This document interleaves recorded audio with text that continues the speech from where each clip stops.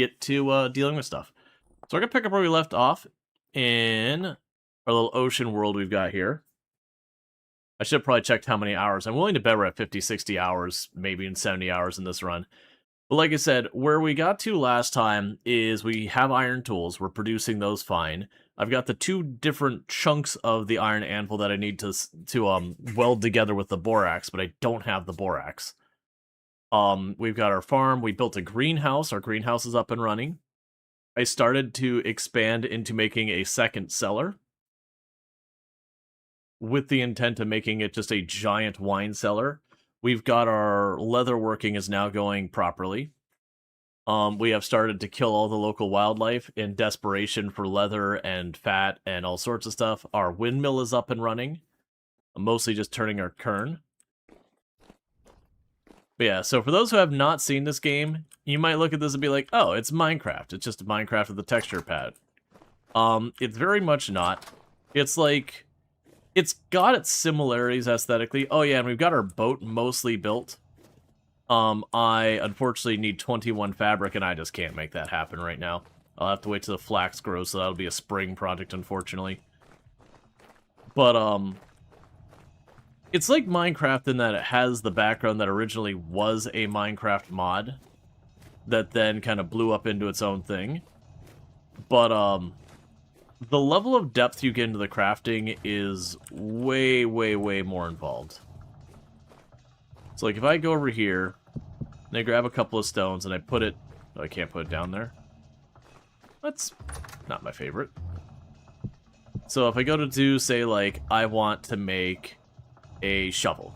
So, I would put a piece of stone in the ground, do that, and then I am running a mod to make this a little simpler on me, but you chip away the little edges of the flint here, and now I have a shovel head. And then I can make that into my shovel. So that's not a huge difference with just the one. But like, blacksmithing's the same kind of thing where you don't just slap an ingot on an anvil and it goes, okay, you have a pickaxe now. Instead you go through and you have to like hit it with a hammer to form the shape of a pickaxe head and all that. So it just has an incredible amount of depth. Alright, what do I want to work on? Oh, one thing I was going to potentially do is I was going to turn on a mod to make the bees louder. Because they're so impossible to hear. We've got all our rot and all of our hides going. Right, so I probably need to keep working on the paths to get them out of my inventory.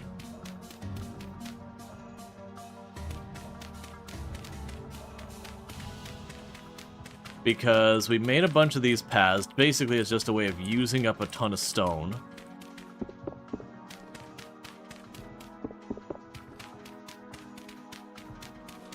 So now I'm just trying to put them all over the place to get us around. The world we're playing in is kind of a water world, where we took the time to crank the amount of water up to 50% of the planet's surface. So we take rafts and boats everywhere. And a Nitro Arthur 100 stream streak. Thanks so much for catching the last 100 streams. I do appreciate it.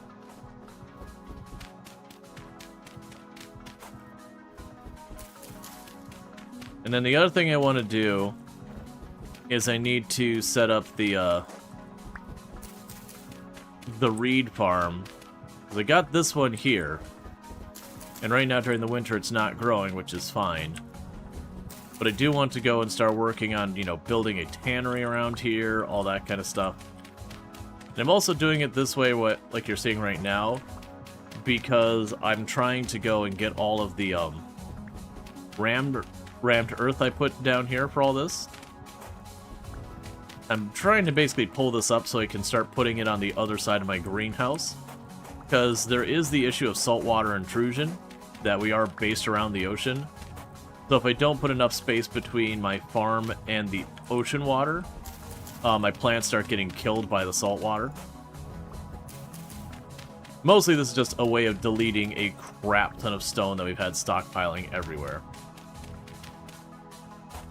And then we also run faster on this tile.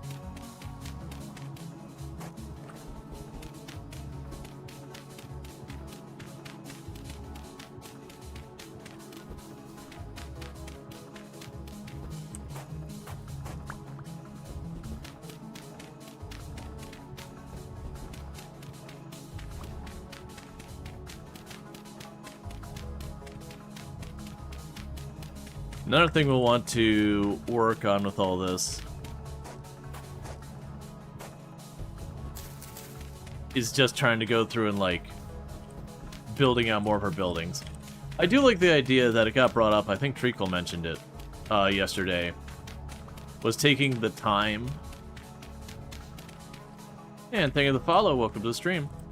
Taking the time once we don't have other projects we're working on to adding like a little bit of a bedroom onto the main building. Not that it serves any functional purpose, but you know, as we're moving along, living our best life and all that, sooner or later we want to work on stuff like that.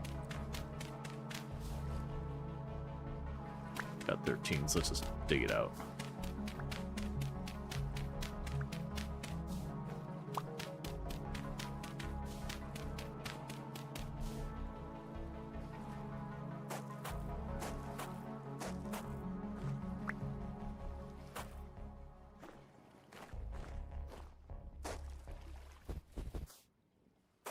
Make that the hard limit of that edge.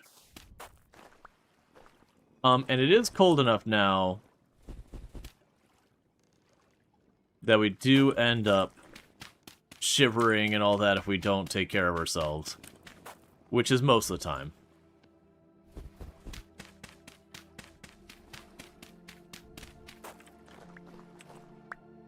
Okay, so we'll deal with all that in a minute.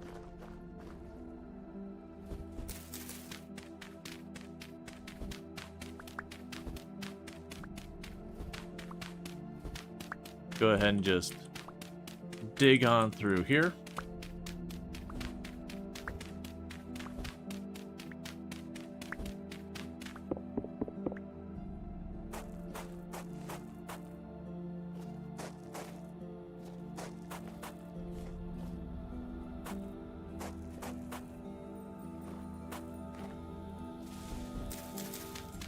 Because then what I could also do is put the running paths in between my stuff here.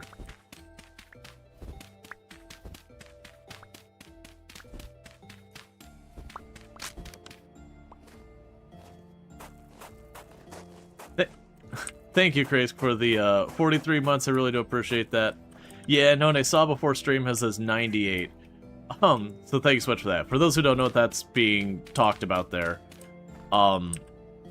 as content creators on Twitch, we normally get a 50-50 cut of tier 1 subs and prime subs. But if we hit 100 plus points for 3 consecutive months, then instead it becomes a 60-40 split in the creator's favor. That's pretty good. That's a 20% increase in the amount of money I get per each and every one of your tier 1 subs. That comes out of Twitch's pocket. So that's pretty awesome. But we are... Ooh, I actually don't know how many months we're at. Whether it's 2 or 3. The point being, we are working at that, and it is coming along nicely. But we are... Because we're either at month 2 or month 3. I gotta double check. But either way, we're right about to hit the number for this month, and I know we got last month, and I just don't remember if we got the month before that.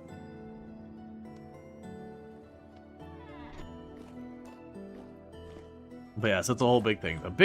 The big catch is with that only subs you buy for yourself count. That's not a decision I made. That's something that Twitch does.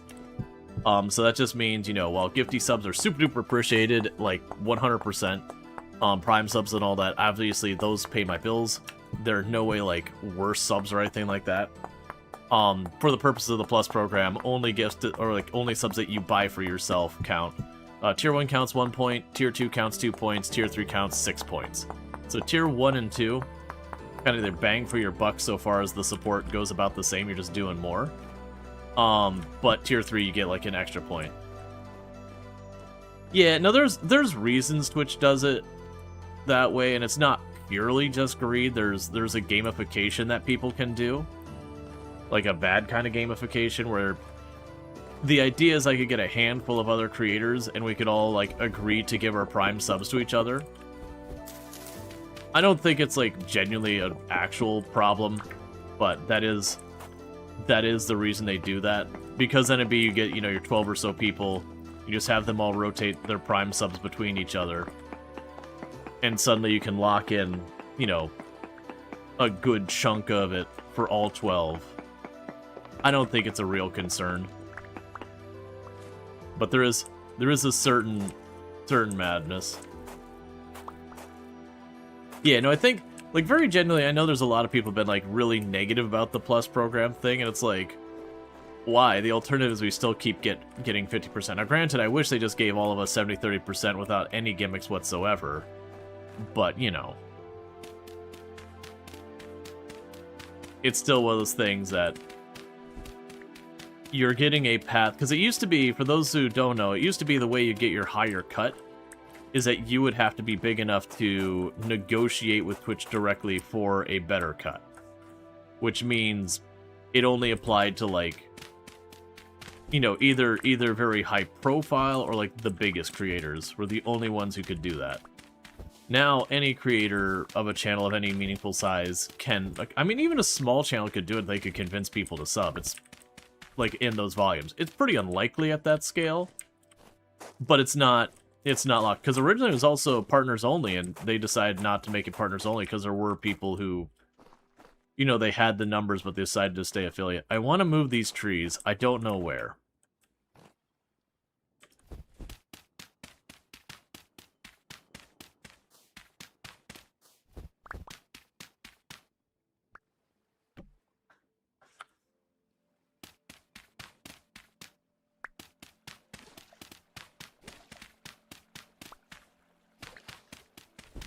Okay.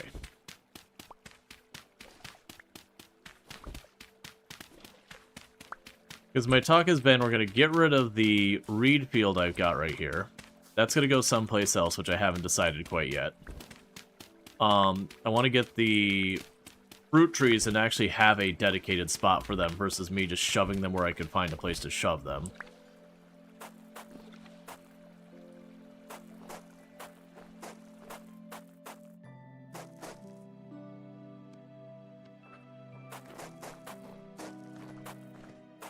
And all the areas between, we're going to go ahead and do the fast-moving blocks.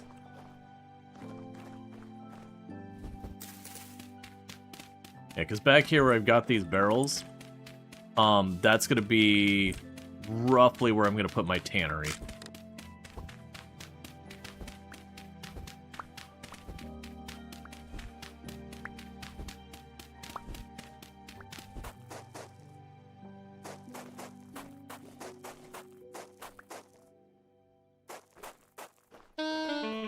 Alright, so we're starting to die from hypothermia.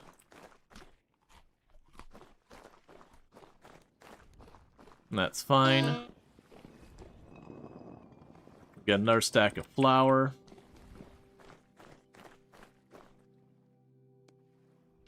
Let's go over here and make our flour into dough.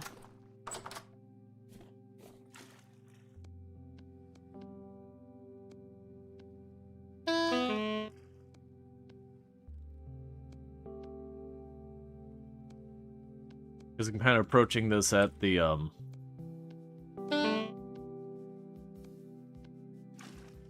the idea is that I keep having to warm up.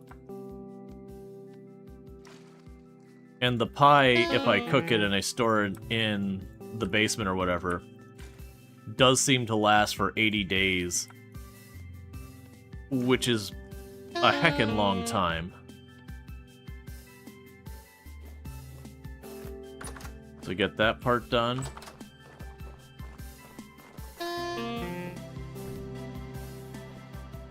So I've got those. Gonna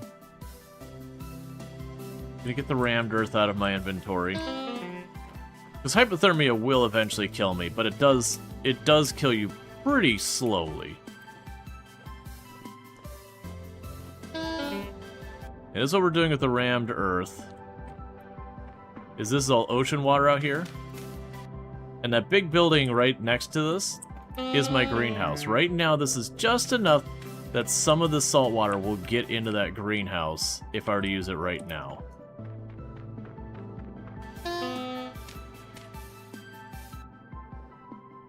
So I'm just putting a little bit more of like an ocean barrier Yeah, once I get that row done, we shouldn't have to worry about salt water getting into the greenhouse. Okay. So we're gonna need to go down here and grab our veggies.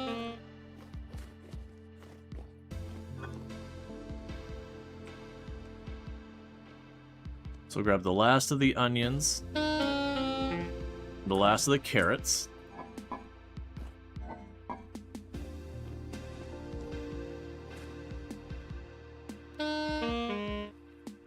Oh, stop whining.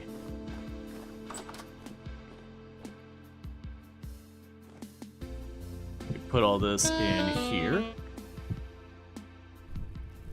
So we can heat up our clay oven. Alright, so we'll start heating up pretty quickly now. We'll put our picks and all that over there to free up inventory space. We'll want to grab you.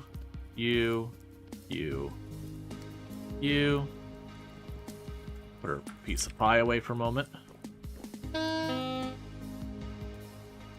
Ooh, was it? I think it was carrot then onion.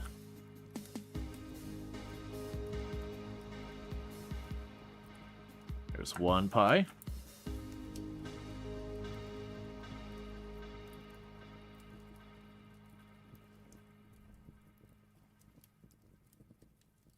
So basically, I'm just making the same pie again and again.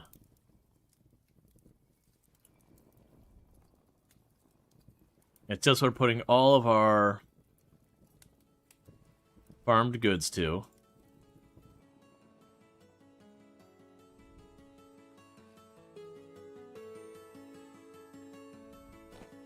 Okay, so it's all heated up, so you can start cooking pies. Move you up. And you up.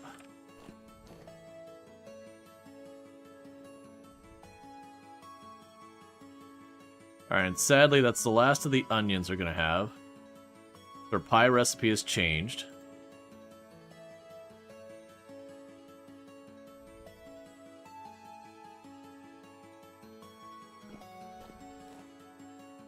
Yeah, it's still raw. I'm just gonna go ahead and eat the one onion here to get off my bar.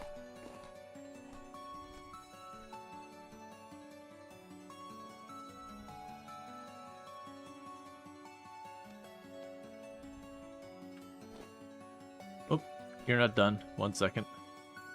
That's not all I want. That's about to be done, so I'll get you out of here.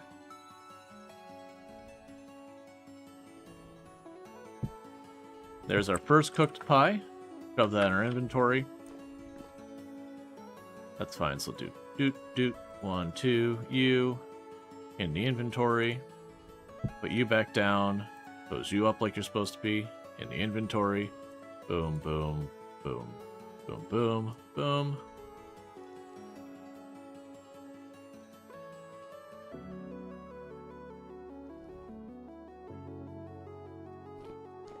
Alright, I need more turnip. Eating a raw onion while cooking to get rid of it is some psychopath behavior. Yes, next question. These pies are about to get a whole lot less exciting, where it's about to go from being like a vegetable melody kind of thing going on in a pie to just turnip pie. Nothing but turnips. Top to bottom, turnip all the way.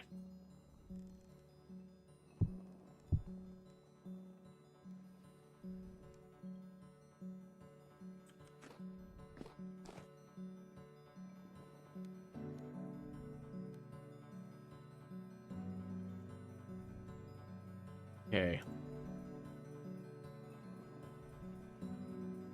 Now it's a turnip pie with just, like, a tiny helping of carrots in there. Okay, you're still raw. Alright, so that's that batch of pies.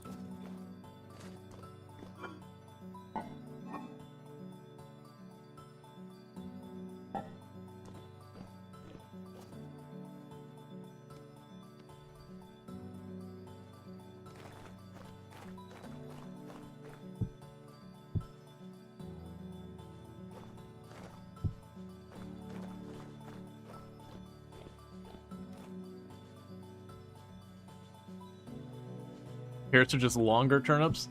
I don't know about that. There's definitely a couple of those that are pretty similar, but potatoes are just round carrots. You're gonna genuinely offend someone.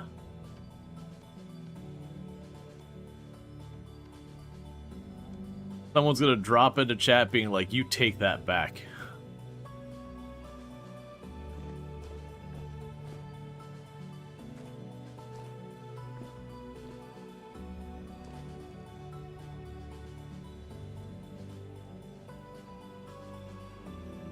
Hey, Aromi.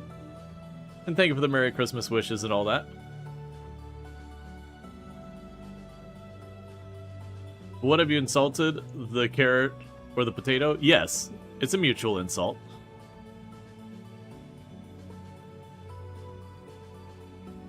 Think they don't need to worry about calories? So actually, if we look at this, it's not calories, it's satiation. But we can actually look at the, we could actually look at it, and you can see that when eaten, a turnip is 100 satiation, a carrot is 100 satiation, a single unit of grain is 30. You're German? I am not. I do have family history that comes from Germany, but I myself am not German. Now, granted, it isn't like real life calories amount, but yeah, no, it is broadly speaking a thing that the vegetables give you a bit more or a bit less calories than you know, meat and dairy and such like that. But you can reliably grow vegetables versus meat requires you to either farm, like ranch, I should say, not farm, or hunt, which is fine, but you can overhunt an area where then it becomes way more complicated to keep fed.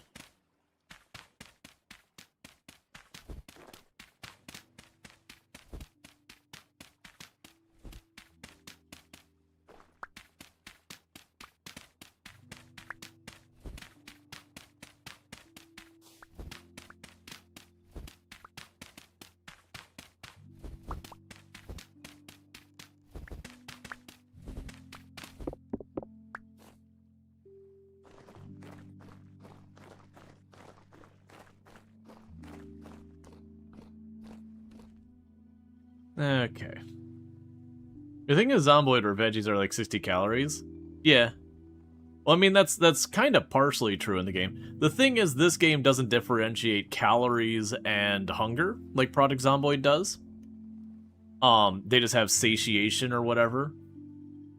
Which is like this umbrella, you know, it's just like a hunger mechanic. It just doesn't differentiate. I guess there's not more that needs to be said about that, really.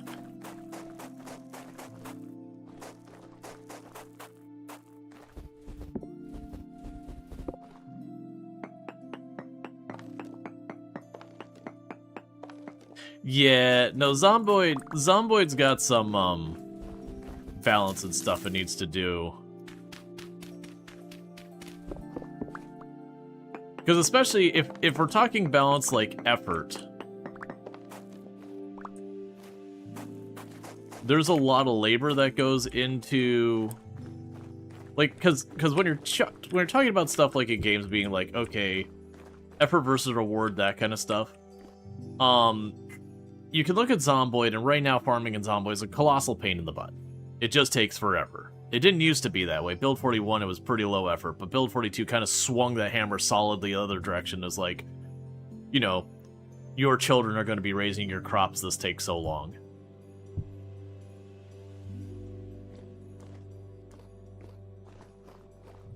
And so it's one of those things, even if they gave you a ton, it just doesn't make up for it in a meaningful way.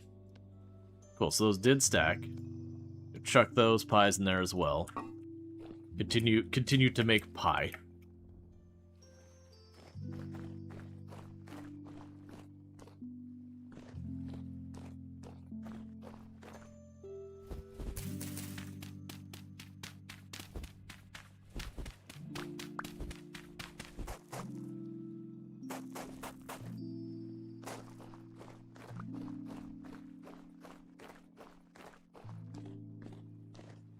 It's still raw.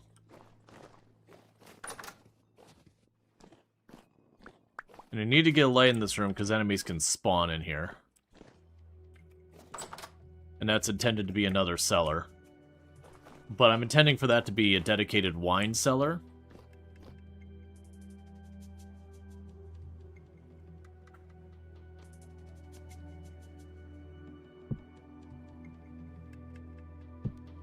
Okay, and the next pile, need to reheat it, I think. That's not going to get much action right now. Because we're in the middle of winter, we're not going to be getting more berries at the time being.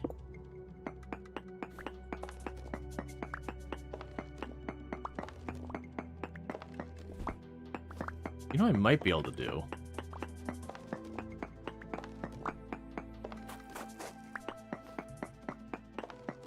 I have an idea of how I want to potentially do the,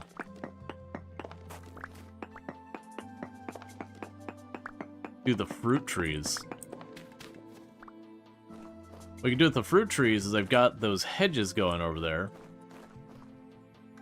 Oh. I could potentially just make the fruit trees be along the edge of the path. Yeah, you're cooking extra slow because it's getting cold.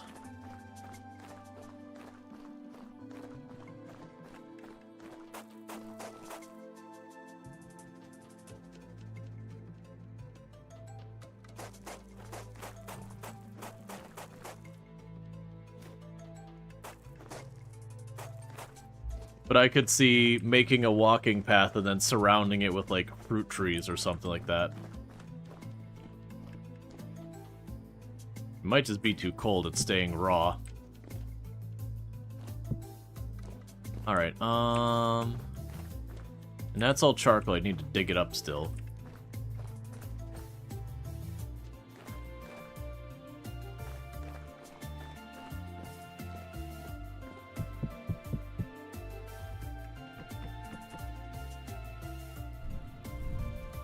Okay.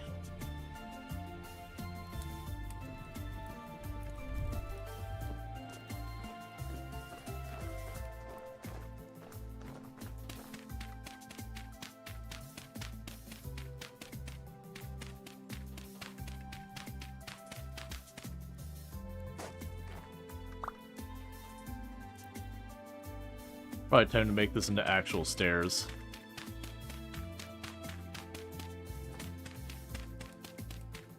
Hey, Mac Divine, how's it going?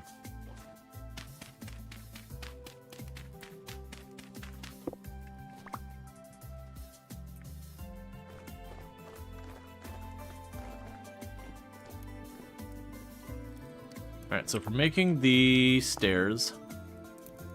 Alright. And just go right on over here. Wrong box. Right on over here.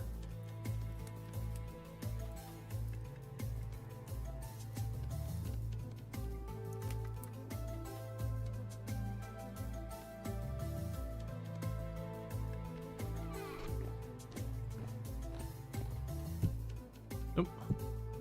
Try that again.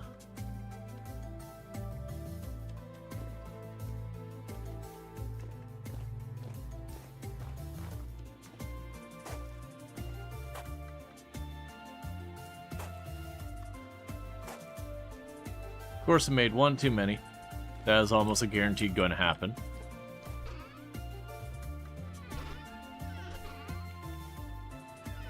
Chuck that in there.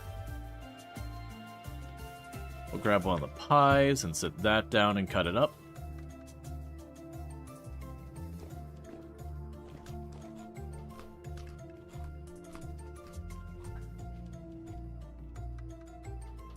Okay.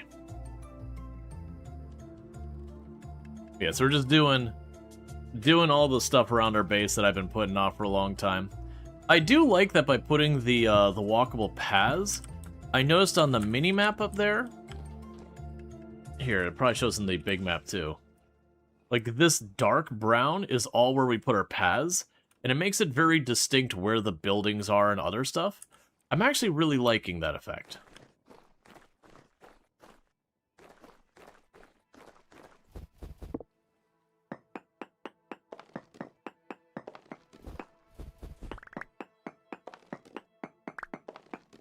We can easily make out where we actually live, the distinct buildings.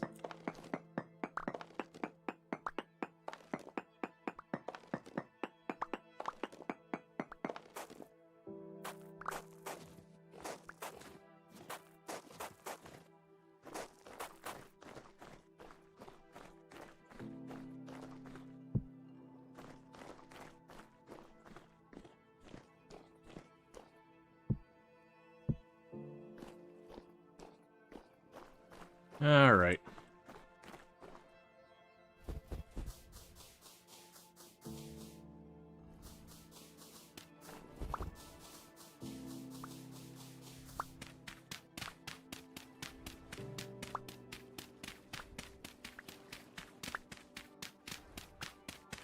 And little by little, we're getting this all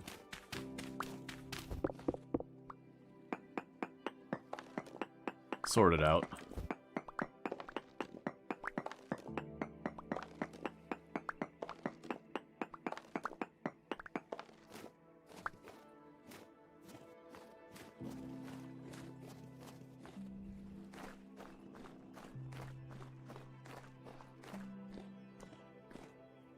Okay, the other thing I need to do is grab another thing of the grain and start processing into flour. It looks like we're gonna have to actually step up our veggie production too. Like when we get in the next year, like put a lot of more effort into just the veggies. There's the next stack of rye.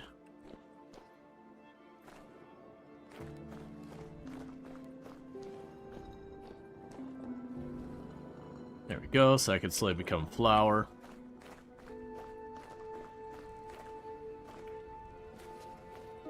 Easier to do it this way.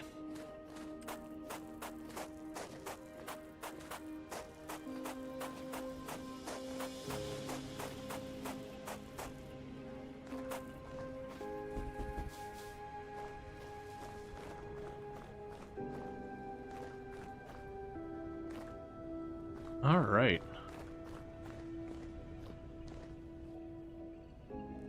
Only 4 more pies to go after this one.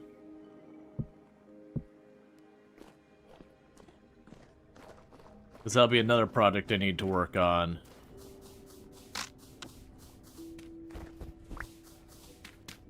Is getting ourselves another oven, so in the future, if I gotta make pies, it's nowhere near as slow.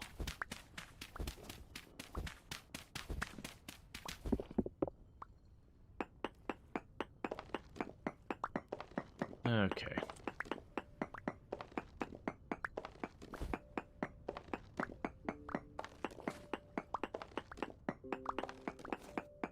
Yeah, I remember in the last map, because I just had, like, very gradual increases in height and everything. Oh, I don't have more of the brick on me, that's fine.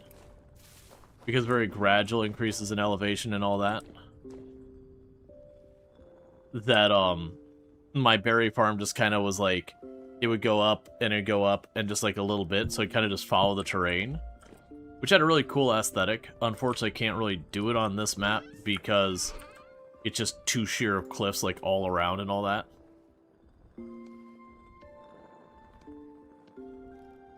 Hey, cause Jackie, thanks for the 75 stream streak. I appreciate that. Means a whole heck of a lot.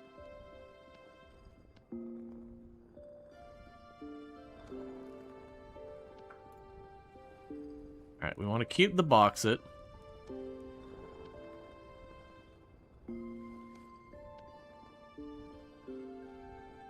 Want to keep the limestone and the slate. Alright, so all the stuff in there still. We don't want to change what it is. We want to do that to the other stuff. Which is good, because that means I can start borrowing from the boxes outside and start knocking them down. Because, like, I think it's like 6 of those boxes out there are just chunks of stone.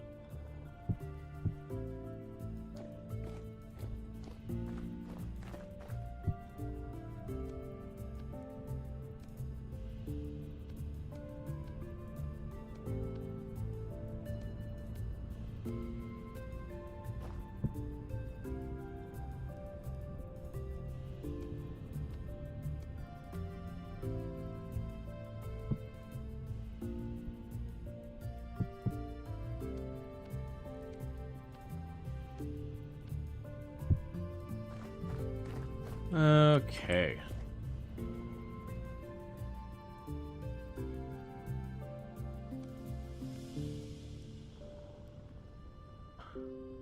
Then we'll have that one last pie. And then almost all the pie from here on out are going to be basically just turnips. And then the question comes, what do I do with the rest of all of that grain? Just make a lot of porridge?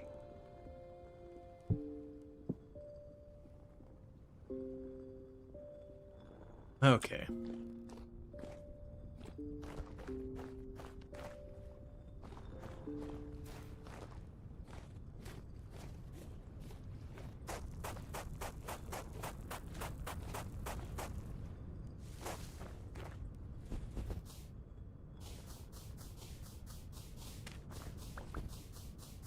I keep wondering if it would be better for me to keep the current bushes one high and do it like I've been doing with the cranberries and blueberries, where you just kind of have like a sheet of them. I don't think it would. I remember I've done that before. It ends up not working out too great.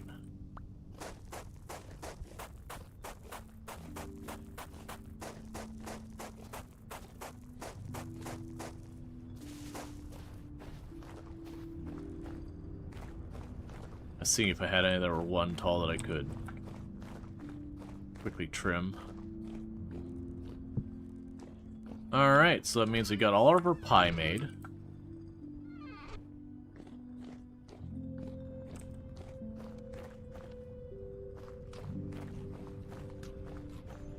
Let's take our spare pies.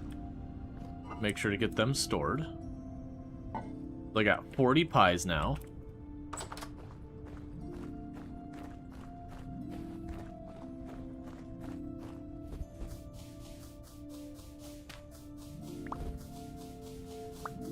I'm basically using this as a means of just deleting tons and tons of stone, getting rid of all the brush in between.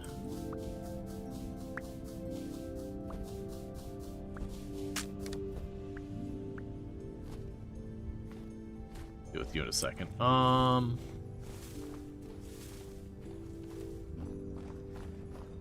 Let's see, we can't find any of these bushes. No, I think if I trimmed it down to one high, it wouldn't be too bad. Because they're a little bit taller than the other ones. So instead of doing these really tall hedges that I can't see over, instead making this 3 wide, but that height, I think I'm gonna want to do that.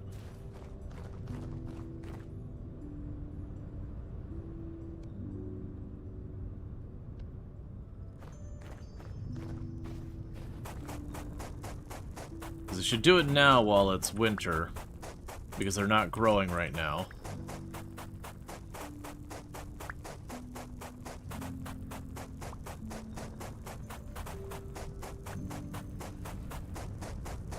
And it won't let me put as many with the 3 wide and all that. But like I said, I could start making them like 4 wide sets or whatever. We can move them around a bit. I'd like to get this sorted now, while it's winter and they're not growing, versus during the actual growing season. If I go and I tear them all up, then we lose crop.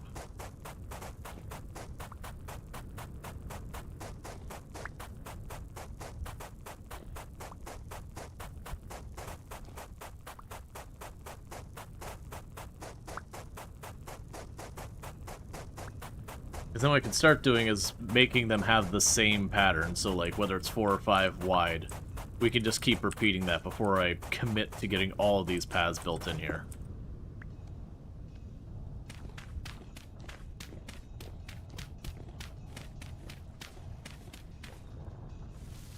Okay. So you're 4, you're 4. So we'll use this as our bait. Oh, you're 3. Alright. So you use this as like the baseline here. We're going to do them in sets of 4. So a bunch of stuff's all going to get shifted around, but I'm ripping it all up, kind of moving it around anyways. Yeah, because this will actually... Of course. Yeah, so I want the path... Yeah, when we get rid of this, this will be 3 wide. I think that'll be good. I could shift that over. That gives me a 2 wide path, which I think is still fine. So yeah, that'll be good. Yeah, I think that'll be fine. Alright. So what that means, though, is I'm going to need to keep working on stuff. We can go to you, chuck our sand in there, because I don't need it. Give me the rammed earth back. We don't want to waste medium fertility soil on it. There's my low fertility soil. Right, I came in here to make more shovels.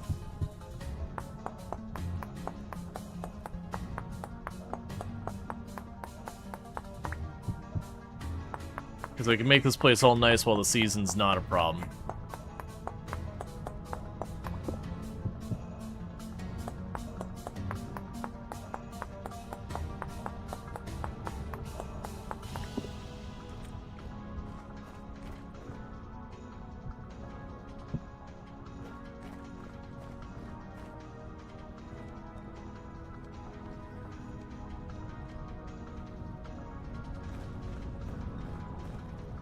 Okay. So how do I want to do this? Because I want to... Let's leave it 3 wide and expand it in rows of 4 out that way. Which means these 3 rows will be for that. Let's grab you up.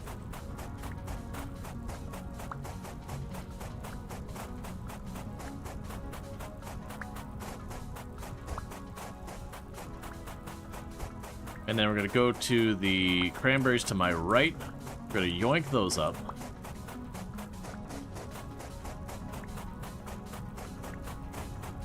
At some point, I'm going to probably just have to get a bunch of dirt, which I'm sure is just going to happen.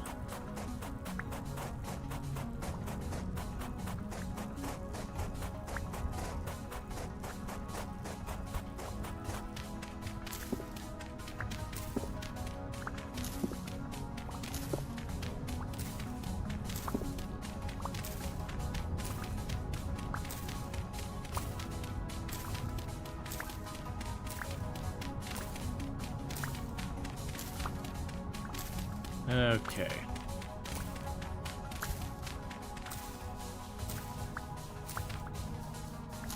Also give me more of the sand.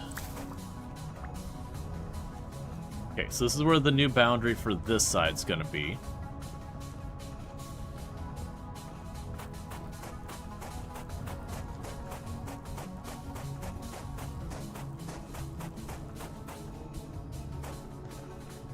So that's only 2 wide.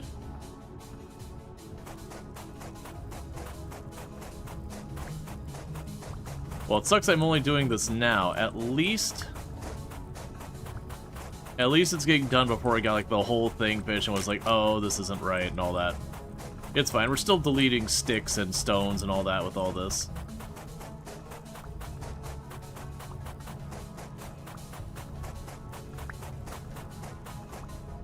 Put you in my bag here.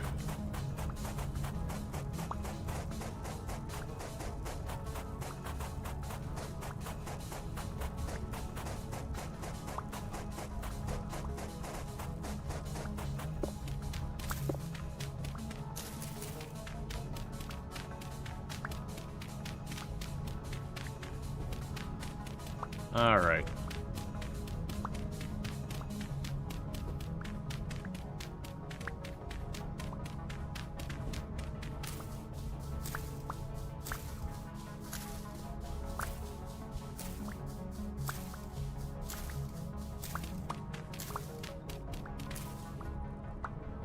Let's see. 1, 2, 3, 4 would be here.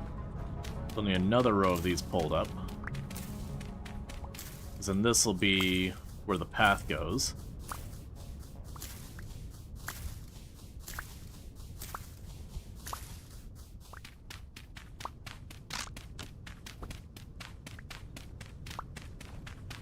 Yeah, so everything's gonna get shifted around a whole lot.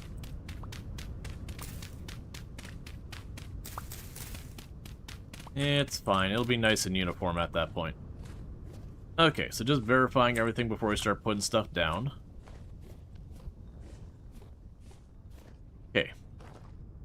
So raspberry, raspberry, or cranberry, sorry. And then path.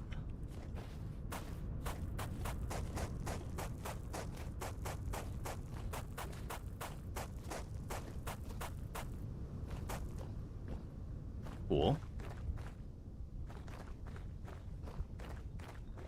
But before we worry about that one, let's fill in these rows for the current. Because I like the idea of lowering its height. It's going to make it take more area overall. But I kind of already have to go and, you know, have an extra row on each side of them, and it makes it really hard to see around them. So I don't think it's that big a deal. I'm going to just take the top half off of these, because then I should be able to see very easily what is and isn't ripe.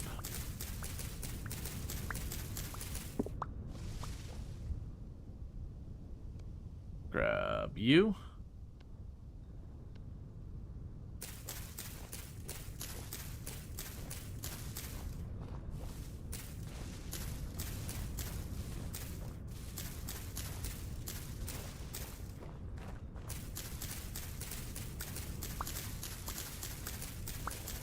Okay.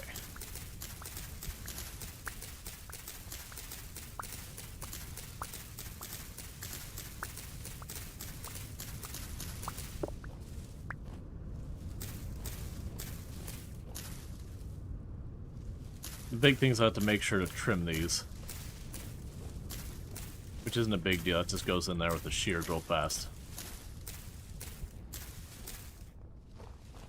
There we go.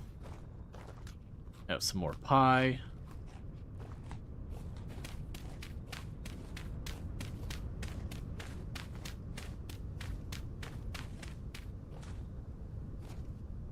Grab some nice cranberries.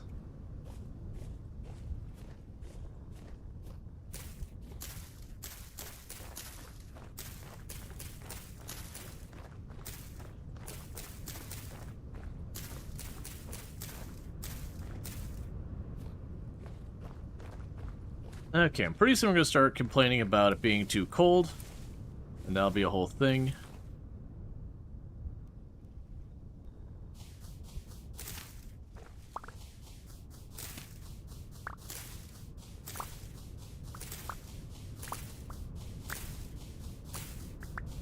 Alright. These will be the next ones that need to move.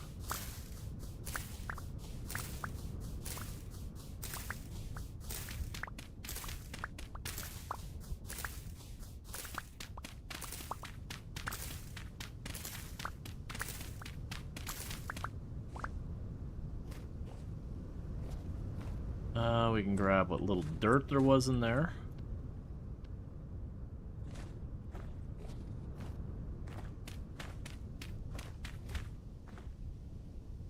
Put down the last of the cranberries. Okay. And this is blueberry territory. So this is where the next walkway goes. This is mostly sand for whatever reason.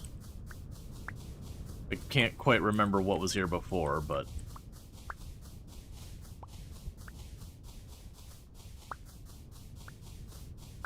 it's fine.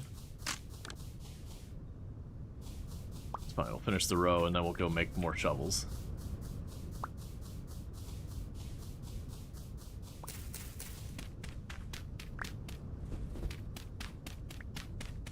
Okay.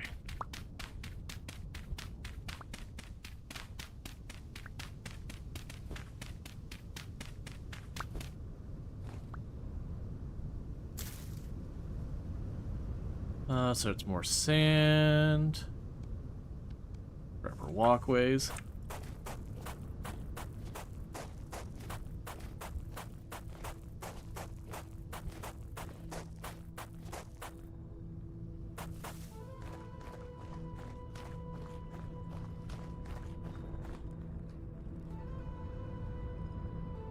Oh, we got more of the low fertility soil, so you can keep all this moving.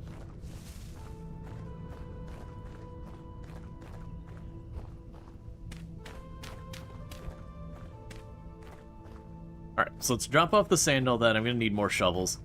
We might just start tearing up one of the hilltops that we've been slowly depleting of sand, dirt and all that to get a bunch of that. We can drop the rammed earth into just one of the holes that need plugging. And it's like all sand. That's in the wrong box too.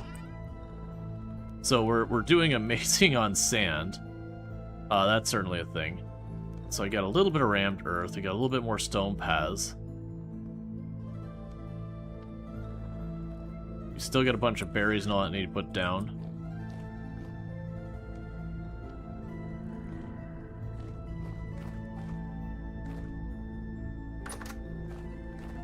You're not done. Make your next batch of flour. Oh, you are. That's fine. This is going to be smarter with the buckets. We're just going to grab all 5 buckets so I could just make this into stuff faster. And that'd be us freezing to death.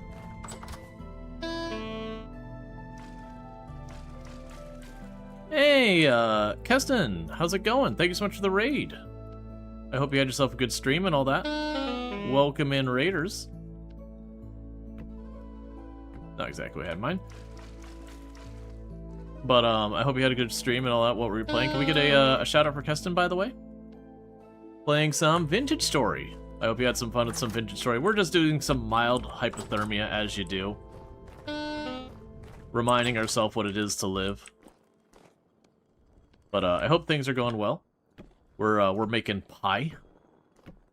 As a means of warming ourselves up. Okay, let's see. Grab the last of those.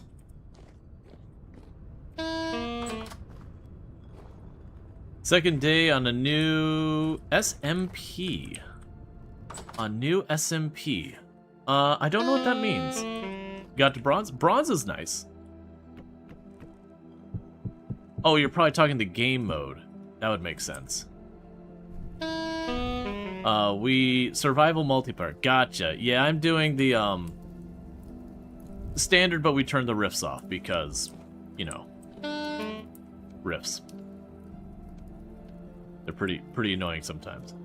Alright. But yeah, no, it's been good. So we'll go boom, carrots, 1, 2, pop that on there, grab you.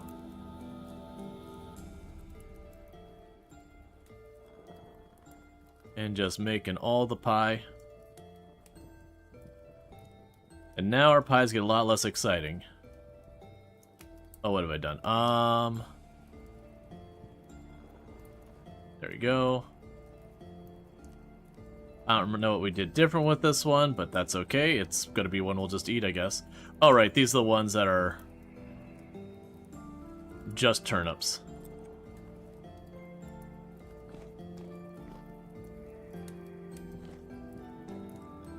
That should be done any second. There we go.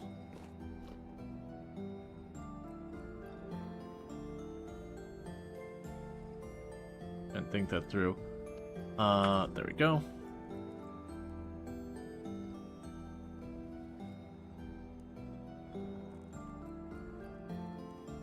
And we're just trying to process these as fast as possible.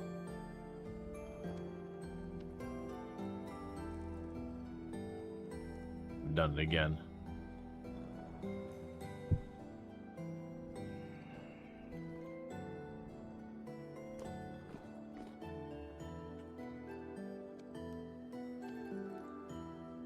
Making a bunch of different pies, which is not what I need. Because they only stack if they're literally the exact same. Come on, you can do it.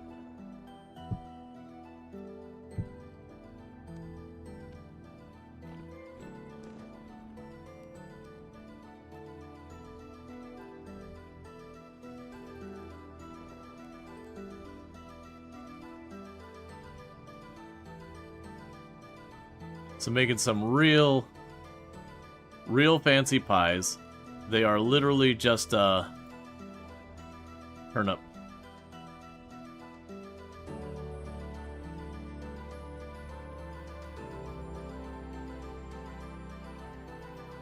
Oh, put you back down. Pies are your favorite? Yeah, and they take a whole lot of work to get the pies going. And it does take a while. I need to get another one of these clay ovens going. We're just in the winter, and we're not really set up super well for winter. I've got the food, but we don't have the clothing as well as we should. But it's fine.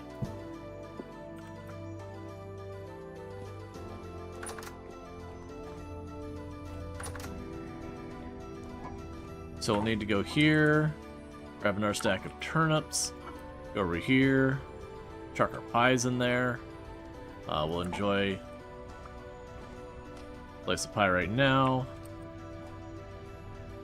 That's all fine.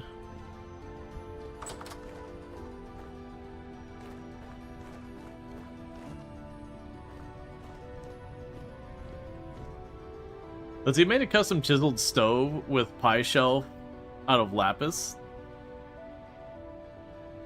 Oh, interesting. Because, I mean, unless I'm not counting mods, I thought you had to make them out of fire clay. Because I run very little, if any, mods most of the time.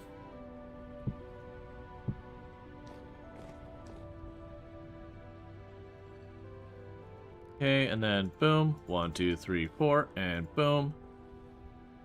Alright, we can put the last of these turnips back. Because I'm mostly using the pie making as the, oh, we've gotten a bit cold. Alright, let's warm ourselves up. Let's make some pie.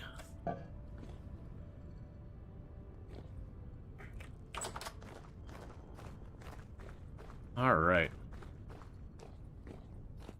Yeah, I haven't done as much with the chisel block as I could. Alright, so we had some rammed earth. We can go and use that to continue to isolate our greenhouse away from the salt water, so we stop getting the saltwater intrusion as much. But yeah, I'm rearranging, since we're in the middle of the winter, I'm rearranging the hedges of berry bushes we have to make them a lot less of a pain in the butt. But it's taking me a hot minute to go through because it's just ripping up one, putting down the other, that kind of thing. Alright, so everyone knows what you should do when you have a whole bunch of fresh, uncooked pie. Oh yeah, and we got our boat that's in work. I don't have enough fabric right now. Gotta wait till spring. Is you should definitely take your pies and just jump into the ocean. It's fine.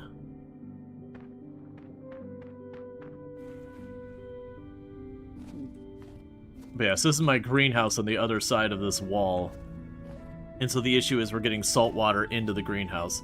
We've also been getting our progress started on, if we go in here, way back in this corner over here, I got my terra preta. So we're working on slowly converting the farm over to terra preta. Very slowly. Which is the super awesome farming soil. Okay, so I'll take this one out.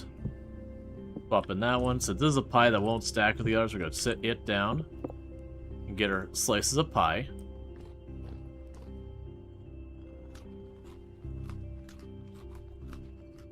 So that's our eaten pie versus our storing pie.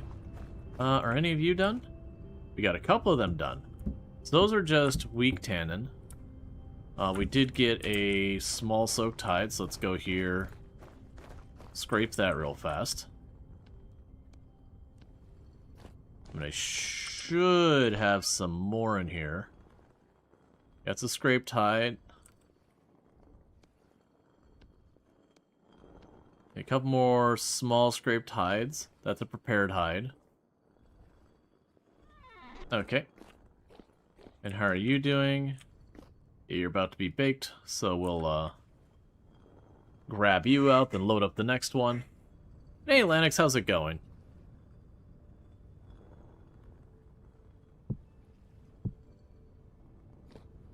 Okay. So we can go over to one of these barrels. Don't like them hearing the nightmares in the night. So get that going. Let's go ahead and get a couple units of oak. Yeah, that's, my other cellar doesn't have a light in it yet, and that's a problem. So you're gonna be strong tannin. And that's another thing, a weak tannin, which we'll just leave as is right now. Okay.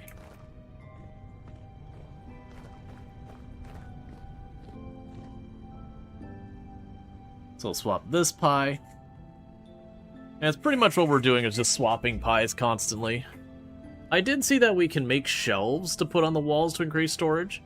I haven't looked to see what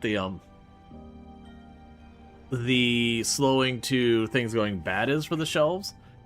Because the mason jars, it's 0.1 times the rate that goes bad, which is really strong. Yeah, because these have 0.1. Got more of these pies off. The question would be, what does the shelves do?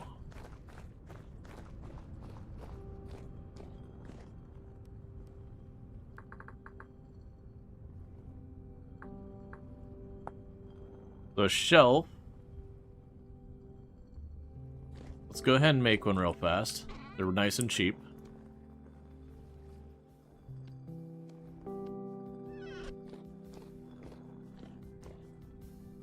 It's still raw, so that's gonna take a minute.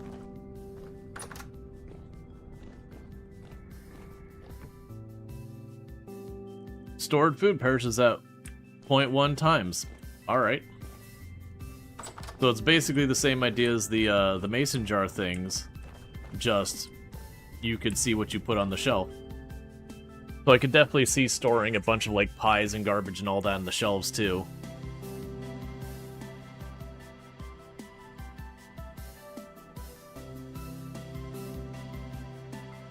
The weather outside affects it. Ah, okay, so we're saying 0.1. It's because it's winter. So it's basically frozen down there. Oh right, I need to make more shovels, didn't I?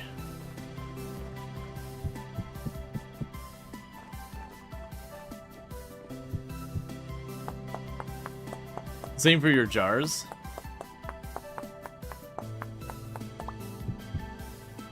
Well, I know the jars have a thing where they specifically prolong the food. Like, that's one of their primary functions, is just that they significantly increase food storage. It's why you take the jars over a lot of other things, is they have one of the longest abilities to preserve stuff.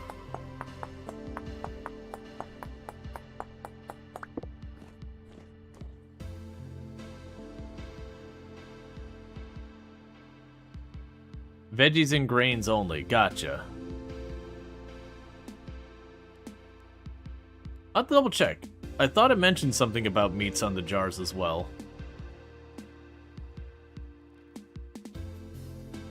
Oh, still helps other stuff? Gotcha, gotcha. We're looking pretty much like it's going to be time to reheat our stove here.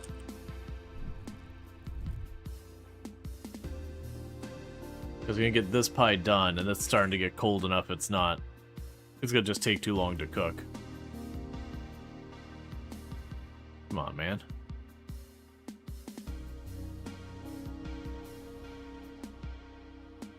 Gotcha.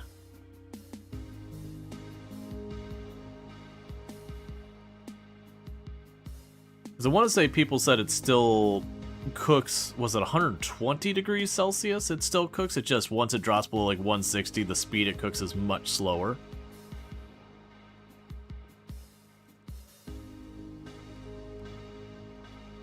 If we hit 150 and it still hasn't cooked, I'm going to yoink it and then just chuck some firewood in there and... yeah. You might have hit the threshold where it stops cooking.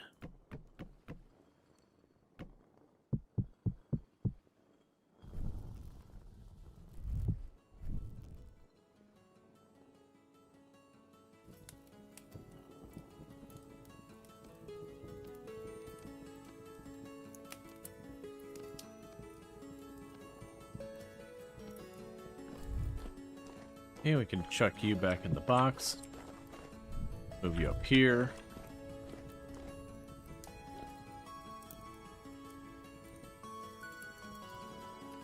Get the parsley baked pie back in there, which should cook pretty quickly.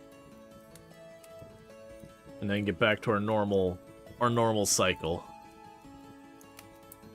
But yeah, so we're working on just deleting a crap ton of stone by making our walking paths. I did mention I like the contrast it adds to the minimap and all that, because when we look up here, all this dark brown is the walking stone between my buildings, so it makes it a little bit easier to distinguish that, oh, there's things here and that kind of stuff. So it kind of makes it look a little bit better on the map, which isn't an important thing, but you get the idea. Alright, so that should hopefully cook pretty quickly. It's already well into partially baked when, you know, the oven just didn't get, you know, started cooling down too much.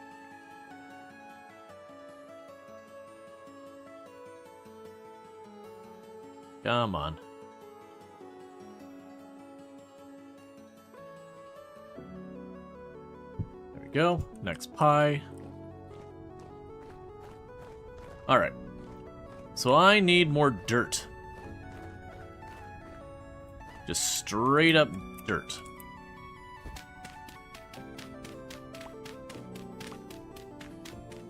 So we can continue to carve away at the mounds around me.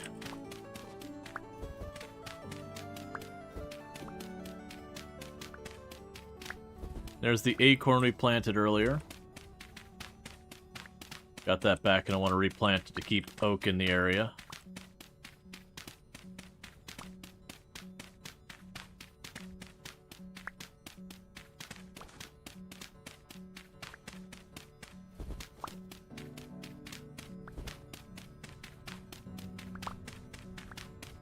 Need to get back to my pie or it's gonna burn.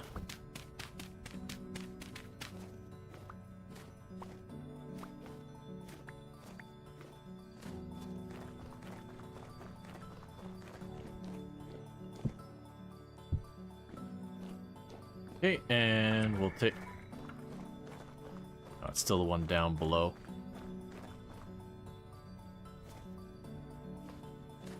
Got another one over there.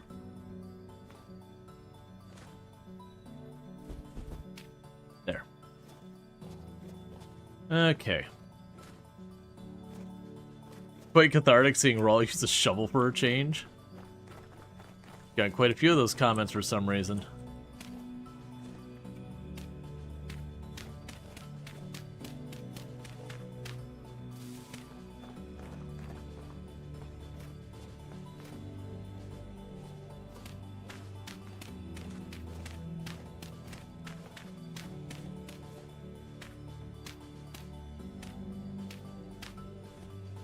Okay, so let's run back over here, checking our pie.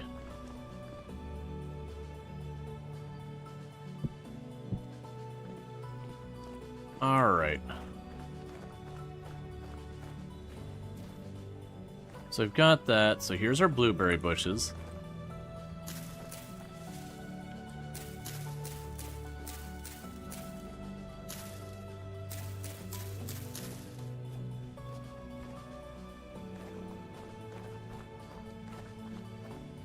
Need more dirt.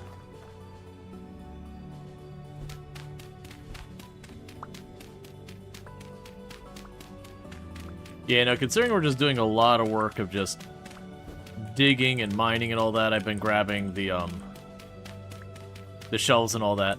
It's just so often I'll bring like a handful of shovels and we'll start going for clay, and then I'll break my shovels and I'm like, well, I'm already down here. I'll just hold up. Even though all I have to do is like literally walk over, find a couple rocks, bang them together, and get myself a new shovel.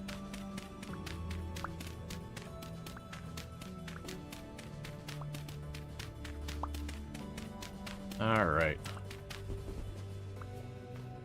See that shiver that's just chilling over there? We'll have to kill him soon.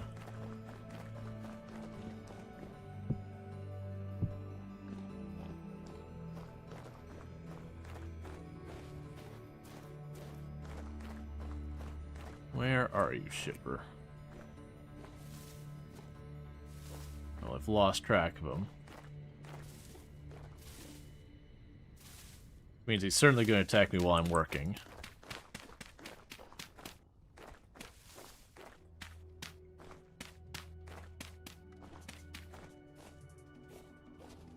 Okay, and we can grab the rest of those blueberry bushes.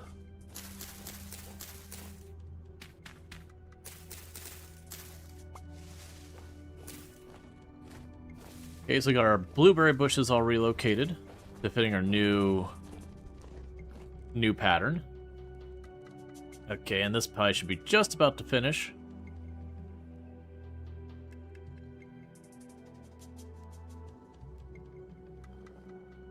There's only 3 more pies after that one.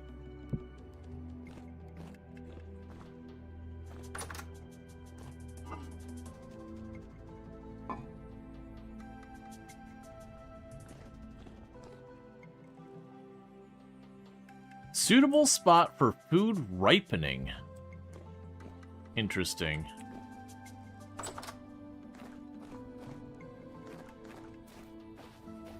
Okay, so we got our 4 wide there, our 4 wide here. That's already dirt. So this row here, the, oh, okay. So all this is gonna have to shift over, that's fine.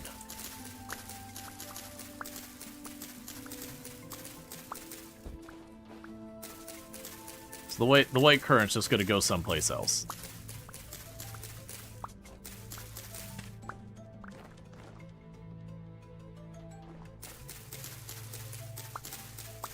Because I'm lowering these to not be too high anymore so I can actually see over them. So situations like that shiver where I just lose track of it, I can just see it by looking over things and not have to worry. Can we get a base tour? Sure. Let me just check on my pies real fast. And I can give you a quick base tour. It's not a giant base. Alright, so we rotate the pies. Alright, so to give you the quick base tour, we have our main, like, little area here. Basically, like, a little kitchen area with our oven and all that. I've come over to this side, I've got my juicer, my basic tools for above ground, our crappy bed, and some storage. This is just generic whatever storage, not anything specific. So it's kind of a kitchen-esque. We're going to add a bedroom and all that. Over here, we haven't used it yet, but we got our greenhouse. Saying over here where we're starting to get our Terra Preta going. It's just taking time because, you know, it just takes time. So that's really good. Right now, I have my fruit trees over here. This is not where I want them. We've done some rearranging. But, we got all that kind of going on. I plan to change where right now I've just got these barrels in the middle. I plan to make a leather working location kind of in this ballpark area here. We've got a little reed farm. The reed farm I'm going to move.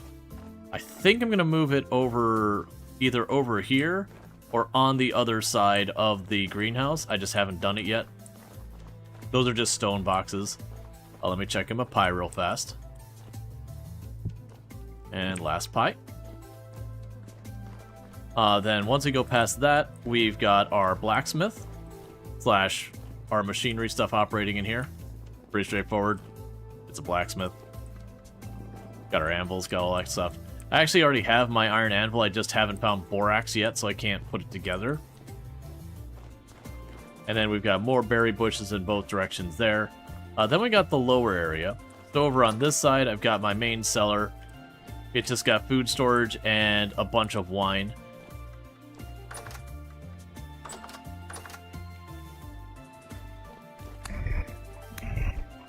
One second. This is a cellar that's in progress. Like, it's functional. We just don't have anything in it yet. But this is going to be a wine cellar. In the long run. I just need to get a light in here so they stop spawning inside there. But that's been a new addition. Yeah, so it's not a huge base. Oh, I also have, over there in the corner, I've got my boat going. It's not done yet. I need cloth. And then this is our charcoal pit. And you can't tell it, but there's actually 2 layers deep of charcoal on the bottom there that it hasn't been dug up yet. And pie.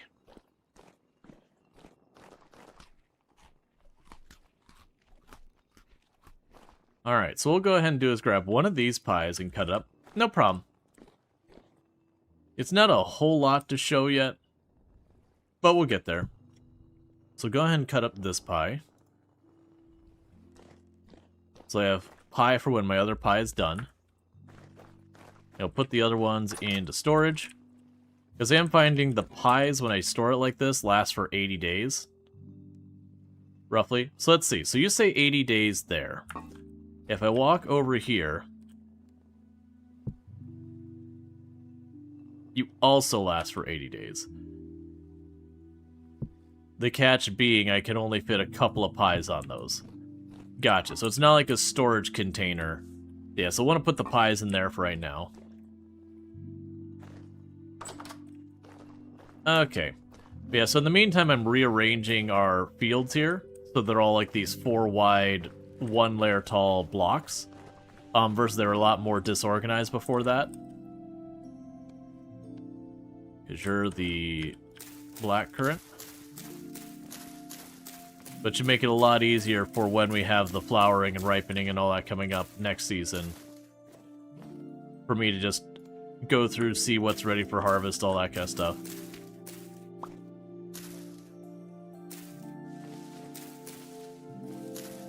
I'll have to do a lot of cleanup of a lot of this place.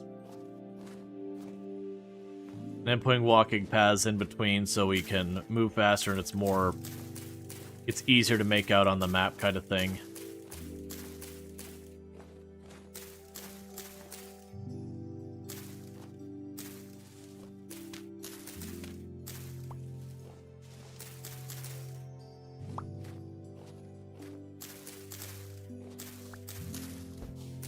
Okay.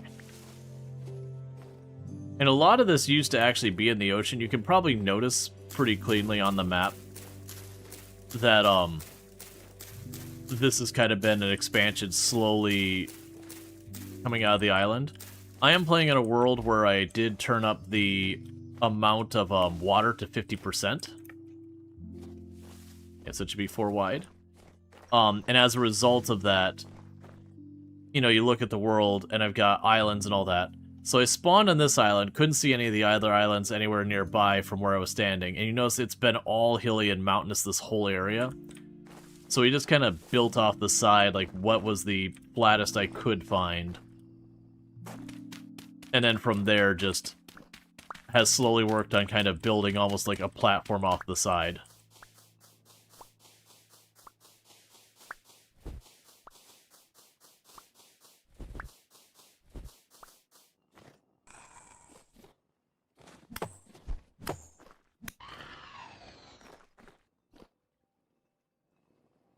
Alright, there we go. We saw him earlier. We knew he was still around. It made for a very interesting early game because I was dealing with a very limited space for fruits and berries and that kind of stuff to spawn. So I just kind of had to make it work.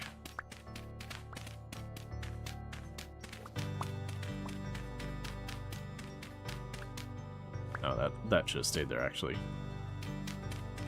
What I'm going to do now is I'm going to cut this to even up those rows.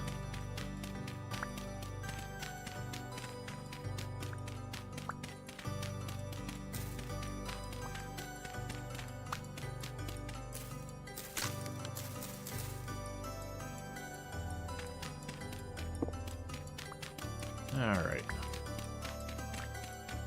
But yeah, and the other thing is this entire island is just forest. For the most part, there's like one area that's kind of like gravelly towards the bottom. So one of the big difficulties I had early on was finding any soil whatsoever that wasn't low quality. It ended up being like an entire like expedition to do it.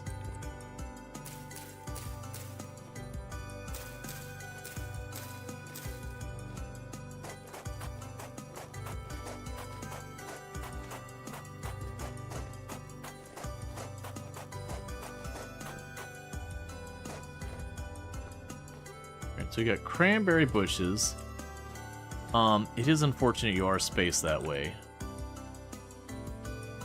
So what we're gonna do here, pick up the cranberry bushes that are on this back row over here.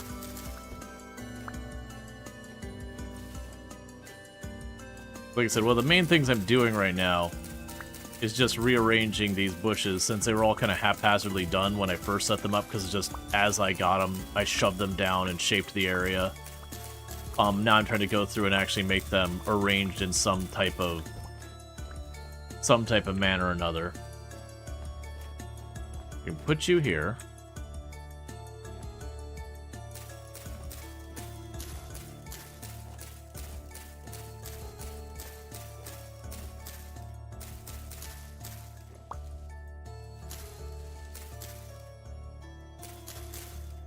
Not really what I want, but okay.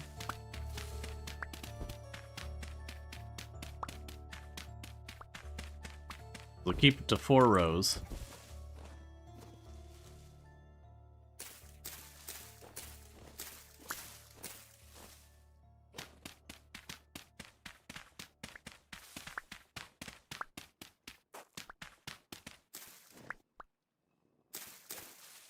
Alright, that takes care of that. And then here we can put another row here for walkways.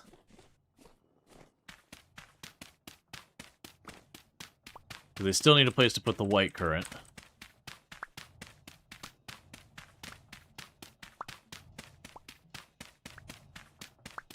And now the catch is where I've been using like pie making time to warm up and all that stuff. Probably late to be pruning your bushes. I mean, we're just rearranging.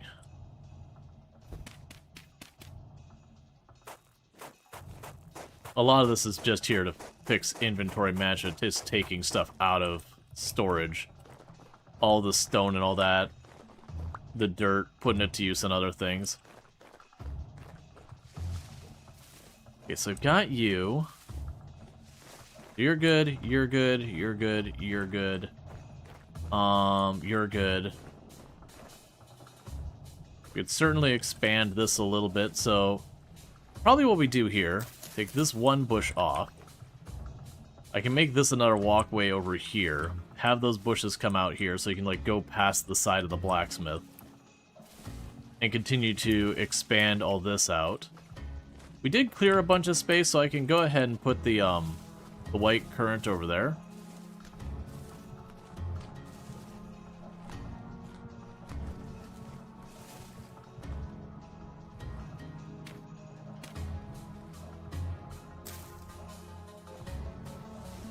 Unfortunately, you have too many rows.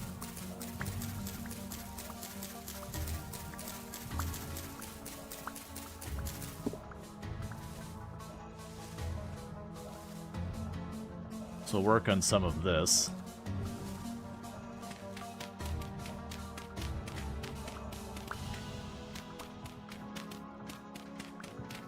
Okay.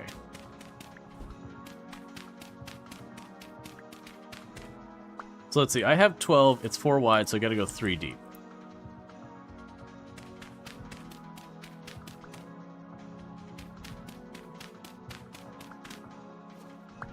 You might have a fever, that's no fun. I hope you feel better. You've been talking about how you and Jeff aren't feeling well.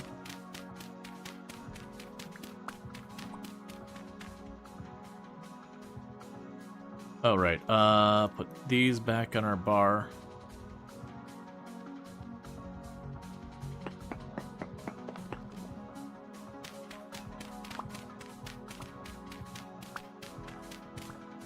Yeah, that's what kind of thing is we were building out towards the water to avoid, like, you can see here how much the terrain's elevation changes, how fast in the area. But as they've been expanding in kind of all directions, my property's been pushing more and more, where I've been having to like trim into the hills and all that. Which it's fine.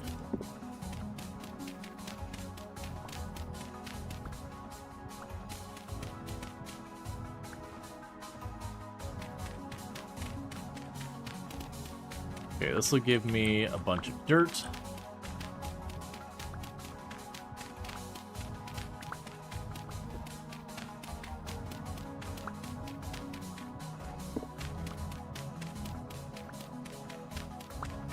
I'm debating whether or not I want to take the time to get myself solid blocks of peridotite out of this or not. Because if I start getting some blocks of peridotite, well, because we can make that into polished peridotite, and that'll be important for us later for putting down the flooring we're using inside our buildings. And I've already got a bunch, but it is one of those things I imagine as we sit there and make newer places, it'll just be more and more and more I'll want to make.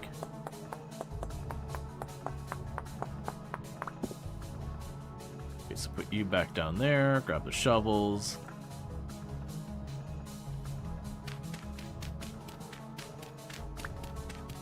Okay.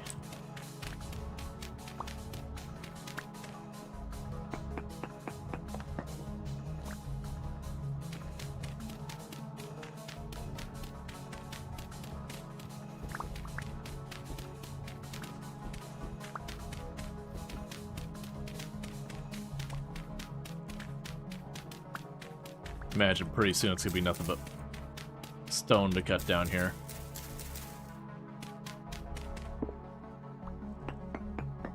I'm just gonna break it up.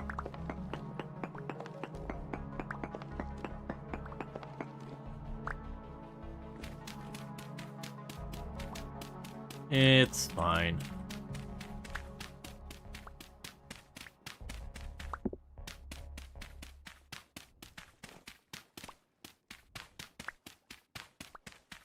Just slowly carving away at the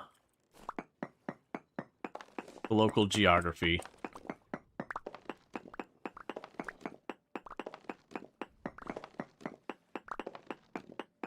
That should give us enough room for the cranberries to have a bunch more.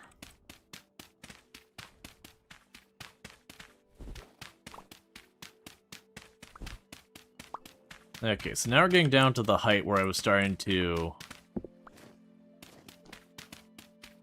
work on the peridotite, getting the solid blocks of it before. And that'll be the cold hurting us. We have to take a detour to deal with that. Let's go ahead and get this last segment here.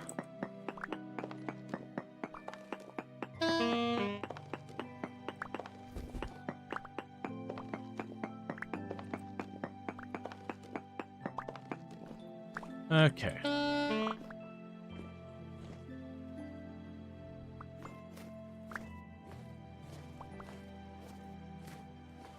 Alright, so we can eat more of our pie.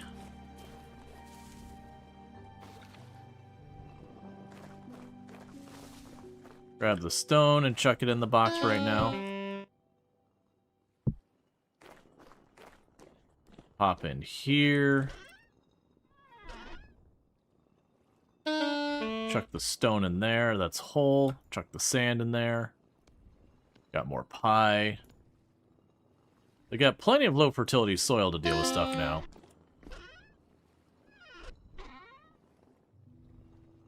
Put the eagle fern away. Okay, so what we can probably do to heat ourselves up real quick is I have one piece of meat down here I've been delaying doing anything with because I didn't know what I wanted to do with it. It's not going to be very useful for much. What I can do is just pop in here and do just enough to cook it. And that should be enough to warm us back up.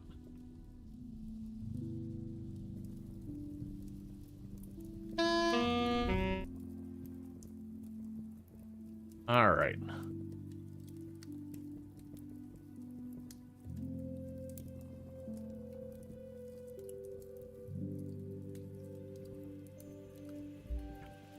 Because otherwise this thing's only going to last like another day once I take it out.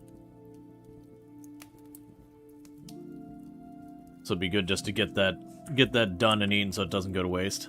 Okay, so still got some cranberries and all that to move. I've got no shortage of low fertility soil to deal with.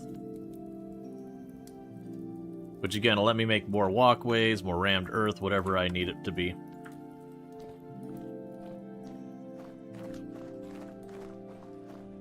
Okay.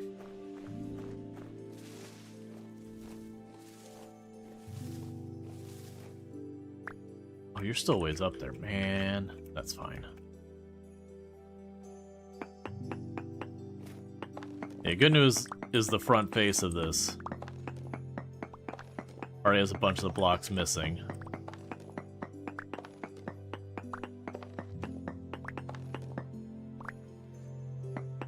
But then, like I said, we'll take the paths and we'll wrap it around the side of the blacksmith. Because at some point I'm going to want to build a dock or something for my big ship to go dock up to once it's done. So it's not just pulling up to the side there.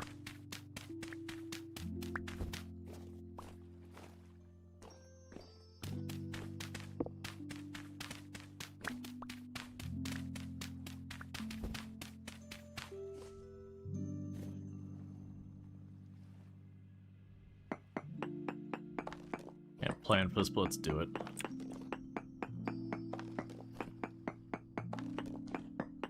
So I'm doing it here is I'm doing a checkered pattern. Because then I can get a bunch of these peridot rocks detached from the rest. And if I do that, then I can use them for making polished stone later.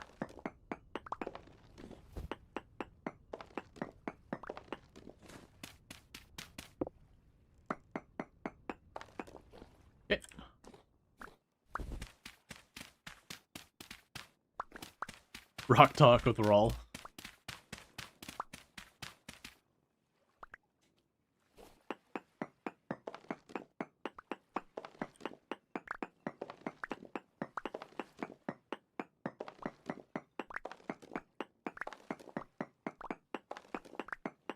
And we already have a spare iron pickaxe, and I do have more spare iron ingots too.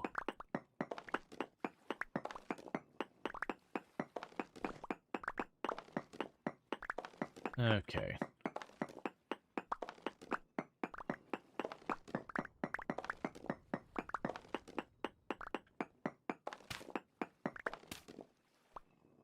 Those away. And we're getting down there.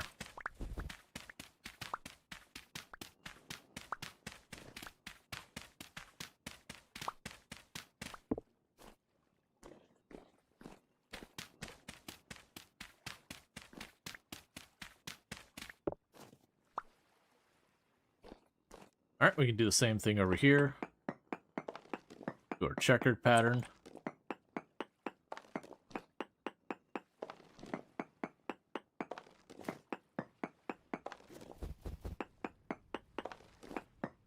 And I'm sure there's people who've come up with like a min-max strategy of how to like maximize the most you can get out of this.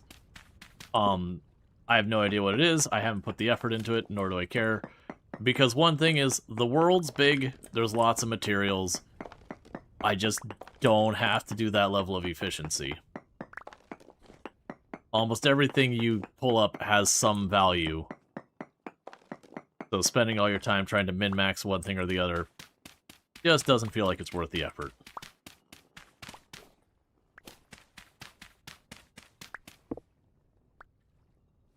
Okay.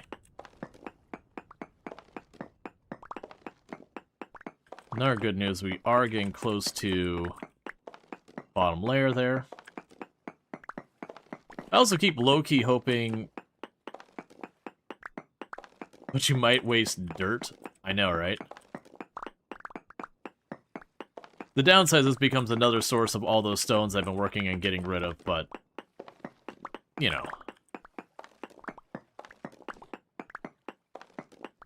We'll just keep working on expanding. Like, maybe the stuff I use for, like, my dock is just have, instead of, like, a wood walk wherever, just have more of the path that uses up the stone and whatnot.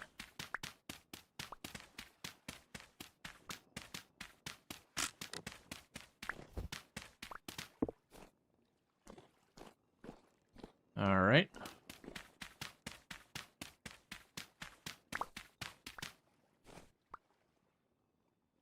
Home stretch.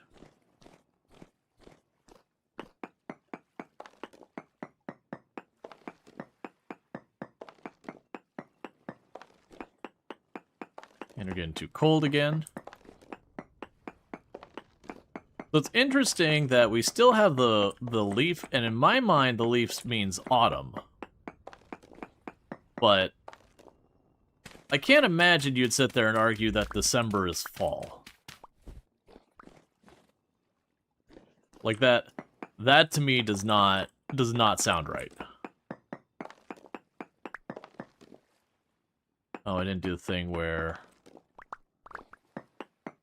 Alright, 1 second, I'll have to fix that. Gotta dig the slots into the wall. I also kind of like this pattern that comes out of it, where we have the sheer wall. We get this kind of checkered pattern because of what I'm doing here.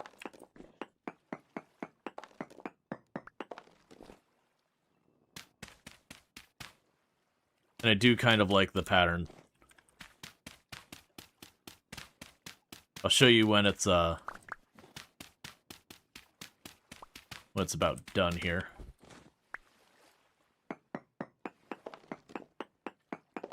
And Draconic Dork at their 170 stream streak.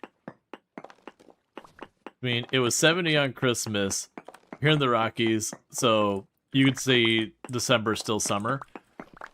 Right, well, I mean, temperature-wise, it's certainly one thing. But, like, the idea that, like, the season you're considered as being in, like, that doesn't usually change based on year to year what the weather does. It's kind of like, in an area, be like, oh yeah, you know, winter is December, January, February. Maybe, maybe not March, maybe, maybe not November, depending on how far, you know, how far from the equator you are. That broadly, year by year, most likely in those areas, you'll be looking at that. Maybe June for winter. I mean, if you start getting... Well, actually, you're right, because Southern Hemisphere... Yep. Places like Australia and all that, what we would consider a summer on the Northern Hemisphere is usually winter down there. You are correct. Yeah, and hey, Belinar, how's it going? Can we get a shout-out for Belinar, by the way? Another fantastic content creator. Fellow member of the Halcyon Frequency stream team, the stream team that I am on. So...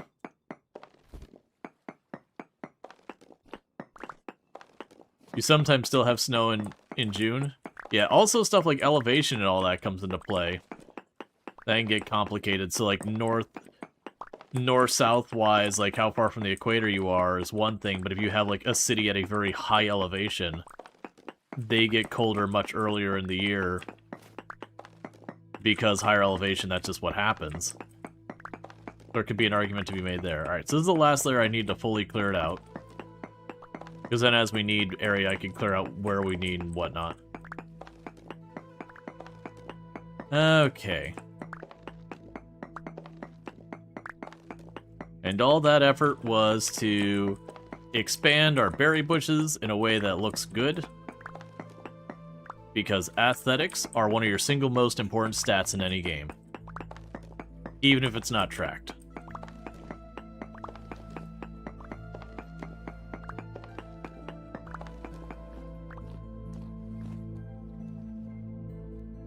Let's see, Google just said winter for 2025 Northern Hemisphere is December 21st to March 20th. Right, but again, it would kind of depend on where you're located. Like, so far as, again, how far from the equator you are. Like, I'm sure there's the official dates, whatever's being pulled, but, like, what you would consider individually as being winter, summer, spring, fall. Like, I can't imagine you have snow on the ground and go, yeah, no, that's definitely, you know, early fall or whatever.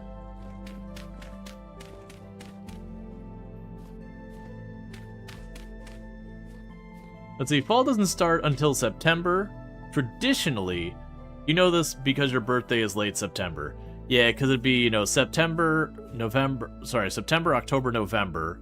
Those, to me, I would say September, October, November are fall. December, January, February are winter. And then, like, there'd be, like, the bleed over during the month. And then you have, you know, March, April, May would be spring. And then June, July, August would be summer.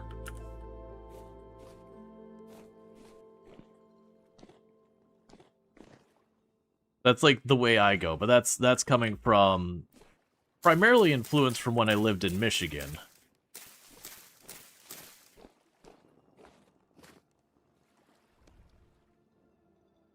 But yeah, seasons are based on day length are different from seasons based on climate. Did I hear a bear? Oh, no, I heard the kern. Okay. I got ready to fight.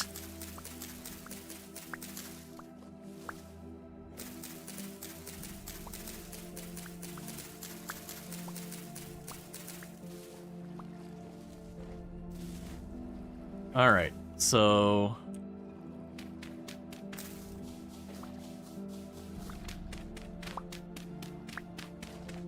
This row is a path for walking.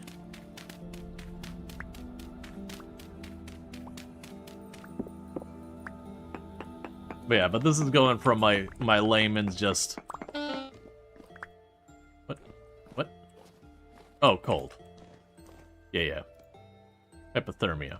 That's still a thing. Nope, that's not what I want to do. That's literally, I was just pulling up that. Oh, I don't have more made. We can make this happen. We're just singing a happy little song.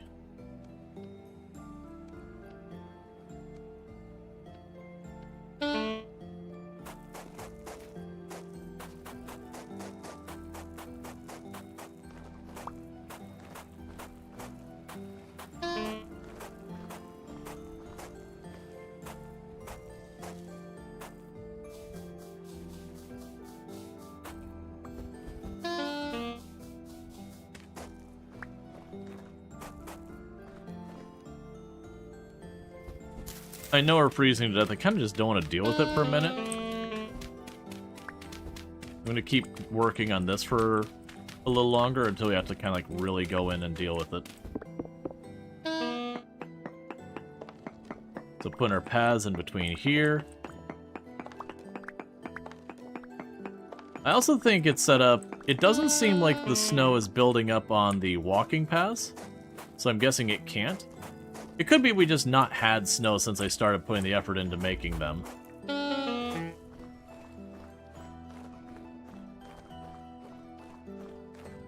Alright, let's go in here.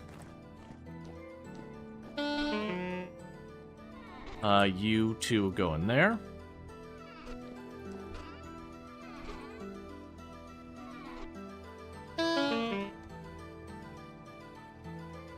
We can eat some of this.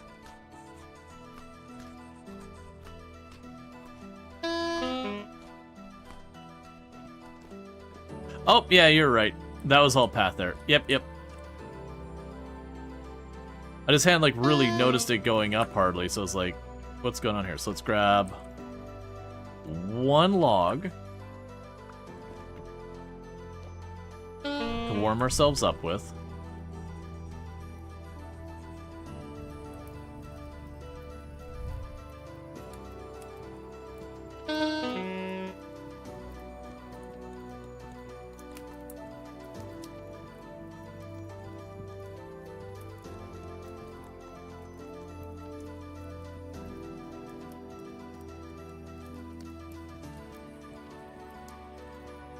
Okay.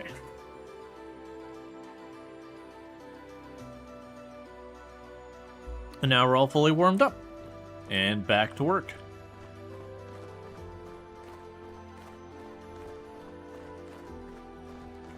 Yeah, so we got that one done. We got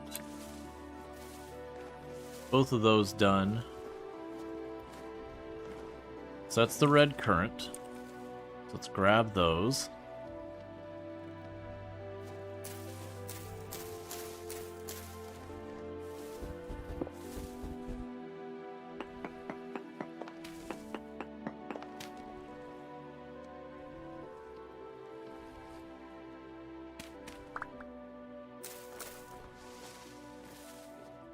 And same deal over here.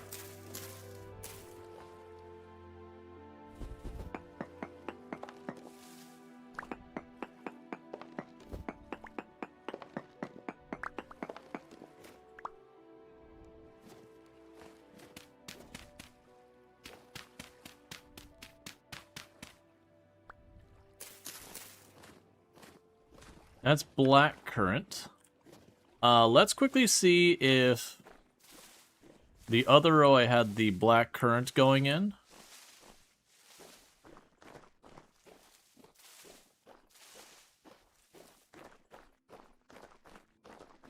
Are you like full? Yeah, you're full. I mean, I don't think I had another batch of blackcurrant over here, did I? Nah, it's just more cranberries. Okay, so we will want to have another row of the blackcurrant over there. That's fine. And that's right here. You've got your 1, 2, 3, 4. Let's go here real quick and we can replace this spot with the walkways.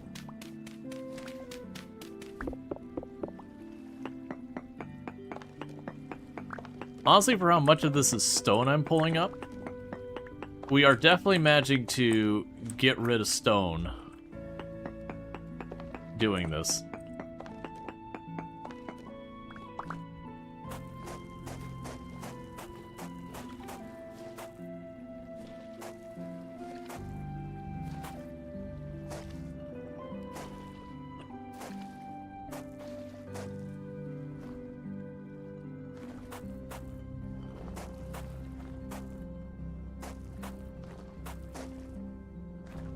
And meanwhile,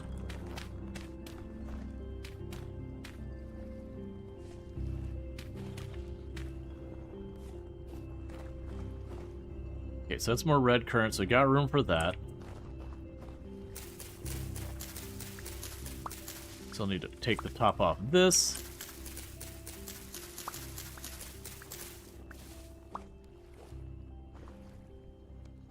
And get you planted.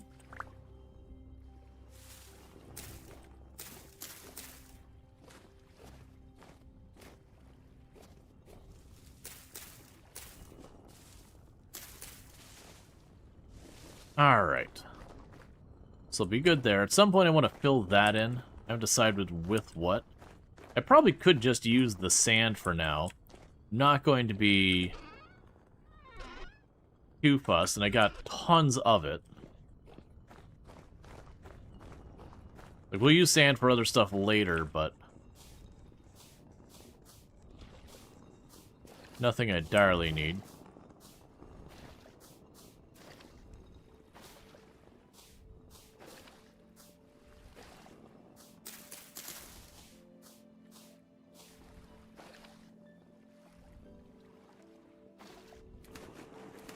Alright. Because I also don't want to leave hollow places of salt water beneath my base, just in case I ever do try to grow something over here. I don't want to completely forget that there's just salt water down there. And then see the whole thing where it's like, up, salt water, plant, plant dying.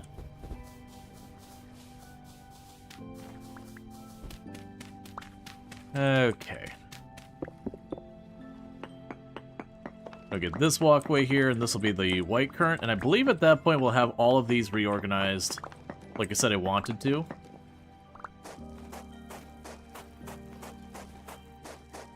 And then it only becomes a project to... That's not what I want.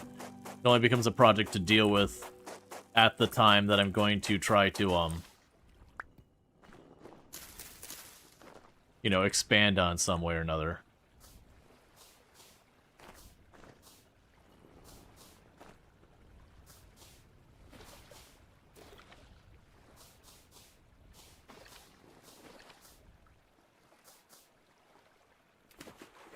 Okay.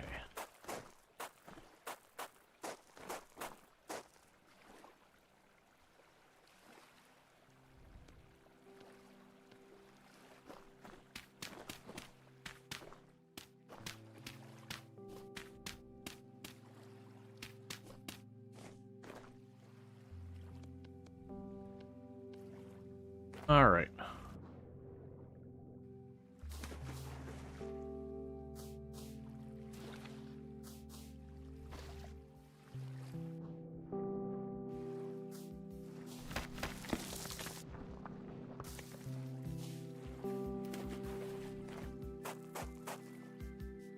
And we can move you away.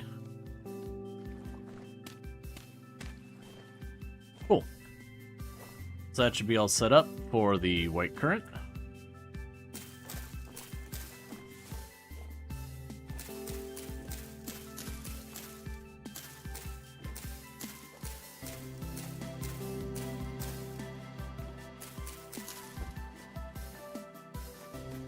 Alright, and I'm feeling pretty good about that. We got a nice little walkway here. The red current should be out there, but that's fine. We got a little walkway around here. We got all this. So that's all looking pretty good. Just checking to see if there's any more of these that need to be cleaned up. Doesn't look... Oh, I've got walking path put here.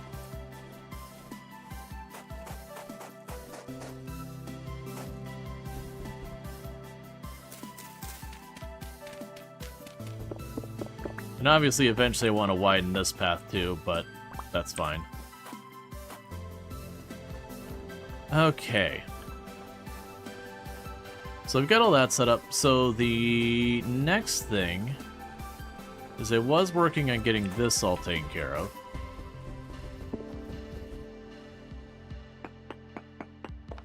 And as I mentioned before, I'm kind of leaning on behind the greenhouse, putting our reed farm. That way when I need rope and skeps and all these kind of things, I've got it. Because right now it's in the middle there, which has been fine. But I need to expand it a lot. And I do want to build a tannery. Alright, there's freezing to death. I just finished this row real quick.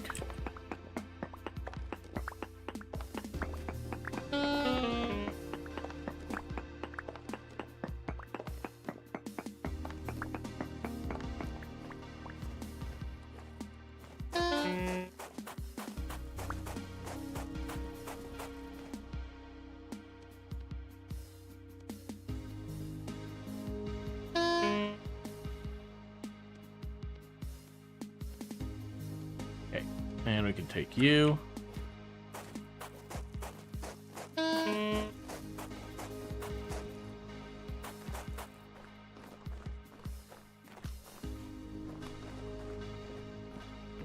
Same plan as last time. We'll drop one log in there. Light it up.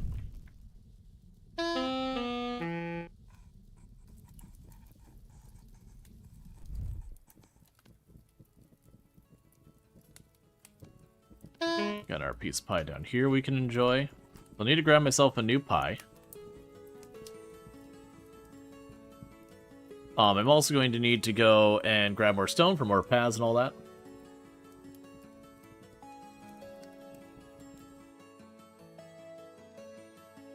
Alright, Basset, you have a good one. Thank you for tuning in and all that good stuff. Always good to have you. But yeah, now if we look at our map and how this looks...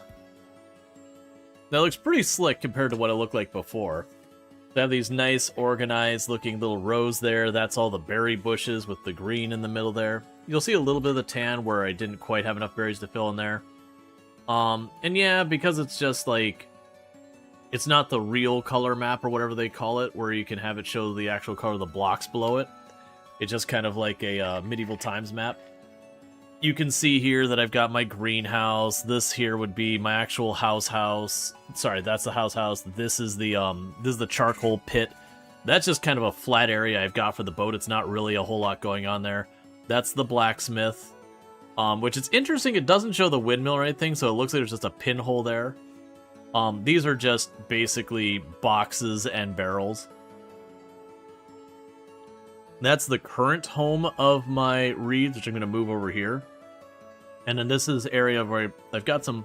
I do think the fruit trees should go down in this area. I need to move them away from that.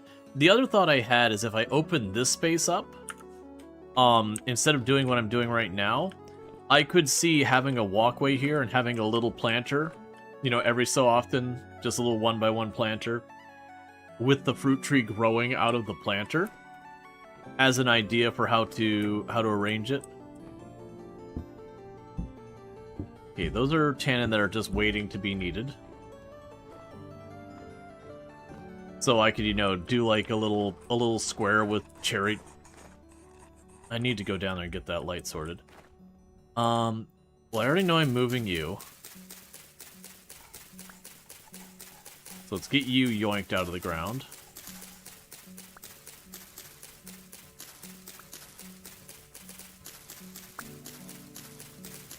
And like I said, I want to probably put a path that's 3 wide on the other side of the greenhouse.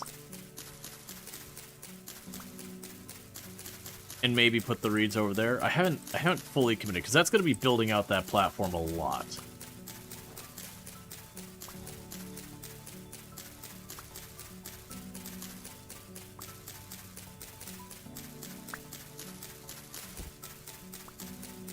Would cattail roots be considered carrots? No, so carrots are a specific thing.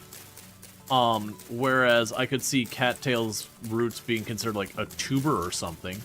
I can't remember what they're under. It actually has the name of it. Rhizomes. You mean in general? Yeah, no, carrots are generally a very specific type of crop. Like, a turnip, a carrot, and a potato are all different root crops.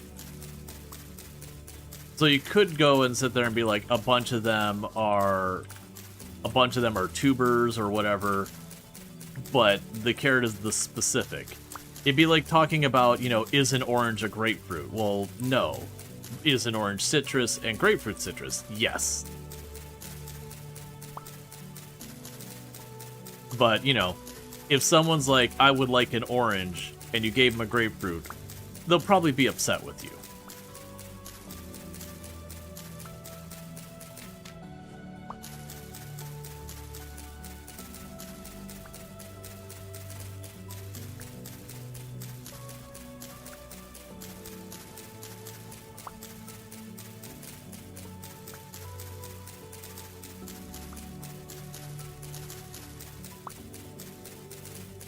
Alright.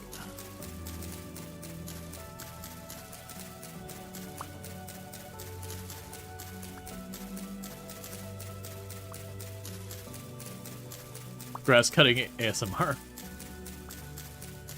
Would you're allergic to grapefruit? Interesting. I mean, you could be allergic, like, people could be allergic to anything. I hadn't heard of being allergic to grapefruit specifically. I know there's some people who react poorly to citrus. I hadn't heard of grapefruit as a, as an allergen before. But like I said, you can be allergic to anything.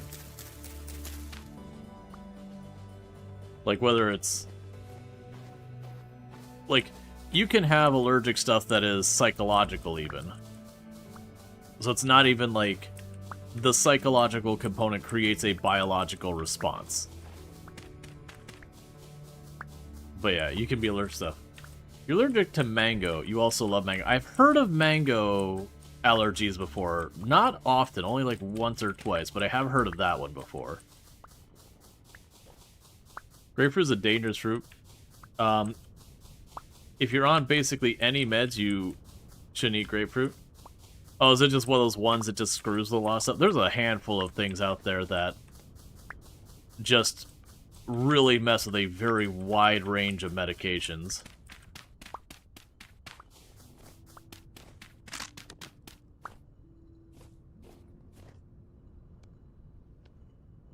Grapefruit messes with your metabolism? Oh, interesting. Or metabolization. Interesting. I hadn't heard that one.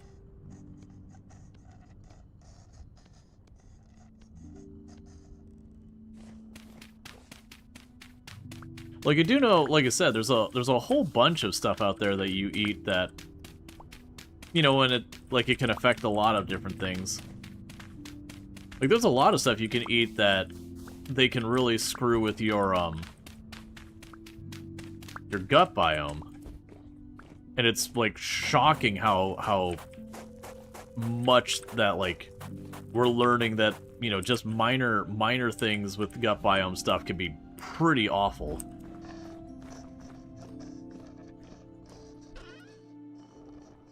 Like, that's those ones, you know, you look at stuff as like, is this a big deal or is this not a big deal?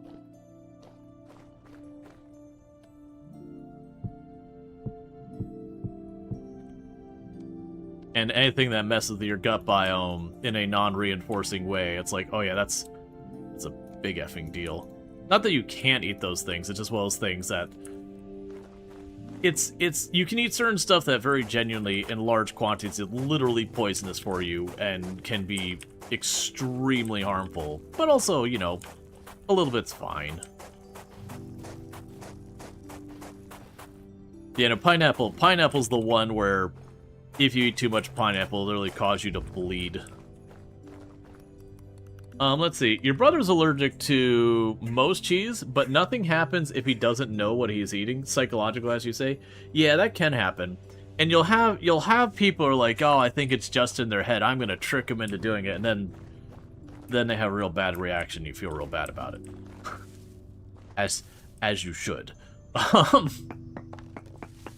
You should just trust people when they're like, I am allergic to blank. That's not one of those ones to test. It's different if, like, the person's like, I think I might be, but I'm not sure. It just makes me upset a little bit.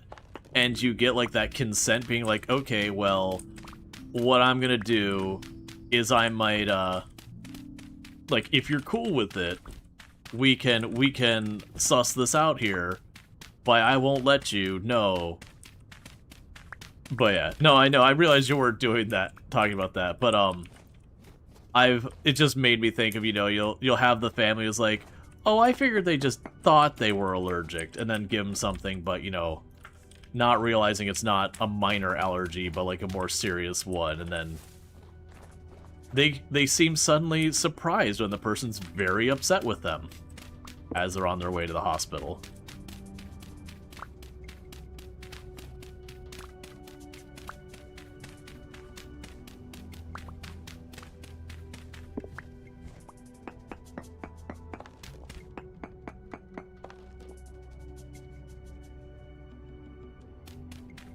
Okay.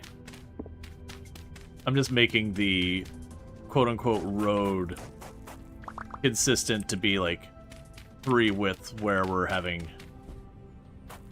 There. So that way the road is 3 width the entire way going there. So say your body... Alright, I gotta catch up. Chat's a-moving.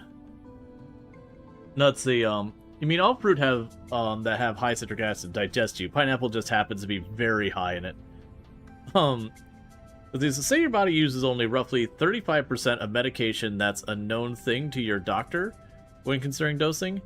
If you eat a grapefruit, now your body is able to absorb 45% of the medication, which is dangerous. Gotcha. So the idea is it screws with your, managing your dosage. The mango tree is related to poison wood, so the reaction is the same. For the mango, it's the sap and the skin oils that are potent. The fruit part itself is much less potent. When you eat mango, you have to wear gloves to remove the skin before eating it. You'll still have a reaction, but it's considerably less. Yeah, no, there's a bunch of stuff that runs to that. Like, for, you know, the reaction to spicy is a chemical reaction. That's a reaction to, capsaicin acid. And it is an interesting thing when it comes to dealing with capsaicin acid and all that. That different parts would have just significantly different amounts. Yeah, no, I'm talking, when I say reaction, I'm talking about like a, when I say chemical reaction in this context, I'm talking like a significant adverse chemical reaction, i.e. spicy. Which I like spicy. But, you know, it is a significant reaction. Where did I put the other roots? I should have like 2 more stacks of these. There they are. So, I basically have 3 full stacks of the cattail roots plus 1. But it's one of those things, if you actually look at peppers and where those are in the pepper, it's like the membrane of the pepper is kind of the worst part for that kind of thing, where it's almost just nothing but the stuff you react to, and very little of, So those are my oldest pies.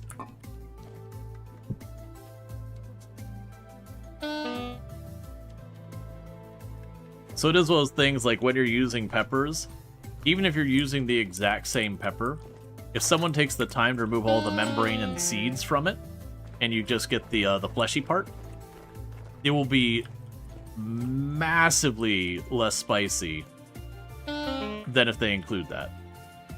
And then plus, quite often, the membrane and seeds taste like crap.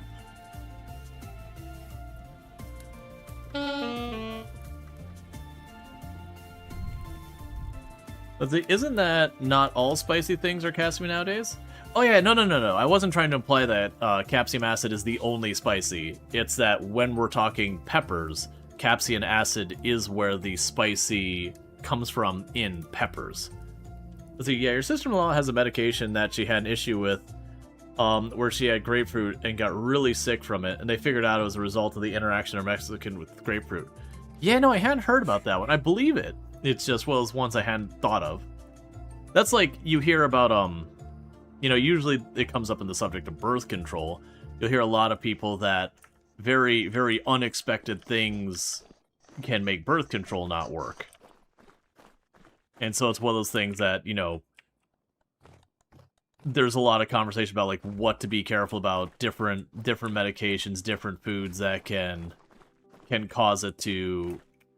It's not work. It is the, was it the effigy? It reduces the effigy, which means it is, like, more likely to not work. I'm probably using wrong terms because I am not a doctor.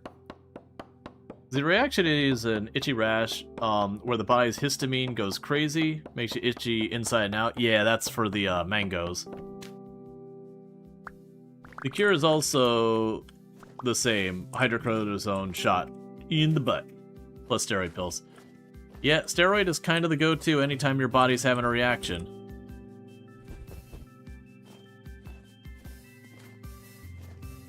You prefer horseradish spicy? Gotcha.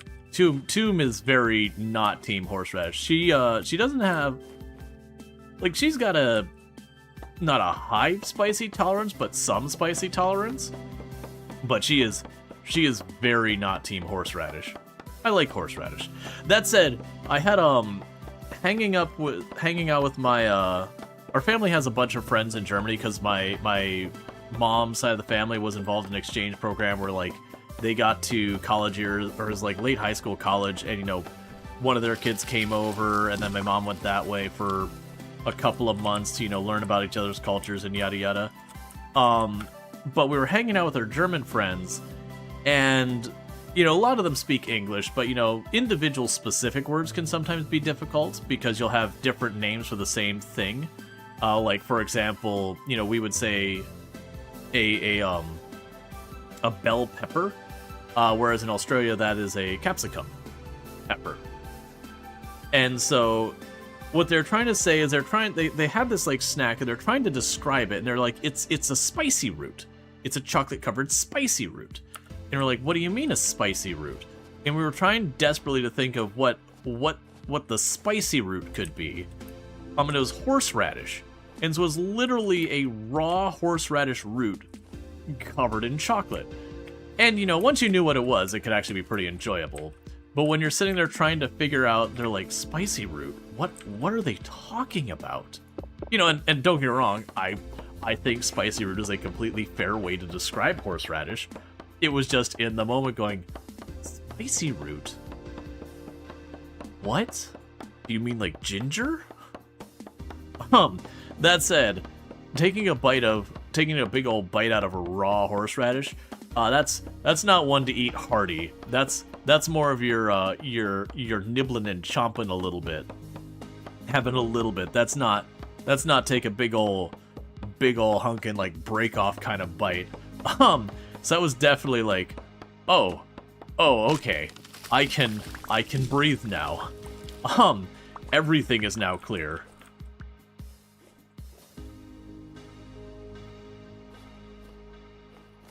If these steroid pills also weaken your immune system, I didn't know that.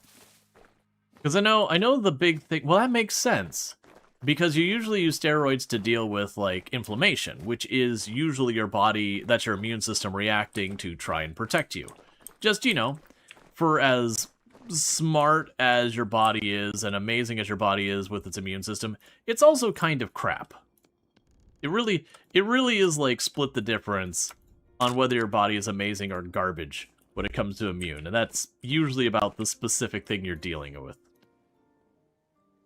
Because sometimes your body saves you from the horrible thing that's trying to kill you, to other times your immune system is actively the thing trying to kill you. Ah, so I can't stack that on there. That's okay.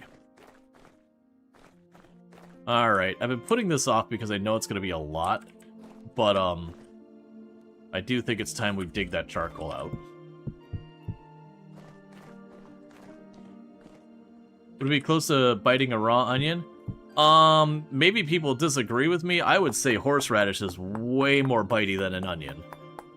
Maybe like a particularly potent red onion might be in that ballpark.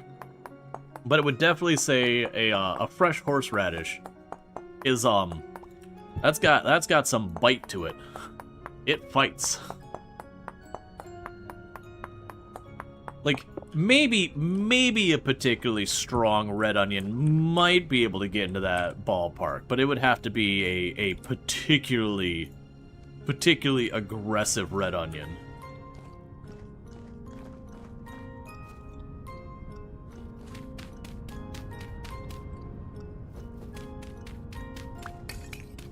You don't think you could bite into raw horseradish? It's not a snack I would go out of my way for. I would likely take just about anything else there. I wouldn't say it was bad by any stretch.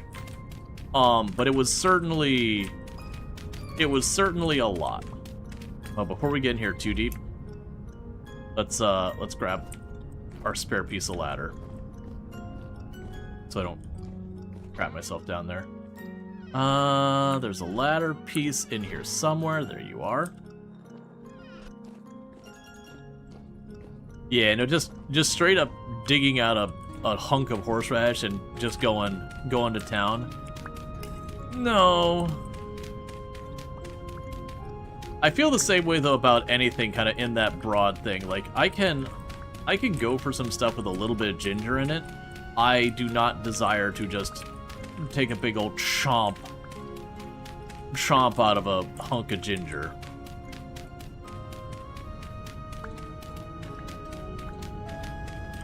Yeah, I'm trying to think of what the texture of the horseradish was.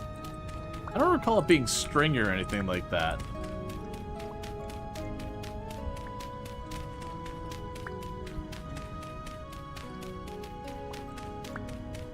Low budget wasabi? Oh yeah, the whole thing where a lot of places when you buy wasabi you're actually just buying, you know, horseradish with food coloring on it.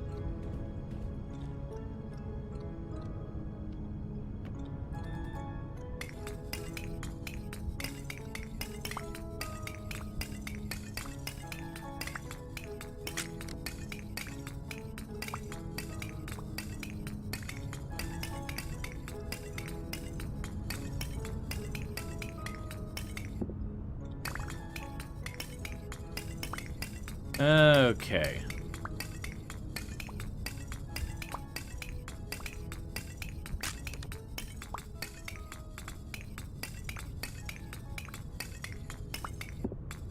We got ourselves a whole lot of charcoal. Garlic can go in the same vein. You love garlic, healthy amounts to cook, not eat it raw. I wouldn't want to eat garlic raw. I am down for where they take like a whole like elephant garlic and then you get some like balsamic vinaigrette and some other stuff. You roast the garlic, you just kind of mash it all together and then you dip your bread in it. Oh, that goes hard.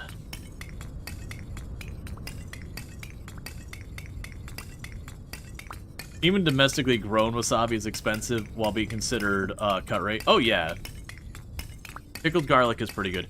Pickled onion is amazing. There's a bunch of events they do around here for like it's like food and wine kind of events where you just get a whole bunch of different cultures food to be present, like all over the board kind of stuff. And anything that they have pickled onion there, I am most likely going to choose. It is a near certainty. It's got to have something I really don't like in the recipe as well for me to not go for it. But your drink for the night is curcuma, mixed with ginger and pepper. It's a very acquired taste. I have not heard of that one. Ginger and pepper. I can see it though, so like a mildly spicy drink. Let's see, a very small amount of garlic in salsa, or Baganosh is great, but it's easy to overdo it. Yep, freezing to death again, as we do. I think you're kind of cold. Yep. We're not really living until we hear the screams. That's when we know we're living for real. You've been eating pickled red onion with my cheese? Oh, man. For part of Tomb's Christmas gift, I had, for her Christmas gift that I got her this year, she likes Wicked a lot. Or Wicked a lot. As well as she just generally likes a lot of that stuff. She's not someone who's like Wiccan or whatever. But she generally likes a lot of IP that have witches and, you know, ghosts and all that kind of stuff. She's into that. So I did like a whole themed gift thing where I got her a bunch of like little things. So the main thing was I got her a sweater that was from Wicked, which she came on stream the other day, but granted it was green, so half of it was just green screened out. And I got her like a little like soap dispenser that was one of the potion bottles from Nightmare Before Christmas. Cutting board that was Hocus Pocus, which is really, this might surprise you, it's really hard to find Hocus Pocus merchandise these days. It's like for some reason they don't think Hocus Pocus is culturally relevant anymore. I can't imagine why. And then the last thing was, oh, what was the last one? Oh, Haunted Mansion. I got her a tank top from Haunted Mansion. I will say, I was pleasantly surprised. Apparently buying, like, very Halloween-y kind of things in December, you get really good sales for some reason. I couldn't imagine why. Why aren't people buying vaguely Halloween things in the middle of the winter? But part of what I did is because I got her the cutting board, I got her a bunch of, like, I got her a bunch of cheeses. And, you know, stuff like Havarti and all that. But it'd be like Havarti with chives, or Munster with jalapeno and all that. And it's been a great gift that I feel like I'm getting as much out of the gift as she is. Because we're getting to try all these cool cheeses.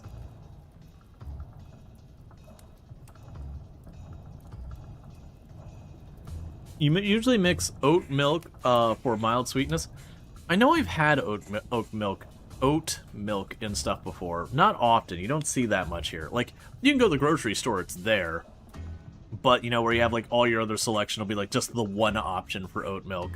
Versus you'll see, like, you know, milk. You also see, like, goat milk, and you also see, like, almond milk, and, oh, there's, like, 2 or 3 other, like, nut-based milks you'll find there at the grocery store quite a bit. Which usually, to me, that's just vanilla milk, because it all tastes very heavily of vanilla.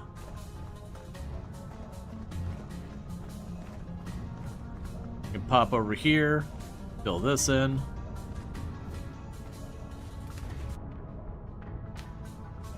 Not the oat milk, but the, you know, the almond milk, that kind of thing. Low key, and I know I brought this up before, the one thing that I want to try that's available, you know, in my state, but not where I'm at, is I want to try cashew fruit. So for those who don't know, the cashews, like cashews themselves, aren't actually a nut. It is technically a fruit. But it's a thing that grows off of, it almost looks like a pear, and then the little cashew comes out the bottom. So it's a really weird looking plant. But I want to try the pear part of it, because it is edible and it's supposed to actually taste pretty good. The issue is, it ships like crap. It ferments extremely fast. So once you take it off the tree, it's only got a day or two before it starts going dodgy. So I'd love to try that at some point. But it's one of those things, if you want to try it, you just have to go where they grow it. That's just kind of the reality of it. It's too delicate to ship. And then, like I said, it's got a very short shelf life. But apparently they grow it in South Florida in a couple places. So it's been kind of one of those things that we've talked about, me and Toom have talked about going down to the Keys at some point, because she's never been. And it's like, alright, well, while we're down there, let's see if we can't go during cashew season. Because I do hear they'll do a bunch of stuff like, you know, cashew pear wine and cashew pear, like, meals and all that they'll use it for that. Because, you know, there's the novelty of checking it out, and plus, for the farmers, you know, that's something that normally otherwise just literally goes in the trash kind of thing. It's just, you can't ship it. It's not commercially viable to do much with it. So it just gets junked. Or becomes like animal feed or whatever. But if there's people in the area who want to try it and all that, that's just an extra revenue source.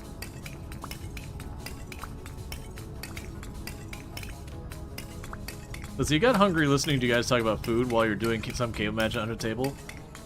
Yeah, no, that's, it's a very common topic. Food.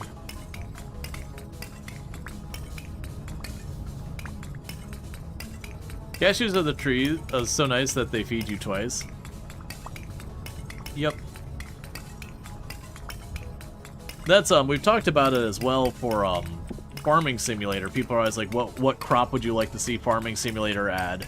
And my usual comment is I wanted field strawberries and field onions, which we actually did get field onions. I still would like field strawberries as well, but that's fine. I understand, like, there are machinery ways to harvest strawberries, but the vast majority of the time they're going to use hands, because my understanding is, like, the machinery does have a tendency to lower the yields by the nature of they can damage strawberries. They're pretty fragile fruit. So it's not super common to use the machinery for strawberry fields. But still. But after that, it was, I want theirs to be able to do, like, proper orchards. Like, I don't care if it's citrus, I don't care if it's apples, I don't care if it's nut trees like walnut or whatever, or, you know, cashew, or, you know, pecans or whatever. I want a proper orchard. That way I can drive up to, like, the big walnut trees and all that with the big hydraulic machine, so it just grabs the base of the tree and it just shakes it a bunch, knocks all the nuts off, and then, you know, you follow behind it with what's a glorified broom that just brooms it all in the middle and then scoops it up. Yeah, you want to try cashew fruit since the first time you heard about it? Yeah, it's the same thing. You're like, wait a second, it's like this pear thing you can eat, and it's supposed to actually be pretty solid? Yeah, no, I would do it. There's also certainly the fact that you can't get it, like, imported or anything else that just makes it be, like, even more tempting. It's the classic, you may not be someone who wants to go out and go for walks all the time, but, like, the moment you're on crutches and you just can't go for a walk, you kind of want to go for a walk because you're just, the fact that you don't have that ability in that moment just makes it bother you that much more. Whereas normally you'd be like, yeah, I don't want to do that. Why would I want to do that? That's not how I want to spend my day. Yeah, it goes... Yeah, no, that's what I've heard, is it goes real bad super fast. Same reason you can't get pawpaws in a store. I have no idea what a pawpaw is.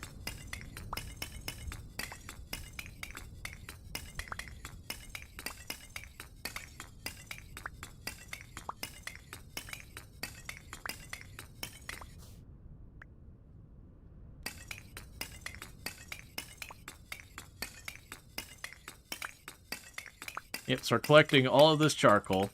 And the reason I'm doing this is I'm getting that firewood piled up there. My entire approach to the charcoal is just make it a point to routinely kind of cut down a tree or two, get the firewood, chuck it in the pit.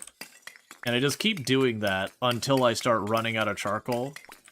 And then once I start running out of charcoal, I'll, you know, hustle on over, bury the stuff, and start it. Let's see. It's a banana-y, custardy fruit that grows in the mid-southeast coast, but the varieties now can survive in winter zones 4 or 5. Interesting. You seriously looked into growing pawpaw trees, but your growth zone is too cold. Gotcha. Pawpaws are also known as maypops or passion flower. Oh, okay. Yeah, I know passion flower. Yeah. Yeah, no, I'm aware of passion flower, passion fruit. Yeah, okay. I didn't know of it as pawpaw. I tried to convince my parents to grow passion fruit along the edge of their property. They had a neighbor who like had a really garbage kind of fence that was like in bad maintenance and had become more and more of a frustration point, you know, between them and the neighbor. Because they just, they weren't maintaining it. It looked like crap. It kept like leaning. Pawpaw aren't passion fruit. Okay.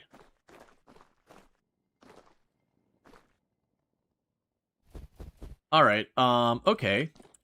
Well, that's the thing when we're talking about banana custardy, is like, what? Yeah, passion fruit's a vine, correct. But yeah, like the whole story there was, it was like kind of some like frustration between them, and they kept trying to ask the person to, like, hey, if you're gonna have this fence, take care of it, kind of thing. And the person just never did. So I was like, okay, well, what you should do is you should grow this passion fruit over here. Just plant it right next to the fence.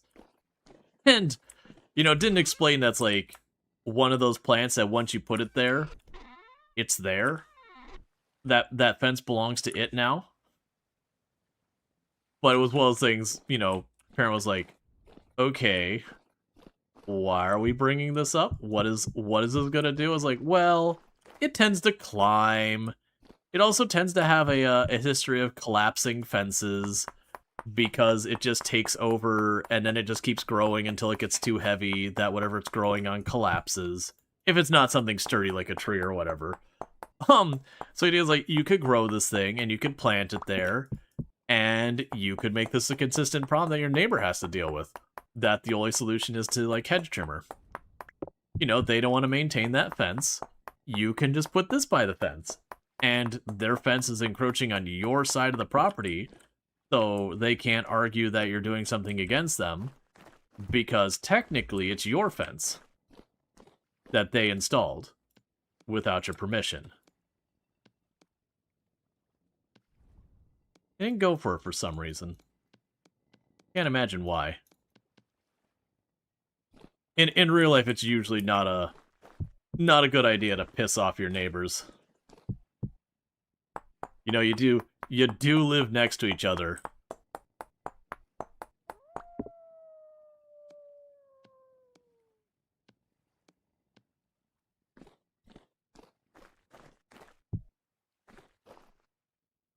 Yeah, great bean seeds.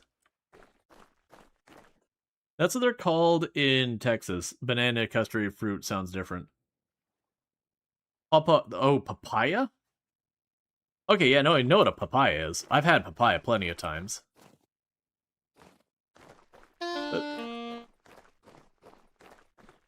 we seriously freezing to death again? Come on. Well, no, we shouldn't be. It's fine, whatever. I did spend a lot of time managing that. We definitely need to get ourselves some warmer clothes.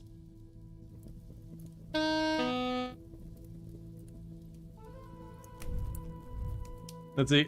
You could be the neighbor and... Let's see. I could be the neighbor and state the fence fell because of you. Your plan took the fence down. You need to fix it. Right. I see that argument, Pulverizer. The catch is they didn't obey the property lines when they installed the fence, and so they actually installed the fence on my parents' property. If I go in and I install stuff on your property, papaya is not pawpaw. I'm getting a lot of conflicting information here. And it's okay if it's just a plant I'm not aware of.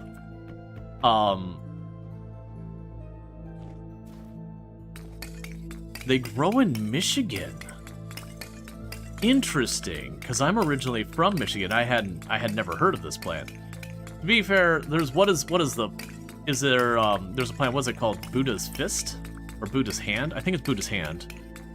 That's another interesting one. I've gotten to try that one.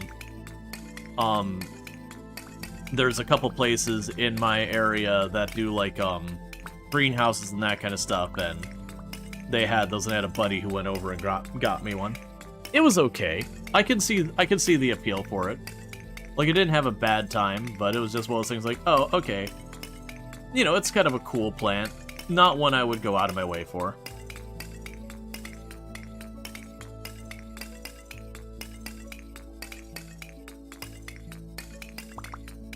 But just this, like, weird kind of spiky tendril kind of plant.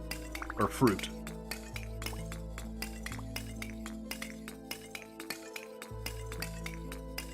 But yeah, and that was, it was a whole thing.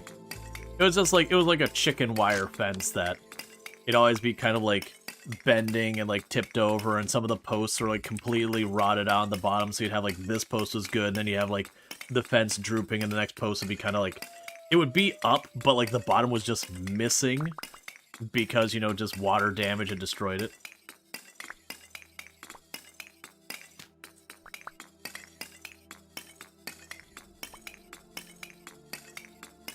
But this is a perfect example of like where we talk about, you know, you could be talking about the same plant, but it can have a bunch of different names and that kind of thing, that happens. We've certainly had that more than once where someone will mention, be like, I don't know what that is. And then you look it up and you're like, oh, okay, I just know it by a different name. Yeah, Buddha's Hand is usually made into candied citrus because it has, it is all the skin part. Yeah.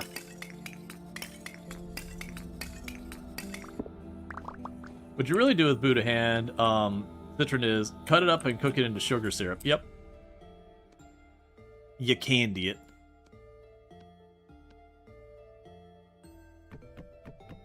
Which I'm sure I probably had it, eating candy citrus stuff once or twice. But, you know, just not realizing it happened to be Buddha's Hand. But yeah, trying the fruit as the fruit is like, okay, like this isn't a bad time. But, you know, it is a very complicated plant to deal with. Because when you look at it, it's seriously, I could actually find a picture in like 2 seconds, I'm sure. So, Buddha's Hand. Yeah, so if you look at this plant, it looks like that. So it is this like weird, just like spiked out thing, but it's like a mild citrus flavor and all that, if I remember correctly. It's actually like pretty decent tasting, but yeah, that becomes a complicated nightmare to deal with if you're trying to like clean it for purposes of like cooking or something. But I could definitely see where you could just not care about the skin and candy it. Yeah. Alternative name, Cthulhu's Hand.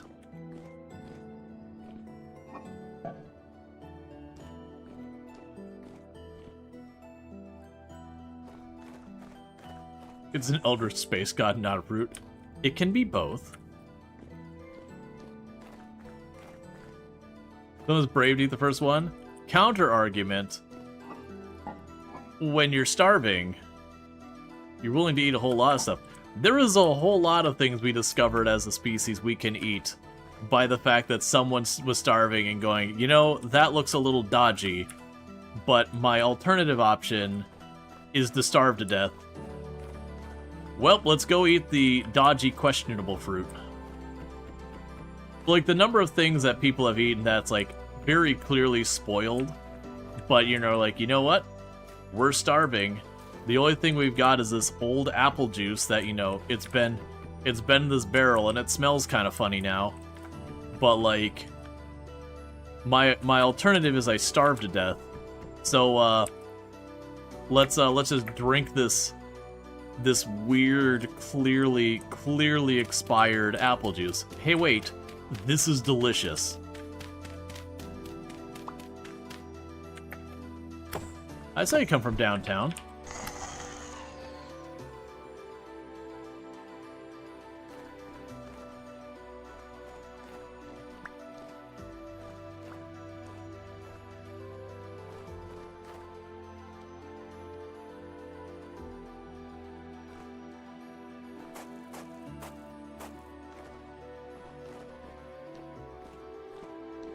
Can you repair the weapon? No, I don't believe you could repair it. You can replace it.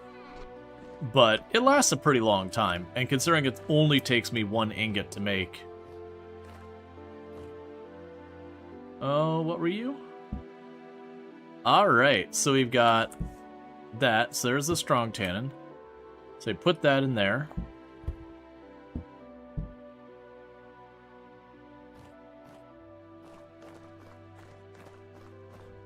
Okay.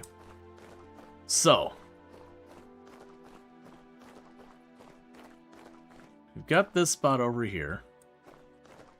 I've got a bunch of stone paths. We can grab you and make more.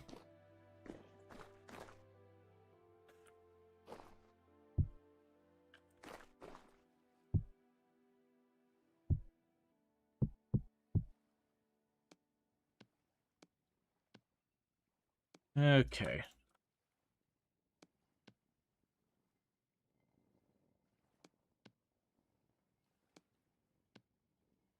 Start with that. We can toss the 4 other here.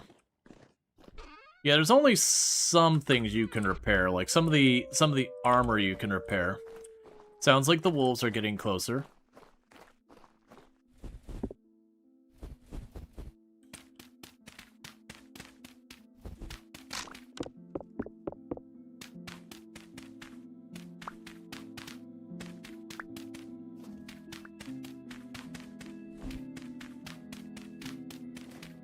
Alright, so plan here is I'm going to go ahead and work on putting a path around the back of this.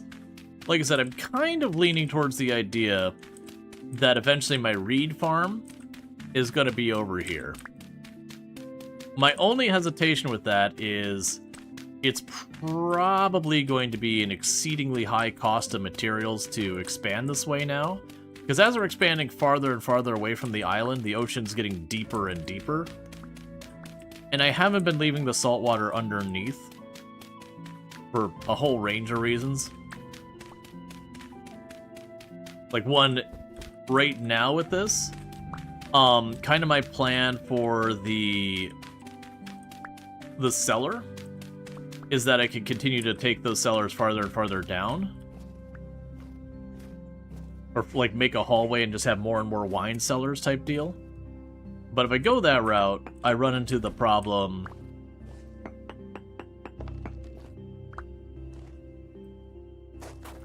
where if I leave it hollow underneath, there's always the risk I just slap right into the ocean, and then I have to deal with, like, filling stuff in as I'm making cellars and all that. Alright, we're freezing to death again. It is a day that ends with Y.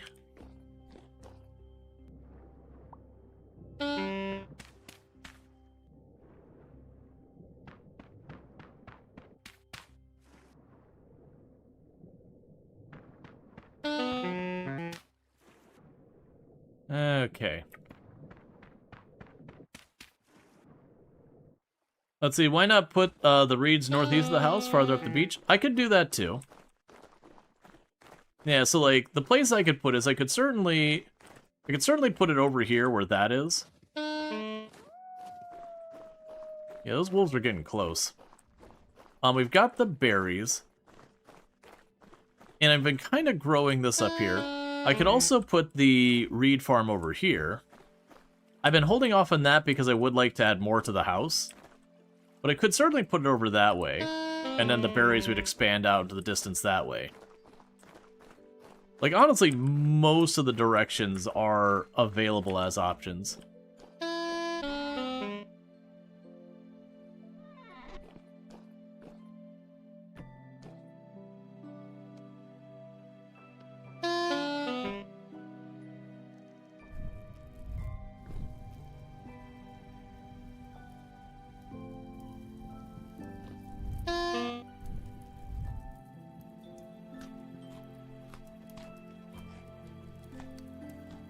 Okay. So I've got 2 iron pickaxes and an iron prospecting pick, so we're good for mining. We do have some rope ladders and all that. Okay. So some of the other things I need to work on is right now we need Borax if we want to do steel. It's a hard blocker. Now, the thing is, if we turn on everything, you see I've got survey pins all over this whole area. But if I switch it to only show ones with Borax, I've got one pin here that has a very low chance of Borax, and one pin there that has a minuscule, like both of these are in the minuscule chance of Borax. And nowhere else do I have any other pins that are showing any possible presence of Borax at all. So that's pretty awful, generally speaking. That's pretty downright terrible. One thing I might start doing.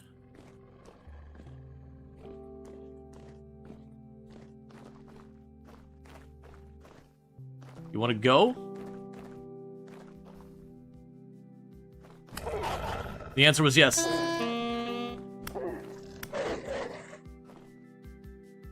I thought it ran away, but that's fine. Yeah, so their weight's getting low because they're running out of things to eat here.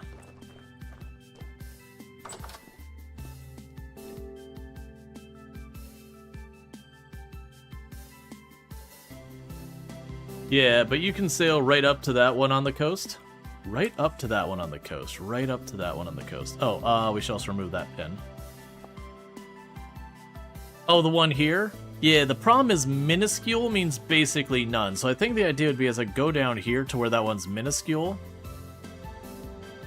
I mean, I got pins over here too. I was going to say, I want to find one of these ones as the small chance of Borax.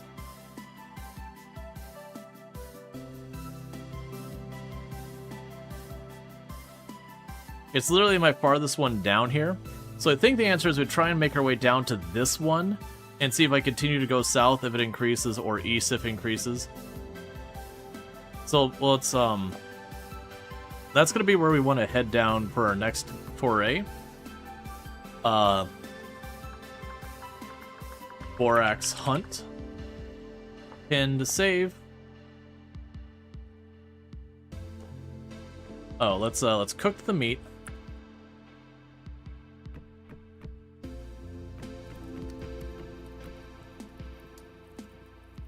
I need 2 more than that. In the meantime, we can pop over to our barrels. We got a little bit of lime water there. We got our weak tan in there, so that's all fine. Put the bones away for the time being. We'll end up wanting to bring a couple of pies with us. Yeah, no, it's like, and I got the lucky the very first time I played. I found Borax relatively early. Like, I found the Borax before, so far actually. I found both Borax and I found, sorry, I found the Borax as well as the, Bauxite right away at the beginning, and I also found Fire Clay relatively early. So we got really lucky with some of the end game materials.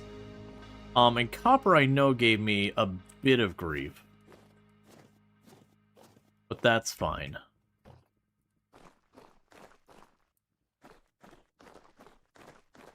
Okay, so while that cooks, I'm going to quickly grab my shears and clean up some of the farm over here.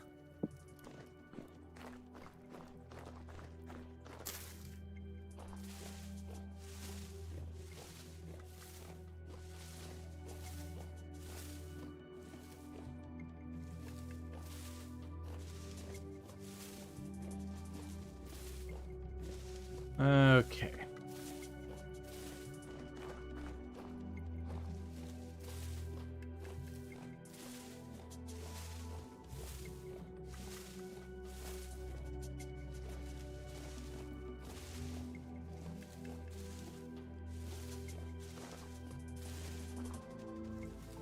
So I'm just trimming this all up while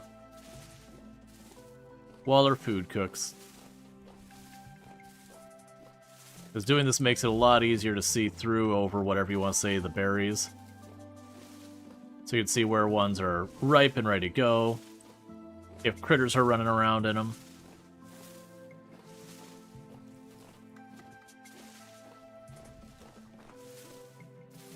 Okay.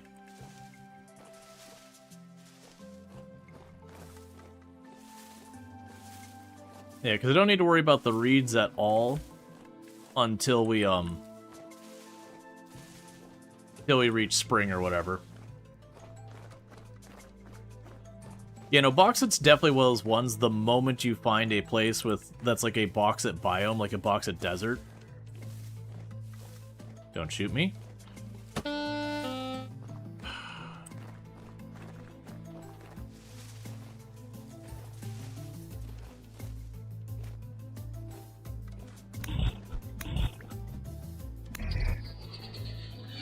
You just need to not shoot me. You could have lived. No, you had to go be a jerk. Oh, there's two of them.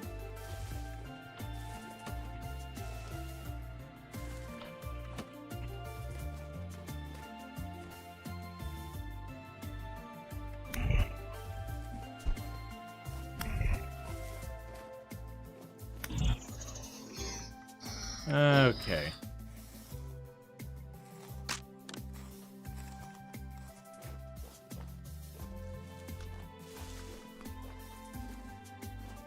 Alright, now back to what I was doing. That is not what I meant to do.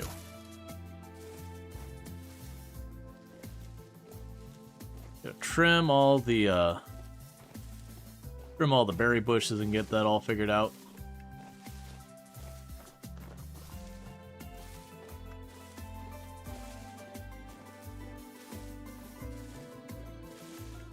Yeah, the big problem I'm gonna have with the traveling right now is we are still dealing with pretty cold. I'm also kind of low-key hoping we've got some heavy leather, or like the heavy leather going, and I'm hoping that gets done soon, because I believe with that we can make a significantly larger backpack, if I recall correctly. Oh, then I got one to trim right there. Okay, so all the hedges are all trimmed.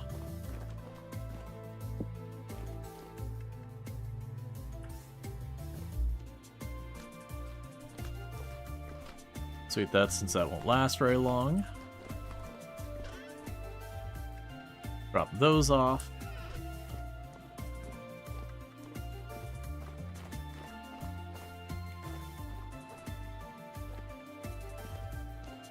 Okay, so let's go over here. We'll grab 4 pies.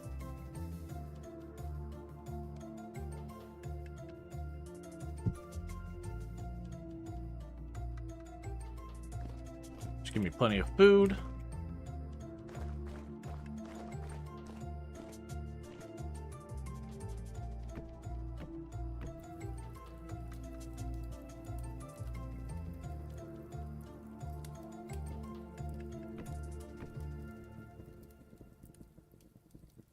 We're just going to warm ourselves up real fast.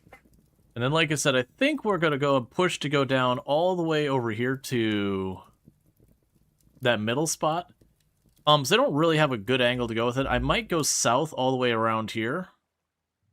And we'll plan to go there. Yeah, so I figure we go the whole way down here, and then we cut across this way. And the reason I'm thinking that is then I can do the surveying on the way in towards that area to check to see if the borax is this way. If we don't find it, I could go that way a little bit or south a little bit and see if we get lucky and find borax along the way there. In the meantime, let's put the lantern away for not wasting food.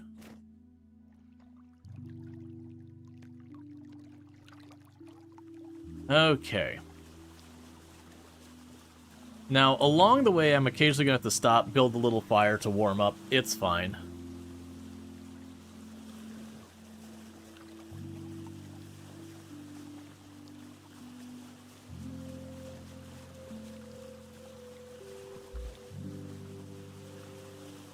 Now, the real question is going to come in of at what point will I be able to start growing things again? Because they're about a third of the way through winter. And that's been fine. And I have noticed the game does do a good job where the salt water doesn't appear to be freezing in any capacity. Real life salt water can freeze. It just takes way colder temperatures than fresh water.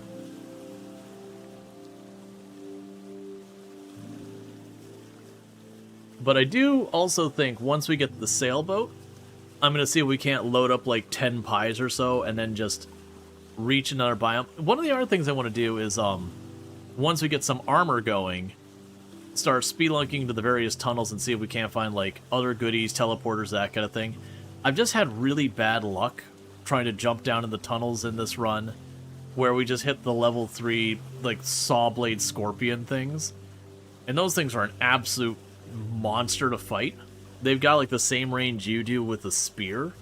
So you can like poke them away if you're really quick about it and back off, but in small enclosed tunnels and all that, it's really hard to kite them with any regularity. I should also at some point stop and make my longbow. They've actually pulled up quite a few arrowheads from when we were stuck doing all the panning for stuff earlier on in the run.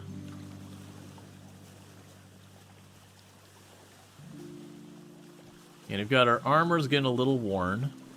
Our clothes are in terrible shape, which is why we're constantly shivering and cold. But once we get through the first year, the first winter is probably the kind of the hardest part. Like right when you start and then the first winter, I'd say the two hardest parts. But once you get past that, food becomes less and less of an issue. And then, you know, you'll have your clothes, like your winter clothes, you can just like put them up on a mannequin, and then when it starts to get cold, you can swap it out.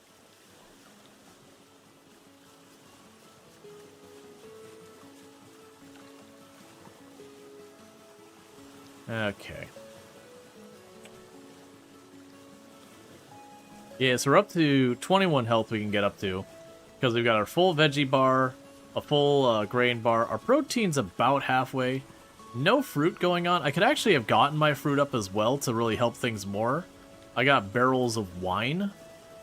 So we could just make it a point every once in a while to have ourselves a bit of wine with our pie. And that'll cover every one of the food groups except for dairy. Dairy is like the big challenge food to get in the game, because it pretty close to entirely requires domestication of animals.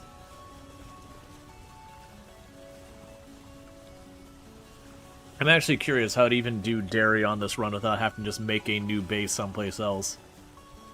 I need to catch and basically crate up some animal, sail it all the way home, and then get it a pen. Yes, we're on track. Alright, won't be too much longer before the cold starts hurting us.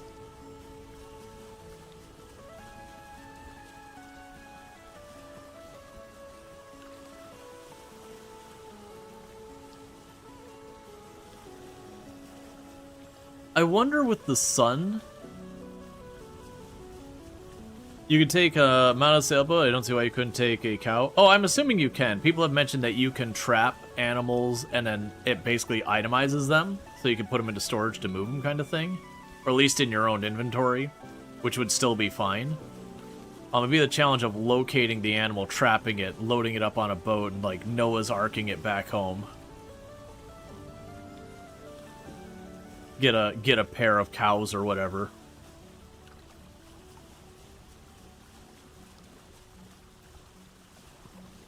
Now, the comment I was going to make is I wonder if the sun in this game is smart enough to be realistic, because we're aiming south.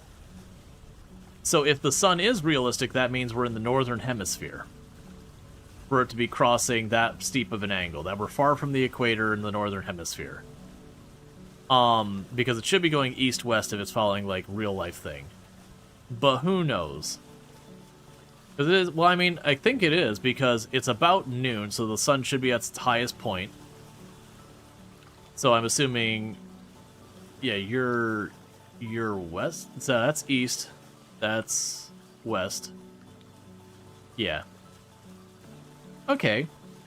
So then the assumption would be to reach the equator, I basically face the sun and I go. That said, with as steep of an angle as that is, I'm assuming we are about as far from the equator as we can get without like starting to reach up to the polar ice caps. The map can have multiple equators, as if temperature goes. If updates have not changed... Oh, that'd be weird. That would be real weird.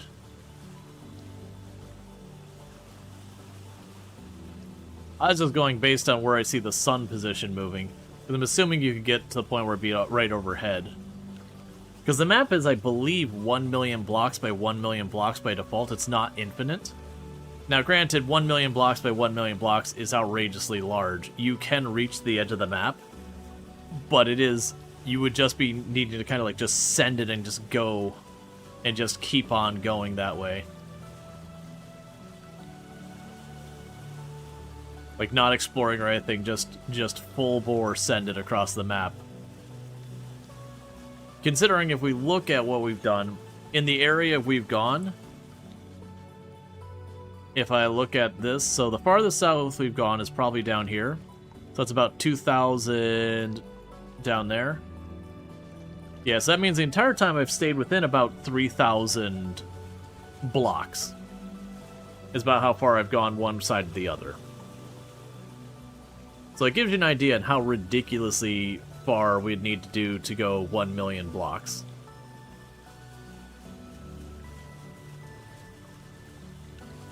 Needless to say, you're not exploring and doing stuff in that space.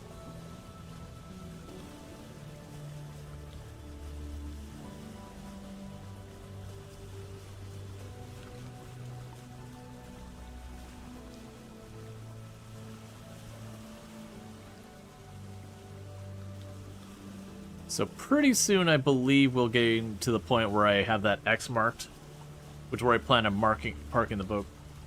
Have you tried the raspberry setting in Zombie? Really hard stuff. Very funny, you would say.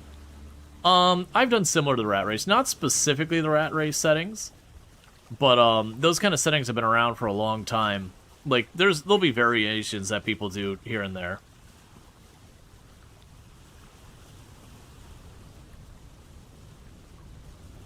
Let's see, if you go really far south, you end up in a hot climate. If the map is large enough, you end up in a medium climate again. You think of saying on how big the temperature differences can be, but your knowledge is dated. I could see something like that, so instead of representing an entire globe,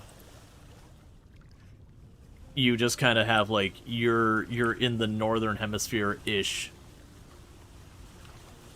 And then, you know, eventually you go far enough south that you've experienced all the different climates. You know, between, like, if you go north to south, you'll have range of all the climates available. You know, being able to cross the equator then go cold again isn't really necessary. Not unless they were to have, like...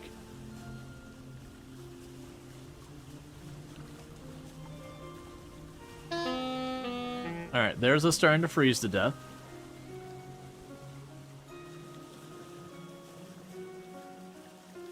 But this is where I wanted to park my boat, right here. Yeah, no, the rat race is a really cool setup. I think it's wonderful that they do those kind of things. But I mean, it's basically sweaty tryhard settings. We've done a lot of that in Product Zomboid over the years. The issue with a lot of those kind of challenges is early on, the challenge can be really good and really rewarding, but you do eventually get to the point where it stops kind of adding more challenge, and starts to become more tedious. I actually had a whole commentary the other day about there used to be a challenge that go around every once in a while called One Painful Year. That I haven't heard it come up again in a good year, and I think a big part of that is people in the community start getting more and more vocal about how it's actually really crappy to watch.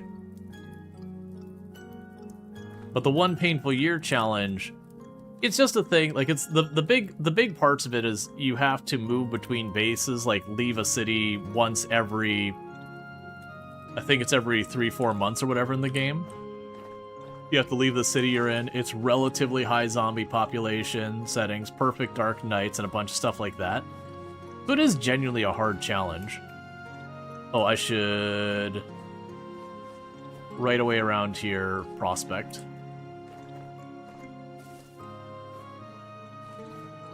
Oh, you are alive, foxes. I was about to be those, like, if those are dead foxes, I could be like, alright, I'll take free food. There are a lot of foxes around here. Okay. I'm not wearing the fur clothing.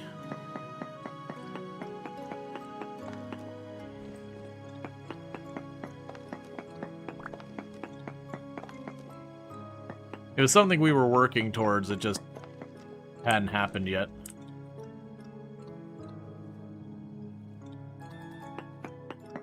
Oh, not there. There.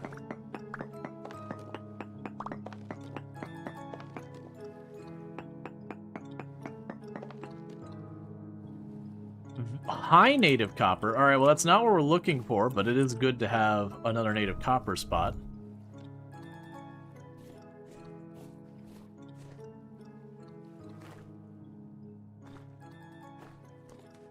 But yeah, no, the fur clothing, the problem was I kept processing all of my hides immediately into like the other leather ones versus going for the one where you oil and lay it on the floor and let it cure. And then when I finally did that, it was a bear hide. And I just used the bear hide for the bear hide armor.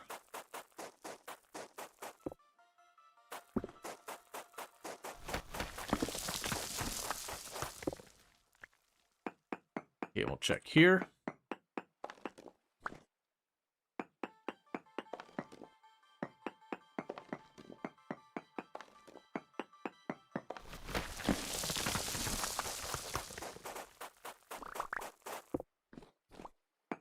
So 1, 2, 3, and 4. 1, 2, 3, and 4. And very high, or high bismuthite.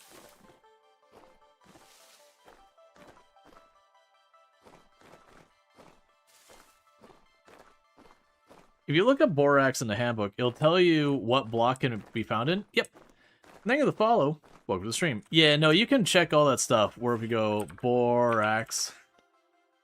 So you can find it in chalk, chert, conglomerate, limestone, claystone, sandstone, shale. So it's a bunch of the loose stuff. So peridotite isn't one of them. I'm heading to where we saw stone that we can. There should be claystone over where the dot I'm going to is. But I might as well go ahead and survey as we're walking through the area anyways. I think... Is this a cave right here? Yeah, that'll be fine for... 1. 2.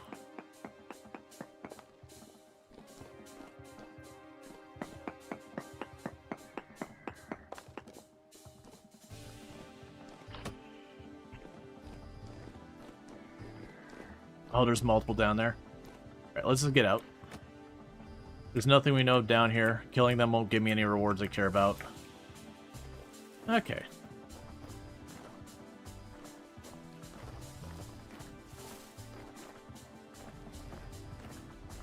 We're gonna... building a fleet of space engineers. Gotcha, well I hope you're having fun with that. Oh, I should have marked that there was a K there. Yeah, no, you're all good. I'm basically working my way to an area that could probably have it. Though I've actually detected minuscule amounts, but I didn't explore anywhere around it. So the idea is just to slowly work in from there.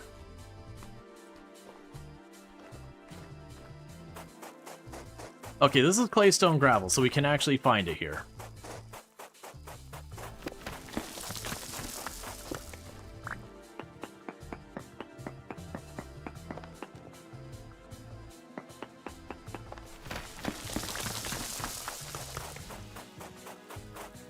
Okay.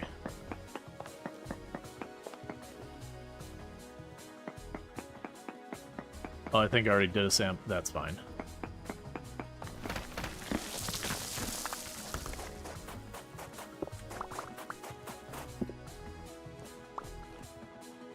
And then when we get down to slate, the slate can't have it. It's fine.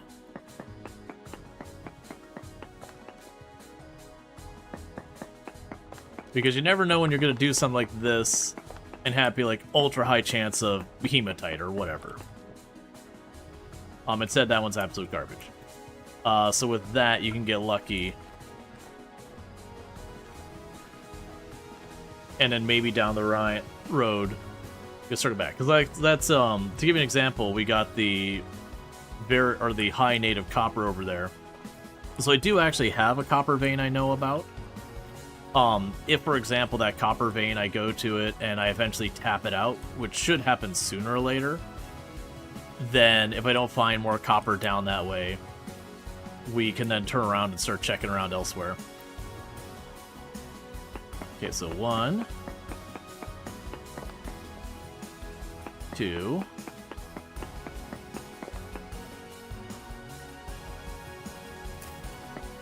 and 3. Pentlandite? What was pentlandite again? Nickel. Oh, right, nickel. That's right.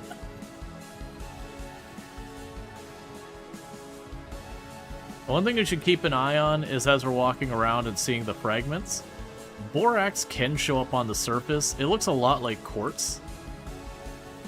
Because that's how I found it in my last playthrough. I just went to something like that and it was just like, oh, borax. I was like, oh, okay. If you just want to be right there on the ground, I'll take you.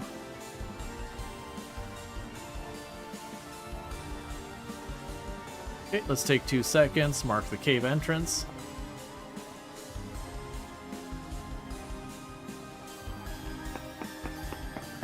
So 1, 2,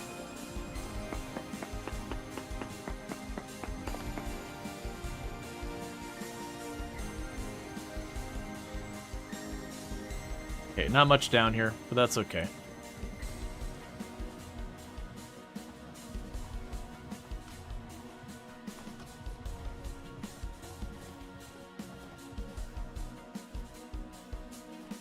That's the same cave, as far as I'm concerned.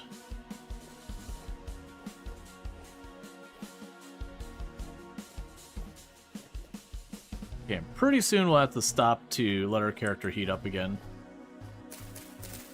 Grab grass, because that's the only thing I'm missing for doing another fire.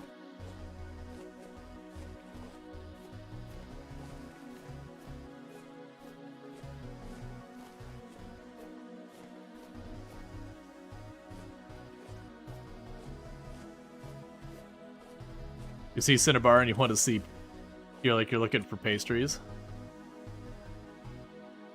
What is that? There's like a straight line on the map down here.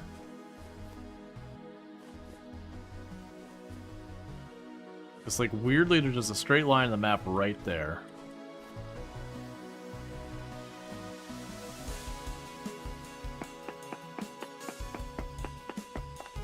One. 2.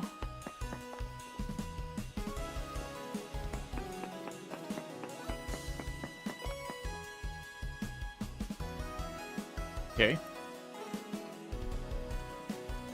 So no trace of borax down there.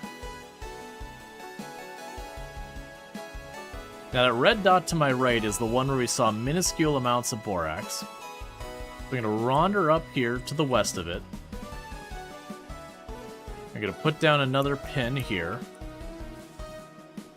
And if we don't see it to this side, then we start going east and seeing if we get lucky with it.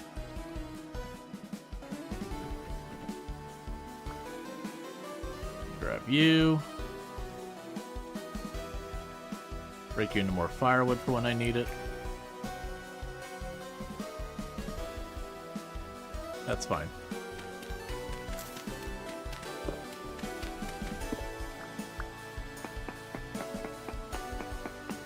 So 1.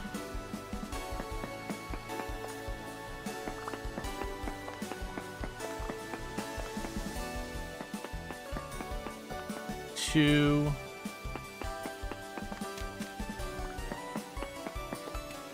That's annoying. That's really annoying.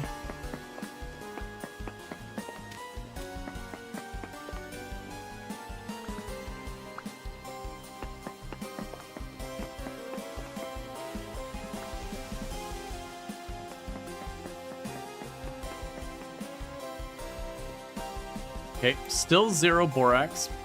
Okay, so let's go to this point here, and meanwhile we can go ahead and remove this spot. Just using that to help me over here. So it's looking like to the west of this pin, no borax, not helping. So with that case, process elimination. If west doesn't work, let's go east.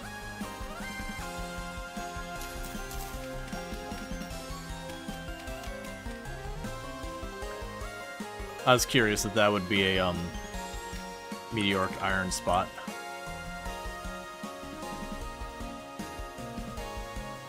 Yeah, because that spot there is where we found minuscule amounts of borax. So far as the survey, we didn't actually find the borax. Just that borax was listed there.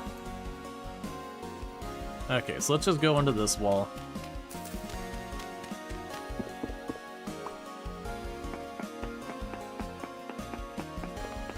Yep, it is possible that that is the highest spot in the area. Alright, so we are dying to cold. Give me a moment. 1, 2, 3. And hit this spot. 1, 2, 3. And hit this spot. No borax this way either.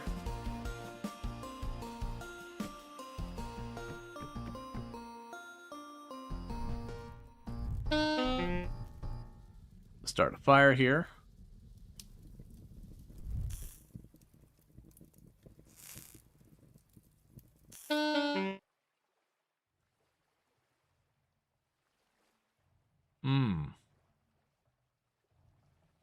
I see.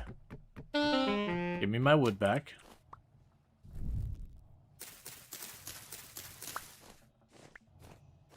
The snow is putting it out. Where to make that tunnel? Okay. So new plan.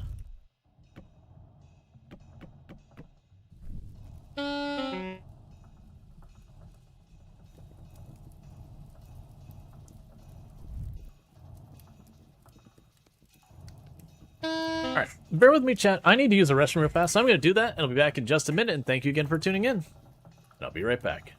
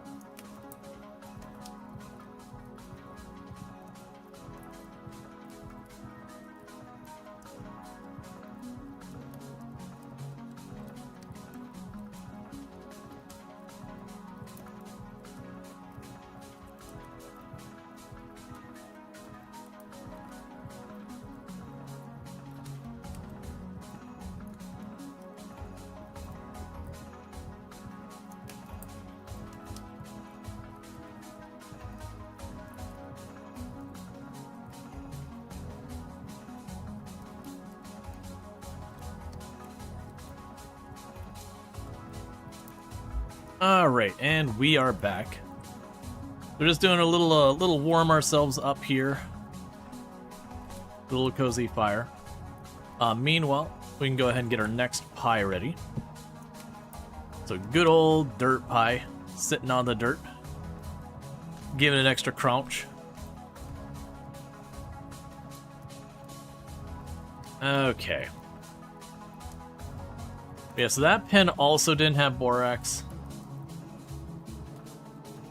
Though it's unfortunately looking like the idea that maybe, just maybe, we're not going to be finding that much more Borax around here is proving itself out. And the other one we saw that Borax is way up there, and again, we've kind of circled that whole area down there and didn't see more Borax. So I think what we're going to do is literally just start heading south and setting pins every so often. That's going to be the plan.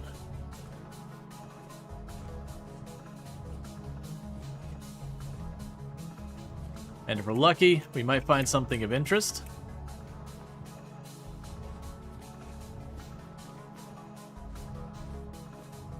Otherwise, you know, we just we go for a wander. Yes, that's slate. You know, I really like having slate. I think slate looks great.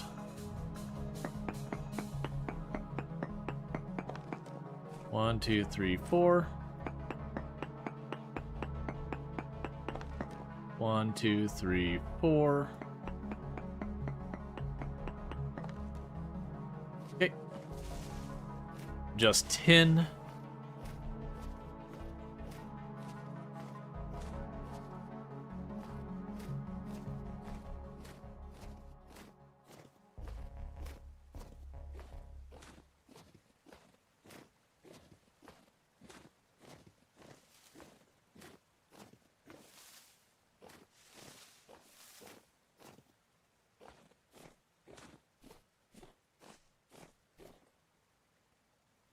All right, 1.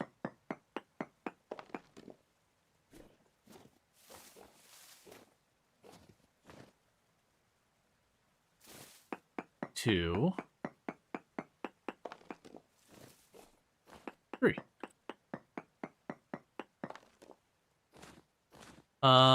Minuscule amounts of gold.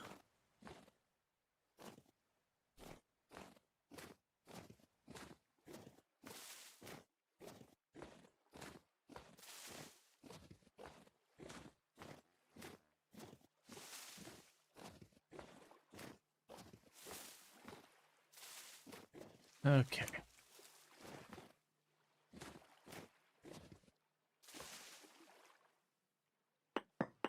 And 1,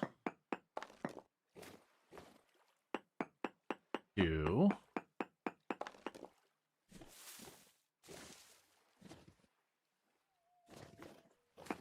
3. Ultra high amounts of nickel. Cool. I don't imagine we're going to care much about nickel for a very long time, if ever. Yeah, no, I actually got some places we can get slate much closer to home. So 1, 2,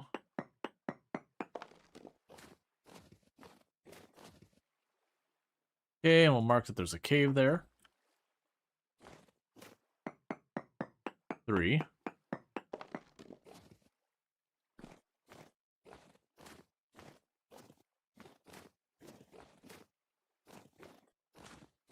Slowly moving to lower and lower amounts of things that aren't nickel.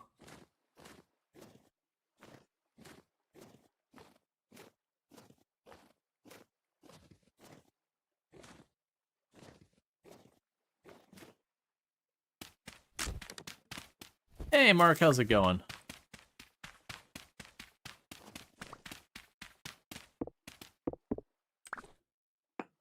Okay, so 1. What's nickel used for in the game? Not a whole lot. That is the problem. You're looking for Borax, right? Yeah, I know Borax can't be in slate, for the record. So we're just working our way south, and we're just putting down pins along the way. So 3. Oh, come on.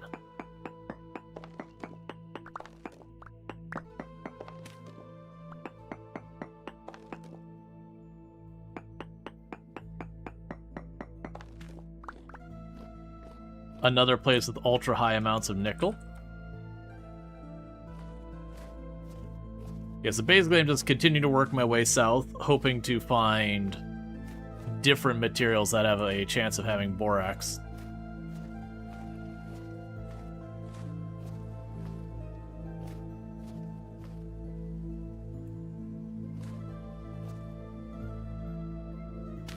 There's some peat.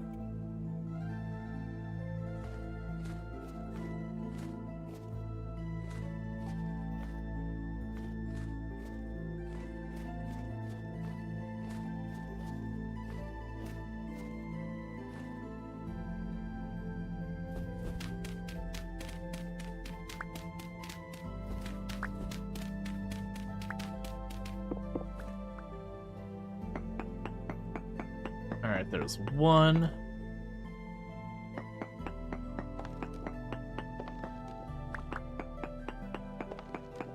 One, 2, 3.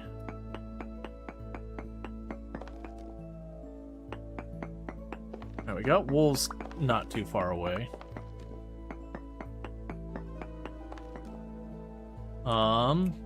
Emerald and gold are in minuscule amounts nearby.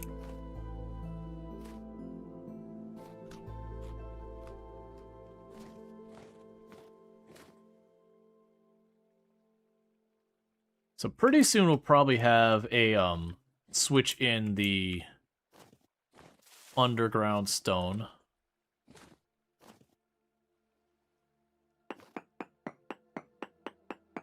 I know some of these pins I'm putting relatively close to each other. I'm partly justifying it by the fact that if we just find some big cave opening, or otherwise convenient place to drop a pin, I just do that really quick.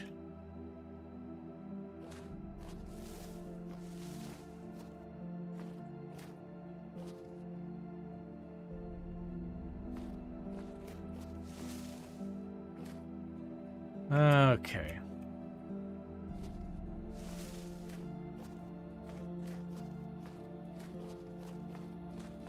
Pretty soon we'll start taking damage again.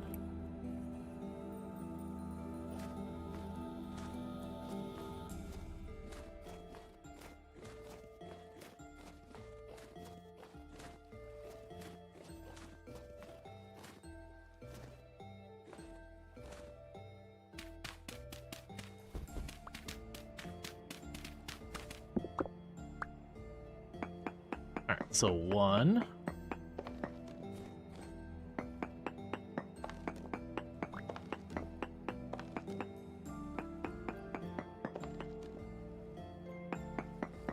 And what's there to say that? Alright, granted, I don't think... And think of the follow. Yep, nothing.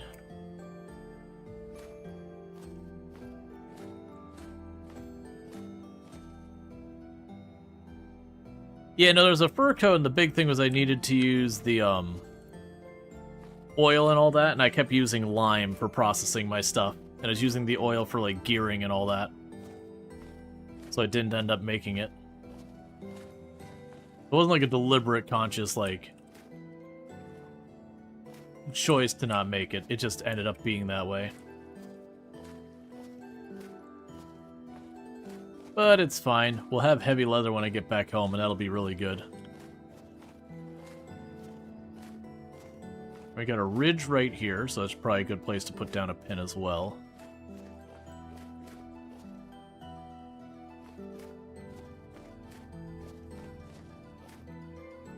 One.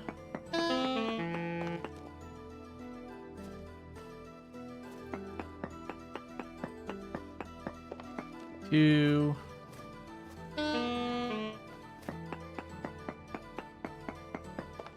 3. I actually have poor traces of emerald, as opposed to minuscule.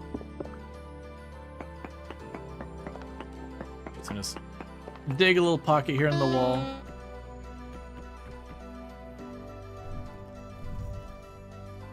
Get ourselves a little fire to warm ourselves up again.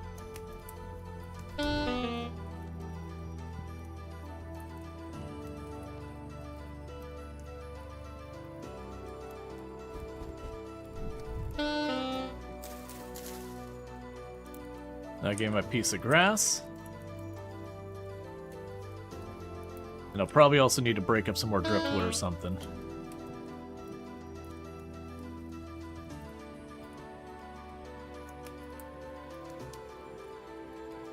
You kick yourself for all the fat you wasted on pelts, but hey, at least you didn't eat it. I don't think you can eat the fat.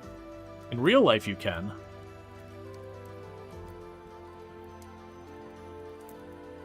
But I could be wrong. I know it's got a lot of utility function. We're not warmed up yet. Keep it going.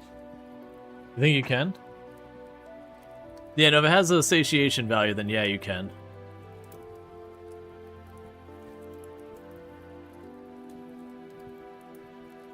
Okay, so we're no longer cold.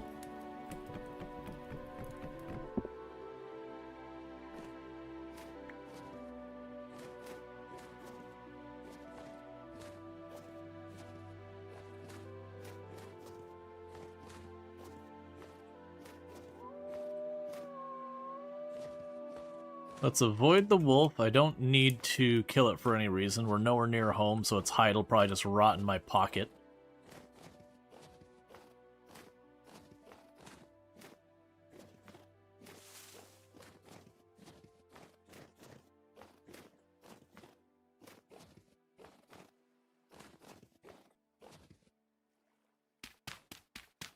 Get our new pin down. Okay, so we're now back to stuff that can potentially give me what I'm looking for. 1, 2, 3, 4. It's butt right up against the slate.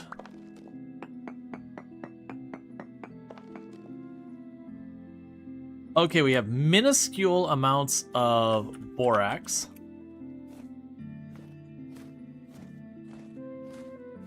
Let's try working our way to the south. And if we see it go up, we keep going. If we don't see it go up, we circle back, turn east, set down a pin.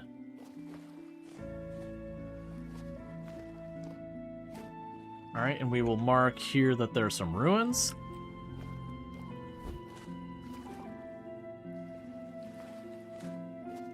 That was weird.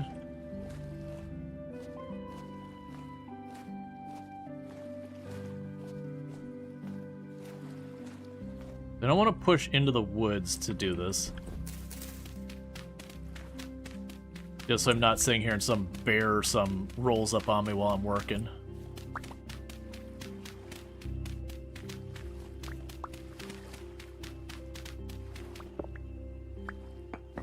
Okay.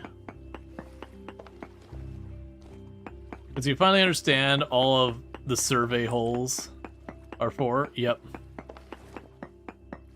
It's just getting down to the stone so you can do your survey. I just realized I spent the whole time using the wrong tool, so I have no idea how this is going to work out.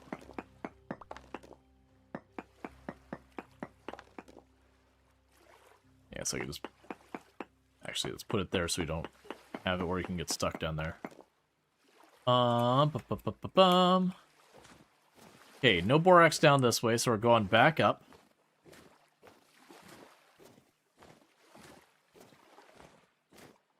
Then we're going to turn east.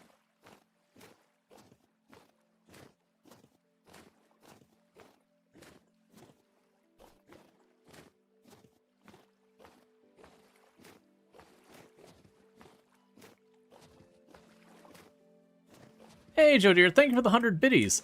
I really do appreciate it. And I'm doing good. Hopefully things aren't like too eventful over there with all the snow backups and all that. I remember running into that kind of thing when I lived in Michigan quite a bit, hearing about roads shutting down around you because snow gonna snow. Alright. Seems good enough as any place else for putting down our place for surveying.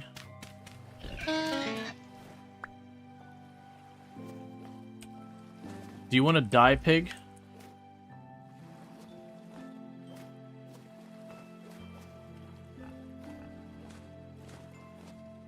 Why did you violence me?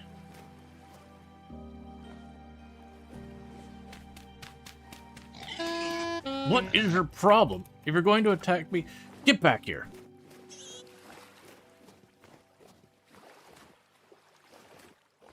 Are we good?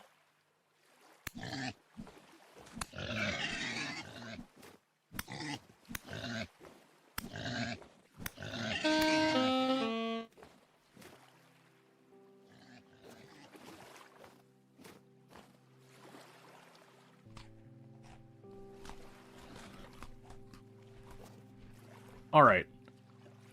Minor change in plan.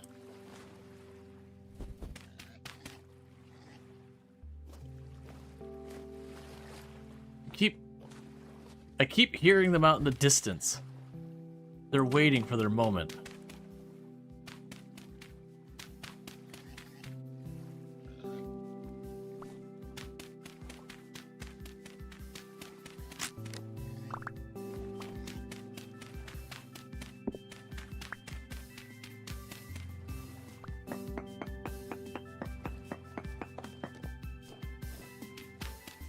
Alright.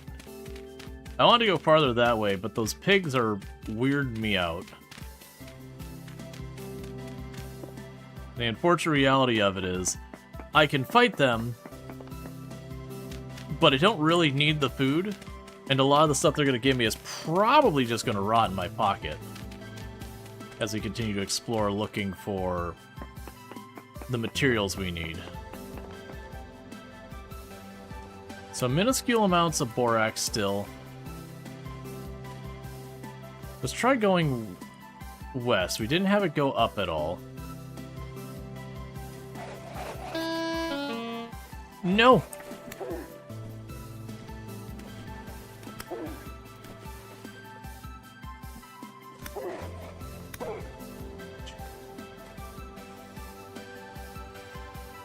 I need wood now. I'm gonna die to the cold.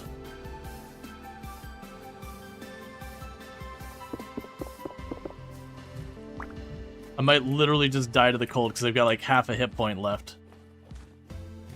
Where is a tree?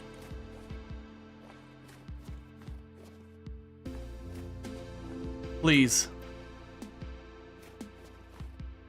Just one solitary tree.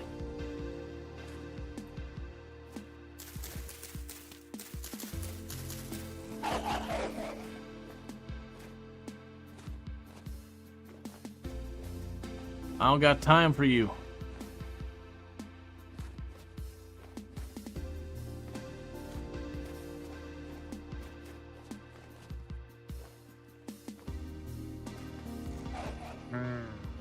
I didn't think it was gonna get away. Alright, well. We're, I guess we're going home.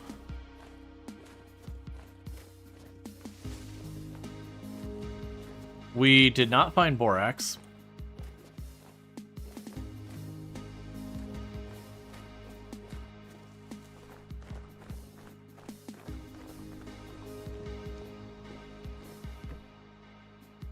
Alright.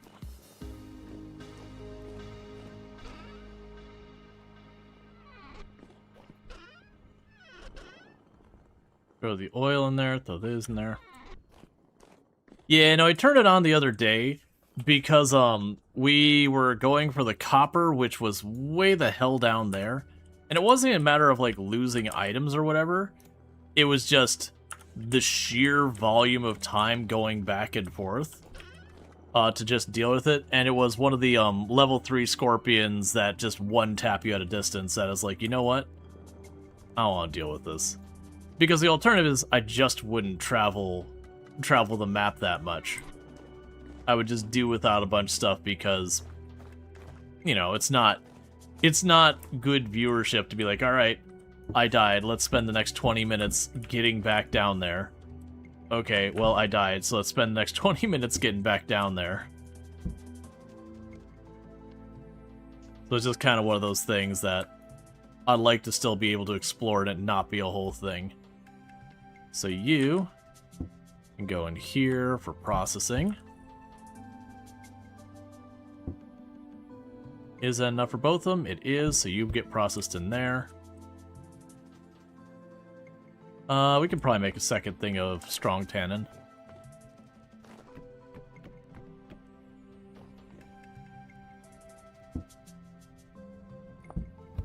Yeah, so stream reason wise, it just like, you know, one, it's like I'm not enjoying the running back to my body to just get one tap bolt, like one tap BS through the wall kind of thing.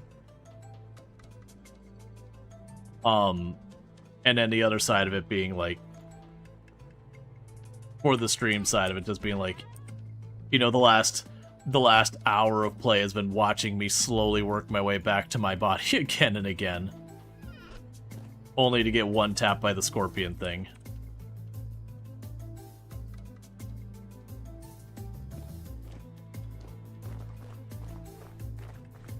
Let's go chop down a tree for some wood.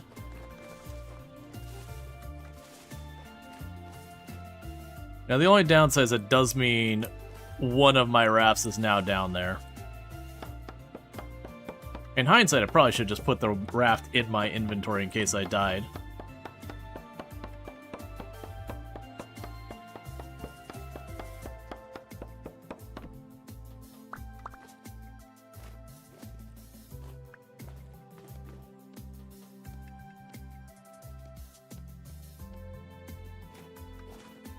That'll be fine for now.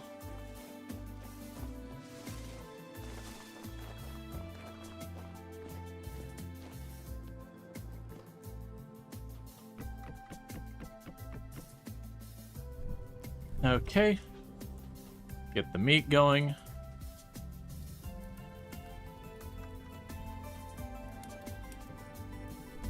And there's still a decent consequence for death. Very genuinely, losing all your satiation for a bunch of different food groups is pretty harsh. Because it determines like your max health and everything. So it cuts it in half.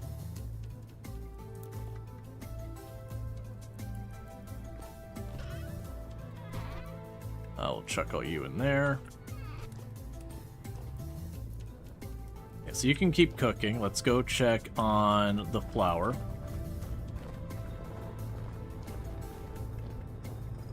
Okay, it's still doing.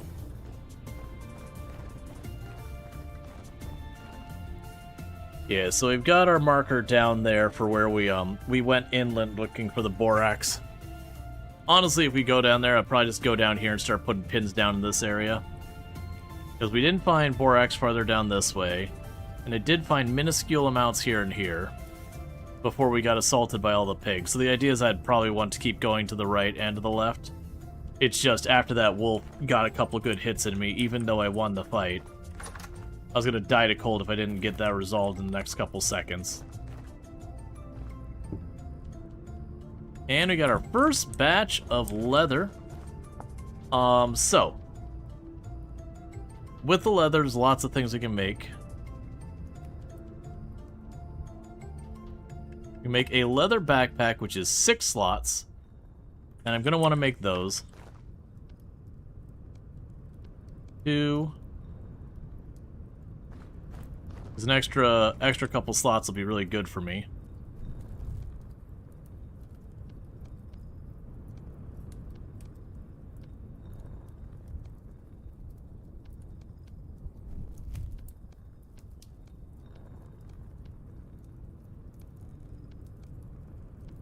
Alright, more inventory spots there. The only thing I can use with those bags is to make more mining bags. Oh, can I destroy these? A lot of these you can get your materials back doing that kind of thing.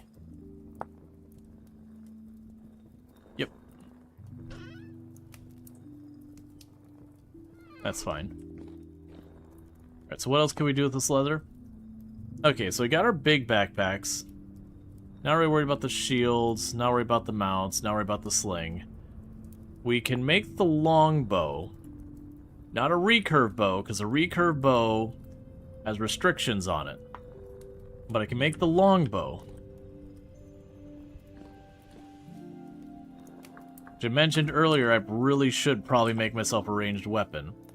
So longbow's one possibility. The heavy leather items don't look like we can repair them.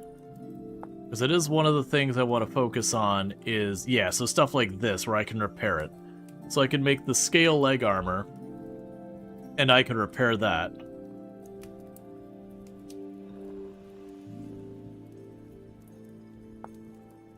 There we go. So the actual leather body armor we can make. That's tier 1.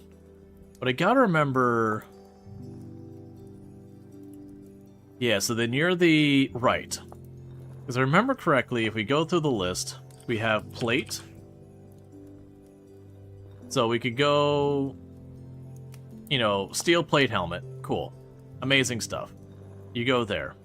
And you get it by doing a steel helmet. Cool. Awesome. And then we can go from... In this case, it's actually the steel chain helmet doesn't have the leather. But we get all that. So the helmet was not the good choice. Yeah, so you use the... iron. Alright, yeah, so we got the jerkin. Yeah, so we'll try and make the jerkin also. In the meantime, we're going to chuck the rest of the leather in there. I don't think there's anything else we want.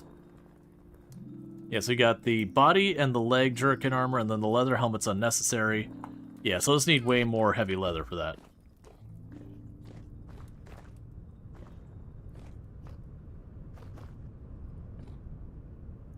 Okay, so I think I've got...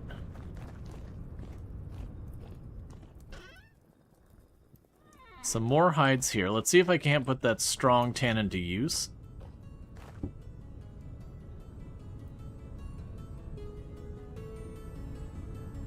Gotcha, so I can't quite do that, so we'll seal it with the 3 small ones. And keep that moving.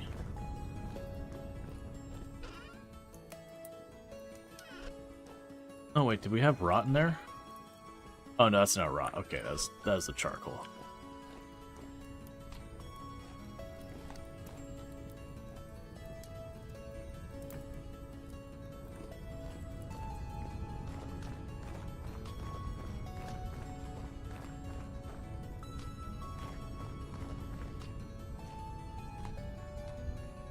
Okay, so we still have another pie, so let's go in the basement.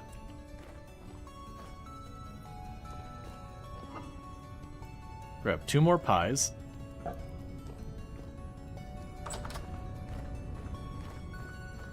Because these are processing, they're just gonna take time, there's nothing to say there. Nothing's growing right now this time of year, it is winter. So I do think what we're going to do is go over here, grab one of our backup rafts and backup ores.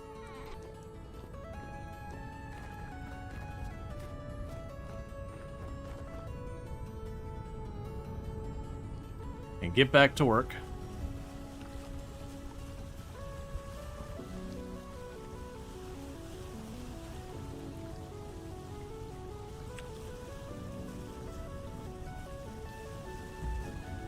So what I might do is I might actually take the raft into my inventory. So if we do get killed again, we bring the raft home. One of the other things we could potentially do is instead of sailing south, because that's where we know we have like a full continent here, we could just go off into the distance, east, north, whatever, and see if we can't find other land masses and maybe get lucky. So this time, like I said, instead of going east of the pin, I'm going to run south from where we drop off the boat. And we'll just do more surveying. But yeah, so I do think I'm going to slowly work in making ourselves some proper armor. The downside with the armor is it has pretty nasty penalties. Like, for example,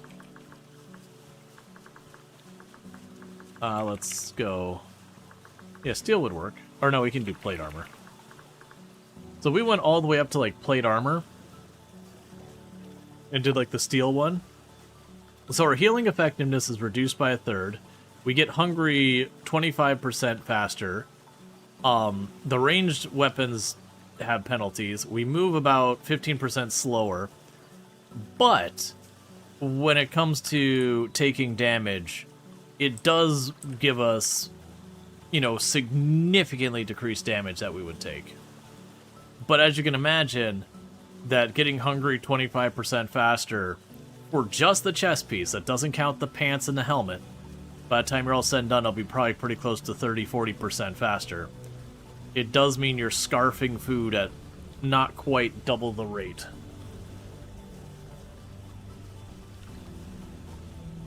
So you just have to carry so much more food with you. Which isn't the end of the world, except for, you know, it takes a while to prep food. So it'd be one of those things that we'd get, like... before we would consider that, we'd want to get our 4 clay ovens going.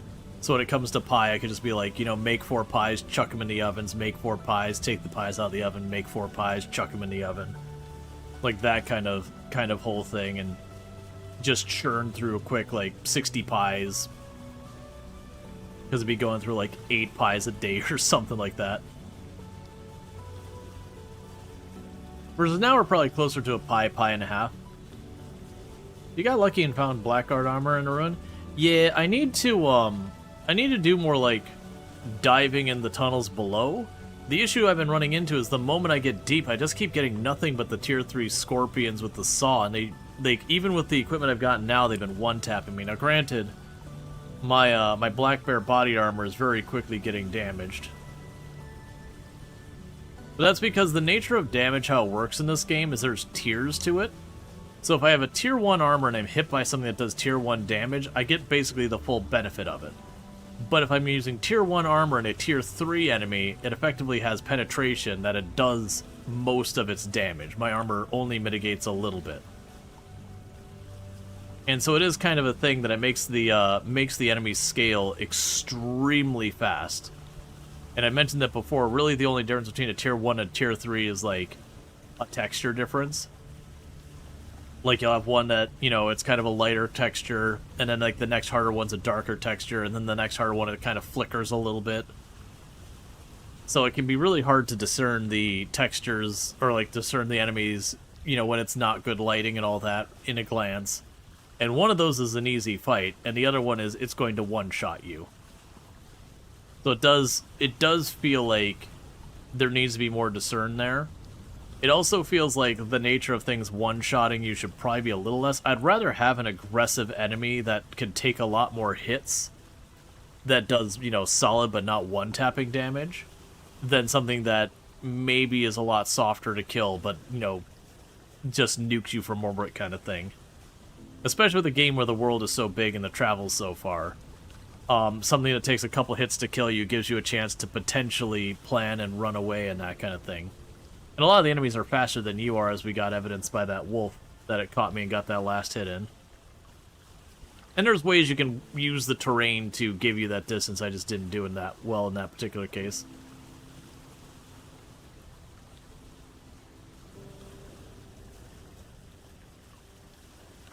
But yeah, that said, the devs had said one of the things they're going to be working on next is a cleaning up the combat. Because the combat's one of the weak points in the game. Let's go ahead and put a pin over here. It's just exposed rock I can just survey to see if there's anything worthwhile anywhere around here.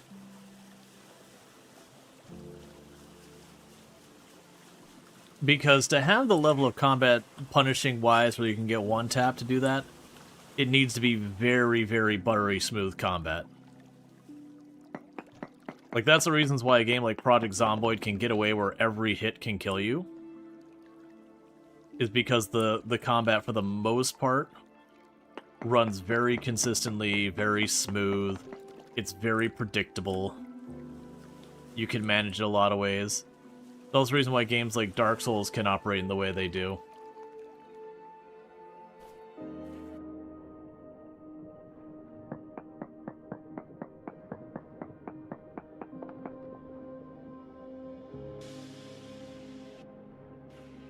A game like Dark Souls can be as punishing as it is, because again, the enemies telegraph, they give you a lot of time to figure things out. It's not that they aren't hard, but that's the thing, it's like learning the patterns, learning when, like, the timings and all that is the challenge of Dark Souls.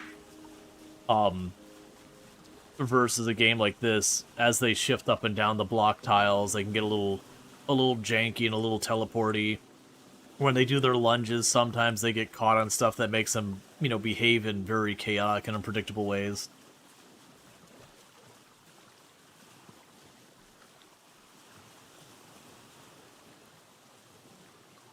Alright, doesn't look like we've got a pin over here. Because when I keep the survey going, you never know when I'm going to find that place where it's like, like, if I can get decent Borax, that's good enough for me that we'd immediately stop and just go try and find some. Literally have no pins on this whole side.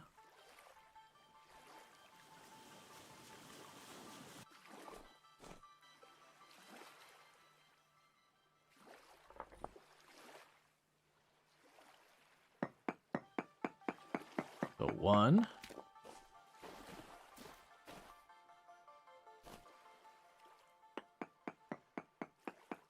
And thank you, Dick Butte, for the 20 stream streak. I really do appreciate it. Saying it works on mobile now.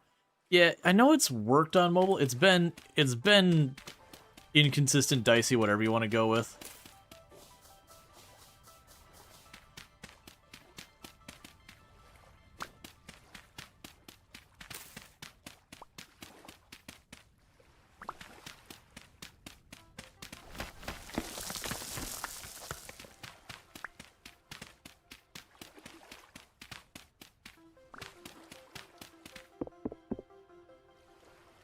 Okay, let's see.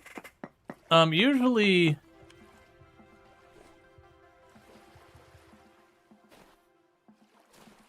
I'll read in a moment. So usually density survey of 160 block spacing grid until you pass over location the maximum backtrack. Yeah, I don't have a set distance I've been doing. It's about 1 screen. So let's see where this is at. So that's at 17. Yeah, so actually that's almost 160. It just so happens about to be almost 160. Basically, I wait till like there's almost a full mini-map where I lose track of the pin. And thank you, Gokami, for the Prime Gaming sub. I really do appreciate it. And I hope you are enjoying the stream. I hope you enjoy your advertisement-free viewing as well as access to the emotes. 10 chunks. Pass the gear? Yeah, that's fine. I didn't feel like going down there and dealing with it. It's fine. I'm not super fussed by it. I know it's currency and all that, but I haven't had to worry about that too much.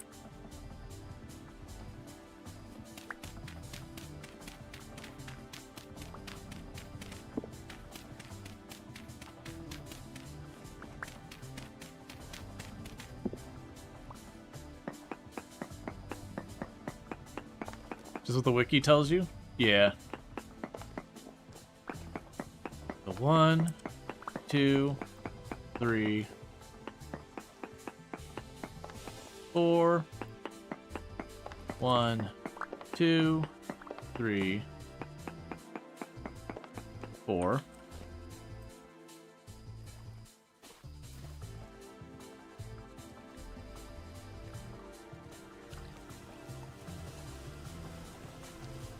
All right.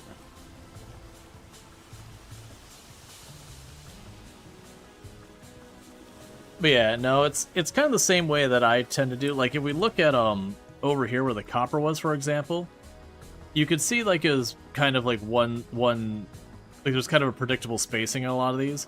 But then once I started to detect copper, I kind of started bringing it in until I could figure out exactly where the copper was. So I started narrowing it more and more. Same basic plan.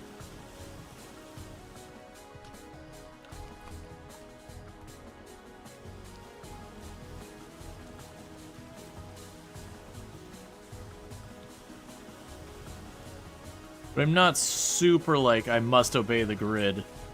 It's just vaguely, oh, it's been a little while, I should put down a pin. That's farther in than I gave it credit for. That's fine, we can just do this over here.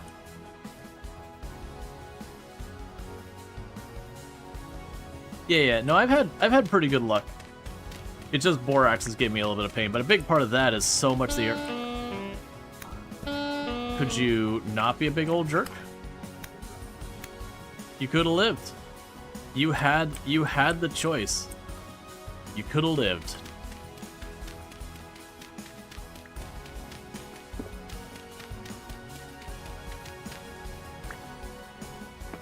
But yeah, no, that's, in my particular case, most of the air around me is peridotite and slate, neither of which can have borax in it.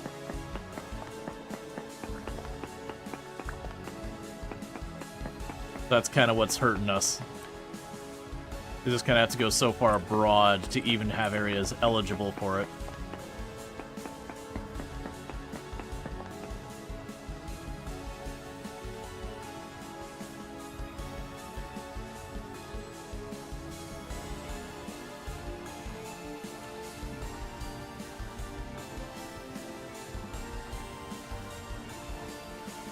Yeah, I know we looked it up. So stuff like conglomerate, shale, that kind of stuff is where you find it. I think limestone and chalk can also have it. I'm not sure about the limestone. Yeah, I think limestone can.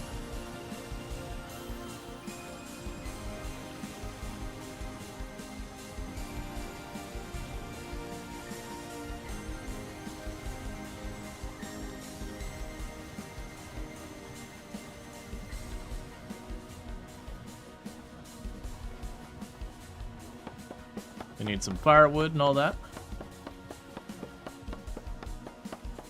Let's get that sorted before we start freezing to death.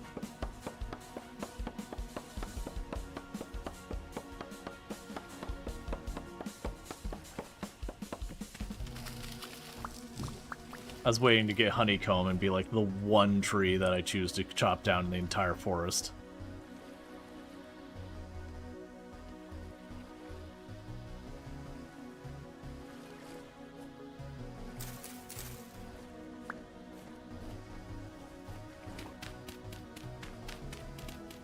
Okay.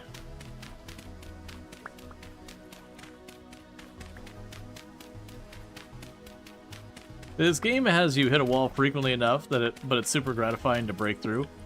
Yeah. Oh, it's cold. That's fine. We're literally actively working on that problem.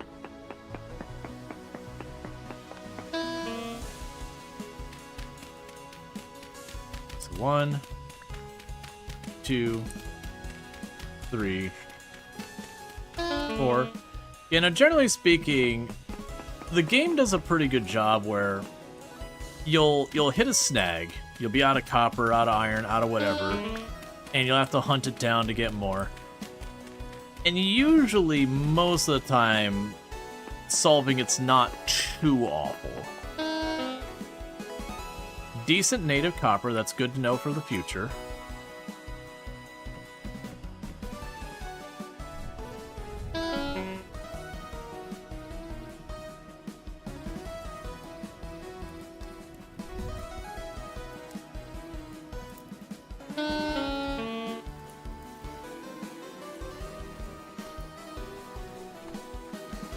We'll give ourselves a moment to warm up. And that's just resin. Yeah, and so we're almost down to where our boat is. Yeah, so I don't really see a need to put down our pin. We're going to go down here, and I'm going to try and grab both those boats into my inventory, so if we die again, we bring them home. You wonder how big the... You wonder how big if the island west home has? No, so we've already got that all checked. So you can actually change your filters here. So we bring up borax and there's not a single pin here. Whereas all those pins are survey. So all those pins up here, not one borax. The only pins that we had borax was that pin here very minuscule. Pin up here, minuscule. And the pins down here, minuscule. So I'm going to try and go down and then work my way east towards those pins as my current plan.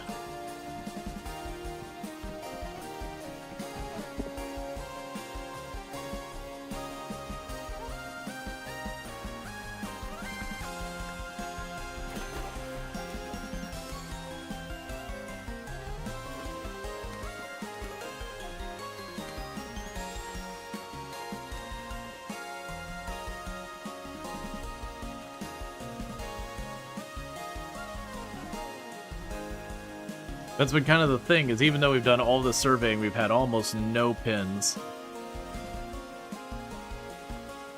Yeah, so I'll probably put another pin right here at this little spire ahead of me on the left. And then where we land our boat, we would have the art pins there.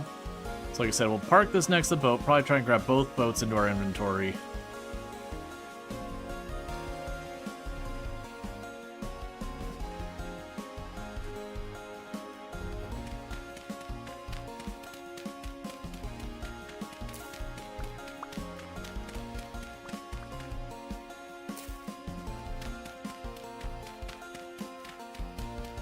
Alright.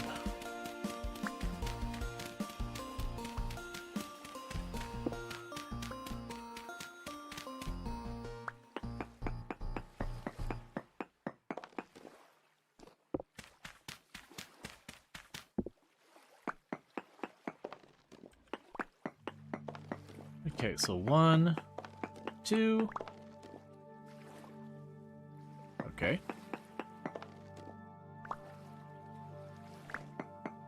3.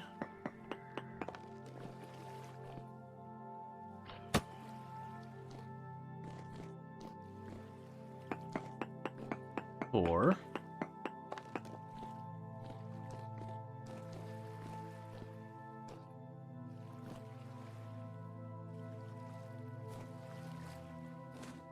'And we'll mark this a cave entrance. No.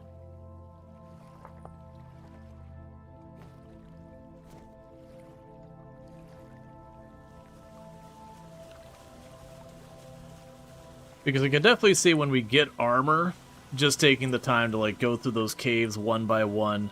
A lot of the caves will have nothing in them, but some of them will have like ruins we can find stuff in, and other ones we can go down in there might have like teleporters and all sorts of cool stuff. So it is just like taking the time to be like, all right, let's check this cave. How good is it? All right, yeah, it's got something I want. Okay, this cave's a bust. And so then instead of that, I'll probably start marking the caves. So instead of just having cave entrance with no coloration to it, it might be something like once I've explored a cave, maybe I mark it green. If there's something interesting in the cave, maybe I mark it with a different color.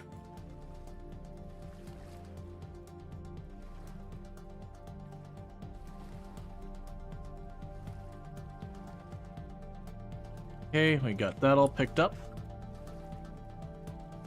We can delete the boat pin because there's no boat there anymore. Now this time, instead of going east, we go south.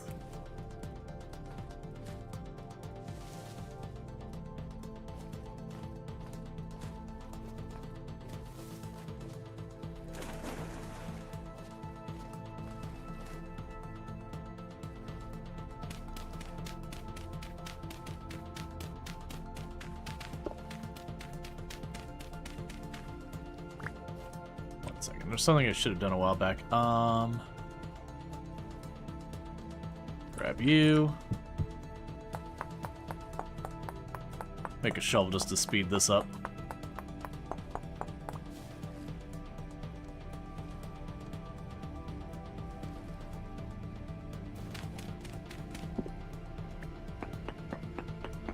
So one there.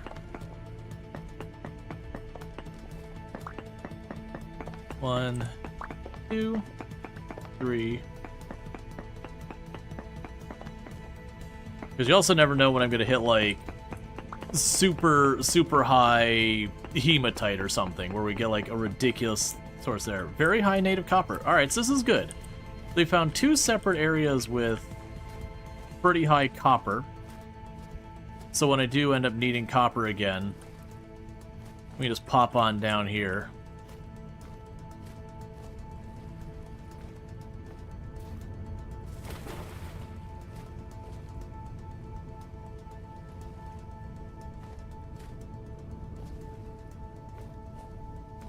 Make that happen.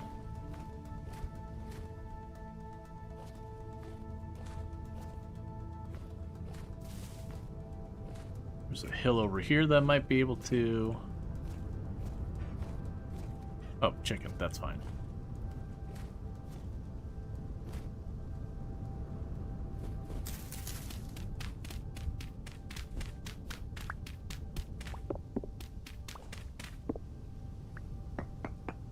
Okay, and 1. So 1, 2, 3. There you go. 1, 2, 3, and there you go. Another spot with pretty high native copper. Before I forget, grab myself some more grass for making our fire later.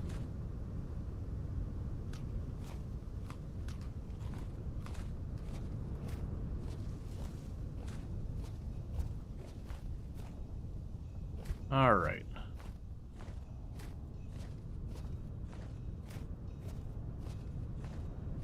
Our big spire thing over this way. But yeah, so I'm going to keep basically moving south, just relatively a straight line, until we reach the point that we're coming along where we died. And I'm going to turn hard east. That way we can see if the Borax was over on this side. And if we come up and we don't find anything worthwhile, then it is what it is.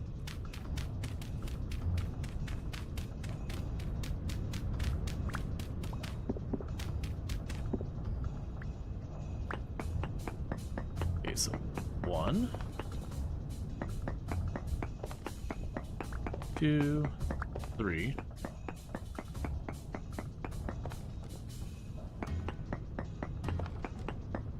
Two, 3. Because they're also just trying to weather the winter until our stuff comes by. Alright, so decent copper, some bismuth, bit of nickel. Okay, and we've got a cave right here. Potentially explore later.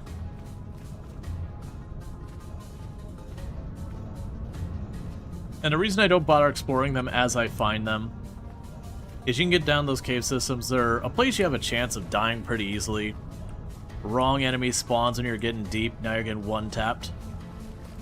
And if I can get steel production on, which is why we're after the Borax, then I do have the opportunity to slowly build up armor and just keep the armor in my inventory until we hit the point that we reach one of those caves. And then we can go, okay, danger spot, let's put on our armor and get on in here.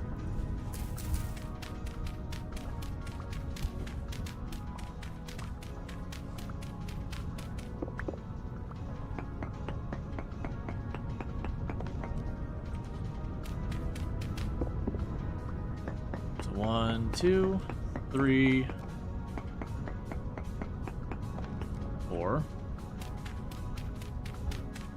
2, 3, 4.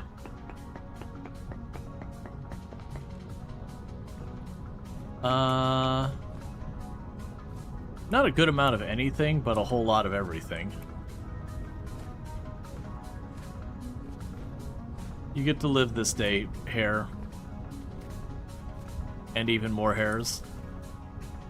That is just straight up a giant wall. Okay.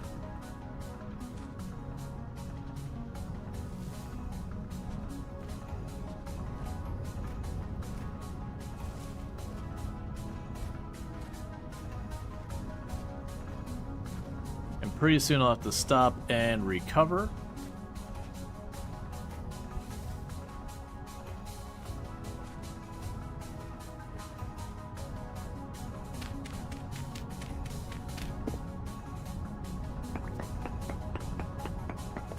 So 1, 2, 3, survey. 1, 2, 3. Survey. Alright, decent amount of tin again. This world, like, normally tin is a big struggle, tin, zinc, that kind of thing. This particular world, tin has been no object. Copper I've had some hit and miss issues. But tin has been very plentiful. Like, we already depleted one area, and I still haven't used up all that tin. And I already have a second one where I've actually located the ore. That literally just got to go down there and mine if I need it. I just don't need it right now.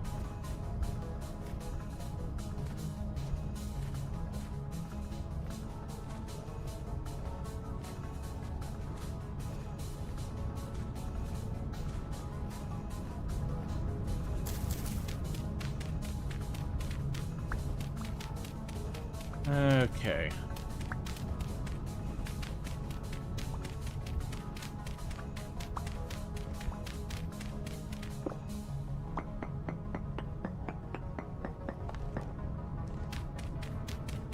Now you go over here.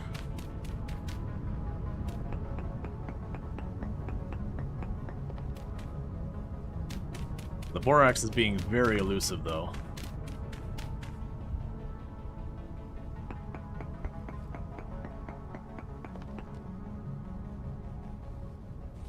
Even more tin.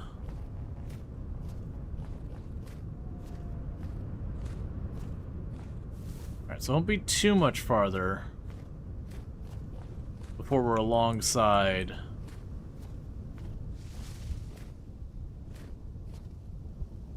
We'd want to turn east to get all that stuff.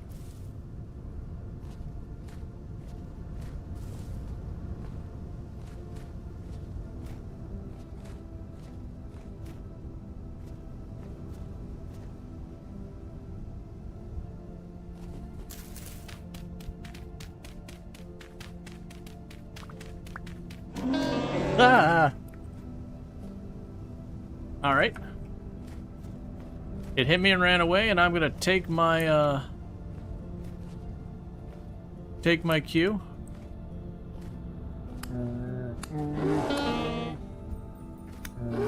No! Alright. It's fine.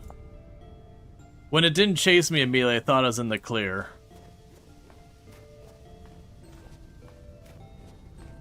Well. You can have that space, Mr. Bear. Yep, no, Bear rolled in and said, my house. At least with the armor we have, I could take a couple of hits from a bear now versus just a single one tap.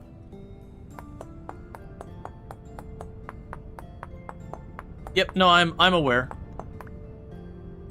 I basically kept saying that we're going down here. Like, you can see the pattern where I found trace amounts of borax down here. And I'm heading down this way because that's the first area I've been able to find that we can get borax. But I've been dropping pins along the way. That way later when I need native copper, I know I can get it here. Same with up here, like we found... Well, I mean, it's nickel. No one cares about nickel. But you get the idea. You'll see I do that, where I do try and survey to, like, grid this out. But, there's just... All of this up here is peridotite and slate. So all of this up here is literally like a no borax zone. And it's just been like way down here and over here that we get the first place I can potentially even find it. Which is what's hurting us for finding it. It's just there's nowhere remotely nearby I can find it naturally.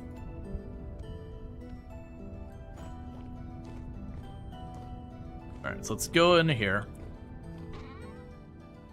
Yep, no, I'm aware. It's been brought up, I've mentioned a good couple times. So chalk, limestone, that kind of thing. For the record, this is not my first time playing this.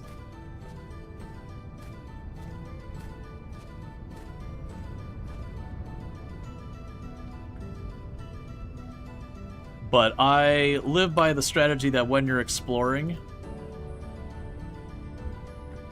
that you just keep constantly searching, even if it's not worth thing.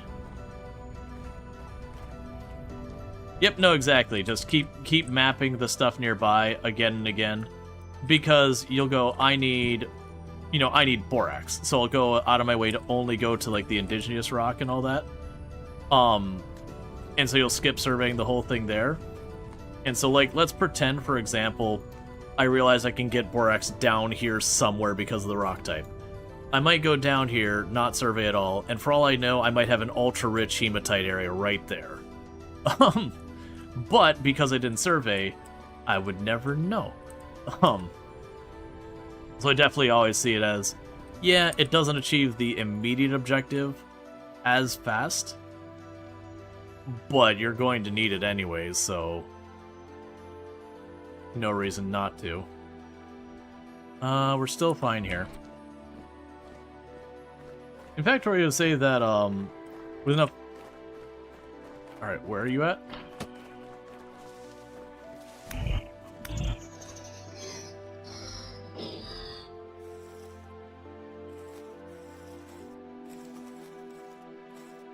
Let's see, you can go fast in the world gen works. Hopefully it's not fast moving. Oh no, I don't think you can get that.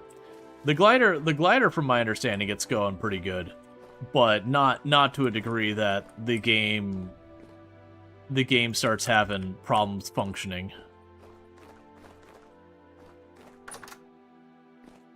So I can go in here.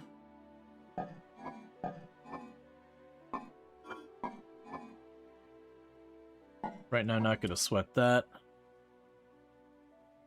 That'll be, I believe, the last of the rye.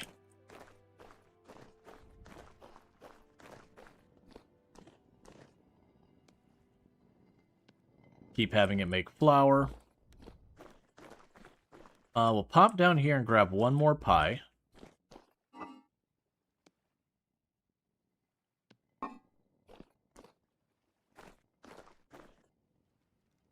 Because, yeah, there's not another thing to be working on right now.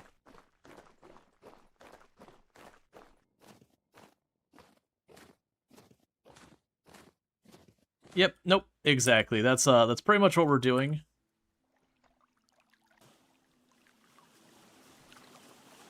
Is we've been working our way down there. Okay, so I think this time, instead of continuing the course we were on, we had the borax we found over there. Like, the minuscule amounts. I believe this area is eligible for it, but we didn't see it again. So let's just try going down this coast over to, like, this area. Here, I should put it on the shore, like that little inlet. Let's try going down that coast all the way over there. And see if we can't have any chance of finding it over there. Because we did see trace amounts. Because honestly, with this being so far inland down here, like, it doesn't matter what coast I come in on. So I'd like to just keep trying to take different angles, find new stuff.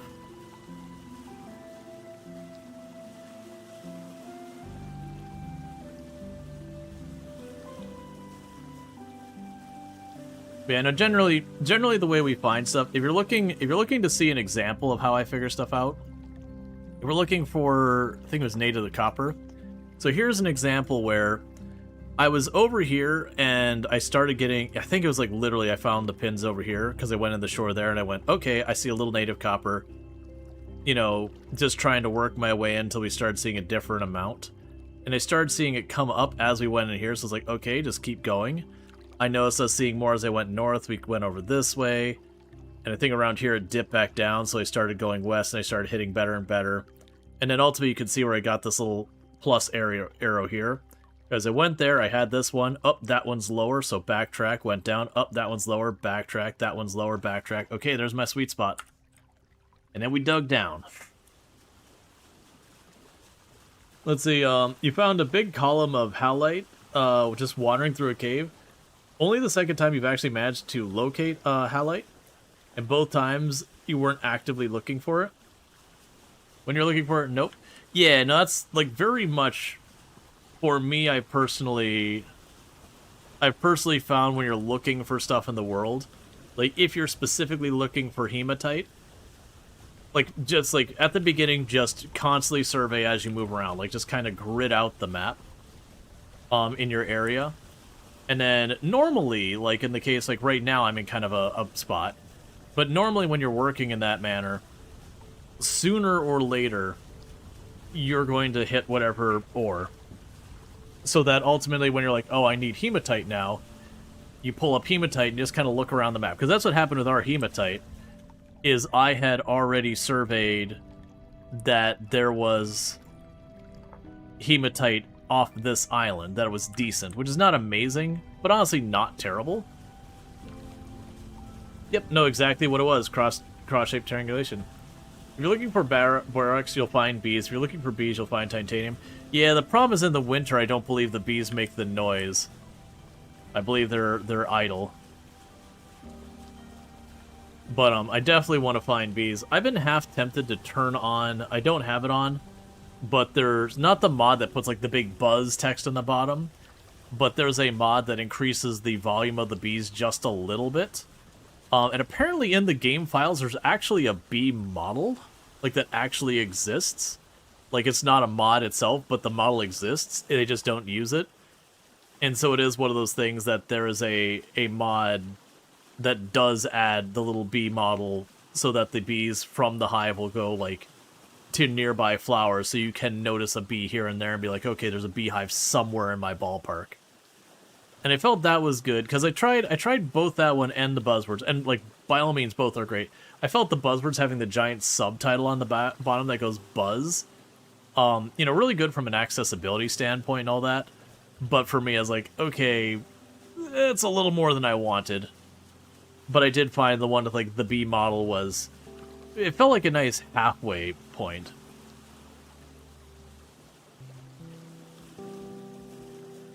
Oh yeah, no, you've probably noticed me a good couple. I think I even have a pin on the map that's down here, bees question mark. That I, you know, it'd be in the middle of pouring rain and it'd be like, did I hear a bee? And all that stuff. Yeah, you need buzzwords. You only really get to play when the baby is asleep, so you can't have the volume up high enough to hear bees. Yeah. For me, it's a matter of, like, with stream, I'm dealing with all that, the audio balance and everything else. And I do find sometimes that, to turn up the volume enough to hear the bees makes certain other sounds very unpleasant. Like the little Hellhammer tapping away. That can get pretty grating after a while if you're working nearby the Hellhammer, it's just cranking away. Like that's, to me, that's the one main argument for taking the time to build a clutch and transmission is just to turn off the Hellhammer. Not even because of the horsepower from the sails or anything, but purely so you can stop the tink, tink, tink going on at all times while you're at home. By the way, beware of set intersection when triangulating. Of set intersection? Do you mean going a very consistent distance between them? I'm not sure what you mean by set intersection.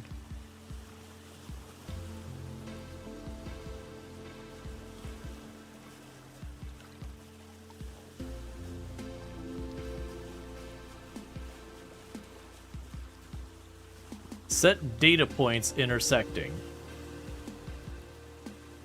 Oh, I see what you're saying. So, like, I'd have, like, a really high, so with the survey thing, I don't think that's a big problem. Because with, like, the survey thing, like, you have an area where you have a bunch of ore, and you have an area with a bunch of ore. If you land in the middle and it shows higher between the two, you're probably close enough that as you're digging around, you'll probably find it.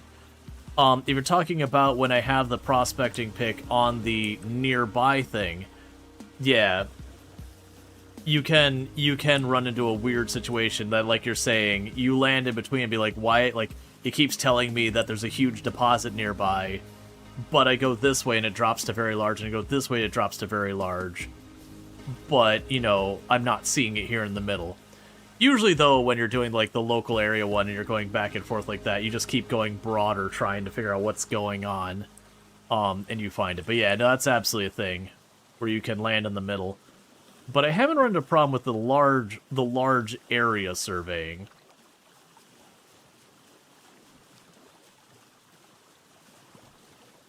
Because even with, like, if we look at my copper deposits down here, so, like, here's where I had the ultra high there. That's where I actually found it, was way over there. That's already almost at my next pin. And that's fine, because that's all you do is you dig down or whatever, you get your spot, and if you don't find, you're like, alright, well, let's just move a bunch of blocks over and start checking all over again. I need to go back to my hematite mine, and I either need to mine that thing out, or I need to pull up my ladder. So I have it available for going to the next area. I probably just need to mine it out, make it a point to just go in there and finish the job.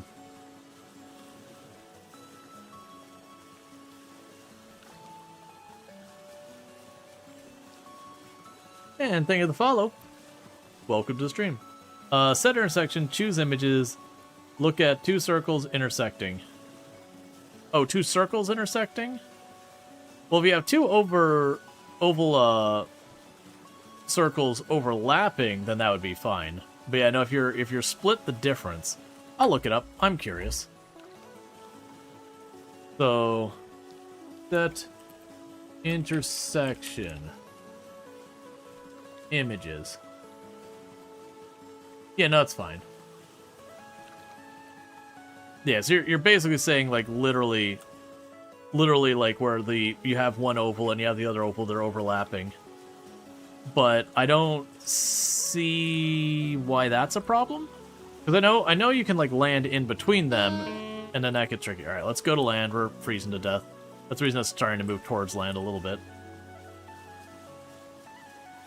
Because, like, if you've got a circle here and a circle there, and you can land in the middle where the cumulative circles in range are enough to make it seem like you're hitting the sweet spot, and then, you know, you're landing in between, you gotta figure out what's going on. But if they overlap, and you go down in the middle, then you've just hit pay dirt at that point. Yeah.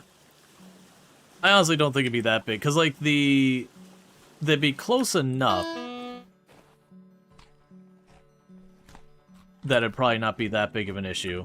You might just miss and have to do a little work figuring out why you're off. Engagement lurk? Okay, well, thank you so much for the lurk. If the engagement lurk is the thought that you only count if you say something, that's not true on Twitch. You'll see famous clips that people have done, but a lot of those are missing context. Like, there's the clip where the person's like, you know, hey, everyone say something in chat so you count or whatever, like, to, like, see the numbers, and then you'll see the numbers blow up. A lot of times those are usually done immediately after an ad break, and then the other thing is, when you have browser tabs in the background, sometimes those stop counting, not on Twitch's end. That basically the game goes into a low, or the tab goes into low power inactive state, which is good for, you know, saving memory and battery life on your laptop or whatever. But the issue you run into with that is the stream's still kind of coming through, but all, like, the JavaScript and everything else on the page is effectively disabled, which is how Twitch tracks things, and that's how everyone tracks things, because that's the way that technology works. So it's not like Twitch is being like, you don't count. It's your browser is effectively disconnecting you from the Twitch website. You still have the audio from the stream coming through, but Twitch is no longer seeing you, so it doesn't know to track you or anything else like that. So that is on the client side. Does it count viewers' time viewed if on an art tab? As long as it doesn't go into the idle inactive state in your browser. Because like I said, it could disconnect where it's not running the JavaScript anymore. And when that happens, you know, you've effectively disconnected from Twitch's servers. And, you know, if you're not connected, they can't count you. Like, it's not even like a nefarious, let's game the numbers kind of thing. It's literally, they can't see that you're connected. But yeah, no, if you're accumulating channel points, then yeah, you're being counted. Yes, so James is asking, you wonder if there's a way to force Chrome to keep its tabs active? Yes, there's actually, almost every browser, there's a setting that you can, like, adjust and all that kind of stuff, where you can like kind of go up and down and whatnot so far as like do not make tabs inactive. But like I said, the negative is it uses more battery life and memory on your browser. And Boga, thank you so much for the 5 stream streak. I do appreciate it. Max Tube 1 stream. So that's not really true. So there is a limit on the number of tabs that you have before Twitch starts counting none of your tabs. But it's not like the 2 and 3 you hear quoted. It's higher than that. We don't know the actual number because Twitch won't tell us for very, very good reasons. If Twitch starts telling us, they're basically writing a recipe for those who want to view bot, as in saying, don't go more than this. Generally, people will quote 3 because that's what ends up. It's the catch is a lot of how they handle it is by IP address and stuff like that. So if I'm watching streams on my computer and then Tomb are watching streams on her computer, let's pretend the number's 7. I don't think it is, but let's pretend the number's 7. If I'm watching 3 tabs and she's watching 3 tabs, there is a chance we could start rubbing up against that number where none of ours count. Because as far as Twitch can tell, we're the same endpoint or whatever. But yeah, generally speaking, 3 is honestly probably about what a person could handle watching. The thing is where historically people have done the thing where you'll keep a bunch of tabs open to be supportive, you know, to whatever. If you're doing that for a whole lot of people or using mods that automatically opens up tabs as people go live, you're not going to actually be supporting the person because you're not going to count. Versus if you're like on 2 or 3 tabs and hopping between them, you're usually fine, you're going to count. Let's see. Look, if you want to watch Rual with his audio in your left ear and the Bible Cantonese in 2 times in your right ear, that's your business. Well, that's, like I said, we don't know what the actual number is. The number that gets thrown around is 3. That, like, once you hit 3, you've crossed over that. But there's so much that kind of complicates and muddies the testing that it makes it almost impossible to know. Because it's not strictly that is the only condition that caused you to count or not count. There's a lot of different things they can do. And like I said, some of that's like your own browser disabling tabs after a minute or so. Which again, that's not Twitch preventing you from counting. That's your browser effectively disconnecting you from Twitch. Then it makes it very hard to cleanly test. To get good numbers of like what the actual cutoff is.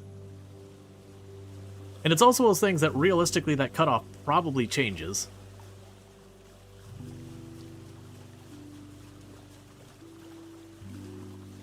Yeah, no, there's, it's unfortunately becoming more and more of a thing that, whether it's Twitch or some other place, support by large on so much, like, web stuff is really bad these days.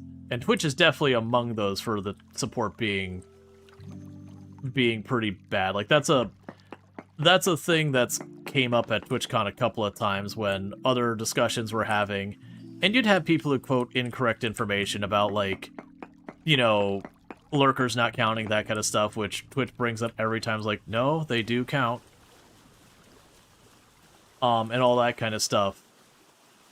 And it always irks me more than it should when you're at TwitchCon and you have, like, the round table where you actually get to interact with the staff and have those discussions and get, like, the, you know, genuine answers where you can kind of push issues with them and everything.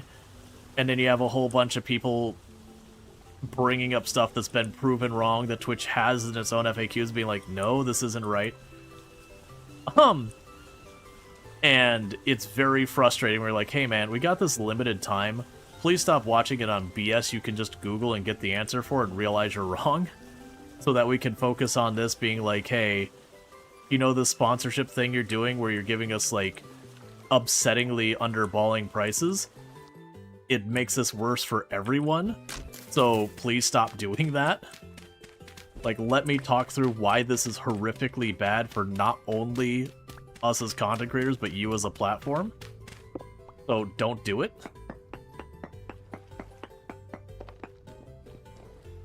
But instead, we're wasting that limited time on make lurkers count. It's like, they do. They always have. Here's a hint. The day that lurkers don't count, Twitch's viewership goes down by 70 to 80%, because that's the percentage that is lurkers. The day lurkers don't count, this whole platform implodes. It's just gone.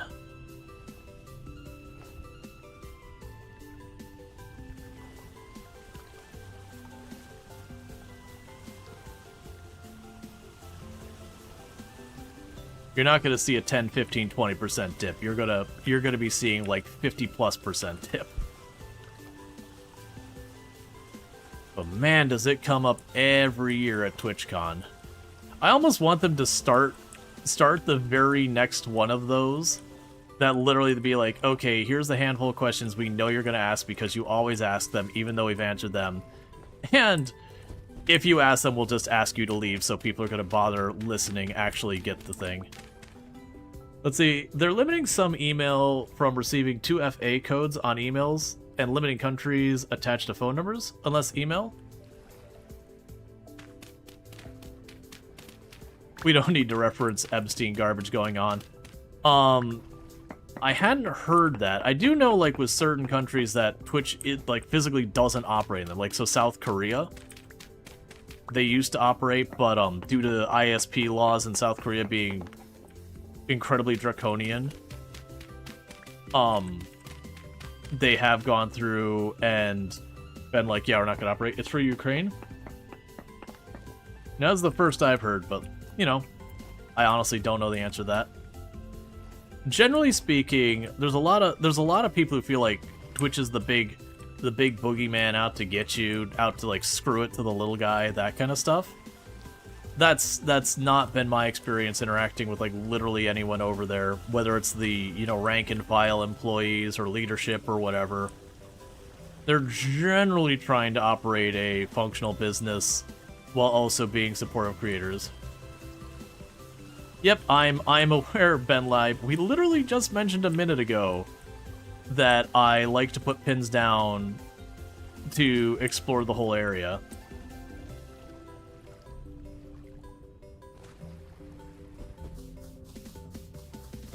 But yeah, no, I'm aware I can't find it here.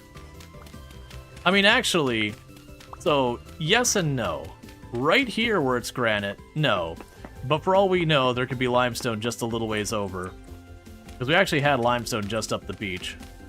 But yeah, no, I generally just survey around, because you never know what you're going to find. I might find, like, ultra-high amounts of hematite, ultra-high amounts of cassinite, whatever I might need later. So I'd rather keep putting pins down to, like, know what we've got in the area for when I need it.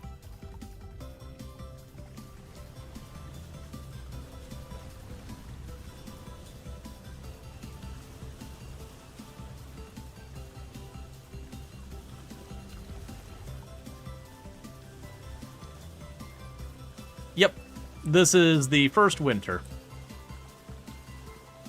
Let's see, they limit your main account logging in, and your second account created for fun, it's fine.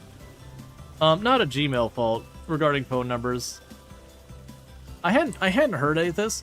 It wouldn't surprise me if if Twitch does stuff where there's certain areas where they see a lot more fraudulent stuff come through, that they would have stricter rules. And we can argue whether or not it should be that way and yada yada. But that kind of stuff makes sense. Like, for example, I would imagine for, like, Russia, they would have probably way stricter stuff dealing with Russian accounts. And I know, I'm not saying Ukraine and Russia are the same or anything like that, because they're not. But, you get the idea. Like, Russia has a high tendency for hacking and that kind of stuff. I could see them far more likely to be far more restrictive on Russian accounts for what does and doesn't count. Whereas a place like Canada probably has a far lower rate of that kind of stuff going on. So the likelihood of them, you know, having that problem there is much lower. They might not be as strict. I can go here and remove this pin, because that's not actually where a boat is. Okay, and Slate also can't have it.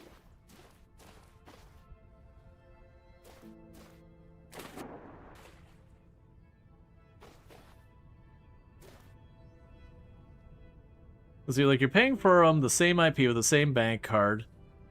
Yeah, I mean, but that's assuming all that stuff they have it connected and associated with each other.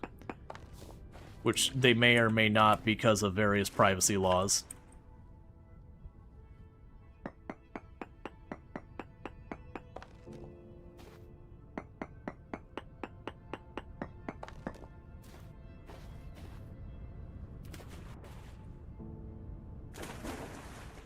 Yeah, nuts. Like, I don't know what to say with that. I mean, their support sucks. Like, that I'm not arguing that at all. Like, their support, it has noticeably gotten worse over the years. Even in the time I've been on Twitch, like, it's been appreciably not as good dealing with support. That they'll be like, we don't use AI. I'm like, well, if you're not using AI, well, it's still bad. Like, whether or not it's actually AI isn't even really the problem. The problem is you run into an issue and you don't feel like you're interacting with a human being. You know, whether it's because they're just spitting out templated prompts or AI or whatever is secondary.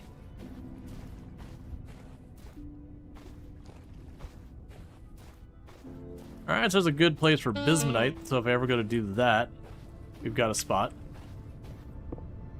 There's some quartz. They never answer the questions? No, it feels like a lot of it is, you know, potentially automating and all that. That, you know, it picks up certain keywords and throws you the, you know, appropriate template. Appropriate based on their keywords, not necessarily appropriate based on solving the problem. But that's probably more of a understaffed support issue than anything, which doesn't solve anything. And it's a criticism that I have been very vocal, like when we go to stuff that, you know, they'll have again where we can talk to the staff directly, and we'll have like the comments around, you know, so they'll be like, you should stop automating your support. They'll be like, we don't, or not automate, you should stop using AI for your support. And they'll be like, we don't use AI for our support. And it's like, well, the problem isn't whether or not they use AI. That's certainly a separate discussion point. The problem is how many people run to situations where an account gets suspended or whatever, and they can't even get a good answer out of it. One way or the other, like, what's even going on? And don't get me wrong, sometimes when you read that stuff on, like, you know, Blue Sky, Twitter, whatever, and they're like, oh my god, this is unjust or whatever. And then the reality is the person actually did something they weren't supposed to, and is just trying to get, you know, high visibility to kind of force Twitch to do something with it. But then there are, like, I know of cases where people did nothing wrong and are getting hit for stuff that they didn't do. Like, there's been an issue going around Twitch that's getting more common where you'll be just streaming and suddenly you're going to get this giant dump of, like, you know, 100 Prime subs, and they're fraudulent. But you as a creator didn't do anything to encourage or welcome or enable that. It just happens. And that, you know, on Twitch's end, it looks like fraud. And so they suspend your account. And this is a kind of a known issue at this point. But it's still happening. And when you get to the appeal, like, things don't go anywhere. And that to me is the real problem, is like, you should, like, the appeal process needs to, not necessarily always win or whatever, but the appeal process needs to have a much deeper look at it.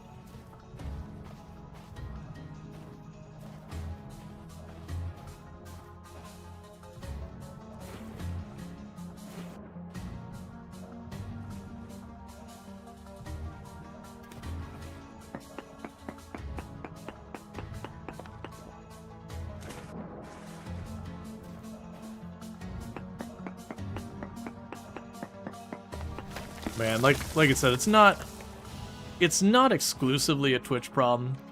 It's just, there's a lot of companies, like YouTube is actually having a really horrible time with it right now.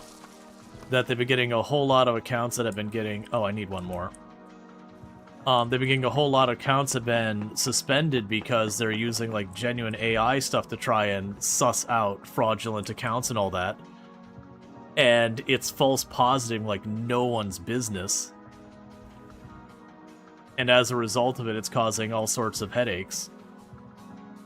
But then on top of that, like the appeals process, you'll have very obvious like, no, this is fine.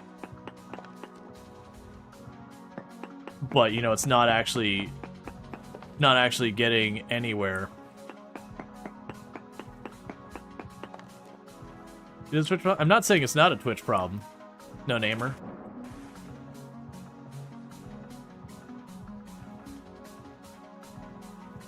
Like, I'm not denying it's a Twitch problem there. I'm saying the Twitch problem and all that, I'm saying it's not exclusively Twitch having crap support problems. That's the part I'm saying is not exclusively Twitch. I'm not saying it's not a Twitch problem. I'm saying it's not only a Twitch problem. That, you know, support sucks. And to be fair, it's usually not support themselves' fault.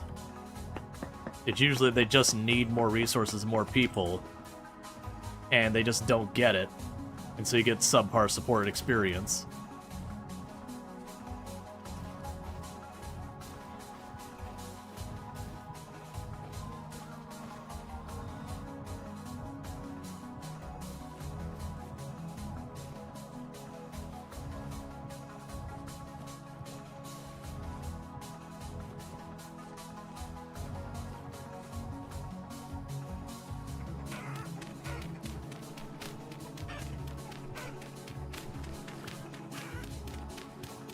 Okay.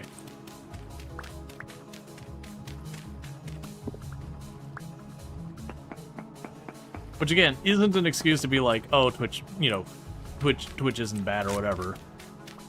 I believe I've been pretty vocal that Twitch's support needs improvement. But I do think it's a broader, everyone leaning on automation harder and harder and harder to save money on support people. And so, just another form of enshittification. Except, you know, it's the support side. Like, how many different products and companies nowadays where you just go through pain and you can just not get a human being? Or, like, even a place where you can, like, send a question to get anyone to try and answer.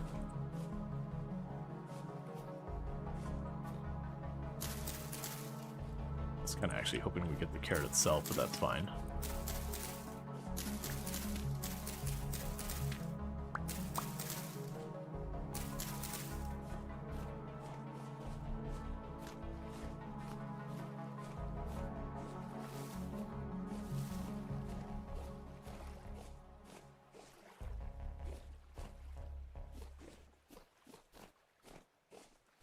Sometimes it feels like people look at, you know, kind of support you get out of stuff like Time Warner Cable / Spectrum / Roadrunner / the other, you know, / other 5 names that company has gone by over the years where they keep getting like the lowest ranking support scores possible.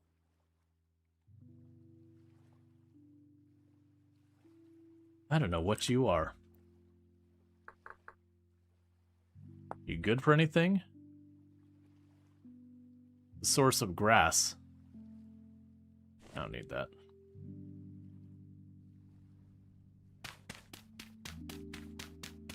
But it's like they look at the way they operate where they just kind of push people off on each other, like push people off as much as possible, get you off the line, and all sorts of kind of crap ways of treating people with support. And it went, that's the one we should do. It saves us money. We should do that one.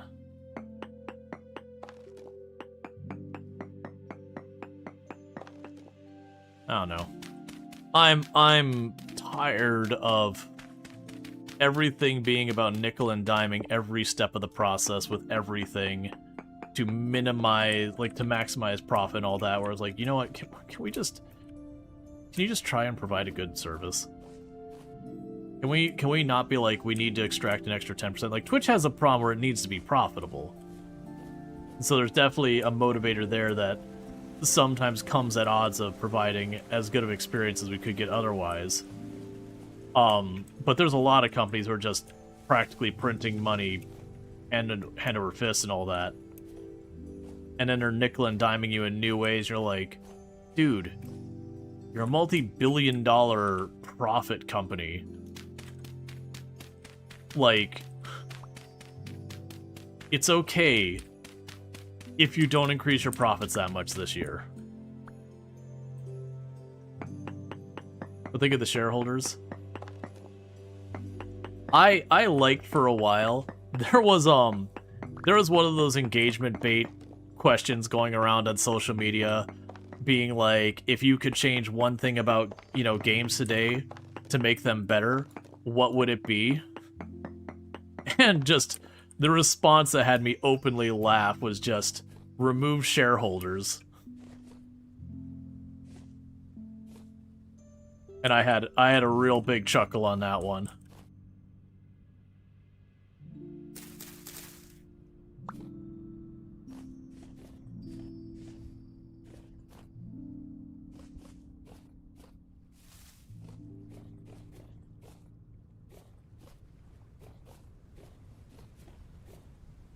Alright, so we got quartz.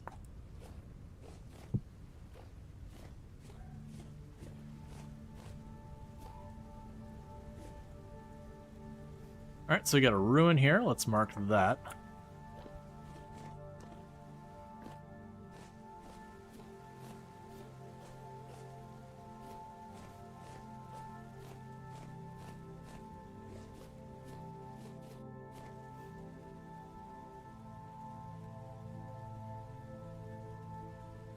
Oh. Yeah, we can go ahead and make you into a shovel. Yeah, no, it's tricky.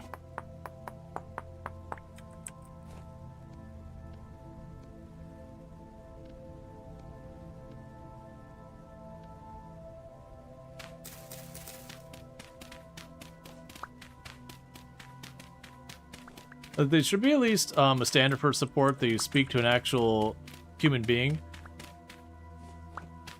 Especially a country of freedom with high standards. I mean,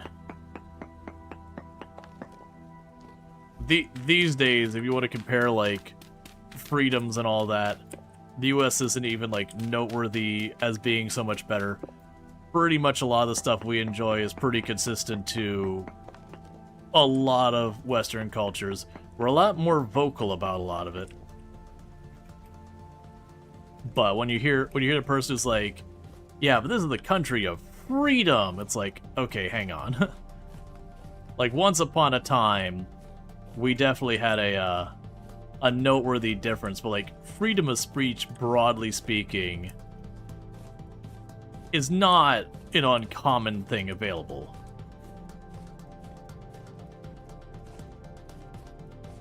You barely get a real person at the drive-thru? Yep.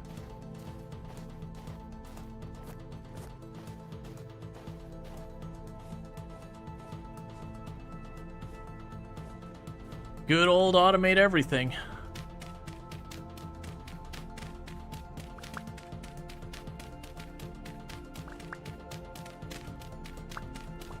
Like, it wouldn't be as bad if the automation could properly handle the task, but so often when you're talking about things like support, you're usually already dealing with exceptional situations.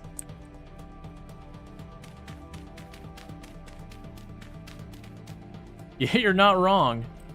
We have gone to the point of, like, automating most of the registers and all that, too.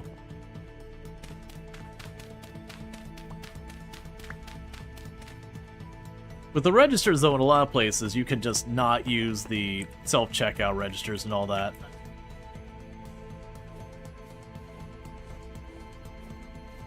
Alright, so there's a cave here. We'll mark that.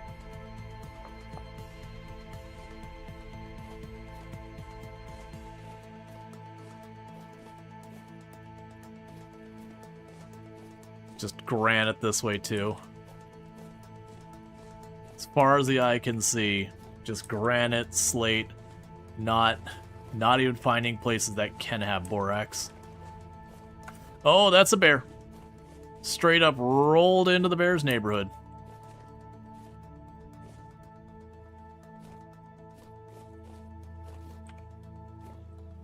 It didn't grumble, so it may not have actually aggroed onto us.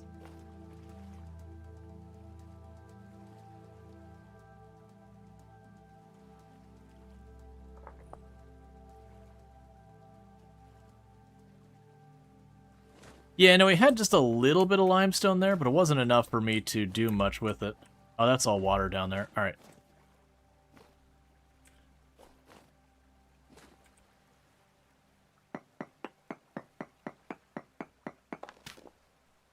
Gotcha. Maybe it's a difference here, but like most of the grocery stores where I'm at, usually they'll have like 5 or 6 registers that are self-checkout or whatever, and then they'll also have go over this way actually. 2, 3, 4, and then they'll usually have a good 2 or 3 or 4 registers that actually have people at them too. But that could be just a thing because of the culture here. That maybe people push back harder on self-checkout and all that. To be fair, we have a pretty significant elderly population in the state, so that might be a considerable factor on there.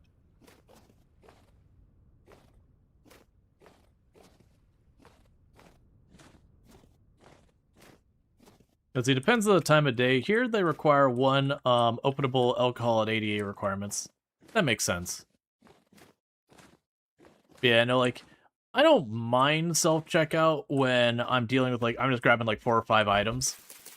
You know, some like, small number of items, no problem. Get the self-checkout and get through, move on. If I'm sitting there with, like, I'm doing my proper grocery shopping, like, it's not just picking up the essentials, it's, like, doing a proper trip. I don't want to do the self-checkout lane.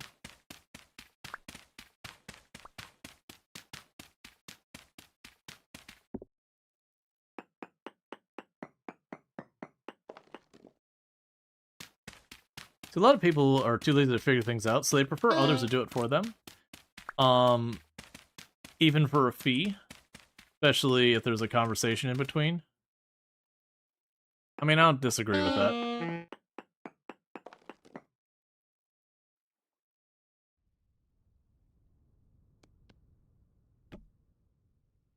There's a lot of times where you're like, something is so obviously wrong, but it keeps getting parroted because people didn't even bother to do a search. Like, not even a search for, like, the right terms or whatever. Because, you know, you can understand that if someone doesn't have the vocabulary to look it up.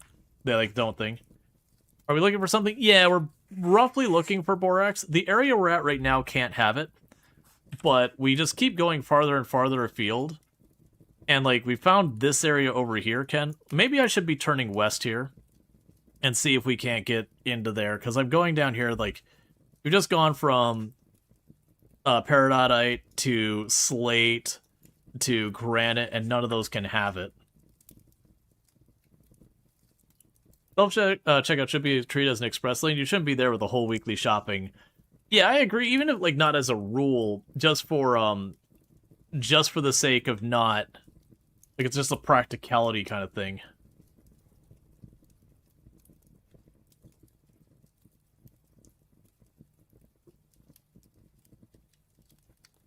Waiting for people to get fed up enough at self-checkouts to start charging the supermarkets. They're like, well, I mean, they can't. The answer is you just go to the not self-checkout lane. And if things keep backing up, because eventually if it's just taking too long, people just abandon their groceries.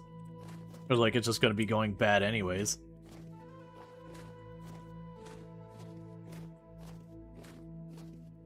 Yeah, now I could definitely get behind a discount, but that's not something a business are going to want to support. The whole reason they do it is it saves them a bunch of money on labor. The moment you start demanding compensation for it, they have no reason to want to do it. Because at that point, they might as well pay an employee who goes faster.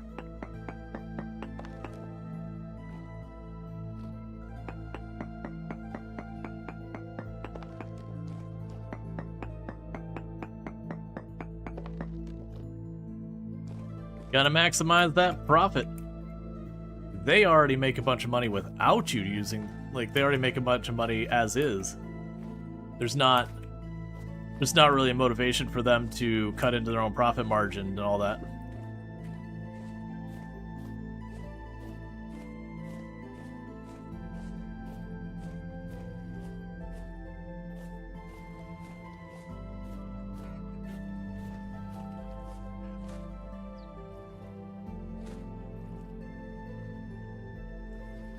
Don't you join the shortest queue? Yeah, no, I do.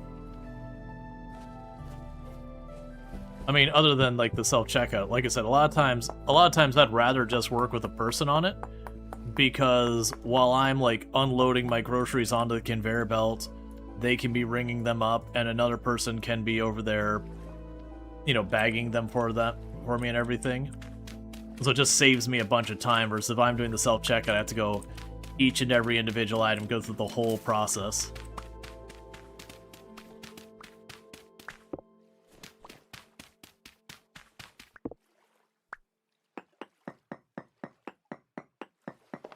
Just go to the grocery store that doesn't do that, looks around desperately.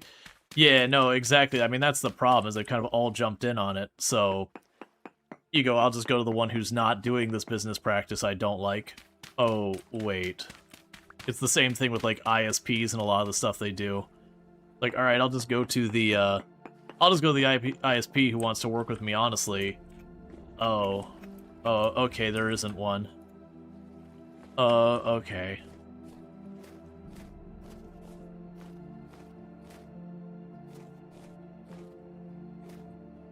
And a big part of that is just companies acquiring each other and all that. I genuinely wish it was just like a law that once you hit, you know, 10, 15, 20% market share in an area, that's it. You're not eligible for any type of acquisition one way or the other. You hit some minimum bar and then that's that. And keep it nice and real low. It'll never happen.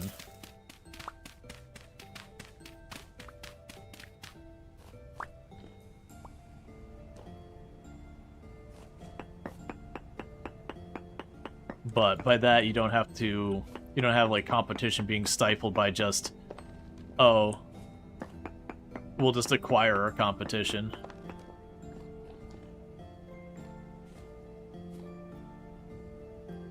Okay, and let's put down a pin for a cave.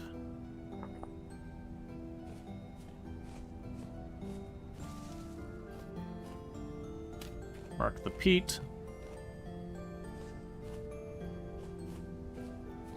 Because you prefer the normal checkout lanes, and people would comment on the things you purchased.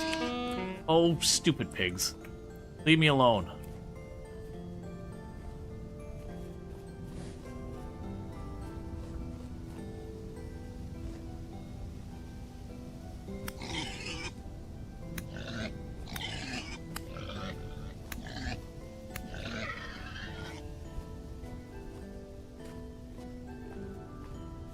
Did you die or run away? They ran away. That's fine.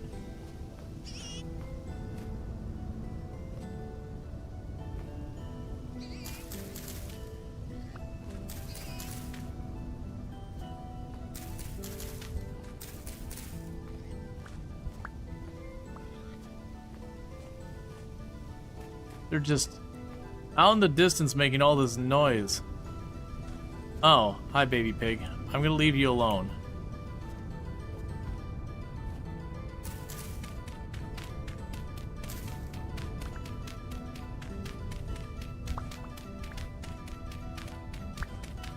But yeah, no, I'm fortunate that like where we're at, it's not that you don't get comments. It's never like rude comments or anything like that.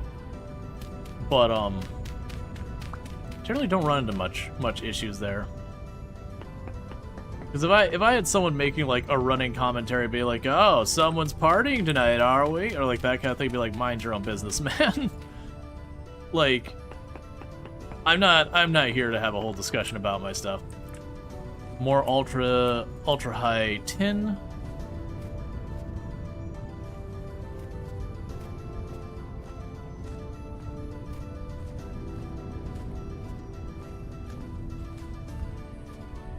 You got 2 different stores here? Yeah. And I get people wanting to make conversation, especially if you're stuck there all day.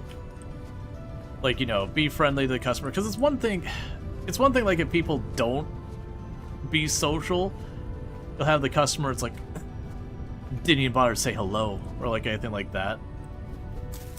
And it's kind of a weird thing that I'm kind of glad I don't work in that industry at this point. Like, it did retail a long time ago. Because people get pretty... I mean, they've always been pretty awful when it came to that kind of stuff. Like, I definitely remember working at Sears, like, having the person who would stand behind you, and then, you know, they would, like, very quietly go, and if you didn't hear them, like, well, fine, I didn't want to shop here anyway. Like, wait, were you trying to get my attention? Like, you can go excuse me.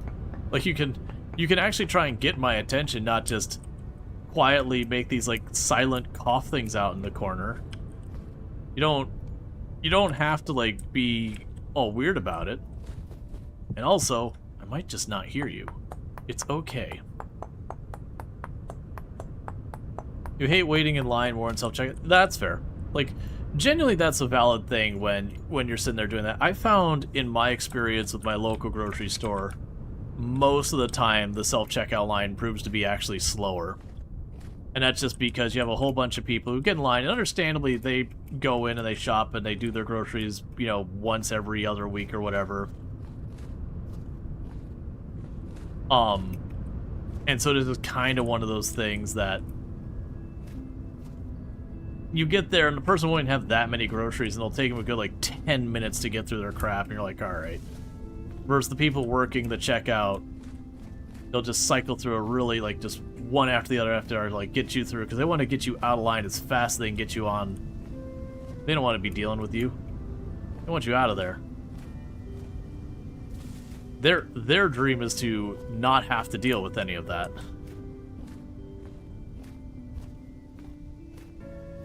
Most of them. There's definitely some people who do just want to socialize there. But I would say that's definitely the exception more than the rule.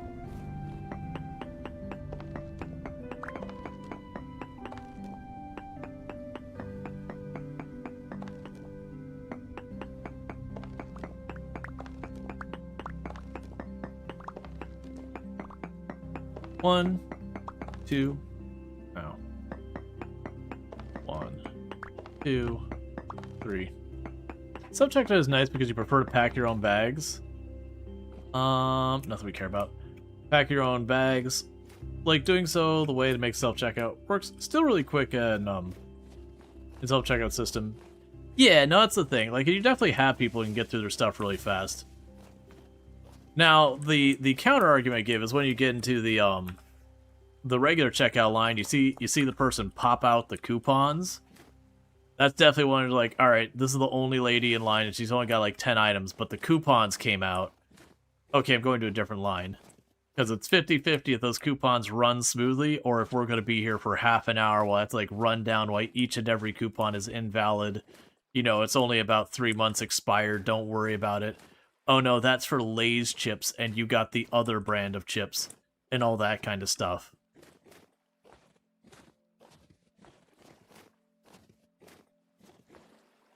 You know, I saw plenty of that kind of stuff. My first job was working grocery, and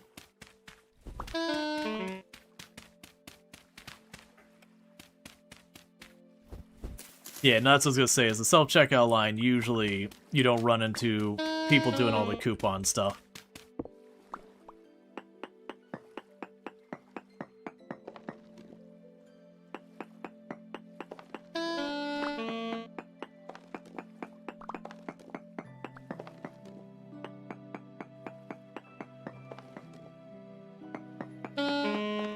Again, we're freezing to death. We'll get that in a minute.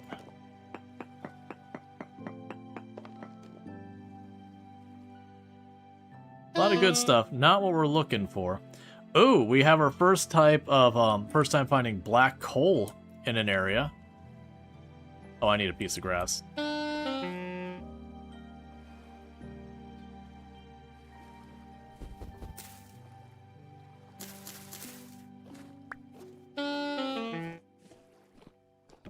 don't really need that right now, but it is good to note. Yeah, no, I'm not too sweaty about the gold. Usually with how little gold you find, I don't worry too much. But yeah, that's, it's just been this whole map. There's just not a whole lot of the, sedimentary rock anywhere nearby. The last time I played, I had tons of that stuff everywhere. Let's see, you know they will load something heavy on your loaf of bread? Yeah, I've not had that problem with grocery stores here very often. Generally, they're pretty good. Like, once in a while, you'll get something where you have, like, this odd item out. And then, you know, something gets damaged because of it. But that's pretty rare. I usually have pretty good experiences. To be fair, with the grocery stores we have around here, you've got, like, your really crap ones, your Walmarts, and that kind of stuff. Where, you know, they're purely on the budget side of things, in theory. But then you've also got, there's another, like, you've got them, you've got, Aldi. Which Aldi's not convenient for me, so I don't end up over there very often. Their whole thing is they're very inexpensive, but very, very low variety of options. Do everything yourself for the most part, which is fine. But we then have a pretty popular chain of grocery stores called Publix around here. That the general idea of Publix is it's owned primarily by its own staff. Like, pretty close to everyone full-time can get stock options at that company. And they do actually genuinely hire a decent number about that. So it is kind of one of those things, and it's voting stock as well in most cases. So it is one of those things that very genuinely, the employees, just broadly speaking, do have a lot of say in how the company operates. And so very genuinely, the employees there tend to be, you know, they tend to be nicer, they tend to be better about a lot of stuff, because there's a lot, you know, they're paid better, they get better benefits, broadly speaking. By and large, they don't have nearly as much BS that gets hoisted on them. Because the few times that someone higher up has tried to push something through, they'll almost always immediately force a vote and be like, yeah, we're not actually doing that. And then it doesn't happen.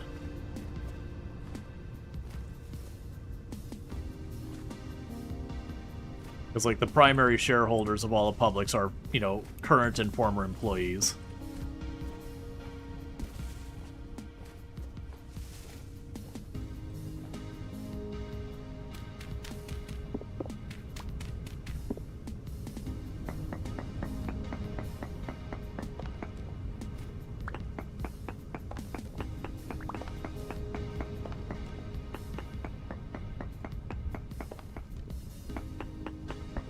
Okay.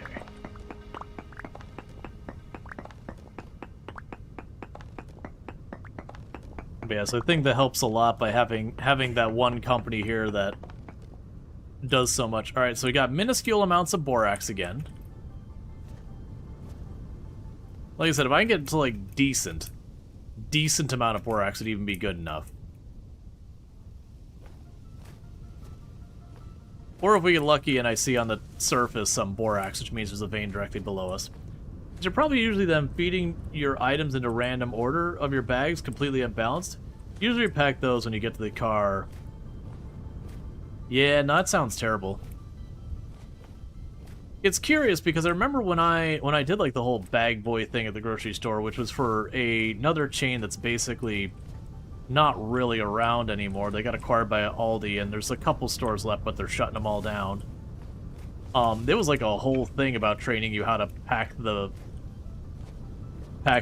bags to make sure, you know, you didn't put stuff together that could cause problems, to make sure you separate certain items that could be an issue, like, you know, making sure you're not putting raw meats with things that, you know, would be eaten by hand or whatever, or paper stuff where it would be a whole thing. Making sure you don't stack heavy items with lighter items. You know, when it's time to just use a paper bag anyways, because of, like, glass or fragile items. Alright, so still minuscule amounts of borax. Like, that was a whole thing they had us go through. You'd have, like, your manager watch over you while you're packing your first couple like, your first couple customers, to make sure you did it right. Yeah, I mean, it's used common sense, but there is some stuff that, like, putting them together that you're not supposed to, like, well, it's not as obvious. A lot of it is. A lot of it is, like, don't put the heavy thing with the light thing. Sure, easy enough. Or the fragile, I shouldn't say light thing. Not put the heavy thing with the fragile thing. But there's some stuff it's like, oh yeah, you don't put those together. While it's unlikely something could go wrong, you know, if the person dropped this, those products react to each other. So put them in separate bags. So like when people have certain cleaners, not putting certain cleaners together because of what they're made out of would be chemically reactive to each other. There wasn't a lot of that you had to worry about, though.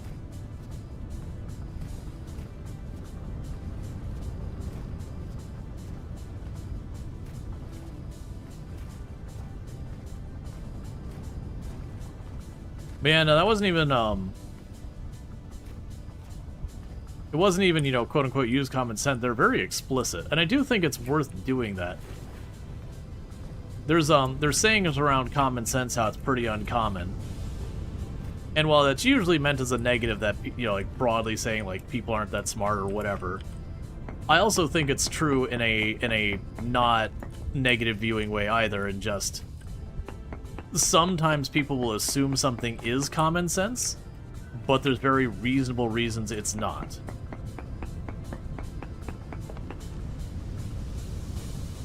Like, it especially comes up with stuff around accounting kind of things of people. It's like, oh yeah, well, it's just common sense that you do this and not that. And like, why is that common sense? Like, did your parents sit down and tell you that? Was it like, most of the time it is, oh, you just had someone who knew about that who talked to you first. But if you lacked that in your life, there's no reason why you would know that or think that or whatever. Like, obviously the thing you know being right and all that, it's just the path to discovery isn't there. You know, we got minuscule amounts of everything.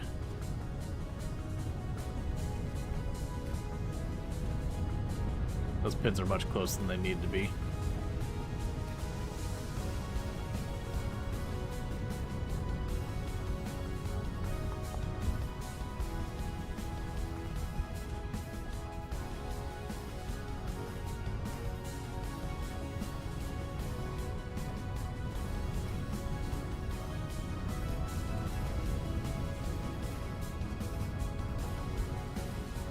To be fair, your family didn't have a car growing up after the closest grocery store closed down. You had to walk about 1.5 miles to get to the nearest grocery store, so you had to learn to bag groceries well to get them home. So your common sense is there, was well trained. Yeah. Well, that's kind of the idea. Like, in that situation, you would have to learn those things, where for a lot of people, those groceries are going to go all of, like, 20 feet at one stop, and maybe 100 feet at the other stop.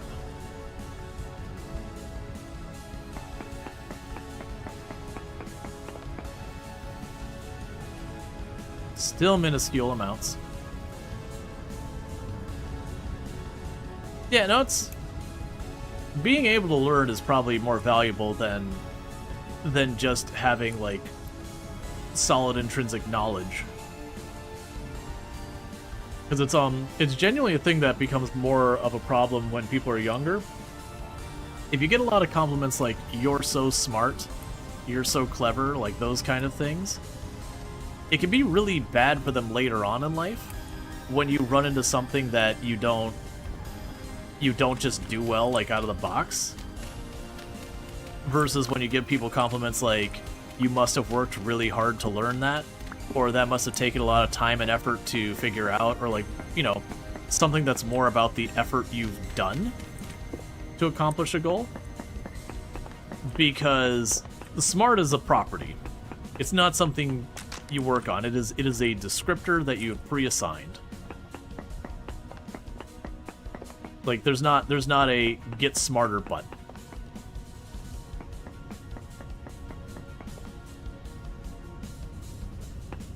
Whereas, you know, like someone who does a bunch of work and all that to figure things out.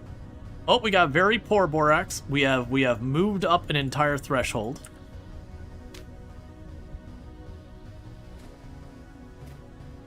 Let's see, recovering gifted kid. I was never remarkably intelligent. You just really liked to read. Definitely had an adjustment growing up, realizing you're of average intelligence at best. Well, I think one of it is not to approach things of being like, I'm smart or dumb or average or anything like that. There is different flavors. Like, trying to, you know, summarize it down to a single term like that usually kind of ignores all that. Yeah, now to triangulate. Yep, so the plan is I'm going to go over to these hills here. I'm going to go and slap it, and we're going to go see if it goes up or down.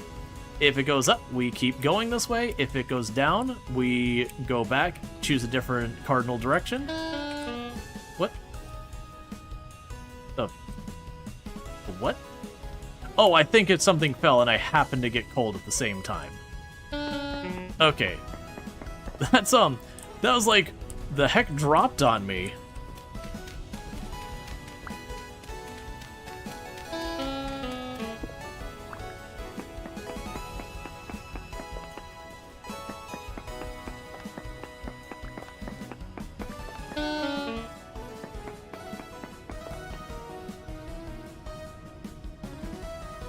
And literally none in this direction.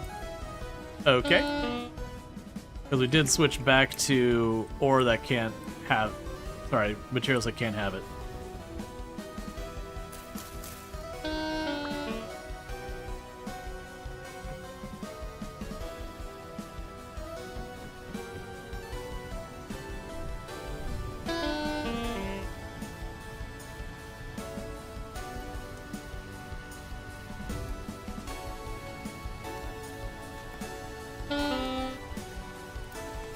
Alright. Does the depth of material change the density of it?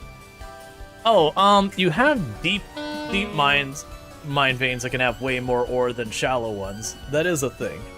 I don't know the details of that.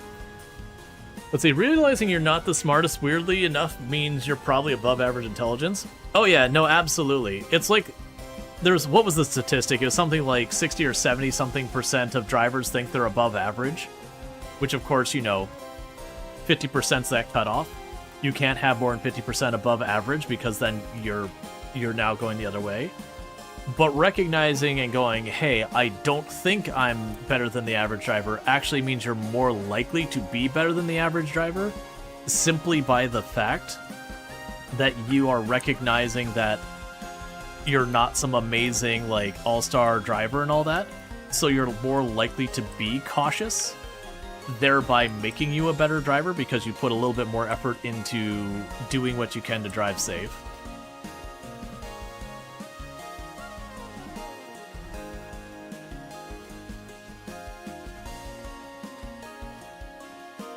Okay, so this is where that pin is. That's the one where we saw, you know, poor Borax. Was it poor or very poor? Very poor Borax. So the hope is that we go down here a little ways, and it goes up to at least poor. Because as long as it's moving in a positive trend, we just keep going until we hit whatever the maximum it gets to. And hopefully that maximum is not horrendously bad.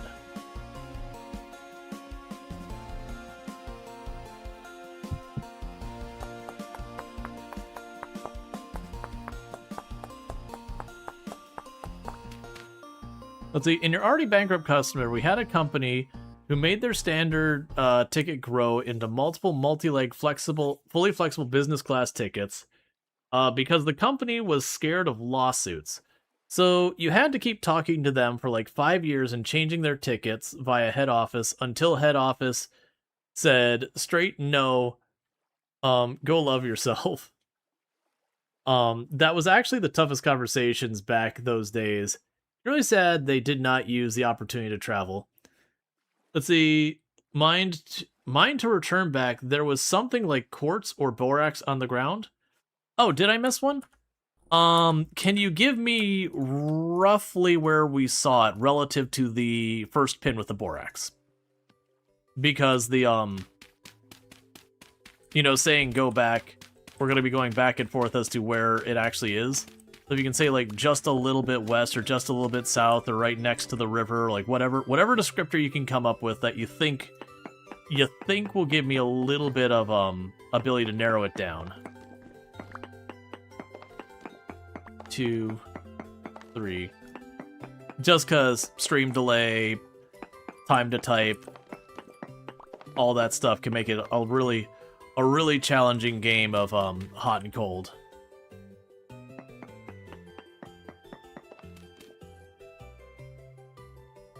Very poor 0.48. That is higher. Not by much, but it is higher. To the west between 1 and the point with no borax. So you're saying in between this one up here.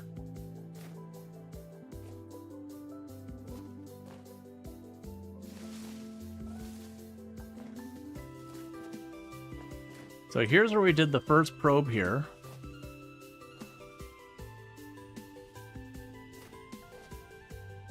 You'll start walking this way. Being a bit more watchful about the ground.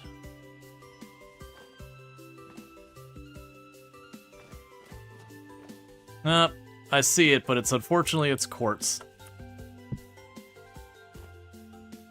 Okay, it was still worth checking. Good eye nonetheless. Because I know the borax and the quartz on the ground look really similar.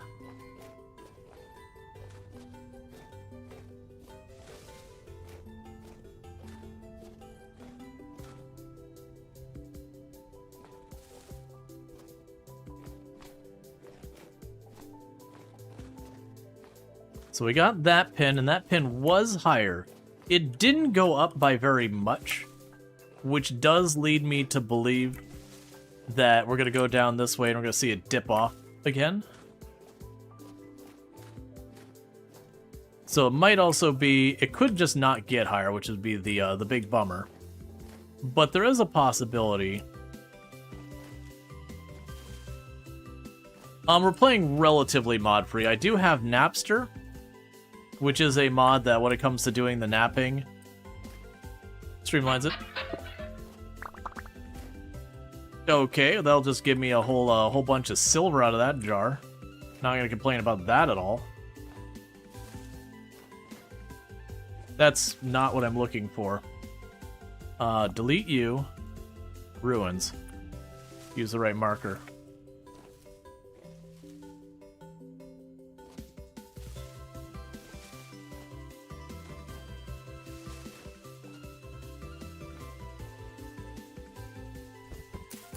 Okay.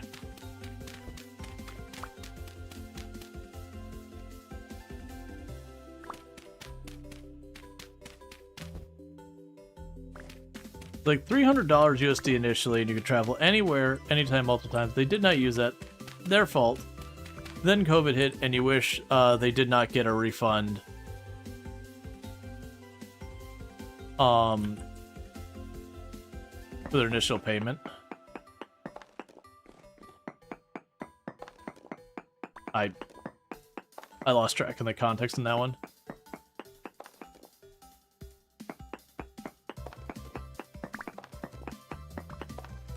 Okay. Very poor. 0.29 is down. So that's 0.48. This is not looking very encouraging.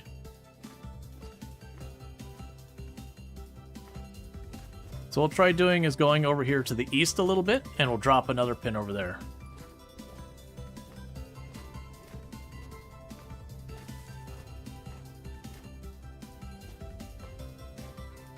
Yeah, no, I gotcha.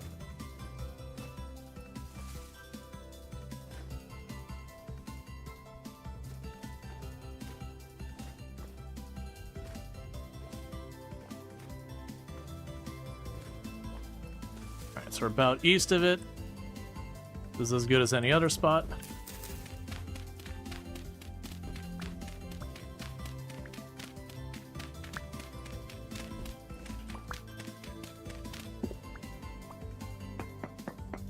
Let's see, we just started playing this again, added a few mods. And it really felt like the mods make the game much better than comparable to Minecraft mods, in the sense that they maintain the challenge of Vintage Story. You're so glad that these guys went away from being a Minecraft mod to their own game. I also think, considering the scope of it, I think it's only fair. I made the comment the other day that there is a certain amount of expectation. Alright, so this is a reduced amount of Borax, so unfortunately... Well... we could probably go southwest. Unfortunately, this is looking pretty grim so far as getting any decent amount of Borax there. Because it's still at very poor, which is the highest we've seen. And is pretty awful. But, it is a thing that people just have an expectation that mods should be free. Which historically they have been.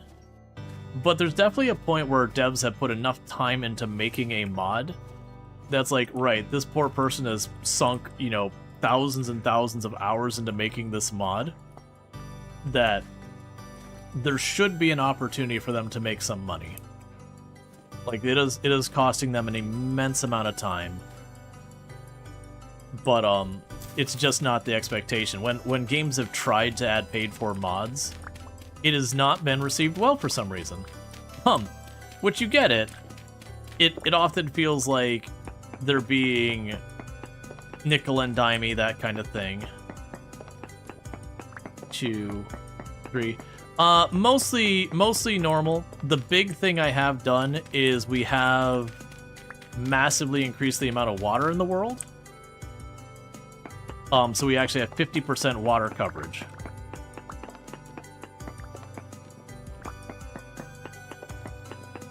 Two, 3.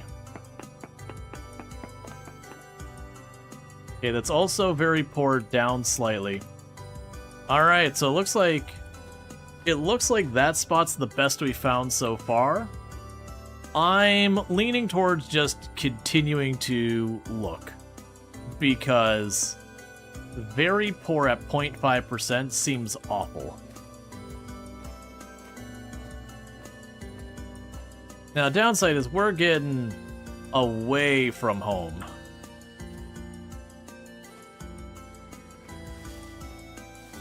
Don't shoot me.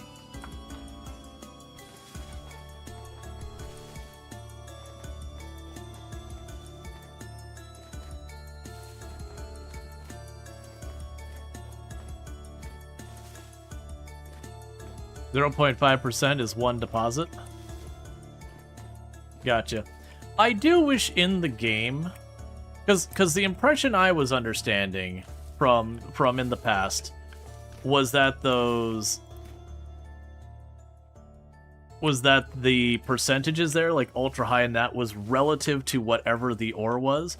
So if it was an ore like gold, where you're gonna find it, you're gonna find it in very, very small amounts, that, you know, it would show up as, you know, that for that very, very small amount, it would show as ultra high, but still be like a minuscule amount in total, but relative to itself. That was my initial understanding.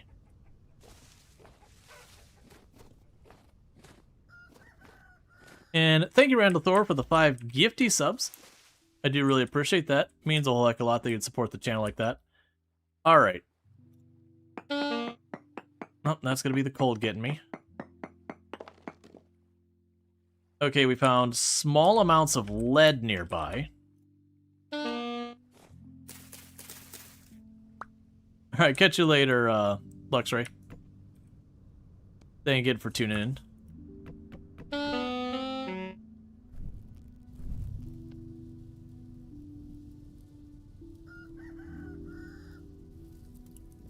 Alright.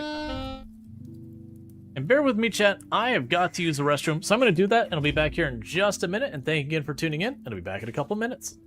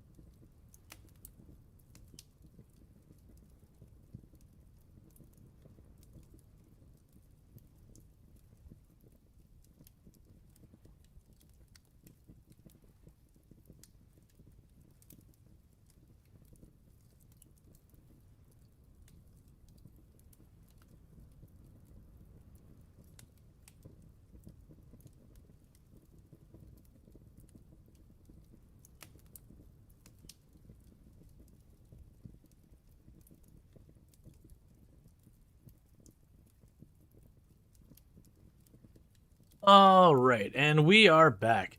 Hey, Treacle, it's good to see you. The game doesn't even cost that much, which is crazy to me. This game is relatively low bugs that you have found. They put immense amount of time and money into it. Yeah, like the only negative things I would say about the game is one, the combat not its strongest suit, which is supposedly the thing they're going to be working on next, which makes me happy because I've been vocal about like I love the crafting, I love the exploration, I love all that stuff. And the way the enemies spawn in and all that, and how unrewarding it feels, like the drifter enemies, really not loving the combat and all the mechanics around that. It's fine. It's manageable, it's serviceable, it's whatever. But like if you were to have your list of like top 10 and lowest 10 features, or like the top to the bottom, combat to me would be on the very bottom. Especially the spawning mechanics for the enemies. The drifters. Versus, the crafting and all that would be the high end. But yeah, no, it's definitely one of those things that again, there should be a path for when people make these big sweeping changing mods that like really overhaul. Oh wait, I'm not in here for that. I've already surveyed. What we're in here for is while I warm up next to this fire. I don't have much rope ladder on me because I still have a hematite vein to deal with. That's not good. We can just go plunk so I can get back out of here. Enemies make this game take a lot longer to progress. Yeah, I don't mind them taking longer to progress. That, to me, is a good reason to have enemies. It's the nature of how combat works in this game is pretty unsatisfying. Like, the scaling kind of working on the enemies can be pretty awful. Okay, we have medium amounts of galvanite.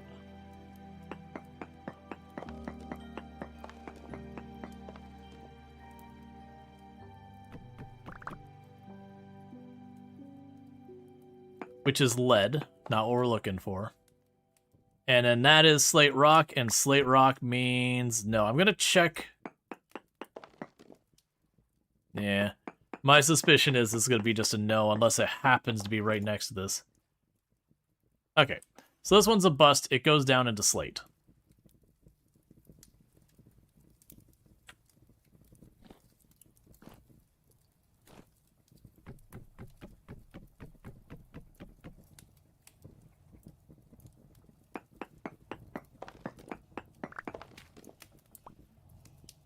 Okay, so 1, 2, 3, 4,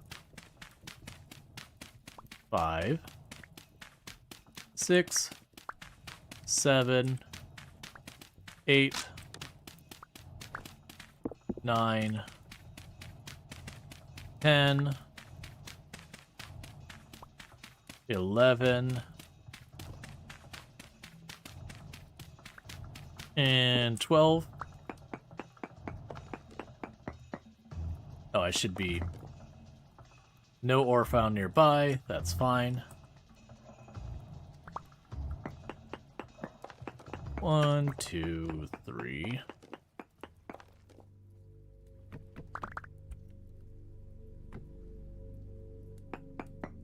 1, 2.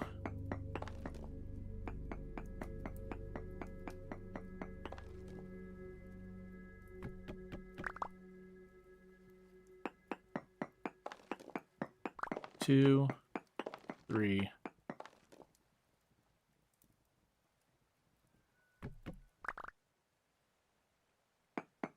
Okay.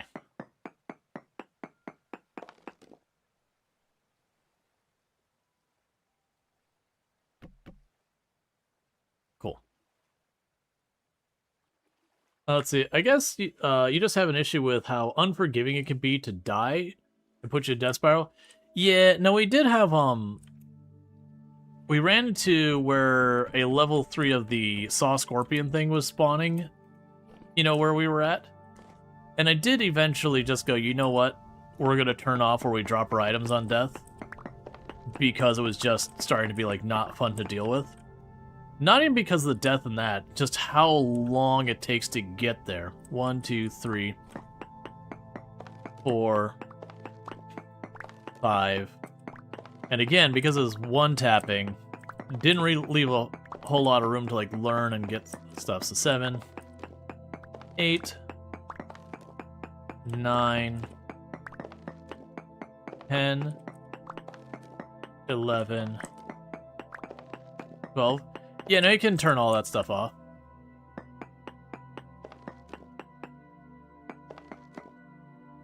Okay, so we've got lead nearby still.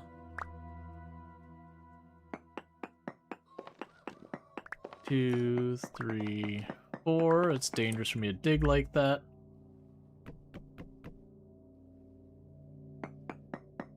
One, 2.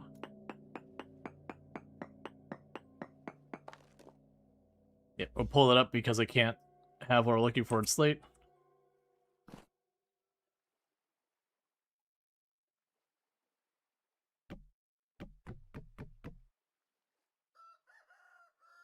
As the sedentary is not deep enough, Borax lives at 0.85, height of 85 and below, or 89 and below.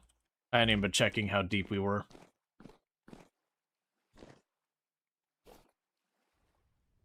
And inventory's getting full. Yeah, so we'll just keep going this out. That's what I was going to do originally. And people were like, yeah, it's probably worth poking down there. It's like, you know what? It's fine. Because, as I mentioned earlier, the first time I played, I just found Borax Vein, like, well before I could use it. I had Borax before I had tin or bronze or anything. It was like, I think I got copper. Actually, I may have found the Borax before I found copper, so far as an actual vein. Because I just found it on the surface. I was like, oh, okay, there's Borax here. But this time it's proving to be a very different story.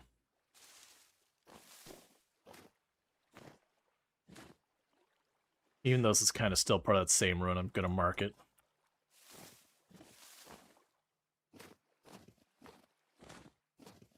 And pretty soon I'm going to have to start heading back because of food.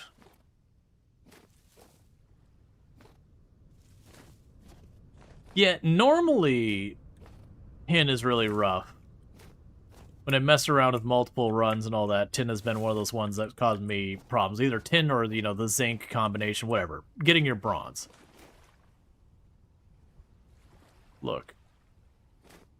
I'll leave you alone, raccoon pup.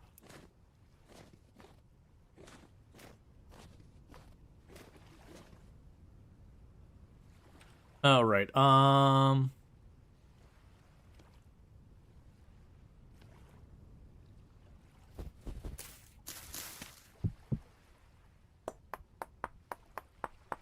but yeah. But, like, the first run, the things that caused me the most grief was finding zinc, because I had lots of the bismuthite that I found right away. But tin and zinc caused me problems. And then the iron itself gave me a bunch of grief.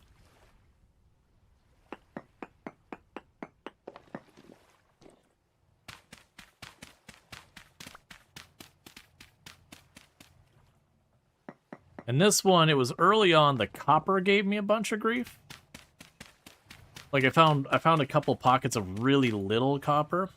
It took me a while to find a good pocket. Hematite came super easy. Alright, minuscule amounts of borax. But now we're wandering around out here. I keep finding more and more. Okay, let's actually check. Yeah, so that could just be the continuation from that node.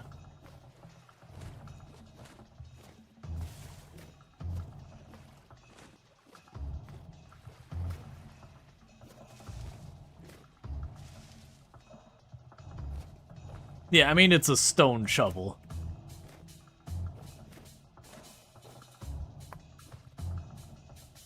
Actually, it's probably far enough. It's about as bad as shovels get in the game. We took the time to make a metal shovel. Alright, well, this is not encouraging.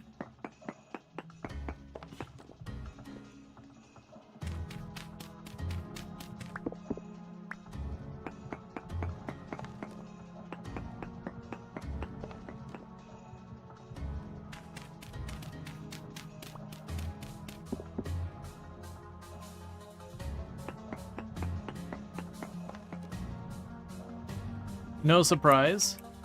We don't see Borax down here because we're now to slate. So let's try cutting over this way instead.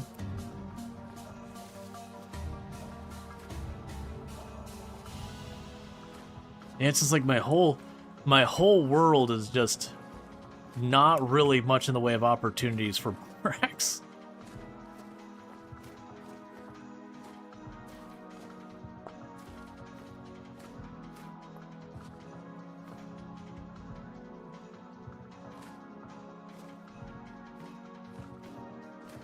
Okay, so let's check over here.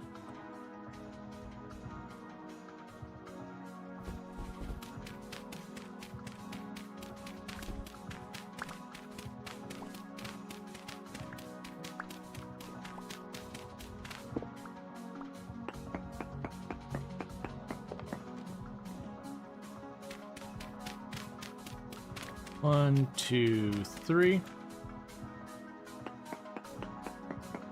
Yeah, they do have automation. It's not like redstone automation where you can like fully automate stuff. But it's something like instead of manually just holding right to process something slowly, instead you can choose to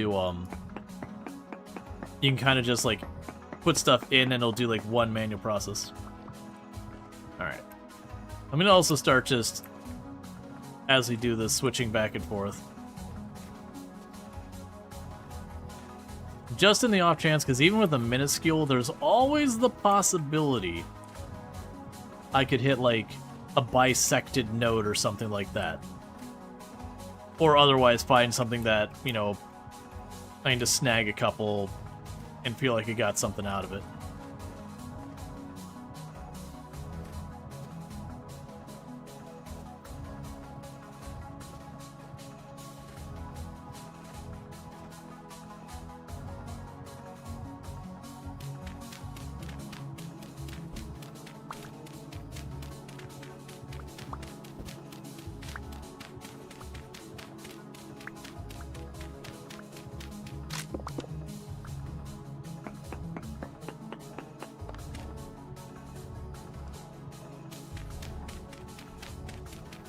Okay. Yeah, no, that's the thing. Like, some repetitive stuff like making metal plates or hammering out iron blooms, you can automate that stuff. Grinding grains into flour.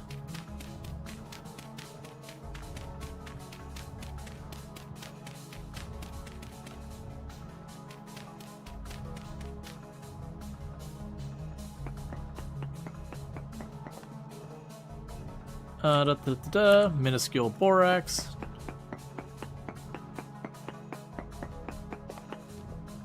Small amounts of quartz. We do not care about quartz. It's everywhere.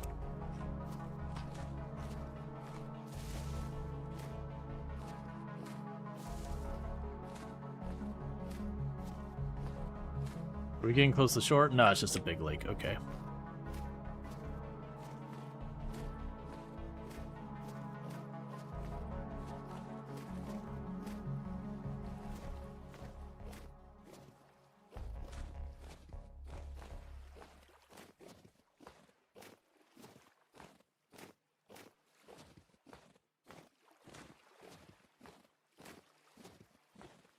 Found any interesting gems? Oh, I have a handful of gems. They're all back at base, like emeralds and all that sort of stuff.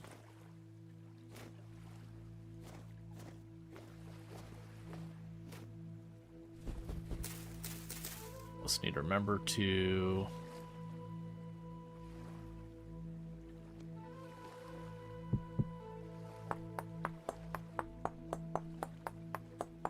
get our shovel made. You know, it's weird when like some of those things like gems are like, what is this used for? Dye. And you're like, oh, okay. What else? No, that's the whole list. Just dye. Oh. Okay, I mean, that's cool, I guess.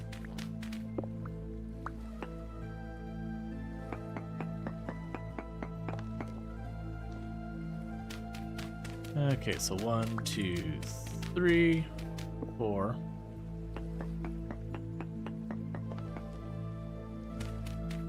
At least now we're actually getting to places that we have a chance of getting the stuff. Even if it seems like it's all got clay underneath it. Yep, still minuscule amounts of borax.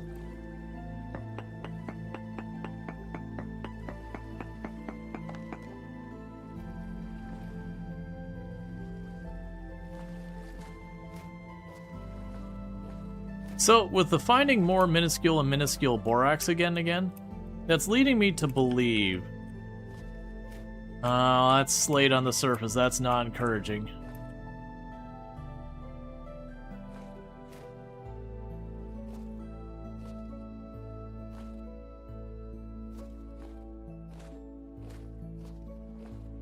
That's leading me to believe that we're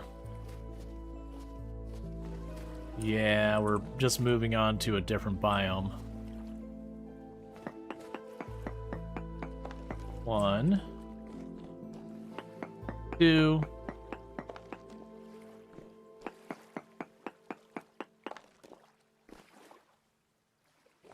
Yep.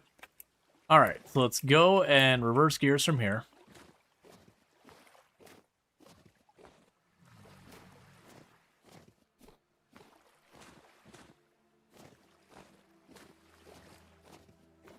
Keep cutting east instead.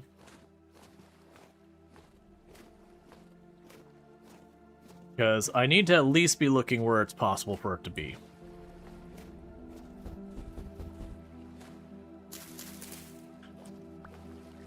Grab our stuff for a fire when it gets to the point we start taking damage, which should be any time now.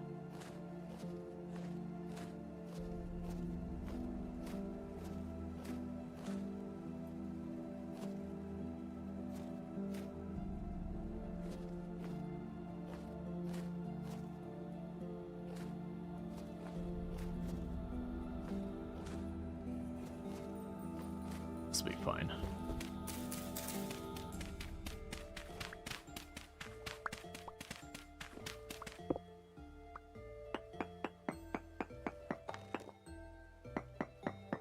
Okay, so 1, 2, 3.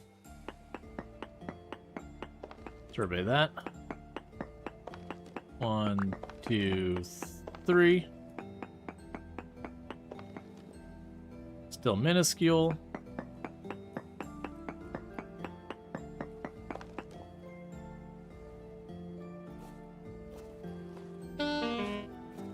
Let's go ahead and just pop back in that hole and heat up.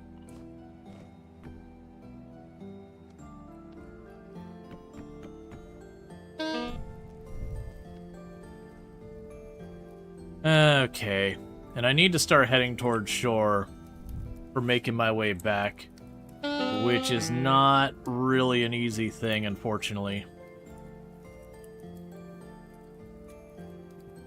Because the odds we find enough food out here to sustain ourselves without a whole bunch of things would be really rough.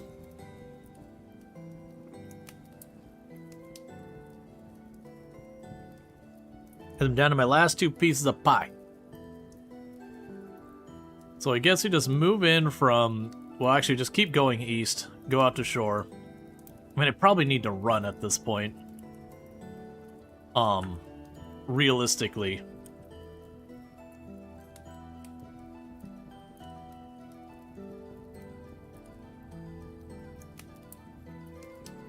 So part of me is debating just making this happen anyways when we eventually die and it dumps us back home. We just take that as what it is.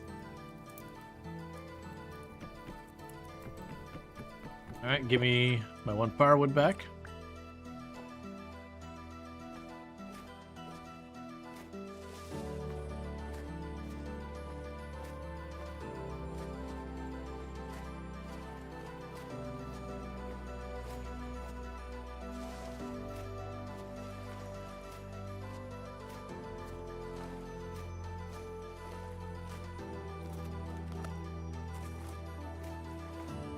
Or we can just find mushrooms. You got any friends around here? Just the one? That's still one more mushroom I didn't have before.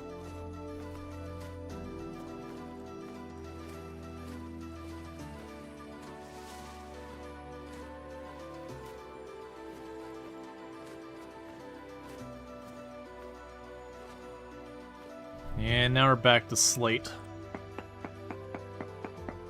The 1, 2.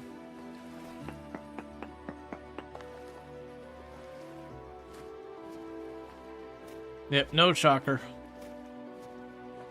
Not gonna be finding that anywhere near here. Yeah, so it looks like we just have to like really push inland to get it. It could just be that we're just not gonna get steel during the winter. that when we hit spring. The other alternative is...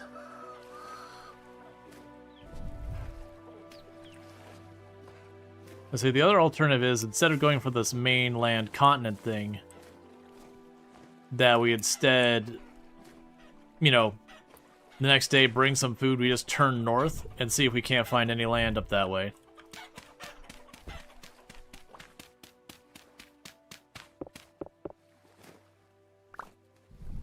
Okay.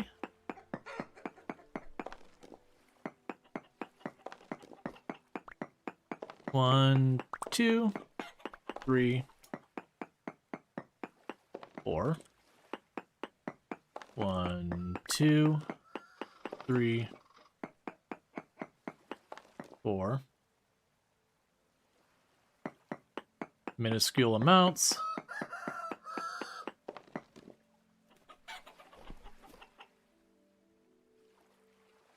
Can you cook the chickens? Yeah, if I take the time to kill a whole bunch of chickens, I could cook and eat them. I was going to keep moving on for right now.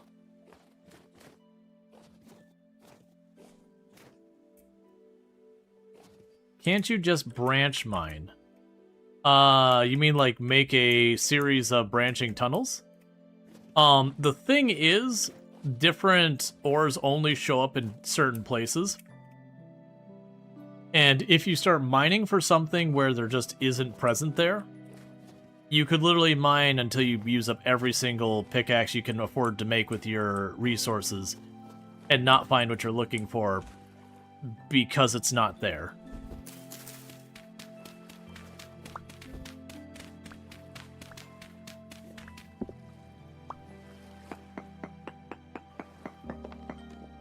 It's one of the big aspects that's different about this game is, you know, Minecraft, you could just go into a tunnel. Like, you could just go down below and you just start digging. You will find all the ores present below you. You just might have to, like, finagle around a bit to find it. But it is down there.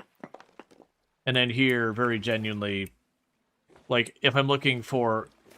If you look on that map spot I just had, I'm looking for a Borax. And so you have ultra-high amounts of bistonite. We have some cassiterite, native copper, cinnabar, galena, and like it was like lignite and a couple others, but borax wasn't present there. I could mine until the point that, you know, I've exhausted the entire world of ore down below me, so it's just a hollow space, and there'd be no borax down there. But it's kind of one of the big differences that I really appreciate about this game. That generally speaking, things take a bit more work to accomplish, but usually are far more rewarding when you get there. In addition to, like, the idea that, when we do find borax, it's not usually going to be like it is in Minecraft where, you know, you find a iron vein and you get maybe like 4, 5, 6 pieces of iron. In this one, you find an iron vein, and you're pretty set on iron for probably like in-game years. You have a lot of iron.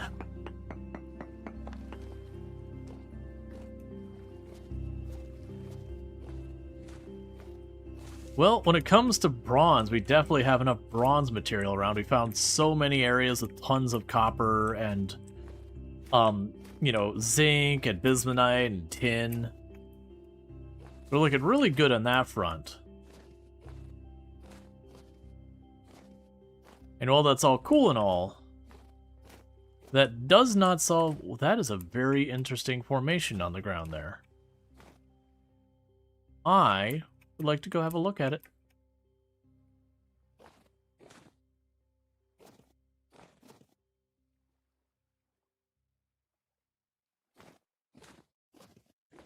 I want to see the tiny little lake in the middle of what definitely looks like a crater. I'm hoping that means meteoric iron, but I haven't quite learned the tells. I can find it once in a while. Meteoric iron, I mean.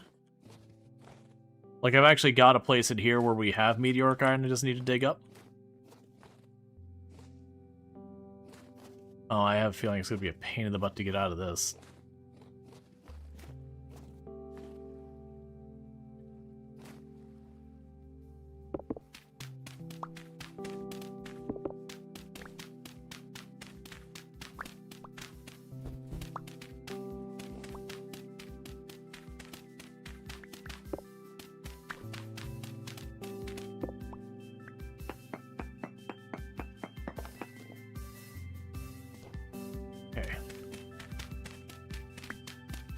3, 4. That's actually what I'm doing right now, is we're popping down here, and I can hit 3 different spots and see what ore is broadly speaking in the general area.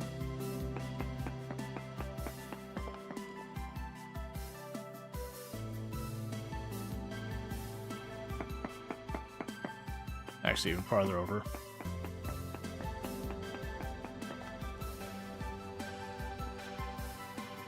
Just like a weird caldera thing.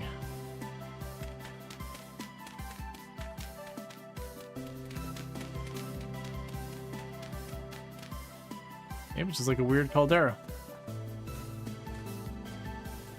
Hopefully, I can get back out of it.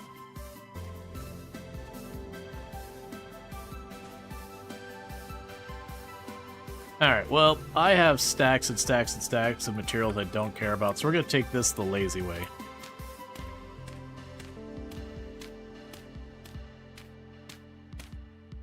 There we go, and we are out.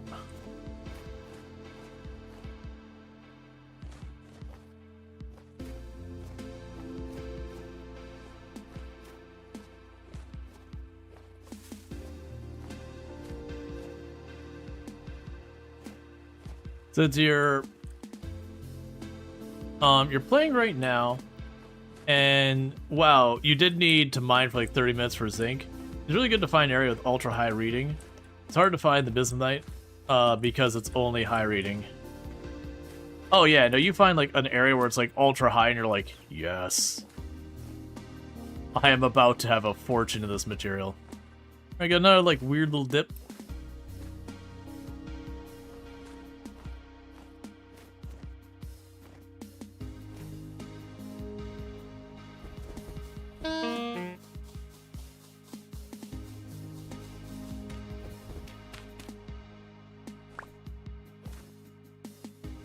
Let's grab you, make another shovel. Then I need to warm up again.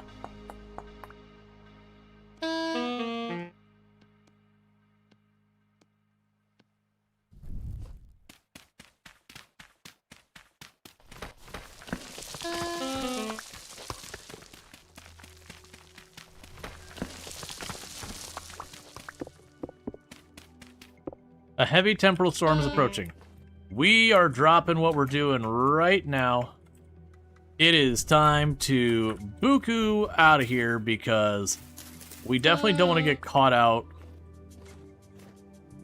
in the open in a heavy temporal storm. So let's... Oh, I'm short 1 firewood from actually making a fire. Hey, you, tree. I need you. Do you allow quality of life suggestions for vintage store? Yeah, that's fine.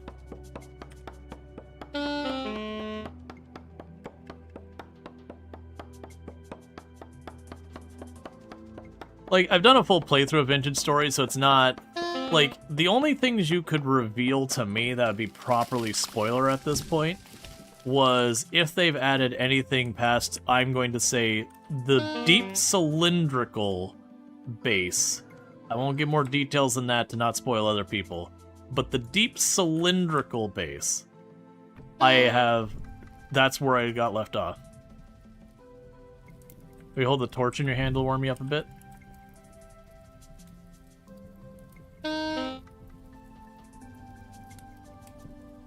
Is this a fresh start or a save from a few months ago? It is a fresh start. We, well, fresh start when I started it. I started, I think, just a little before Christmas.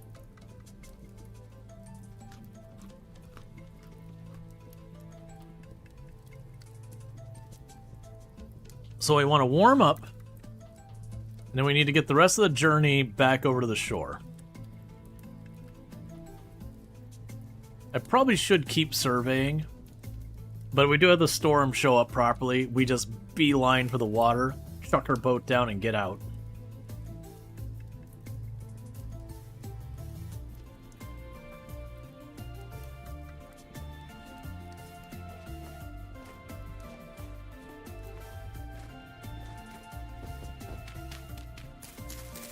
Yeah, the big thing that's changed since I last played was that they added oceans, and then we leaned in on that idea in the sense that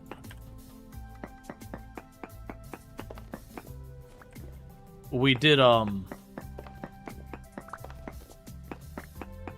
ultimately say, okay, not only are we having the oceans turned on, which is by default now, but we're going to go ahead and bump the water up on our world to 50%.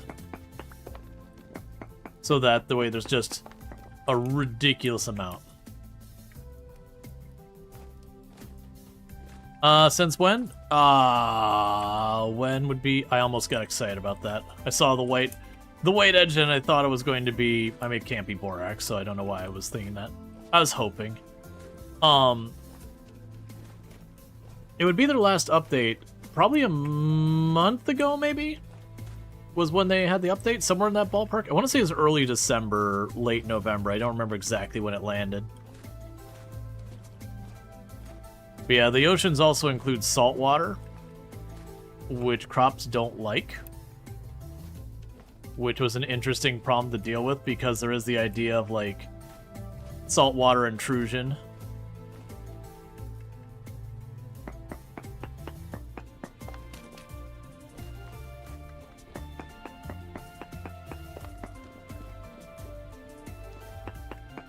No, there's no fishing. You can, like, slap the fish with a spear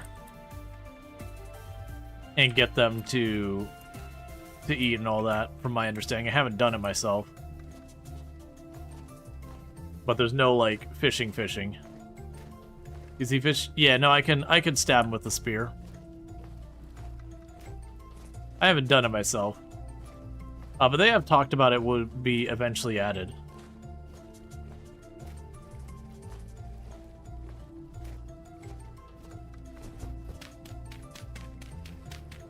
Yeah, no, the, where it's showing in Fahrenheit, I believe that's a mod down there. It's just like a UI convenience mod.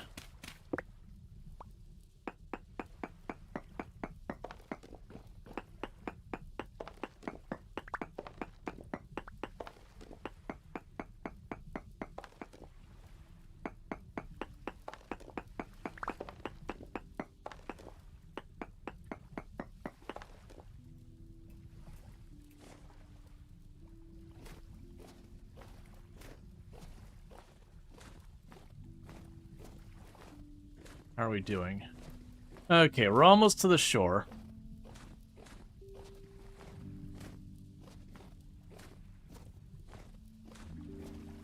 Hey, Bentley, how's it going?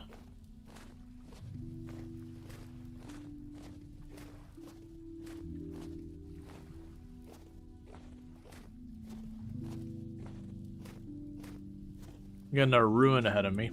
Yeah, no, I see the fish there. That's fine.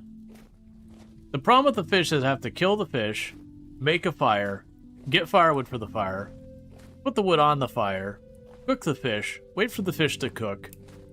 And it's a doable thing, but where I'm needing to get home because of the temporal storm coming in, I really don't want to stick around here very long. We will add a ruin marker here.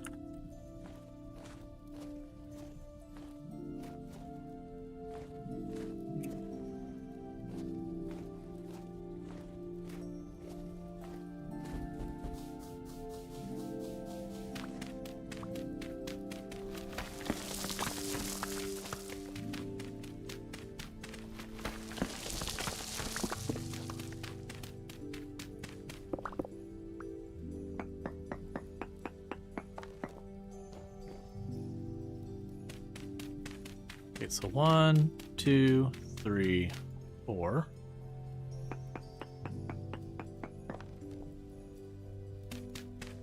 One, 2, 3, 4.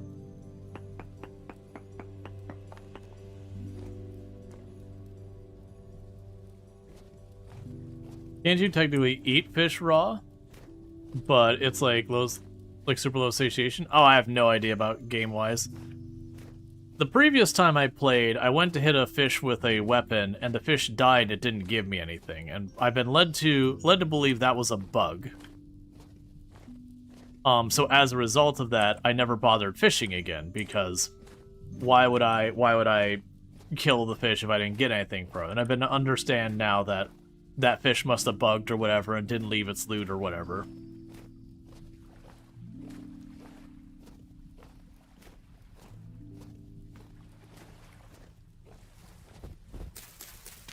This will be our last survey spot here.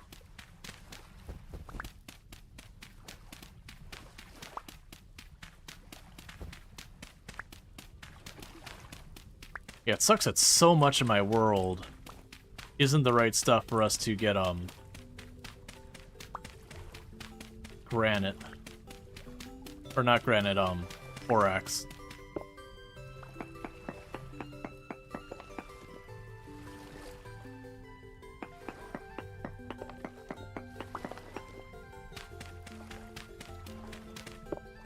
Because I'm going to have to go so far afield just to even have a chance of maybe having it show up.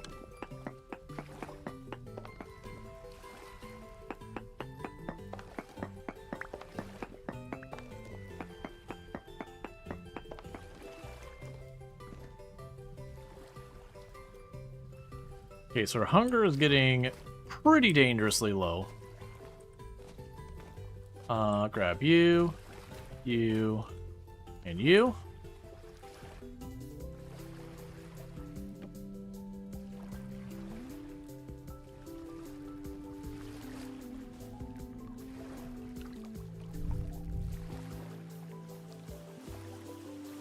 Okay. So let's see how far we can get towards home before we kind of just run out of time. Yeah, so the unfortunate reality is, like, I have to go pretty far inland till we hit anywhere we can go. I think the plan for the next time we go out looking for borax is to just forget the continent. We're going to point north and we're going to go. So you just brought a Fractal North XL Walnut case for your new build? Best case you've ever owned. Yeah, so mine, I actually have the Fractal Design North Walnut. I don't have the XL. I believe I have, like, just the standard size or whatever it was called. I used to get a lot of server cases and that kind of stuff in my past, and I just opted not to this time.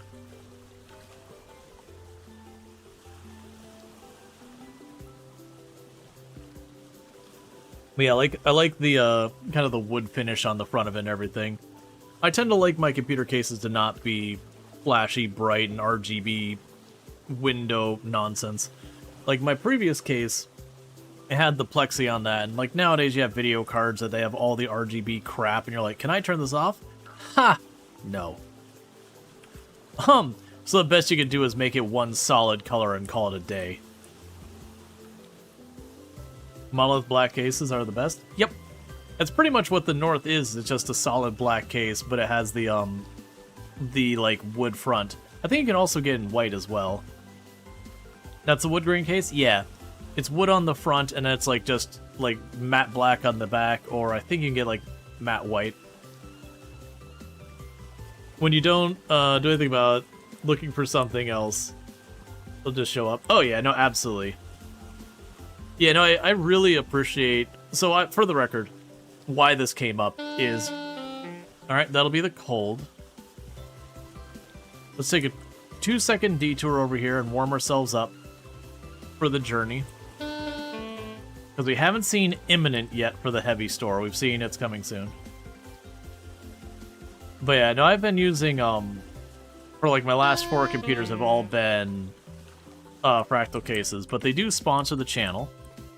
So, like, the full disclosure, you know, hashtag sponsored, whatever you want to go with. But as such, every so often you'll see, like, exclamation mark Fractal appear above me, because that is the command that kind of gives you that stuff. But I've been using them for computer cases for a long time.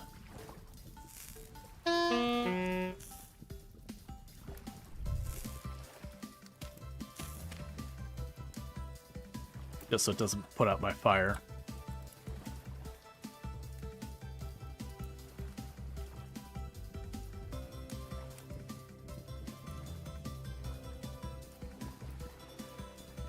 Alright, warm up. I want to try and get home before the imminent storm. I don't think we're going to get there in time, but I'm going to try.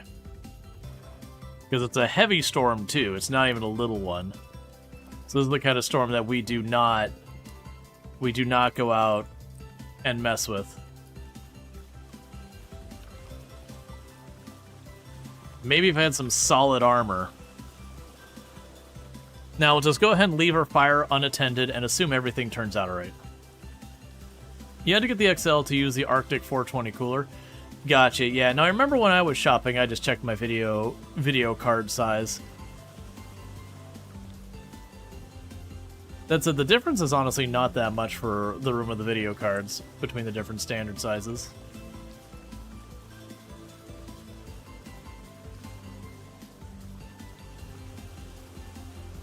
Use open RGB to turn all the lights off. The RAM lights don't stay off between boots, so you have a script to do that. Yeah. Well, it's a frustrating thing when it comes to like the RGB thing. Is so much of it. You're like, cool. All right, well here's the RAM with the RGB. I'm like, can I get it without it and save like $10? No. No, you can't. Cool. So is the temporal storm something like emission from Stalker? I haven't played Stalker, so I can answer it. Basically, things get all trippy and monsters start spawning around you. You need to pay 10 more? Yeah, no, that happens a lot of times. You have to pay extra for the non-RGB version of stuff, and that downright makes me borderline irate. Like, you're adding crap I don't want and then charging me to not have it.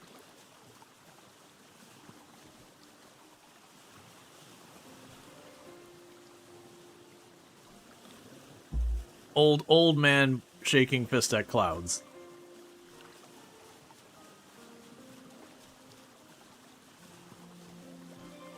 Why does the white color have a higher price than the black color for computer cases? It's probably just the cost of the dye, or whatever they use. Well, probably being metal, it's probably anodized. It's kind of like with cars, I think it was red was always tended to be, red tended to always be more expensive, as well as like the light blue always tend to be more expensive because the dye was considerably more pricey than just like your regular old thing. Yeah, also marketing. I'm also willing to bet they sell far fewer white cases than black, so they probably just don't produce as many. But that kind of stuff happens. You actually see that a lot more than just electronics, that just the different color will have noticeable difference in prices. And it can be marketing, it can be cost of materials, it can be a whole range of things.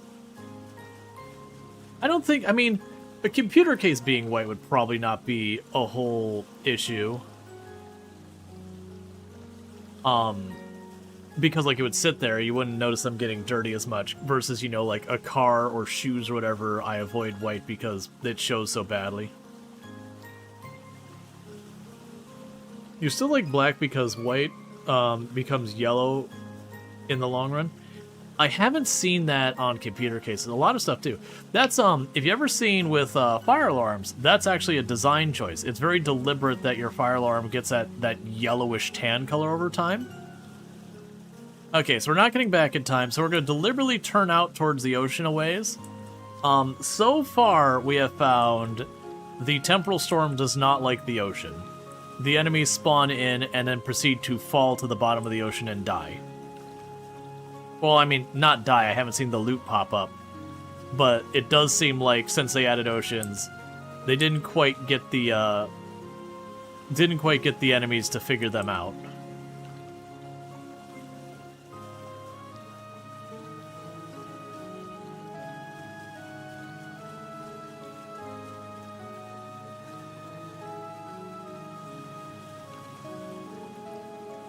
Black makes the flames you paint on your case look better, and the flames obviously make your computer go faster. Yeah, they're like racing stripes.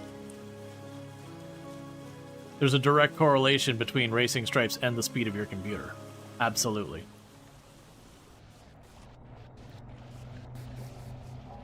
Don't worry about it, it's fine.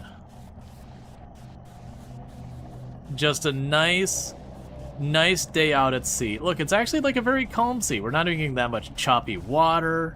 It's nice and relaxing. Thank you for the follow. Welcome to the stream.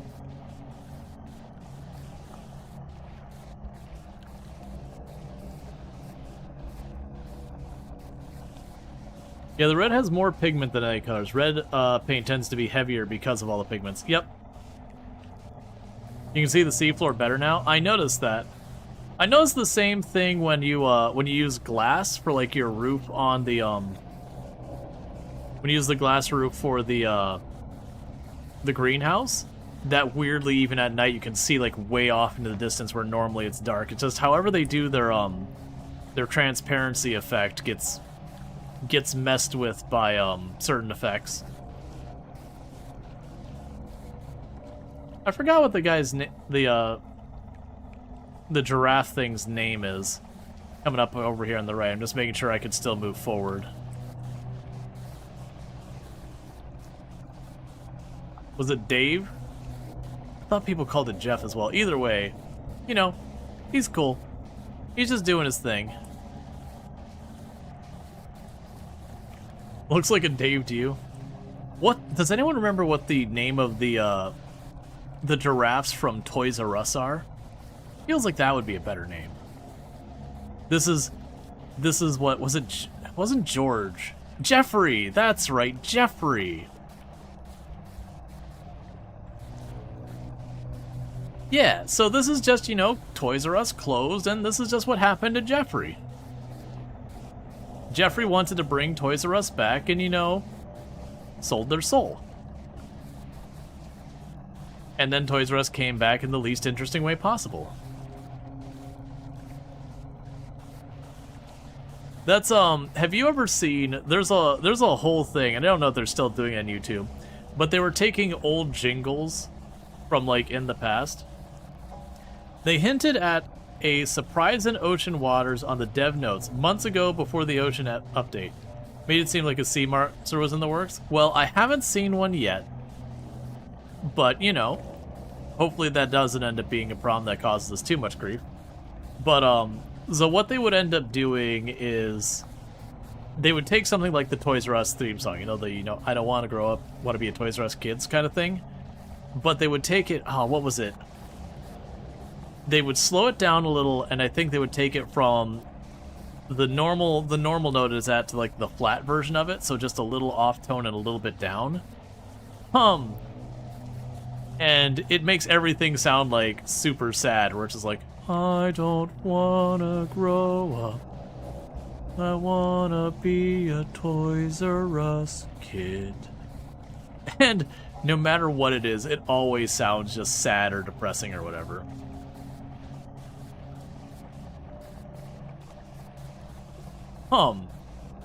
But they were doing that with like Chuck E. Cheese and all that. And it was just a whole bit they were doing that. YouTube just had a bunch of channels doing that stuff. Just like all of the brands from yesteryear that have since gone away. You know, businesses come and go. He needed a new job and made a deal with an eldritch entity. Hey man, it's a hard economy. And Cthulhu was offering. Look, I put in the application and Cthulhu was the only one who responded. You gotta take opportunity where you can find it. And honestly, in the emails, Cthulhu was actually rather pleasant. Very personable. Very personable. Very like... very much listens to detail. Are you gonna put a spanner in the cogs? If we can reach them. What happened to Toys R Us? Did they close and the brand got bought? Yes. Basically, so there's a whole bunch of retail and food businesses that got acquired through not so great means of like stock kind of stuff. So they're basically kind of a toxic acquisition kind of thing. So even though they were acquired and all that, it honestly saddled them with money they couldn't repay. So effectively, it was like effectively taking on debt they couldn't repay. It's not exactly how it works, but it was a whole thing. Oh, I'm only now reaching... oh, this is bad. But, so what ultimately happened is even though those companies were selling and making, you know, selling a lot of stuff and making tons of revenue, they ultimately weren't profitable because they were kind of saddled with this debt. And I don't know all the details and all that. Yeah, Sears is among them. For the record, Sears isn't gone yet. It's close. There's 5 left. They were acquired by an investment firm that dumped a bunch of debt on them and declared bankruptcy. Yes. And there was a bunch of companies that same process went down with. So ultimately, Toys R Us files bankruptcy, starts closing all its stores. And what ended up happening is another company went through and I believe bought the rights to the Toys R Us brand and all this stuff related to that. And I haven't heard what happened. I think they were just selling Toys R Us branded stuff on like Amazon or whatever, I think is what ultimately happened, but I don't remember exactly how that played out. We are not making nearly as much progress as I thought we were. You had a Sears credit card until a few months ago? The blue or the gold one? The gold one was fine. Not amazing, not a terrible card. The blue one was abysmal. I used to work at Sears. The blue card was bad. I think its interest rate was 27% starting, and it would jump up to 32 or 35 if you missed payments. I think eventually they had to reduce that because they put a cap on how much the interest rate could go up or some nonsense. But also interesting fact with Sears. So Sears was in a bad way in like the early 2000s, like 2002 to 2005-ish. And it looks like, that's when you start to really see the cracks in the veneer that's like, oh, Sears is on its way out. And they ended up having an investor who acquired Sears that, believed in the brand and was going to make things happen with it, save Sears from going under, yada yada. But, they acquired it, and they made some changes to try and improve it, but ultimately it was still people were losing trust in Sears, and one of Sears' primary marketing points were all the guarantees. That, your Sears tool, for life, you keep getting replacement. The Kenmore warranty, they'll take care of you, don't worry. And all that kind of stuff. But as people started seeing that Sears wasn't doing particularly well, those warranties didn't sound as promising because you could buy that guaranteed for life, but if Sears isn't around anymore, that means nothing. So they started trying to improve the image, and so there was a whole thing about Sears acquiring Kmart, which is highly misleading because that's not really what happened. What happened is the investor that bought Sears turned around and also bought Kmart just via Sears. So basically put a bunch of money into Sears and then use that money to buy Kmart, to thereby make Sears look like it was in a much better financial shape than it really was. That helped short term, but it didn't right the ship. The reality was the companies like Home Depot and Lowe's and a bunch of the other ones, and Ace Hardware and Harbor Freight and all them, were just killing Sears on pretty much every stretch. That Sears got out-Searsed by Amazon, because the big thing that made Sears explode was their catalog that you could buy anything anywhere. Sears was Amazon before Amazon was Amazon. But Sears utterly missed the ship with the internet, and just too little too late.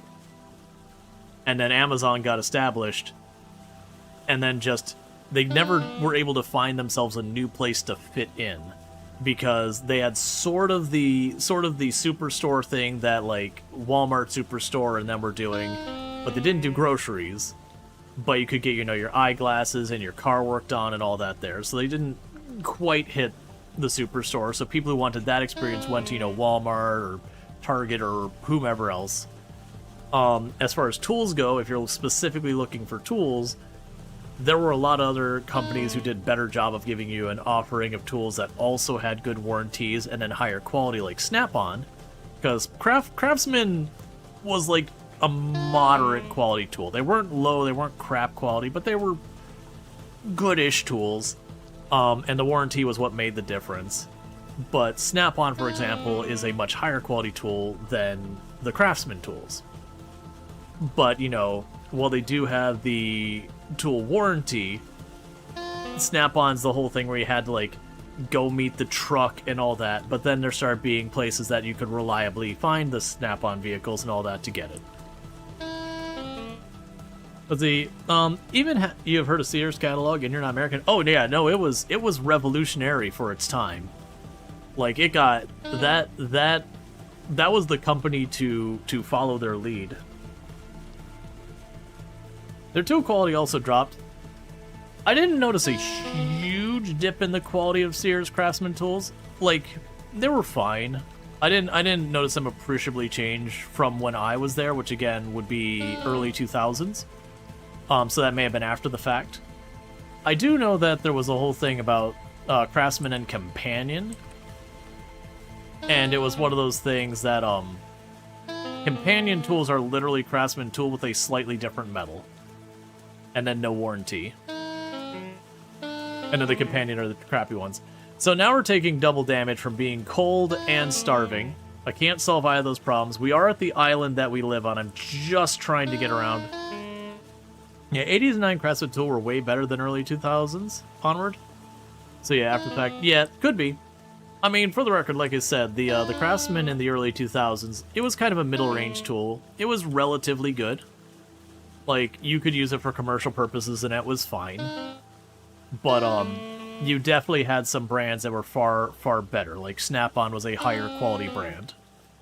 And I sold tools for Sears, which was primarily Craftsman. And that used to be one of the big selling points is, for us versus Snap-on, is Snap-on may have been the higher quality tool. But again, if you wanted to, you know, you broke your ratchet and you wanted to get a replacement, you had to meet the truck and hope they had a Craftsman, or like, hope they had that ratchet on their thing. Which, a ratchet they would. But, like, the more out in the weeds you got, the less likely they were to have it. And so, the exercising your guarantee was harder and harder.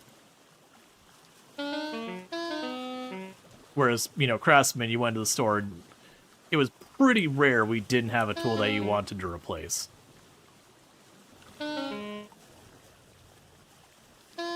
Let's see, there's also, Walmart store, as far as you know, Sam's Club, you know, you can get your car worked on. Well, yeah, that's kind of what I was saying, is that, you know, Sears was kind of the supermarket before there was the supermarket, but, like, they started getting out of stuff like food and all that, and that's where, you know, again, Walmart, Target, you know, a bunch of the other ones came in.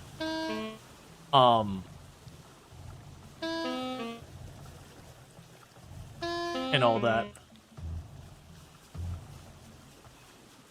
Sears once sold weight loss pills that worked wonderfully. You took the pill, started losing weight, and the second to stop. It was a tapeworm egg. I hadn't heard that one.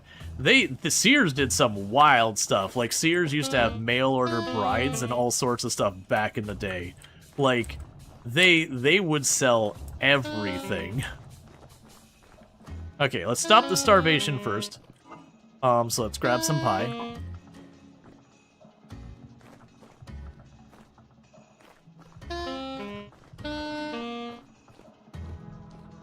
Yeah, the warranty truck thing was Snap-on. And there was a few others that did similar. Okay. So the starvation has stopped.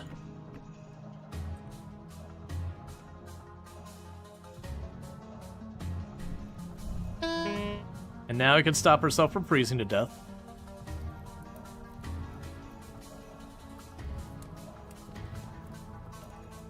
And I didn't mean to grab all of that, but it's fine. Oh, the getting the warranty through the truck thing with Snap-on? Yeah, and there was a number of brands that basically they would have the truck visit, because Snap-on didn't have a Snap-on store. I can't remember, was it Lowe's that sold Snap-on? Either Lowe's or Home Depot. But it was one of the two of them, and it wasn't their brand, it was another company that makes Snap-on, but they would sell them at Home Depot or Lowe's. And so what ultimately happened with that is it'd just be one of those things that you would just, you know, you would buy the tool there at the store. Alright, let's grab you. And all that stuff. Okay, so we got some seeds and all that.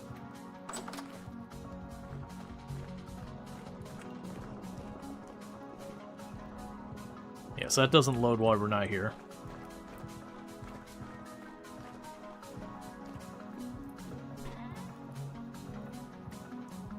Okay, we'll drop the medium fertility soil here for right now, which we got a bunch.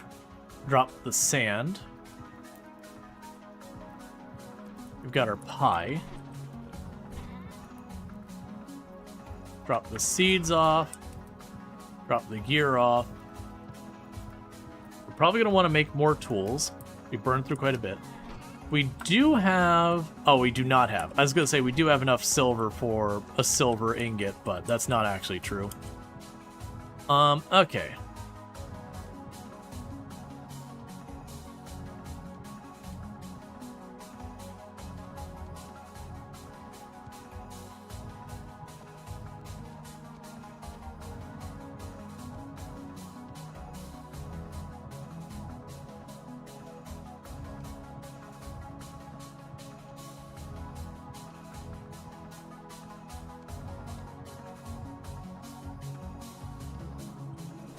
We can drop all loose stones in here.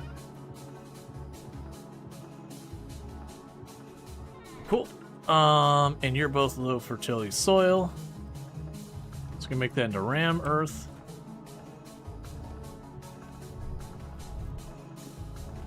Okay.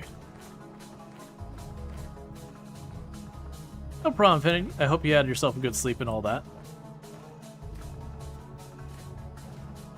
So let's go and square this off.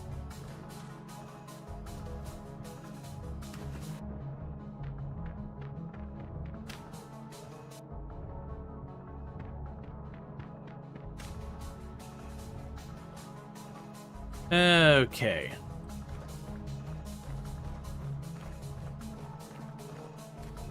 So I could make this where a reed farm goes later.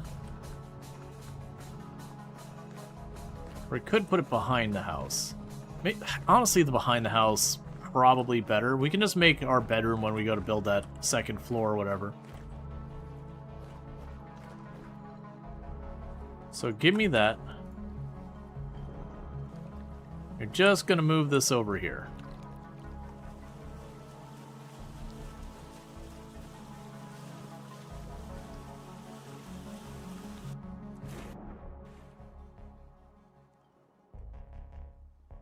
There we go. Well, hope your stomach calmed down, so you're very thankful. That's good. But yeah, that was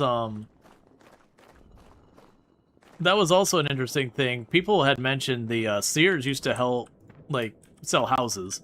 Like, it was just a manufactured house that you would just go, and they were like octagonal shaped generally, but you could just get your house delivered.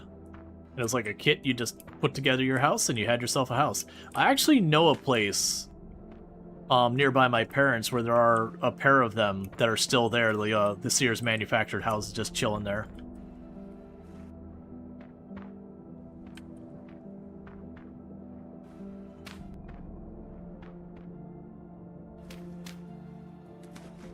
Okay.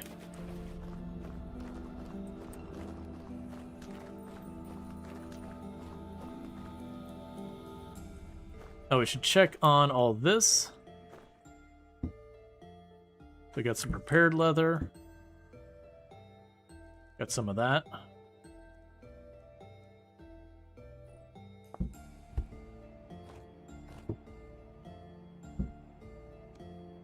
And we need to scrape you.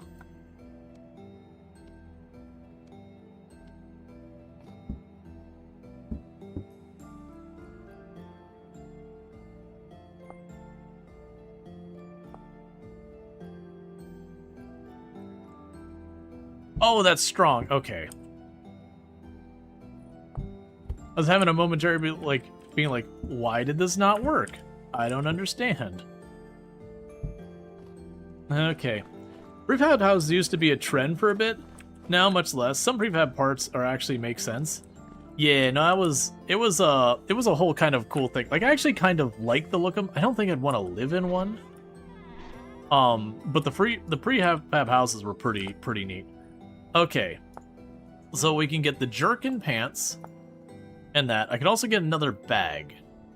I think we focus on the armor. So it'd be 2 there. And we've got our body jerkin.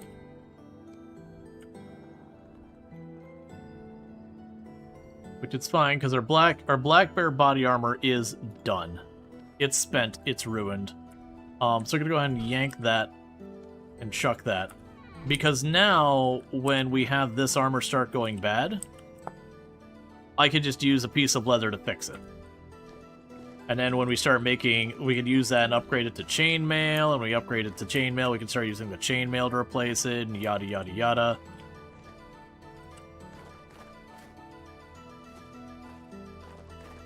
Alright. Let's see, what can we work on to be productive while we wait? So I think what'll happen is I'm gonna grab you and you. There's my mostly spent hammer. So go ahead and do this. Grab this light and just chuck it out of here. Grab 2 bronze ingots. Chuck them there. Can we move lava in this? I have no idea. I'm imagining probably not. And the reason I'm thinking probably not... I actually don't need that many. The reason I'm thinking probably not is the bucket I've made is made out of wood. So I could see an argument for like some kind of metal bucket being able to. But a wood bucket moving lava feels like it should be a hard no.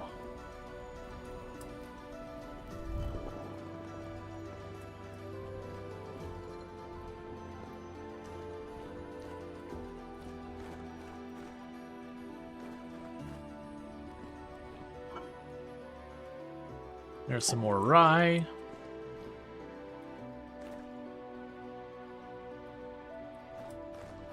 Asbestos bucket. Okay. It's nice that you can upgrade it and not just put one in the chest if you want better armor. Yeah, no, that's part of the reason I was like, let me switch over to the leather armor, because there's like no upgrade paths from that bear armor. And the bear armor was fine. It helped. But with this one, I can just keep fixing it and upgrading it and all that. So once I make the armor, I'm kind of good. I just have to have some spare material to patch it up here and there. Which we're not making the chain yet. I want to make steel chain. If I'm going to take the time to invest in armor, let's invest in some heckin' armor.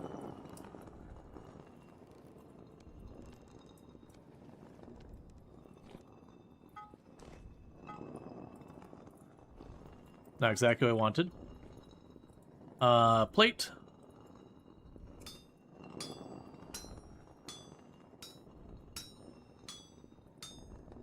The fact that you can repair the armor I appreciate. Because, like, the tools you can't repair them, generally speaking. Which I think is fine, because a lot of the tools are just 1 ingot of metal. Maybe 2 in some rare cases. But with, like, the armor, where you end up putting a lot of time and effort into making them and a lot of materials. So you know it's a non-topic question, but do you maybe know the range of what Project Zomboid loads things in the client? Oh, if I remember, this is going to be old information, so take a grain of salt. I believe the cell you are in will be loaded in its entirety. And then I believe once you get close enough to the edge of your cell, that it will then load the next cell. Oh, right. For making another one, the reason I hadn't done this, I don't have another candle. Let's go ahead and take our bony soil and see if I can't get lucky and get another candle.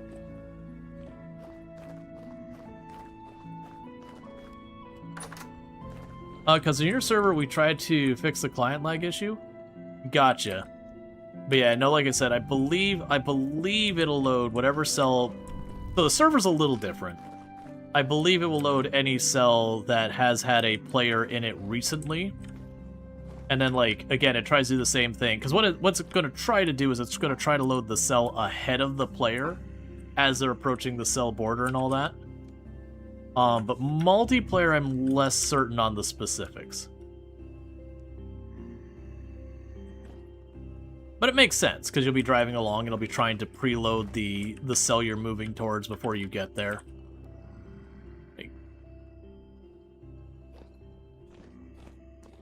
As soon as you enter a specific area... Yeah, no, if you go to a specific area, it could be something like too many items on the ground, that kind of thing. If it's like the... Go to use zombie migration... If it's like that, how do zombie migration work? Oh, so the game will do a lot of stuff where it doesn't fully load a cell, but it grabs the zombies and it runs logic on them when it's time to move. So most of those zombies don't actually exist in the world, so far as like being loaded into memory and stuff like that. But when you get close, like when something triggers that's time for migration, it will load the zombies and go, you move here. But it's a cheaper pathfinding than normal. That it does cheat a little bit. Because otherwise it has to calculate all the paths and all that. Versus it'll do some shenanigans to kind of hand wave to be roughly right.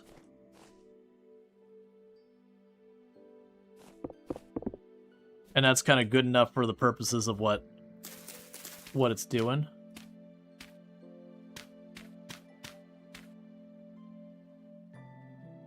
Alright, so we're trying to get a candle.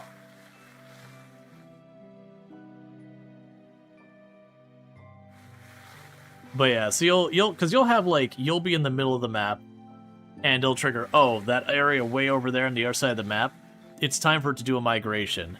And it'll just kind of do some math behind the scenes and be like, cool, we need to move like 50 zombies over from this cell to that cell.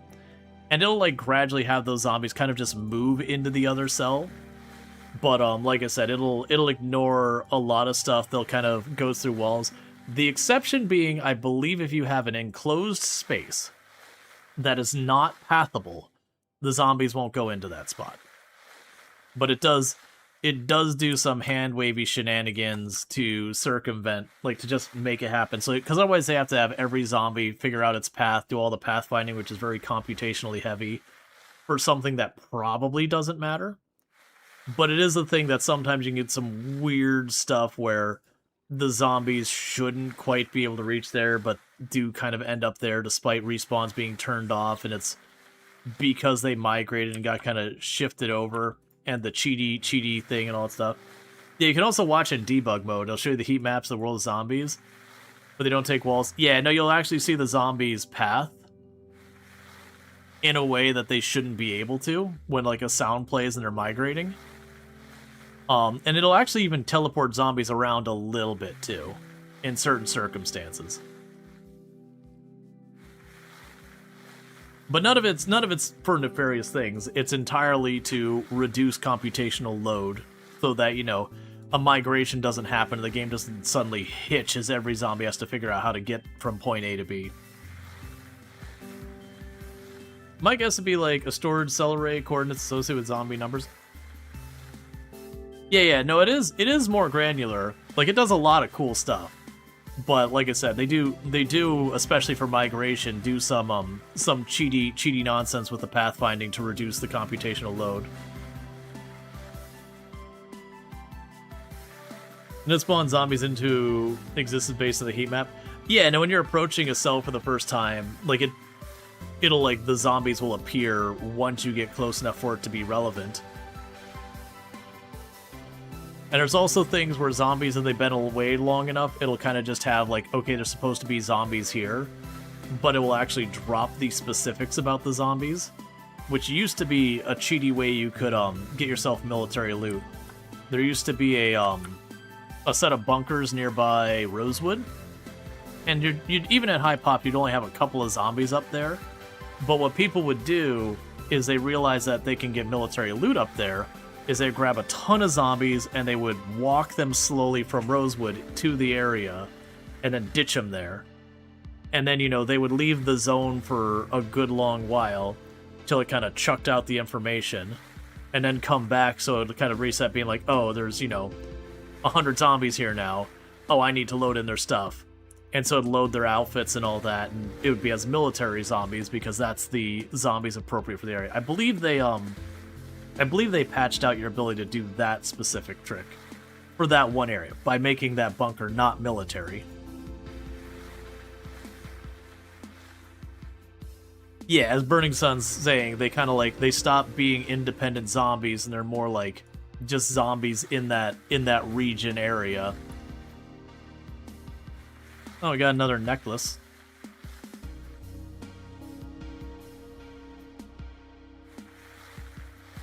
It'd be nice if the necklaces and all that did something. Come on, give me a candle. Yeah, they take shortcuts both computationally, hence pathwise. Yep. And you'll find a lot of games all have to do that. For those who don't know, when you're talking computation, like CPU load in games, often pathfinding is the single most expensive call. Not always the most expensive call, but it's usually top 3, if not first. And so it is one of those things that in a lot of games, they will do a lot of tricks to like cut corners and all that kind of stuff. Anything to save themselves a little bit of CPU on that. Because otherwise, again, your game starts hitching because it's not optimized and all that. But a lot of those cut corners are effectively, you know, cheating, gimmicking, whatever you want to go with your term. They are finagling the rules of how things path around. And you can see in a lot of games like RimWorld in the path, you could see some pretty cursed pathfinding happen as it would finagle the rules that you could very clearly go, hey, that should work differently to be more efficient. But at the same time, you know, okay, so the enemy chasing you, instead of going straight at you, kind of runs next to towards you because it's not sure how to path, is not that big a deal. Because 99% of the time you won't notice it. It's close enough to, you know, what should happen that even if it's a little finagled, who cares? Alright, this is the last bony soil I have. If we don't get a candle out of this, then we just don't get a candle until I find bees or more bony soil. Because like I said, I do want one more lantern because the enemies keep spawning in my other cellar that's not in use yet, and I want to stop it. So if I put a light on the middle of the ceiling, that should take care of that. Barring heavy storms and that kind of nonsense. Brings back to mind nav meshes in Bethesda, for example. Oh yeah, no, Kenshi has the same thing. Kenshi also uses nav meshes. That's always like one of the big tricks for fixing when stuff isn't working right in Kenshi is there's a shortcut key you can set to force it to reload the nav mesh. That's how frequent of a problem it is in Kenshi that they literally added a shortcut key to do it. Got zinc for torch holders? If we get no candles? I mean, sure. Actually, zinc, I don't think so. Not enough to be relevant. I'm not using the other room, so it's not a big deal. Counter-Strike bots use nav meshes? Yeah, no, it was a good strategy. Nav mesh is a perfectly reasonable strategy to help with navigation. Like, you look at a lot of games, I want to say it's Prison Architect is one of these ones that does it, where the game will do some computation about common paths that people take, and it'll pre-calculate a path from this general area of your map to that general area of your map. And so even if it's not the optimal path, what'll end up happening is the units will like go along that path because it pre-calculates, just holds that path in memory or whatever. So it doesn't have to recalculate. It's like, oh, I'm supposed to go from A to B. Okay, just follow this path and then work on those last 2 or 3 squares to get to wherever you're going.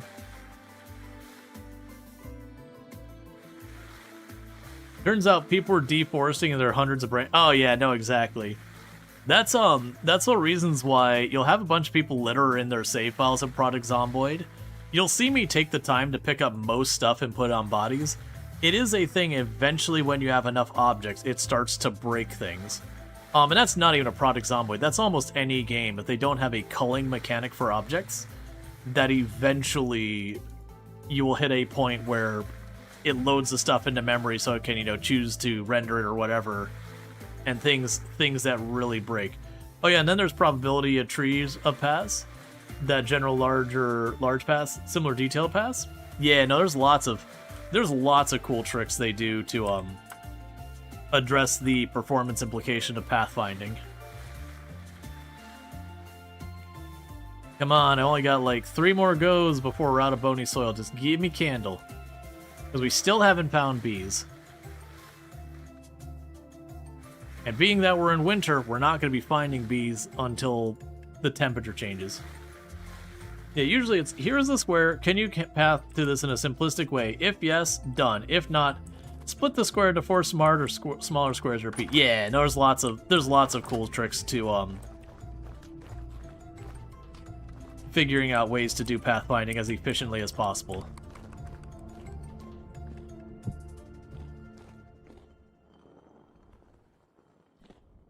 Okay, so we got diamond, silver, gold, peridot, flint, rusty gear. So we got a bronze neck. We got a bronze gem. What am I wearing? I'm also wearing the exact same gem. Yeah, I'll chuck it in here. We got materials for a spear and a pinch.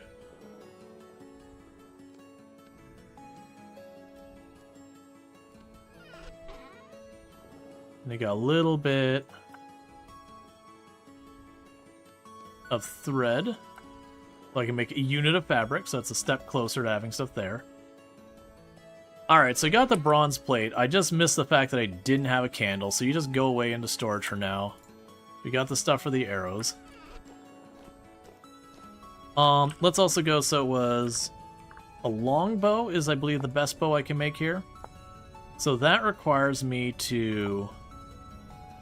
So saw and 2 logs. Saw.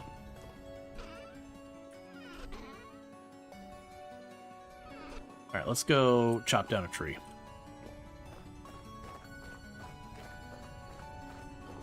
So they also did the whole attack expansion parties.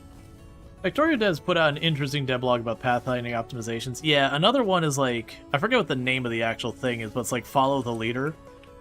That what you'll do is you'll have one of the enemies, when they're in groups, will have the pathfinding done for it, and then the other enemies will do relative to that enemy. And so they only have to do like the large scale pathfinding for a single enemy, and then everything, all it's doing is being like move in direction of the one enemy and keep repeating. So for a group of 50 enemies moving, you do the hard pathfinding once, and all the other ones cheap pathfinding, where it's just moving like 1-2 tiles, that kind of thing.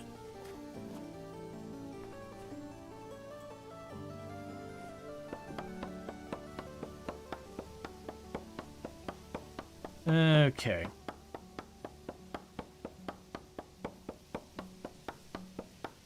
So we're gonna go ahead and get a bow drying.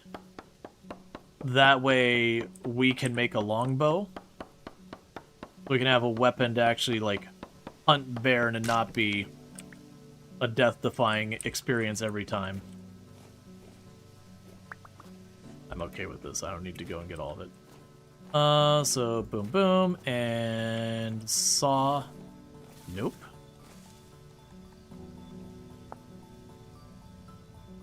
Oh, pine doesn't work. Okay, well that doesn't help. Alright, let's go back and pick up the, pick up piece of those. I need something other than pine, so we'll check. Maple probably will work.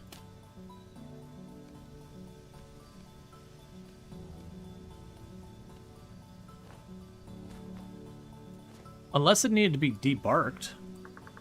I don't think it does. Raw longbow stave. So oak works. Maple does work. Okay, so we just got to cut down a maple tree.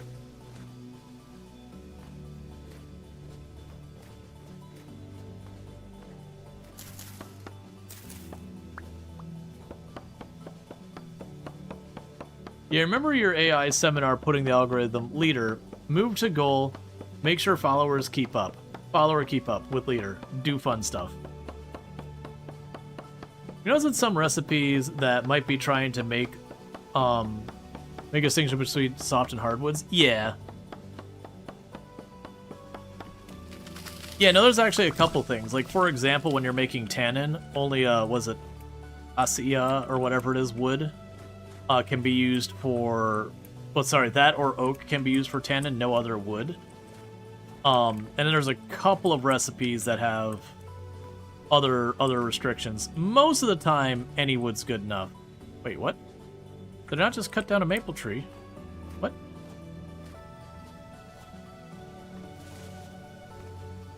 I must not be paying attention, because... That's fine.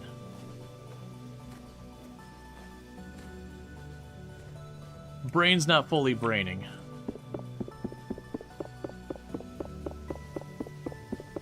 But yeah, so there's a couple things that are locked behind oak or whatever.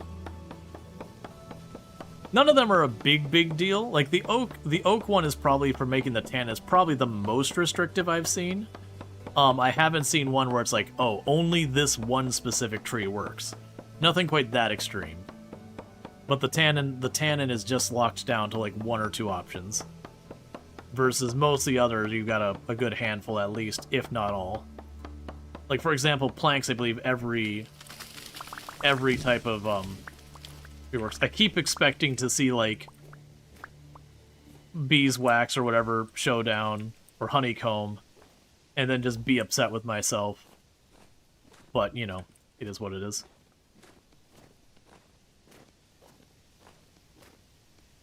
Okay, so we've got our longbow stave. So we can go plunk that on the ground to let it start drying out. Take the lantern and take that off my person.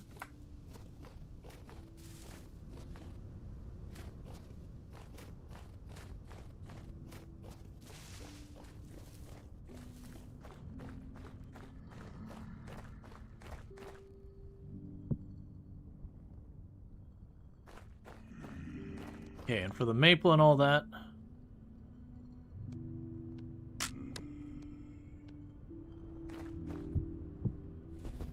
Oh, wait, I can't do that there.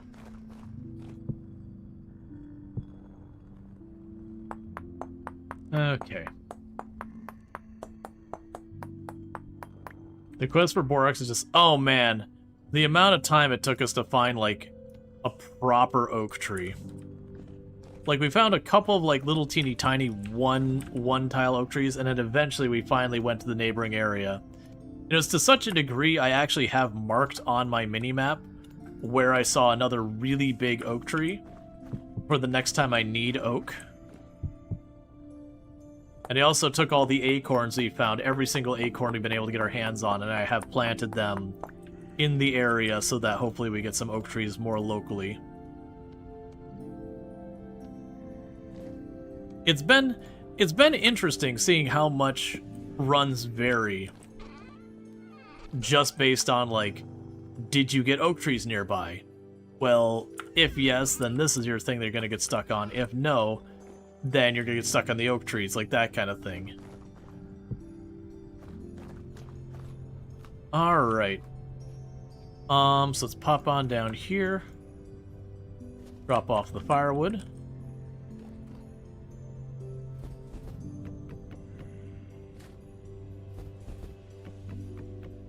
Because we got tons of charcoal now, but eventually it's going to run out. So we just, every full stack of firewood goes into the charcoal pit. And we just do that until our charcoal runs out, and then we set it all on fire, and we get ourselves some more charcoal. And then any of the ones that are uneven stacks we put up here.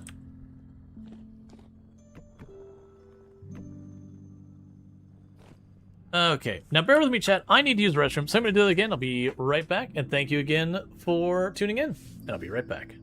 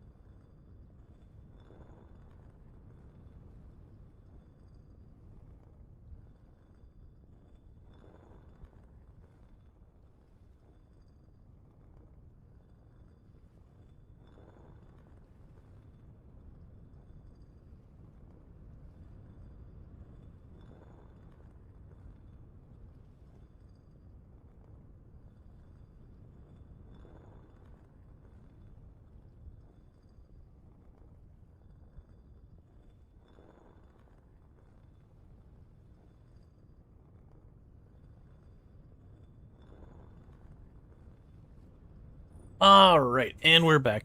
I don't believe there are taps in the game for doing, like, maple syrup or whatever. It could definitely be a thing I could see them adding. Alright. So let's see. Right, so we were going to take the bow stave.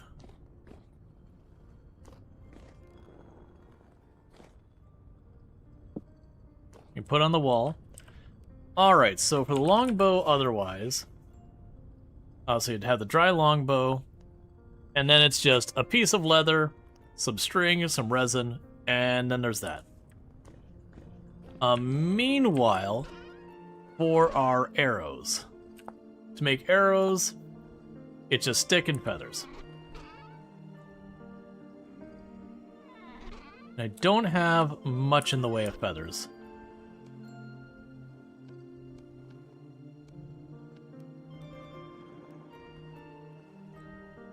I probably won't get much in feathers until such point that we start dealing with the rest. And we'll go ahead and put the arrows down here as well. I must admit they don't know how they make maple syrup. Maple syrup, I want to say, you put a tap on a tree, and it looks like it's genuinely like a faucet kind of thing, but you have like a little cup bucket kind of thing underneath it. So you collect all the stuff. You think the clips are muted? Are you watching the VOD? Because the clips should have sound. Let me check to make sure something didn't change my browser's audio. No, that should be fine. Yeah. No, they have sound. If you're watching the VOD, then you won't have audio on them. Because it's, like, my browser's on a channel that doesn't go to the VOD. And that's just because, you know, that's where I play my music on the stream through, and while I do play music that's DMCA safe and all that, pretty much everything gets that wrong. So as a result, I end up having it where I'm constantly dealing with, you know, issues related to that kind of thing. Like getting the VOD muted on YouTube, getting like, or not muted, getting the VOD muted on Twitch when like something that, again, I have the rights for triggers the DMCA stuff. Or it's like YouTube, it's like you're demonetized because you violated copyright, which again, I pay for the rights to use those songs. Like right now we're not using anything like that. Low-key, I've been debating like just not using it anymore, the music player that's DMCA safe, because it still triggers everything way too often. And it's like every given year it's like, well, this player won't trigger it, that one will, and then the next year it's like a different one will trigger it and the other one won't, and it's honestly the infuriating thing. It's like, just tell me what I need to pay, like, so I can make the informed decision of, yes, I'm willing to pay that much to play this music on my channel and all that. Like that, to me, that would be a big thing. That would be a win for dealing with like the music industry and all that. It's just make it so it's easy for me to know who and how much I need to pay and that kind of stuff to be able to play your music and whatnot. And if you just don't want to allow it, just that should be the end of it. Just be like, okay, we don't offer a path. No problem. I'll find someone who does.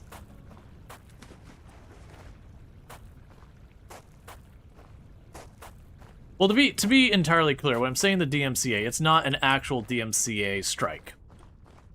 Which is something I usually do better about, is making sure it's very clear what we're actually dealing with. A DMCA strike is whether through automation or whatever, someone went to you and said, or someone went to the platform you're on and said, hey, this person is violating my copyright, you know, slap them.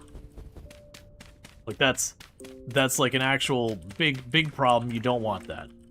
And then there's where you get your VOD muted. That's not actually DMCA. That's actually a thing to protect you from DMCA, where, you know, YouTube or Twitch or whatever saying, hey, this looks like it would be a problem, therefore we're going to mute it so that you don't get in trouble. or again, the demonetized kind of thing. It is, hey, we're demonetizing this because it could violate DMCA, that kind of thing. And it's all part of doing, what was it, like Fair Harbor is the rule around it, to protect, you know, YouTube and all that from being held accountable for, like, allowing copyright violation. It's them putting on the good faith we're trying to keep copyright violations under control. Versus, like I said, when you get an actual, like, DMCA strike, that's a big deal. Because a lot of cases it's 3 strikes, you're out. Your account's gone.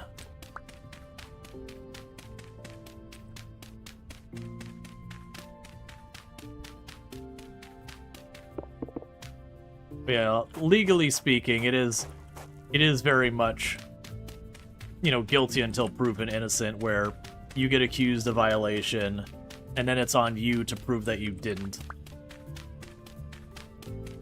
Which creates a lot of problems. Yeah, no, it was a water block, and so when you break the ice, it turns back into water. Because otherwise it could end up being pretty obnoxious to deal with.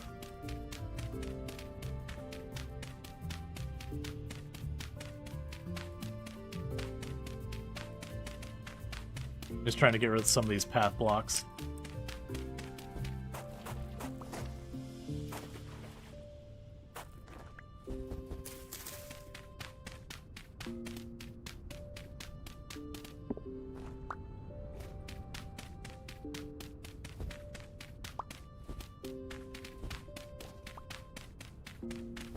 But yeah, no, that's, I think we were still talking about, like, how you make maple syrup.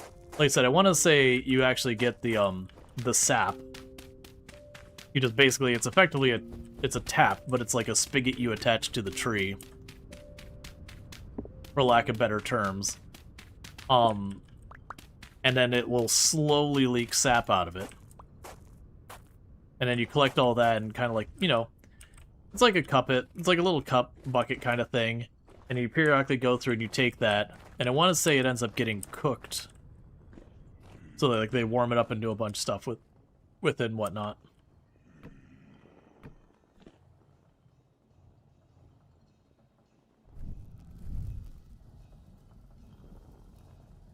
And I know there's more process to it depending on like what you're doing. I think like the very basic kind, it's basically you just take that tree sap and then you warm it up. Yeah, we stab the tree bleeds, we drink its delicious tree blood. Yeah, now I want to say though, I can't remember if they like boil it or whatever, but there is a process they do after they get the sap to change it from being just sap to syrup.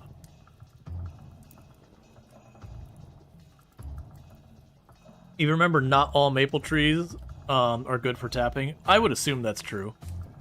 I know we kind of talked about it when I lived in Michigan, because we did have maple trees up there and everything.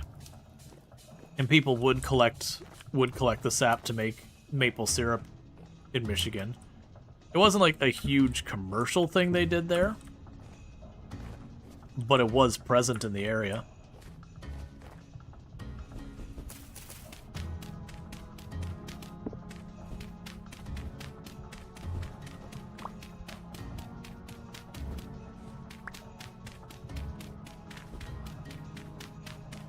As far as you remember, it's a lot of boiling. Yeah, that's what I want to say it was as well.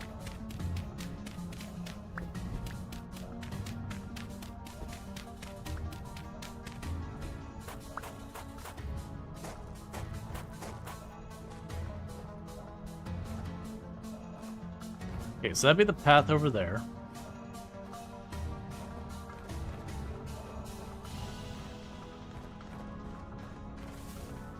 Yeah, that's another one. I think you're right, is that you strain out all the bits of stuff that get into it.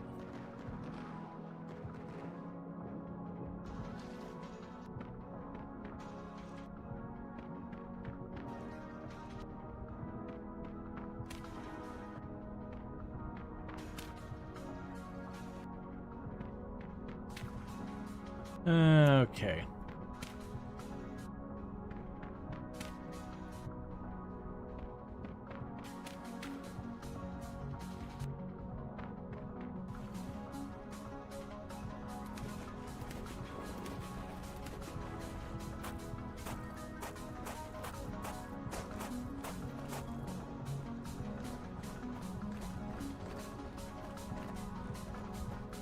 It's a huge amount.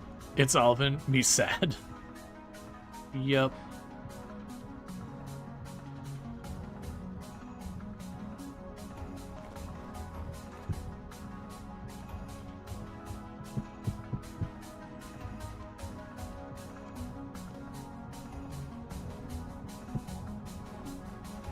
Yep. Okay, we can grab you and do this again.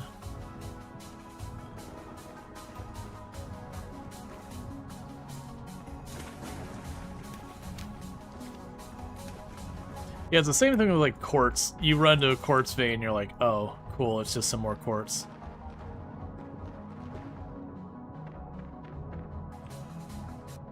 Yeah, so this is going to be an area we're going to put our reeds at. I'm going to put the path that goes behind the house.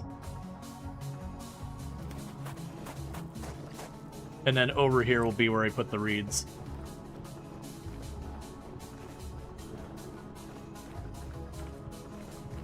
How are you doing?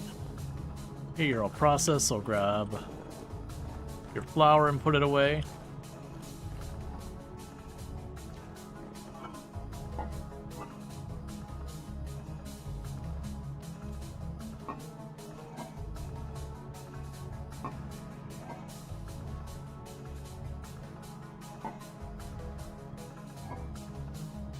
Alright, so let's just start grinding literally any of it into flour.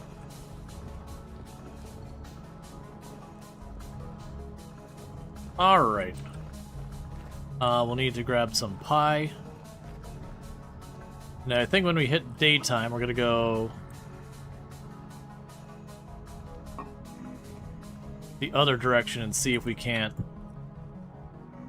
find better options for dealing with the Borax in a different direction. And also, thank you for that follow. Welcome to the stream.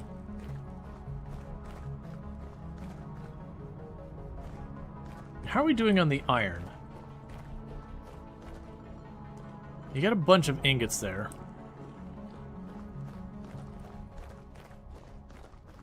So, we have our iron node is right there. It might be worth... Well, that's what I was going to say, is the rope ladders. It might be worth it for me, while we wait for the borax kind of thing, to just go over where that iron is, and just go on down into that tunnel, and just yoink up the rest of the, hematite. Granted, current rift activity. So, for those who don't know, even if you have rifts turned off, the current rift activity has to do with, like, the rate things spawn. And it can be anywhere from calm to, I can't remember what the highest level is.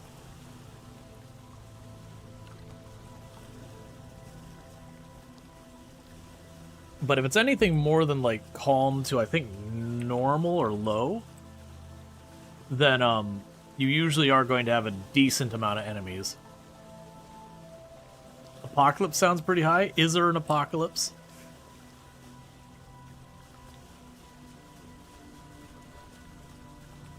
Yeah, so I'm going to try doing is going down the mine, because I'm also hoping just by being underground I won't have to worry about temperature as much.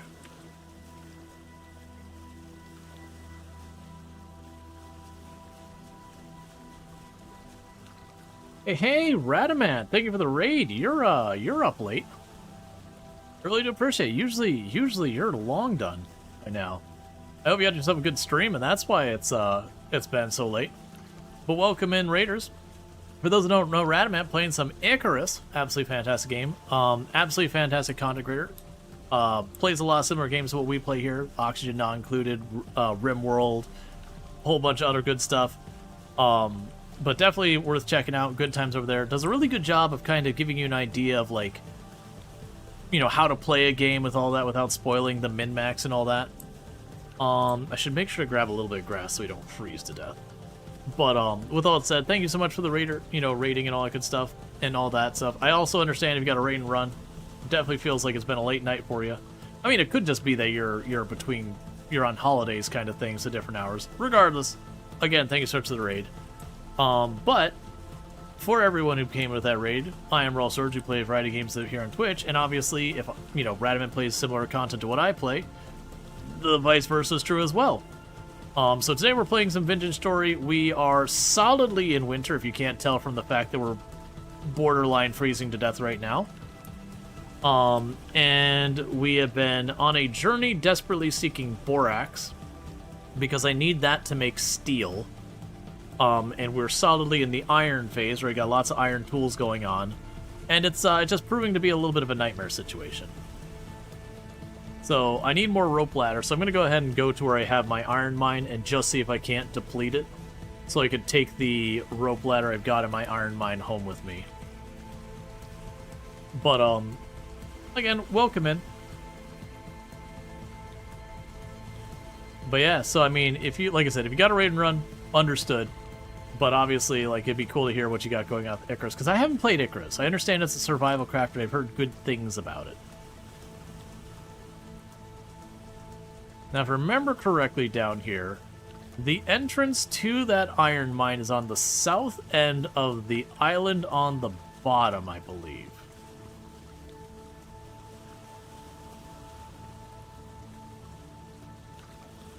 Really hoping the rift activity dips down before we get in here, because otherwise that might be a bit of a spicy fight. But yeah, so for those who are not knowledgeable about Vintage Story, this looks like Minecraft. It is not Minecraft. It's like if Minecraft looked you in the eye and said, do you like pain? Do you like complexity? Would you like more of these things? And gave you that. It's actually a really good game. Very much one I recommend and all that good stuff. But like, to give you an idea, for seeking out iron, you can't just dig down and find it. You've got to go and prospect all over the map and all that to try and find a place that has some presence of iron available, and then go from there. We'll put our kitty door up so that monsters can't spawn behind me as easy. Okay. I appear to be alone down here for now. The area is getting large enough, though, that may not stay that way.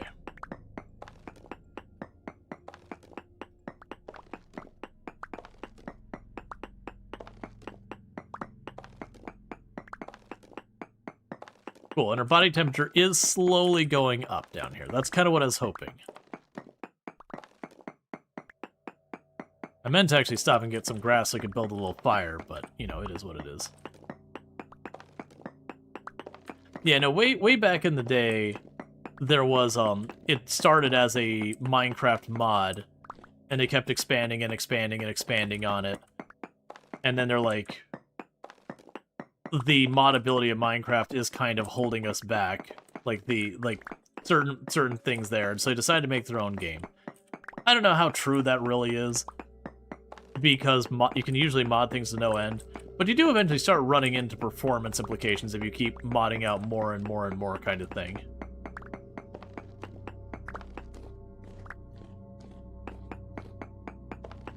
Like, ultimately, at the end of the day, unless you're a mod that's specifically designed to override default behavior for purposes of, like, performance, almost always mods will have a performance negative. It might be so trivial it doesn't matter of a negative, but it'll ultimately be a net loss for the game's overall performance.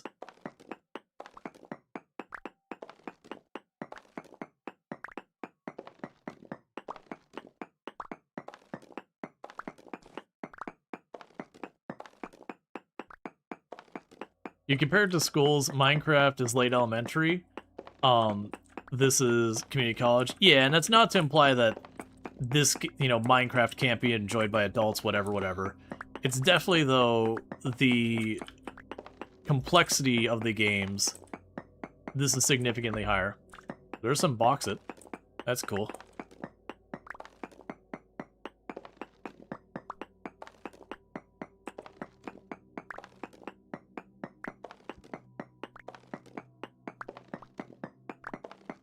1 stick on the ground is nothing. 500 and your game is unplayable kind of way. You're happy they kept the sound when picking stuff up? Oh, the little bloop sound? You need that. That's the sound of success. You need that dopamine, man.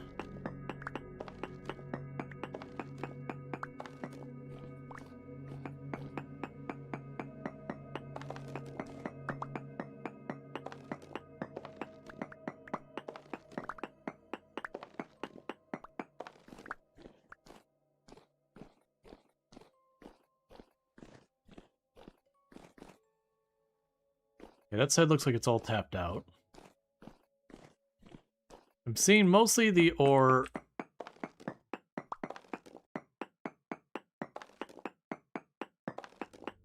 Okay, it looks like I'm running into some box here. I don't think iron can be in bauxite.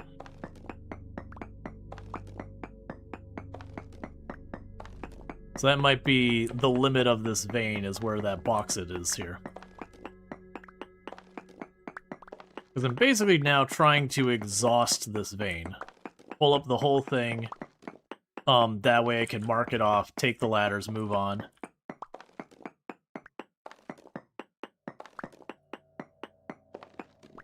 Yep, no, I'm aware. I'm just continuing to mine. I'm noticing it's going up against the edge of this bauxite. Yeah. That to me is enough evidence right there.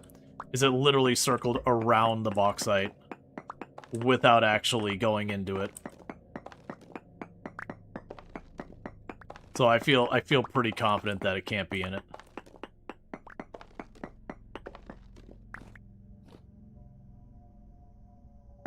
There's 1 full stack of iron. To give you an idea, like for the example, the difference, when you're doing iron in Minecraft, you take some iron ore, you huck it in a smelter, boom, iron ingot, you're done. For this one, if you want iron ingots, you cage your iron ore, and you put it in what's called a bloomery. So you have this this clay bloomery you built out of fire clay, and you use that, and then you toss a bunch of charcoal in it, you seal it up, and then not only that, you have to break it when you're done, because that's just the way bloomeries work, is you're making a solid thing to contain it, and then ultimately you have to break it when you're all through with it, and then you get what's called an iron bloom. And an iron bloom has all sorts of bits of carbon and all that on it, and it also has your finished iron there, but it's kind of just this chunky mess of iron and carbon. So you then take that over to a forge, you heat it up, and you get out your hammer, you start banging away on it, getting all those little bits of carbon that you don't want out of it, and all that kind of stuff, and whatnot, until you've got just your iron left, and you shape that into an ingot, and you've got your iron ingot.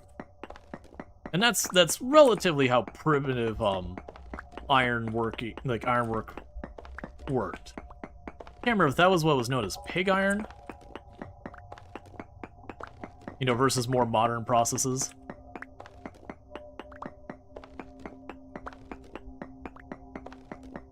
But yeah, so you get the idea. So it's a whole bunch of steps.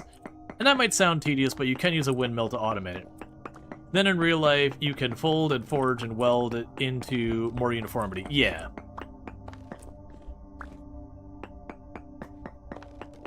I'm also surprised they don't do... There's a whole thing with forging about removing a bunch of the imperfections out of it. Like, not just iron, just your metals in general. So you get the metal to a molten state, and then you'd have some stuff would just burn off by process of getting the metal that hot. Other stuff would either sink to the bottom or go to the top of the liquid metal over time that you could then, you know, sift, remove, whatever, if the metal's worth doing that. And a lot of metal's not. Like, a lot of metal, it's like those minor imperfections are just like, whatever, it's not a big deal.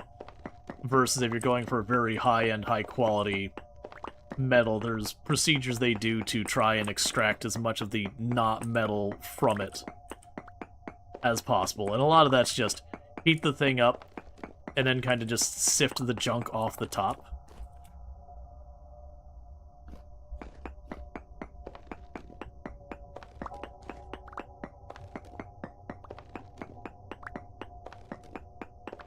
Let's see, pig iron is a technique from the early industrial revolution, as far as you know, where they melt the iron just to have mass amounts of it, then turn it into steel from there. Gotcha, so I have it wrong.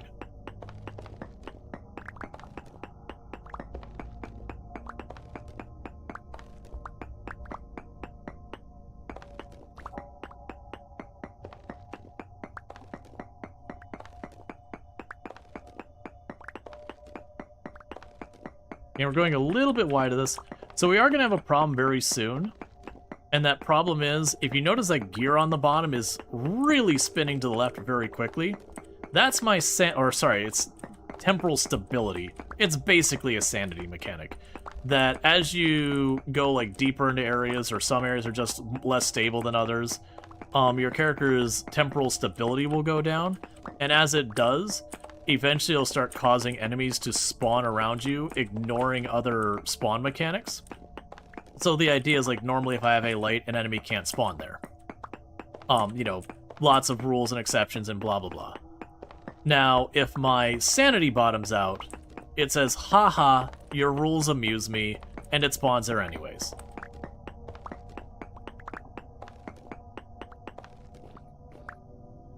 Okay.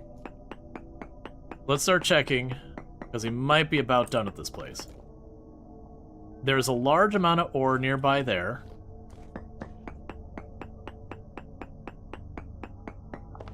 There's no ore at all nearby there.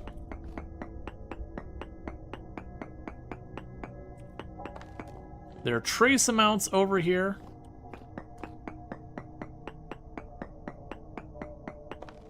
Medium amounts over there. Okay. So then the question is, where?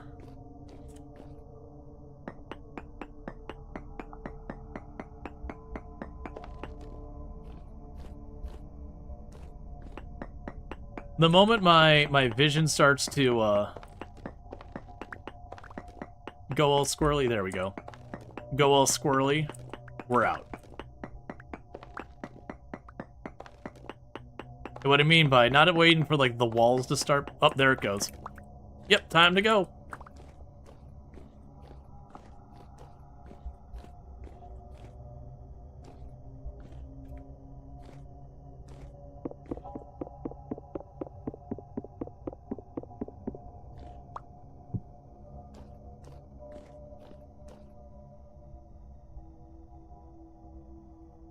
So I still have a lot of iron down there.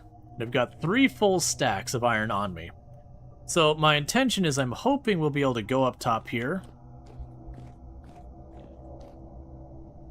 And that our gear will stop spinning to the left and start spinning to the right. Because if it means it's spinning to the right, it means my temporal stability is recovering.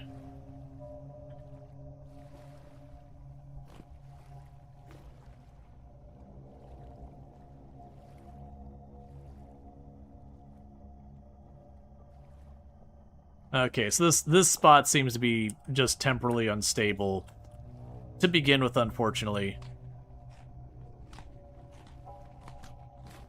So I'll end up needing to leave.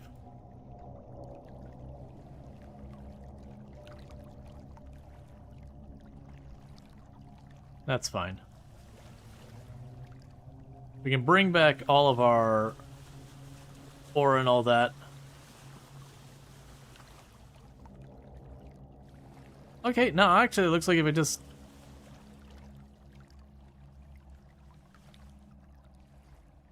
It seems like just hover over here, our sanity slowly recovers. Or temporal stability. Thank you to follow. Welcome to the stream. We can actually check how we're doing there as well. I can put my mouse over it and you'll see it climb. Honestly, at that speed, we'll just do a drop off. Cast iron is very similar to pig iron, e.g. they use the same term in Germany. The cast iron has been used for items, obviously. So, where does the confusion come from? I'm missing something with that. You want iron tools, you want to make iron bloom. You need clay, you need a hammer thingy, you need copper. For that, you need to find copper nodes to make And make charcoal, which you have to practice deforestation to make a charcoal pit. Yeah. Is this still the big iron node that we discovered last stream? Yeah, it's the one from the other day. That's what I was kind of mentioning before, is one of the things that makes this game far more satisfying when it comes to the seeking out ore kind of thing, is that very genuinely I found overall, when you find an iron node, it takes a lot to find them sometimes, but once you find it, you just have iron for days.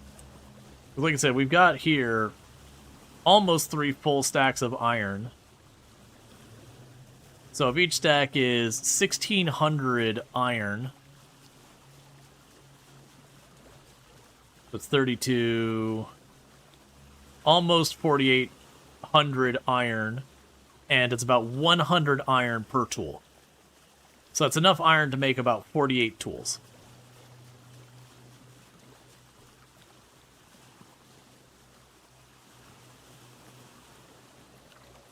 Which is kind of why I made the comment of once we get to the point of iron, generally speaking, tools that aren't kind of just straight up throwaways, you'll see me use more and more iron to produce. Because iron is not that... It will take several months to make all that into actual iron, yeah. Because iron tools is not... Let's see. Is that 1 ingot per tool? Typically. Most of the time. Hey, Lonely Fighter, how's it going? Like I think there's like 1 or 2 tools that, or like 1 or 2 pieces of equipment that take 2. The word iron is being said so much at this point, it feels like it's doing a thing where it starts to lose meaning.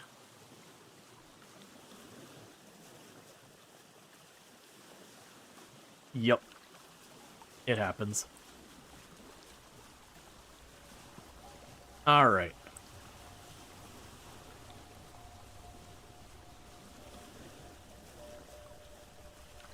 So what we can probably do,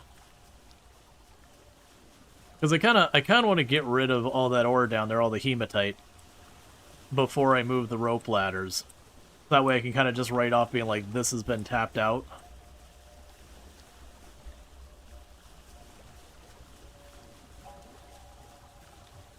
Now granted, there's always a possibility we find more hematite deeper down below there. Not much I can do about that. I'm surprised we didn't have at medium, medium activity. I'm surprised we didn't have anything spawn down there with me. Okay, now our camera's shaking, not because of our sanity issue, or stability issue. The camera's shaking because it's really cold.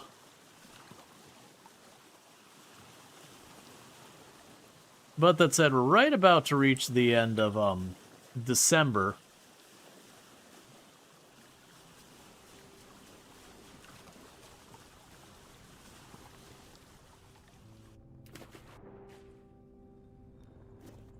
Okay, you can have that ore back.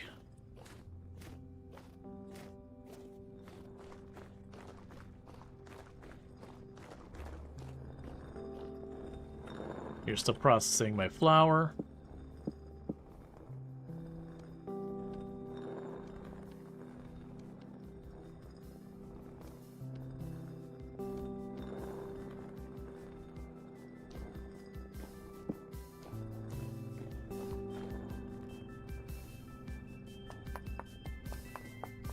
And we'll get the bloomeries fired up.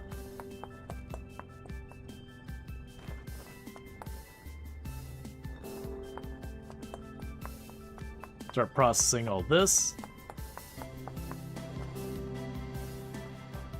And the rest of the iron we're going to just chuck in a box and come back to another day.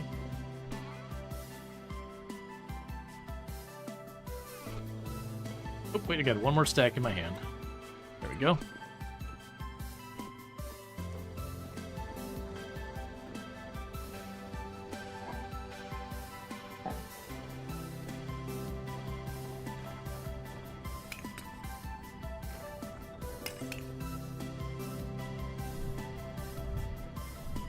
And then we light those up, and it'll take the better part of a day to make our iron blooms. And I'd make more of those, but I need more materials.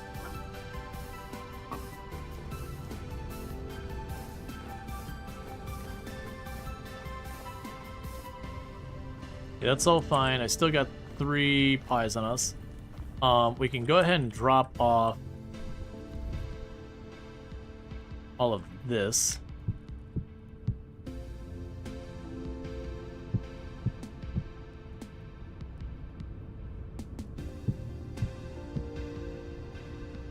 I still have you to drop off, that's fine. Let's see. A couple more pieces of leather.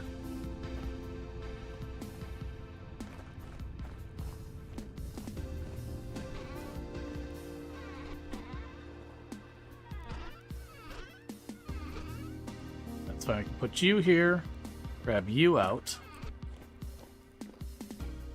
Grab a bucket.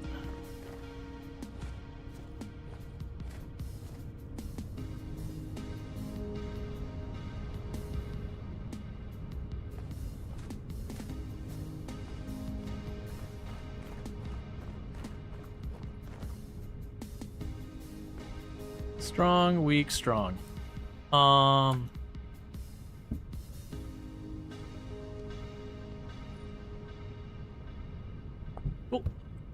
That takes care of that. Those are fine. I thought I was going to need to move stuff around.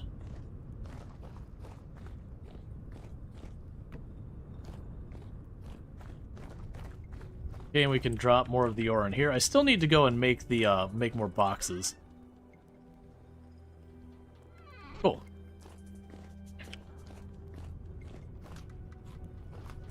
And so we're getting pretty cold. And we're going to stand here by our bloomery for a minute and use it to warm ourselves up.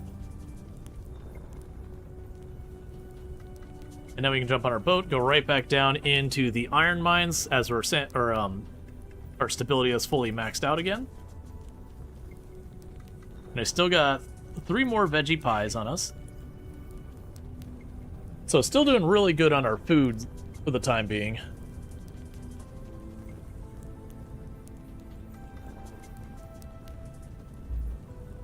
Okay.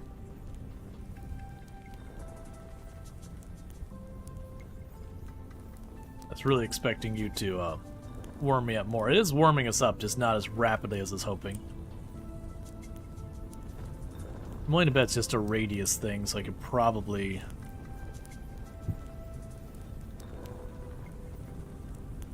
There we go. Get our pie ready. Alright, so we still had, what was it, very large amounts of iron down there. Those as well as ones are running around to getting it. The big concern we're going to have as I go down to that mine is as it goes wider and wider and wider, I'm going to have more things where the enemies can spawn in the room with me, so I either like have to section off the room and all that or something like that. Let's see, earlier you kind of freaked out when you saw all the veggies were gone before you realized you had been used for pies. Yeah, I still actually have almost a full stack of turnips that I can make into even more. I just haven't bothered. But we'll get there eventually.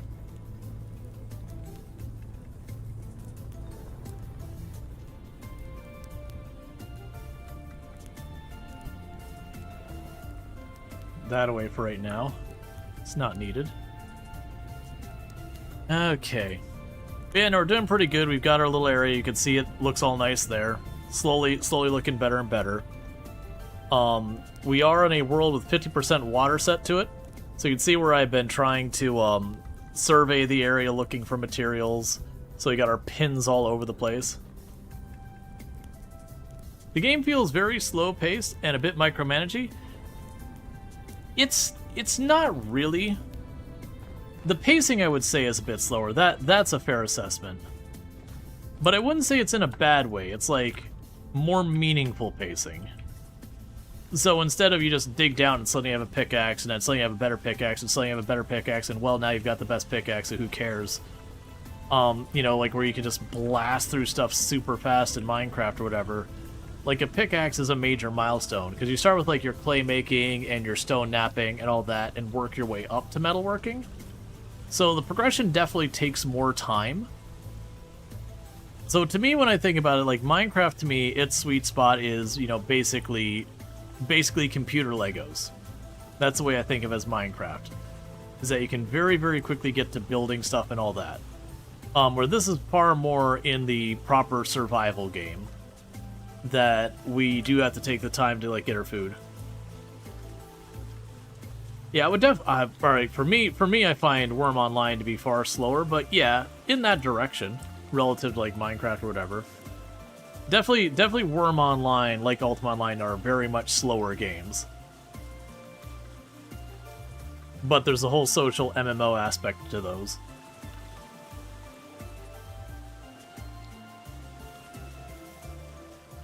But yeah, no, it's definitely got a slower pacing. That's not wrong. But it's one of those things that, like I said, for like getting a pickaxe, there's more steps to achieve your goal. But you'll notice that entire time down there I was mining, I didn't break my pickaxe. Like, realistically, I probably will break this one on this journey, but that's fine. So it is just one of those things that there's more effort involved to achieving your goals, but you get more out of achieving them. So instead of, like, very fast turnaround and getting your stuff all up really quick, and it kind of rings hollow because you get your diamond pickaxe, you're like, well, that wasn't too hard, you know, I've only been playing for an hour and a half, already got my diamond pickaxe, you know, already hit the ceiling. I know nowadays they've got enchanting and all that on that end.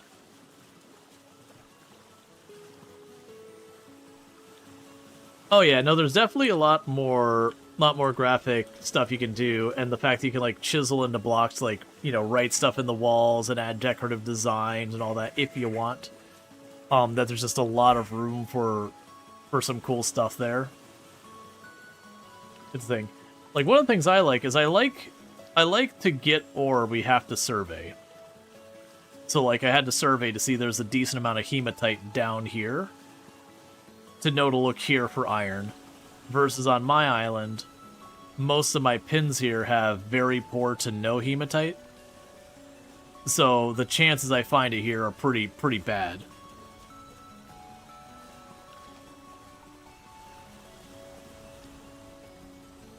But then, like, instead of finding my 5 or 6 nodes of iron here and there periodically like Minecraft does, you notice we went down there, we spent an in-game day just mining iron.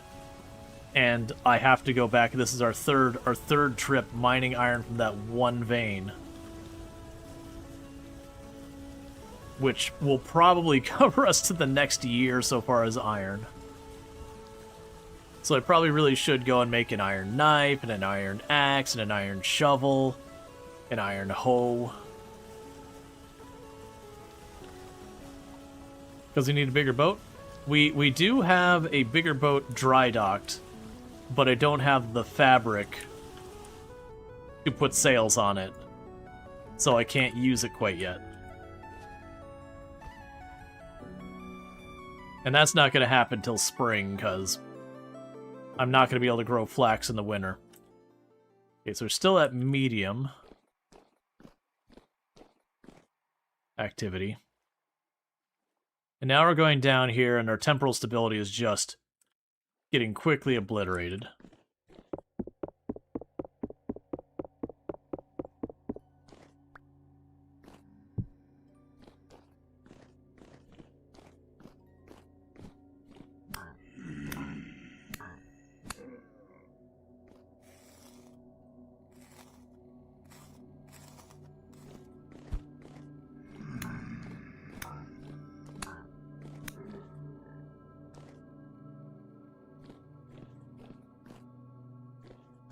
Are you done?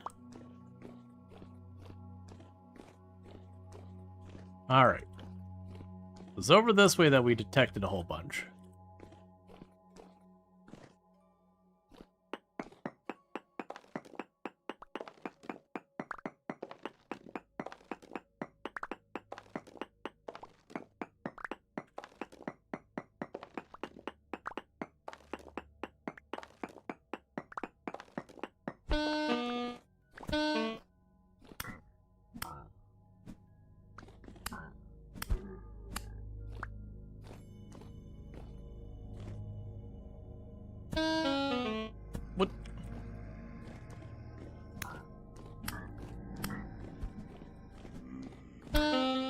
We apparently hit that size, or crap is spawning down in here with me.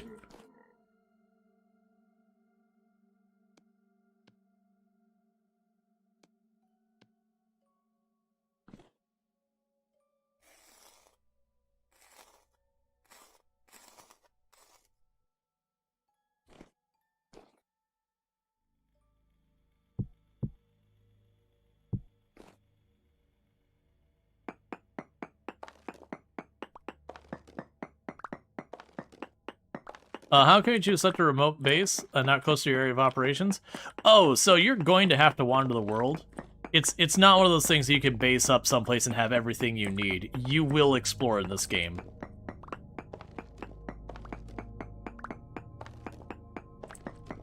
Yeah, so it's not like I was like trying to base one area and have everything in another place. It's I based at home, and then later on I had to find, had to find the iron. This is where the iron is.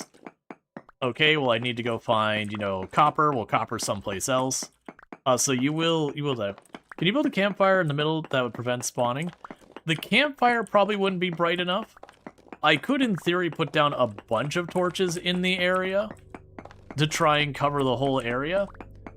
But, I could see, like, later in the game carrying around, like, a handful of lanterns and then chucking them down.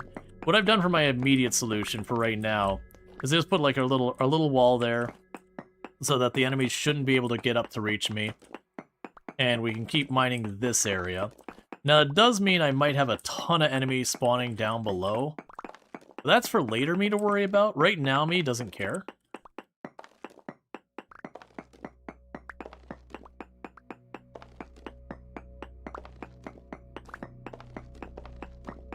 Yeah, no, absolutely. You will travel in this game, and it can sometimes be a long ways, depending on where you're looking for and your luck of finding it, and just like how the world gen goes and whatnot.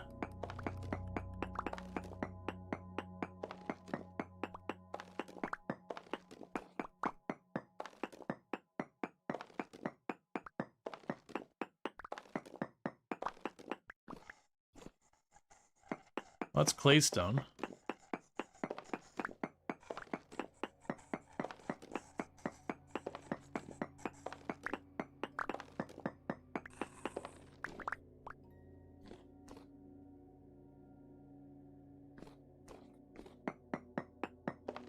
Okay.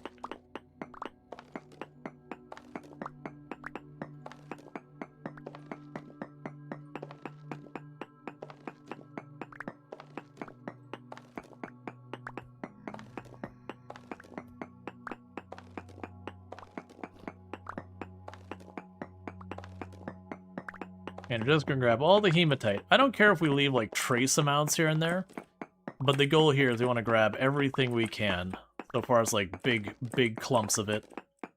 Basically, we want to make it so we get this to the point it's not worth me coming back, and at that point we pull up the rope ladders and we go.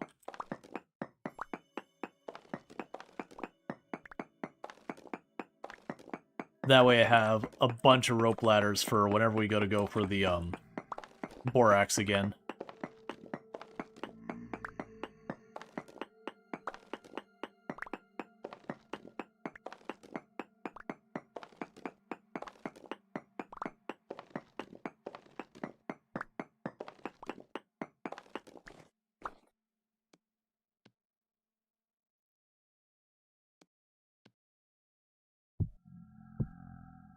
Sorry, no entry.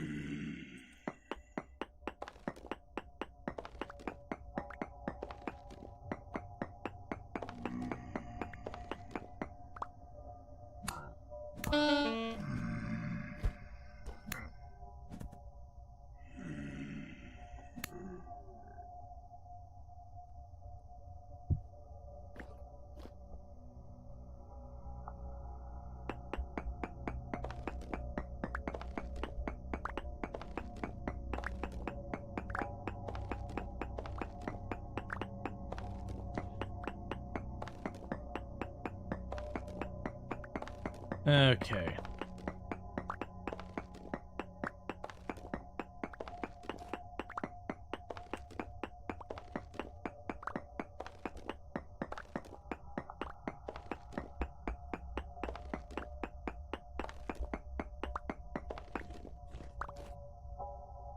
Okay, drop all that down.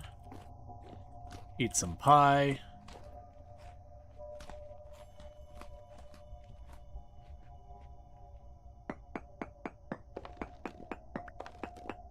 Yeah, the one block I saw back there, I'm choosing to ignore it for just a minute. But yeah, to give you an idea how big that iron node is, if you look at my minimap, that little thing that looks like kind of a dark red ladder, that's where I started mining it. So on the minimap, I am a distance away from where we started mining it. Oh yeah, no, your character's voice, you get to choose a musical instrument, so we're a saxophone. But you can choose to be like a harmonica or a whole bunch of different things. They're always big discs. Most of the time, you can have where other terrain has kind of intersected them to make them different shapes. But broadly speaking, it spawns in as a big disc. Different ores have different patterns they'll spawn in as. But every bit of iron I've seen has always been like one big flat disc that, you know, maybe goes up a couple blocks or down a couple blocks, and that's about it.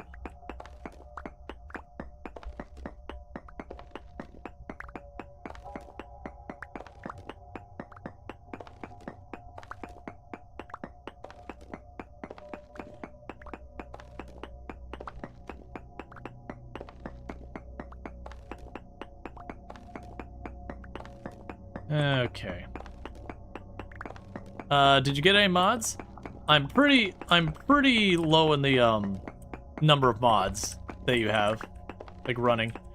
I've got a couple of UI mods. The only like really game affecting mod is a mod called Napster. And all that does is when it comes to like napping and all that, instead of having to hit like every individual little block, I can just click and hold if I want. That's just because the napping minigame is pretty cool. After you're like 1,000 times of doing it, it's moderately less cool. Native gold, native silver. Don't do this to me, game.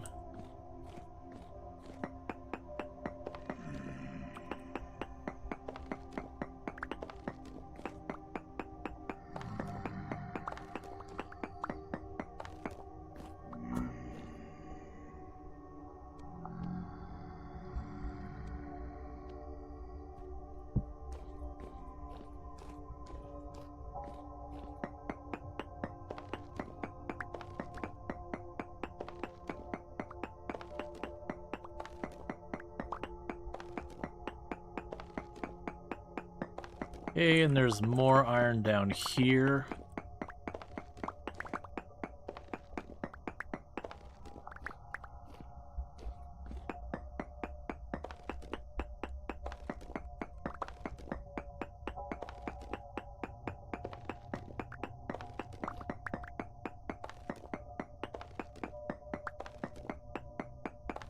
Yeah, Napster also lets you do blacksmithing and the clay stuff more efficiently. Well, not... I mean, you can set to be more efficiently. I don't mod it out, or don't change the settings, like, massively speed up the clay thing.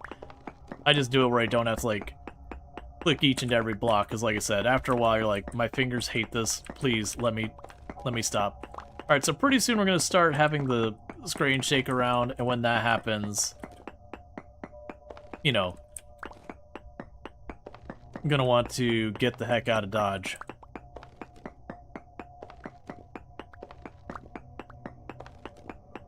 The real question is, we saw that there's silver and gold down here, but what direction? Let's hit this wall.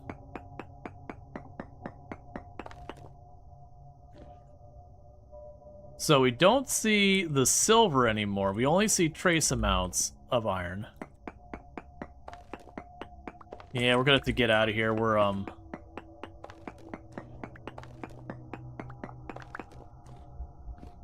starting to have the screen fuss about. There we go.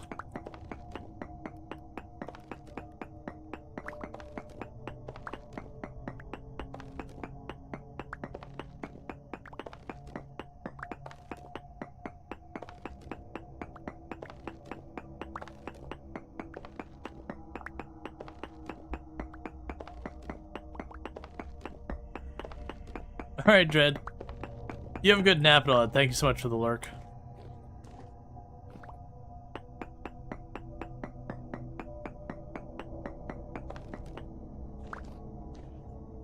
Okay, we're down to medium amounts. 1, 2, 3.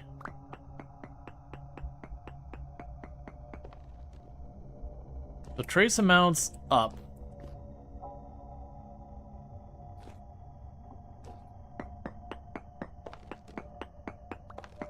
Maybe over here by the claystone.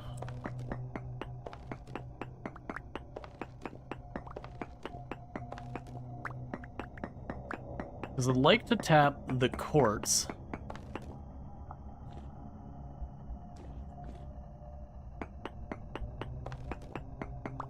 I need to get out of here. We're starting to have the... There, we tapped the quartz. And the silver and all that should be in the quartz somewhere.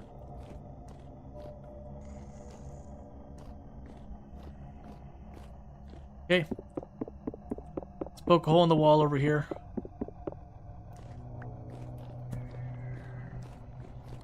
Oh, that's gonna be my death when that scorpion catches up to me. Which is gonna be right here.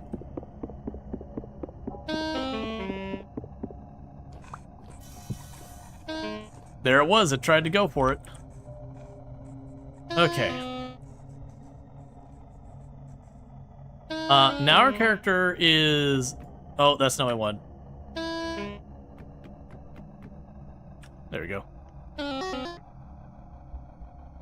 Now our character is taking damage because our sanity is collapsing.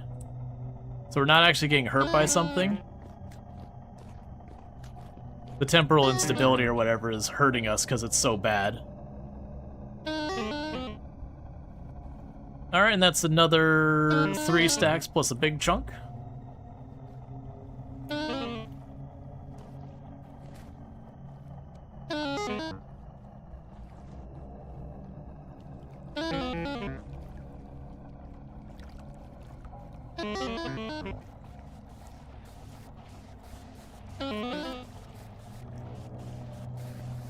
Alright.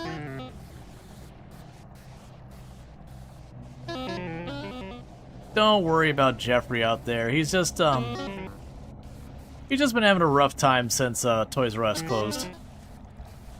You can only kind of barely see him because it's dark, and we're only a little bit horrifically not doing well.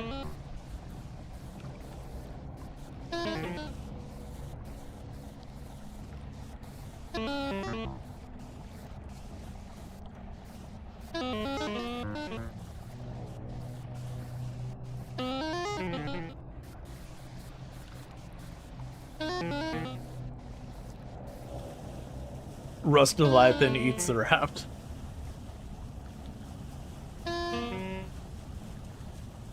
Okay, and her sanity is recovering.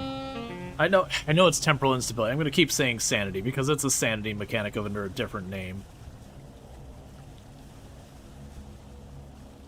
But yeah, so we can go and bring all this stuff back.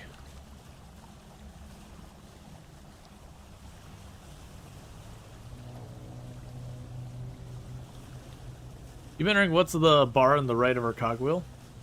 The bar to the right of her cogwheel is hunger. Or satiation, whatever you want to say. When it turns fully black, we start taking damage from starvation.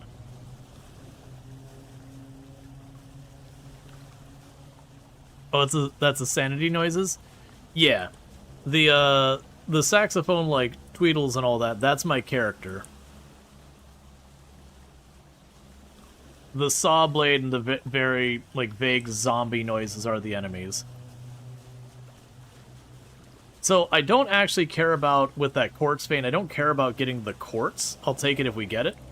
I do care about the gold and silver because I actually don't think I've mined a gold and silver vein before.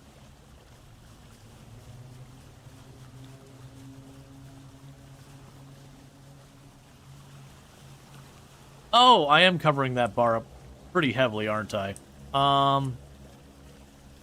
Yeah, when we get in here and we rest for a minute, I'll get that moved so I'm not covering it.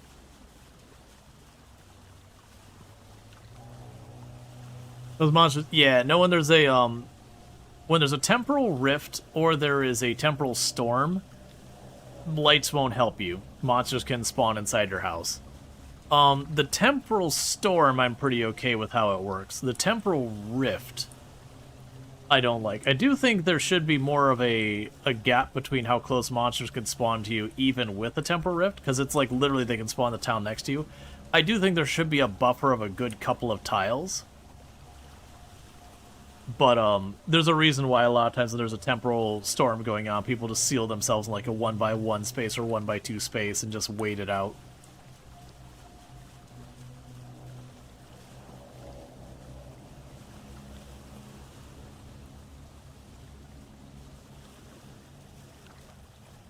And did we get a shout out for a treacle? If not, we should get one. And if so, what the heck, we can do a second one. Like, Treacle's absolutely fantastic. Highly recommend checking Treacle out. Good times over there. Plays like a lot of stuff like RimWorld and all that kind of stuff. Been doing some Teddy's Haven, a fantasy-inspired shop simulator.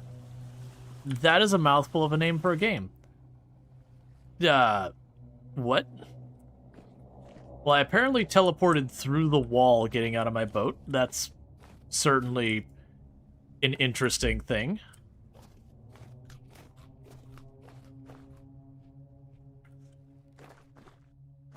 You're just gonna lay still in your coffin and wait to dig out till it's done? Yeah, that's pretty much how it rolls.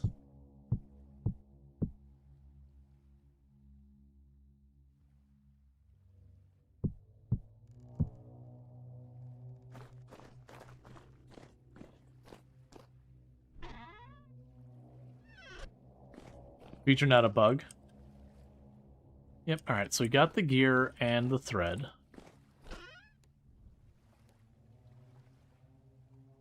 I still got plenty of pie.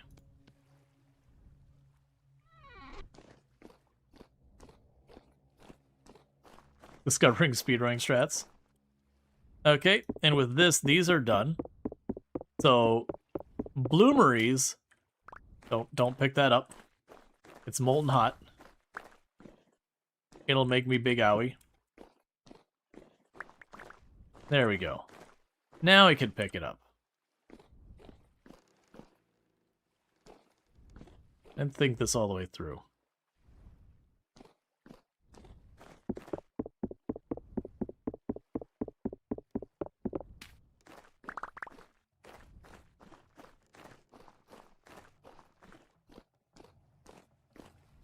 We'll just take our molten hot iron, we'll just chuck it in a wooden box.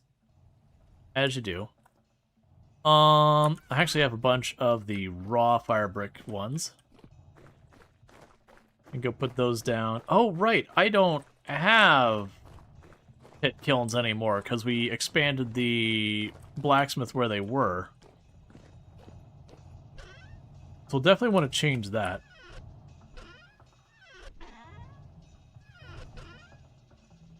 Okay, got a couple more fire clay there. Okay.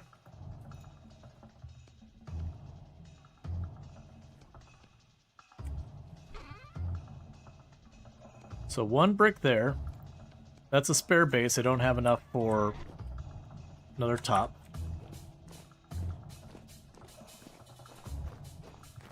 But yeah, so you have to destroy them to get the material out. You get some of the bricks back, but you always lose a couple of bricks each pass.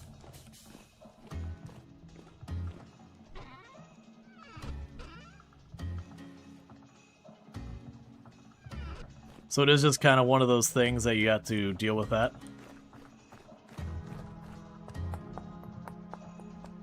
Let's load you up. More hematite.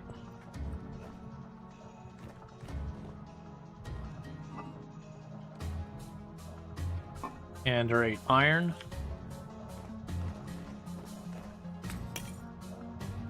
Oh, I only need 6, that's fine. And get another iron bloom going.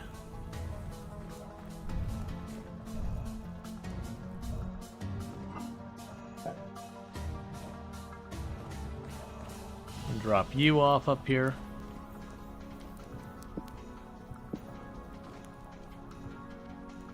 Let's see, that's 64.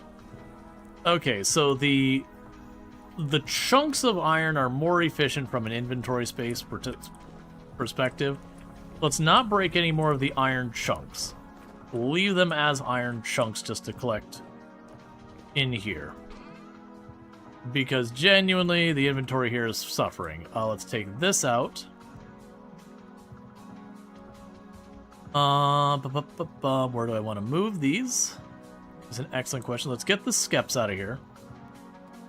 Drop you in here. Take the gear and drop it down there.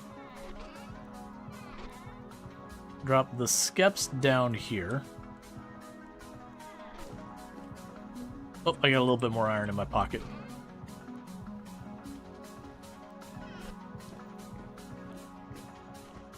So we definitely need to go and make more chests and all that for things.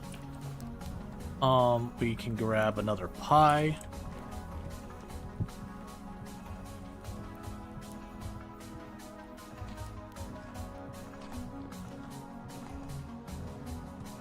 There's more flour. Do you gain anything from cutting the mob or loot resources? So when you cut the mob, it'll sometimes have like loot in its inventory, but not always. I kind of wish you just looted and called it a day, because it's weird. It's weird that you cut the mob and get like thread or gears or whatever.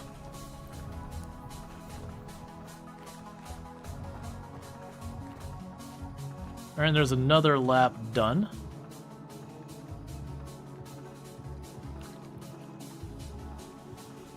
And hopefully, we can wrap up this iron node.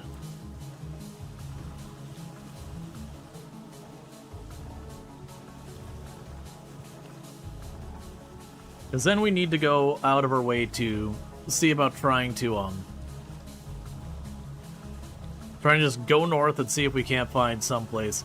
Because the problem I'm running into is Borax can only spawn in certain types of stone.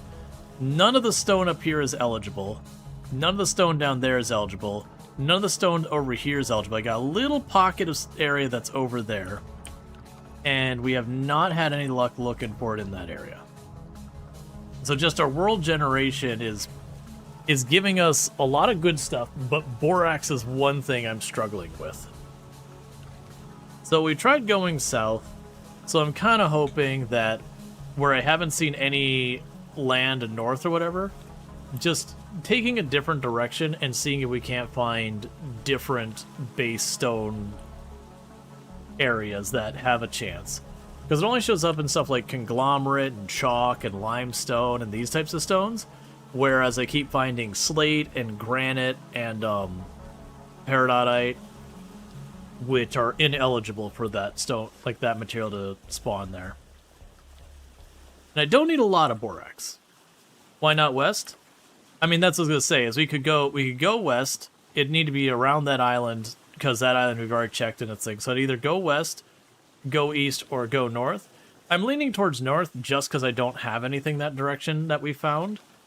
So I don't know what changes. Because I know up here that this is slate. And I believe this has a lot of slate, you know, bauxite and that in there, which is also not eligible. Because I'm hoping it's one of those things that, like, if we were to reach the bottom of the ocean, that maybe, like, just up here, it switches to something that I want, and then we just gotta find a land mass for it. We'll see. I might just start going north and literally not find anything and have to turn back when I get hungry and cold. Having borax as a bottleneck sounds very strong. It's nothing. Are you in the northern hemisphere? Will the weather get significantly worse? Yes, we are in the northern hemisphere. So this way has, like, we started noticing a couple of tropical plants way down here, but it was still cold enough to be a problem. I don't want to go, like, thousands of tiles to the north, because, yeah, it'll just make avoiding freezing to death worse. But I do think going north at least a couple more full screens and all that, and just seeing if I can't find any more land masses would be good.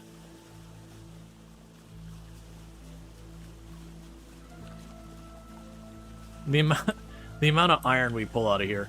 if we don't tap out the iron node now, then I'll make it a point to just be like, we'll pull up the ladder when we leave. And just keep the markers there to go back to get more. I can make more ladders, I'm just trying to avoid doing that. Just in case, because I have a feeling my sailboat's still going to need a lot more rope.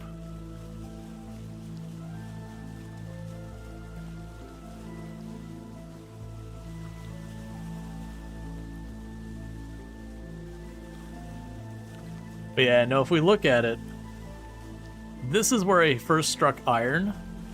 That's we were up there at least.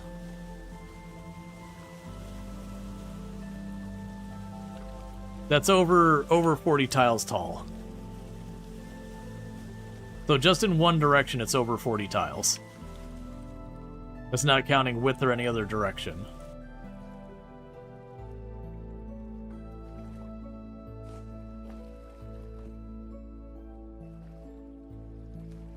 Alright, now we get down here, we should start warming up. Now the question is, have I gone far enough for it to despawn the enemies?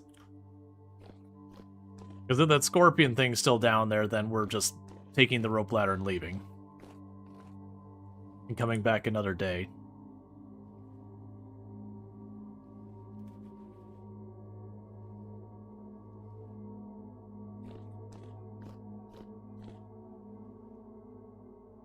Make sure you're on my bar.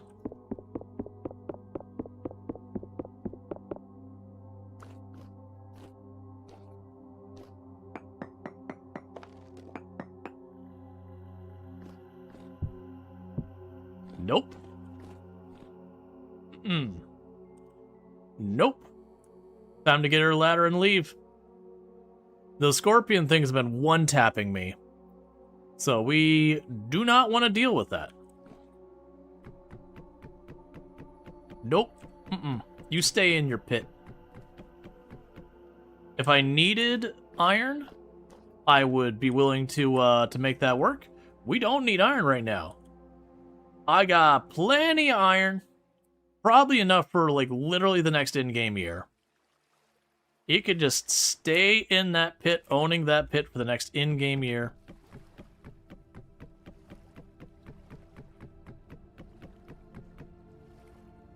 Alright. So, meanwhile, before we get too far, let's add a marker, because I won't remember. Gold and silver...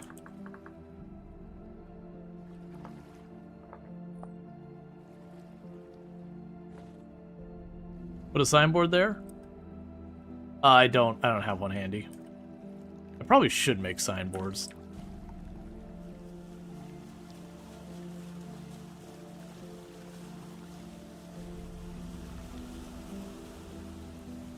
Yeah, scorpion below. Well, eventually the scorpion will likely despawn.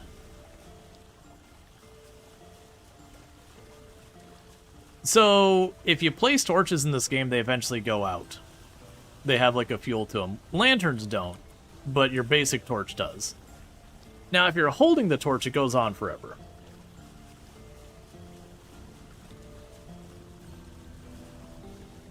Don't death open below. Yeah, so we're going to go home real fast. We're going to warm ourselves up, and then, like I said, we're going to just start sailing north and, you know, venture the world. Because that's also a good thing, because by the time I get home, get ourselves warmed up and a couple extra pies in the inventory for the journey. It should be daylight, so I can actually see land masses out in the distance. Yeah, no, absolutely it's going to be colder that way. But like I said, I've kind of explored the other way that now it's becoming a major trek to go anywhere to the south. So I'm kind of leaning towards... If we're leaning here, probably going up around this far to the north. Did you search west? Well, yeah, so I'm planning going this far north, then maybe that far west, that far east. For this kind of thing. Yeah, north I could just take a straight shot and just go. But, the other directions I gotta get around land masses and all that to explore. That's the only reason I'm choosing north. Because we've gone pretty far south. And we'll see what we can see.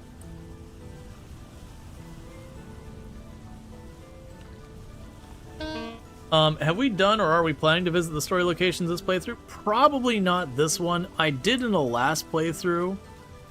Check there's like 2 or 3 story locations I got far in.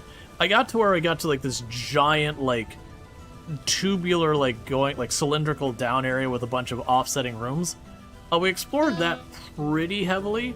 We didn't finish it, and the reason I'm not going to bother with the effort on that is the story isn't done yet. You can't finish it.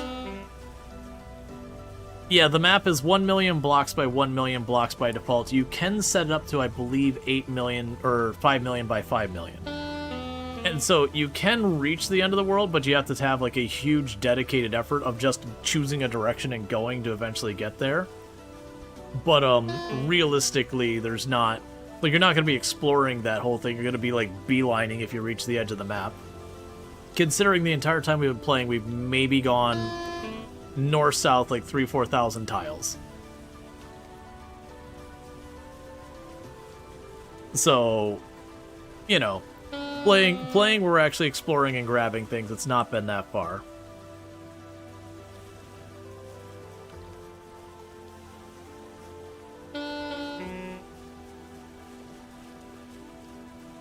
No Farlands or bust?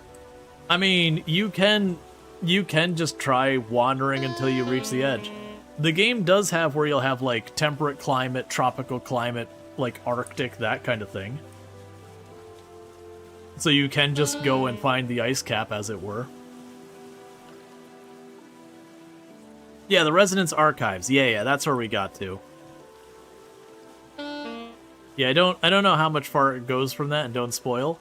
But it was one of those things that I got to that point, but like people are like, oh yeah, there's like no closure on it yet. Like you gotta wait for some more updates that they're gonna expand the story more.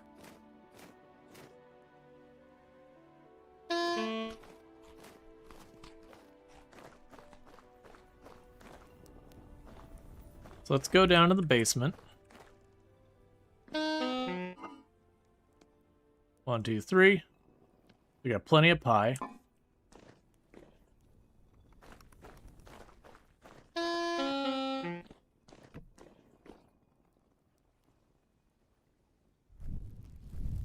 And to warm ourselves up.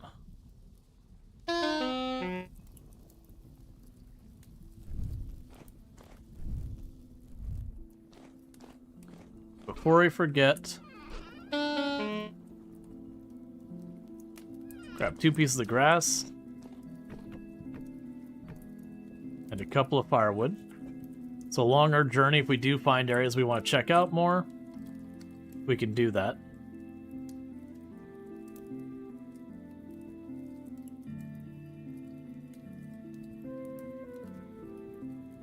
Okay, once we're like fully warmed up, thawed out, whatever you want to go with, let's go check on the flower. Should be nowhere near done. We'll take a peek at it. Question, if you played myriads of hours in Minecraft with mod packs like Stone Block, Sky Block, Ocean Block, and various other packs, do you think it'd be easy to get into Vintage Story? This game has been on your want list. So what I would say is you can take all the things you've learned in Minecraft, you can put those in a nice little box. Nice little box. And then go kick those into a fire, and then bury the ashes in the ocean. Because unfortunately, the overlap there doesn't help you very much. That's a bit of an exaggeration.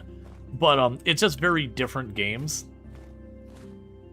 That said, like, if you enjoy the complexity that comes with a bunch of those mods and everything, I do think you'll be able to, like, figure this out. But, like, Skyblock is just a very different game, or a very different thing. Like, it doesn't add new systems. I'm not familiar, and I'm assuming Ocean Block is probably the same, and Stone Block I've not heard of. But yeah. I feel like the only thing this game shares with Minecraft is its visuals. Primarily, I would agree. Like, and the fact that when it comes to the crafting system, you've got the grid. But that's kind of the thing. It really is very, very different animal from Minecraft, despite coming from a history with Minecraft. Now, let's turn this slightly west. And the reason I'm thinking that is as we go north, we'll go north up this way. So at least check it for new things. My hope is that we should see daylight in the next in-game hour or two, so that as we get out here to new waters, we at least have enough light to see if there's land out in the distance.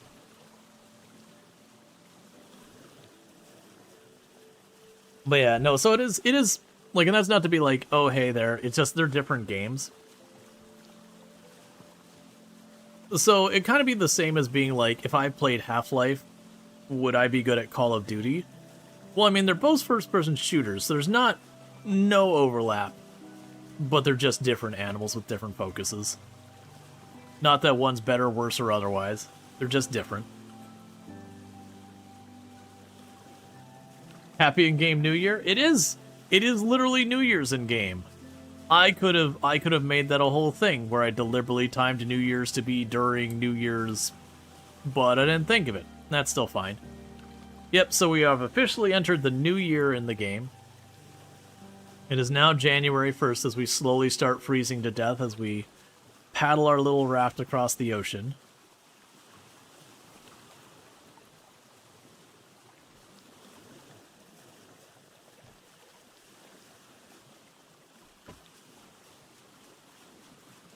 You feel like I played a couple of mod packs like Enigmatic, where it's relatively similar progress, like having to prospect, although less in depth than Vintage Story as far as you can tell. There are some aspects, definitely some gameplay loops you think overlap. Yeah, no, that's fair. You just need to get another game year in the next 4 days. That's not happening. That's a lot of time investment. That's not happening. Yeah, no, for the record, this is not the way your world will normally look. I went through and I set the world generation on this one to give us 50% water, so that our ocean is much bigger. Watching Rual play Vintage Story, you feel like it's almost similar to a mod pack you find in Minecraft called Terra Firma Craft. Yeah, I want to say they do have a shared background of some capacity. Not that that's what the mod came, but they're very, very similar in what their goals are.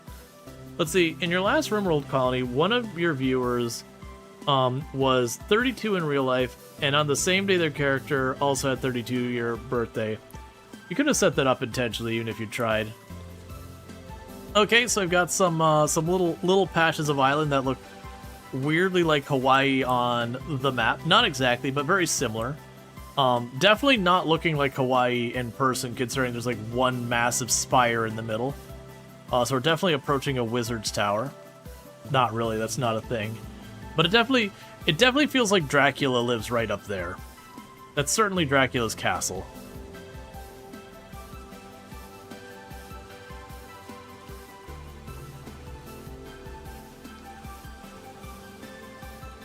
So I'll go over there, put down a pin prospecting, see if we come up with anything. Ideally, we're looking for Borax. At least it is... Oh yeah, no, that must be it. This isn't Dracula's castle. This is their holiday home. Not quite as grand, but you know. It's a nice cozy stone gothic wood cottage. Don't ask why it's stone and wood. It's just the way it is. Just go with it.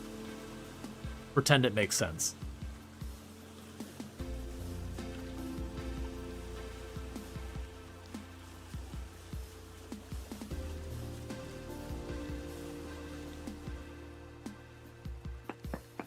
Oh, not you. That one. One.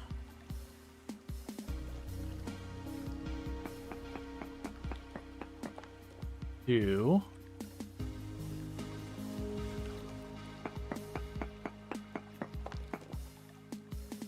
All right, that is some pretty awful opportunity for ore.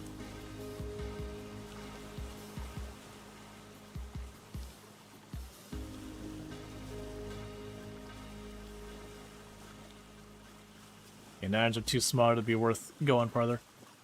Okay, and with this, we sail into the horizon. I probably should have stopped to warm up, but I'm kind of just hoping we'll find more land real quick. It takes a while for cold to kill you.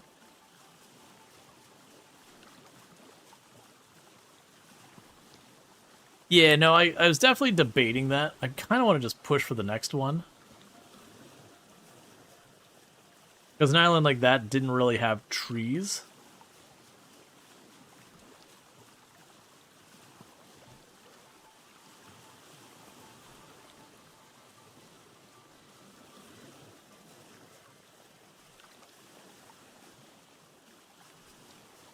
It turns solidly straight north now.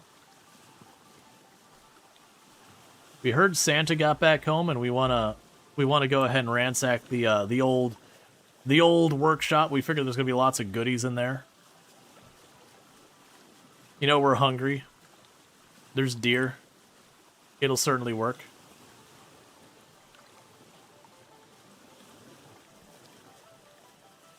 Can't tell if I'm seeing waves on the horizon or something else. I think we're just seeing like graphics for the waves.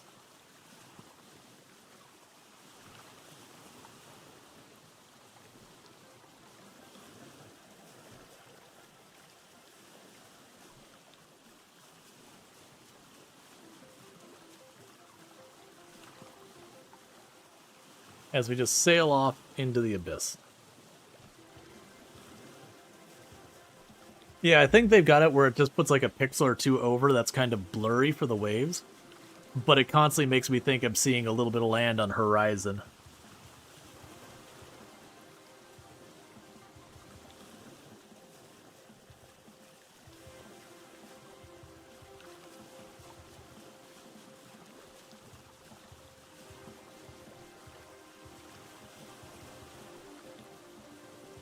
If we start taking damage at this distance, if we don't see land ahead, we'll have to turn back. I mean, we won't have to. It'll probably be a good idea. Well, there's gotta be land, right? It's only 50% world coverage.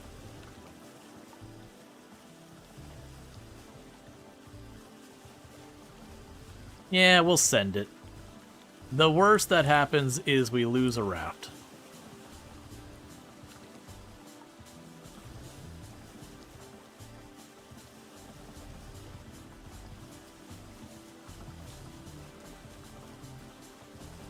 Okay, meanwhile, while that's doing its thing, let's go fill our drink again.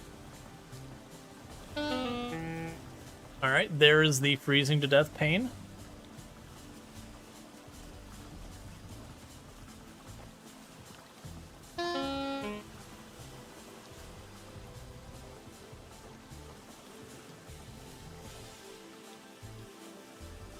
See, all we have to do is give up hope, and we'll be fine.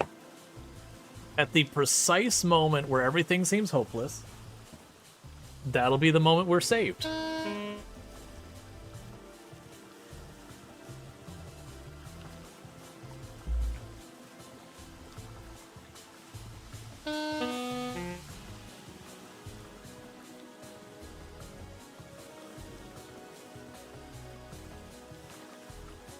I do know...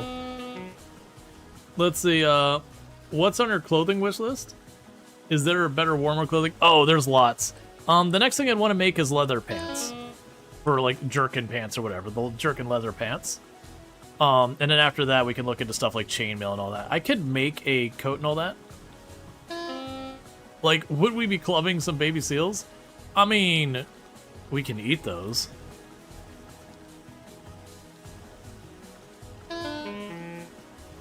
Okay, we've lost 1 health so far. Go ahead and eat my pie real quick.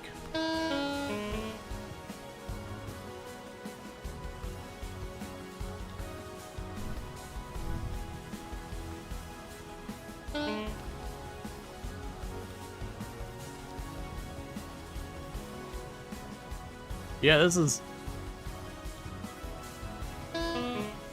So we are not finding much to the north.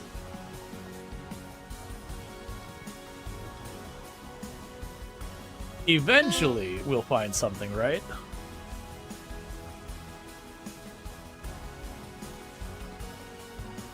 Oh, I see land.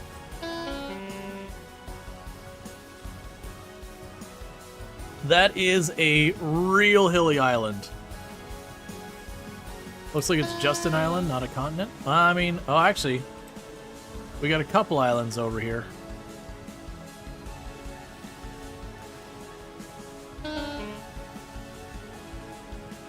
Yes, apparently got an island on my right and to my north. I don't see the island to my right. Ah, there it is. Okay, that's fine. We'll only have lost like three bars of health. That is some steep hills we're gonna be pulling up to. Yeah, so we can just go ahead and pop in the wall just far enough to prospect, chuck down a little fire, warm ourselves up, and then start island hopping.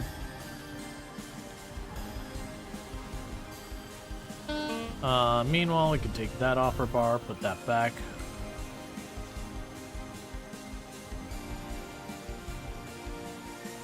So the big downside about what we're doing right now is just, in the future, if I go, oh, I want the ore up here, that is a trek.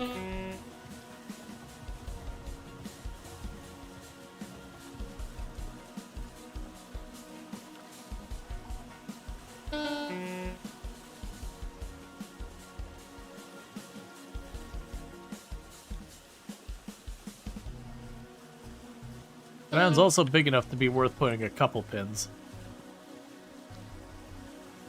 Oh yeah, no, once I get the sailboat, it'll be way less of a problem.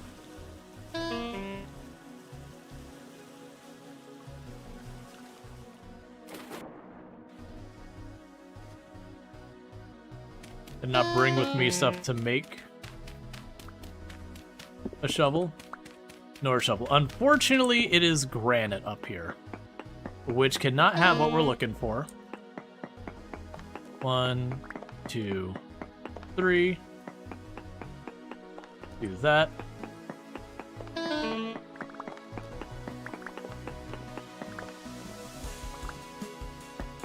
One, 2, 3.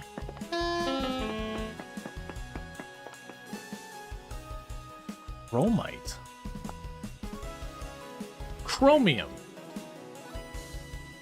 Okay.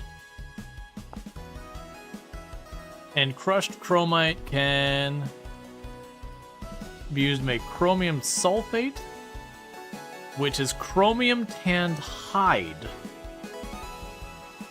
Okay.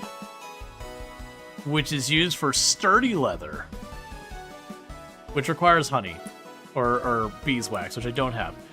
Still, I don't think we found that the last playthrough we had, so that's still not bad news.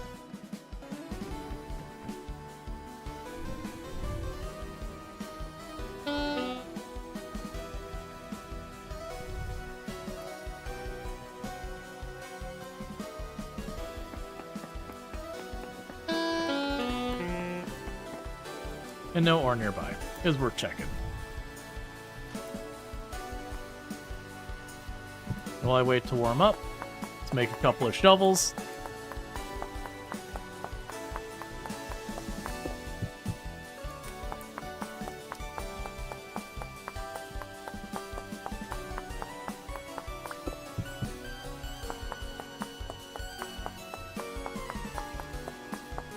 I'll probably go through a couple of these.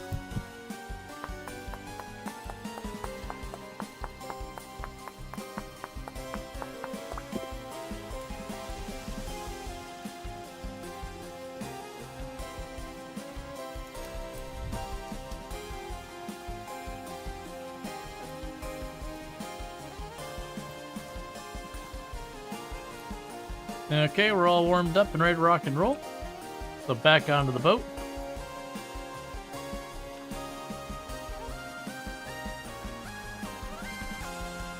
Those are gonna be those ones I'm gonna circle the island.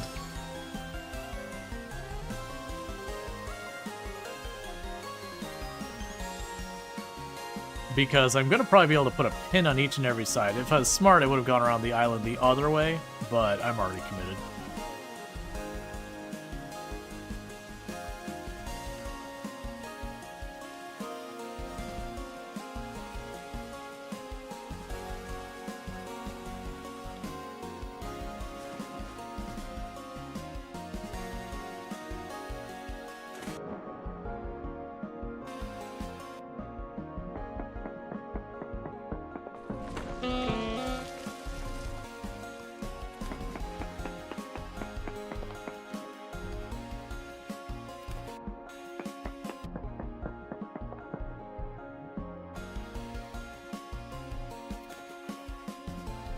Okay, more chromite.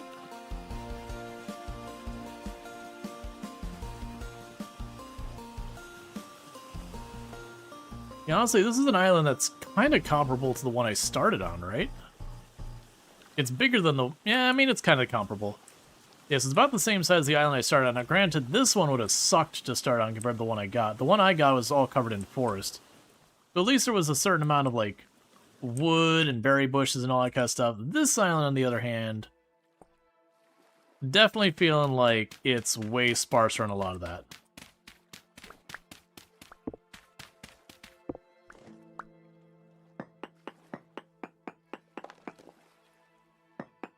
So 1, 2, 3. I'm gonna go one tile deeper.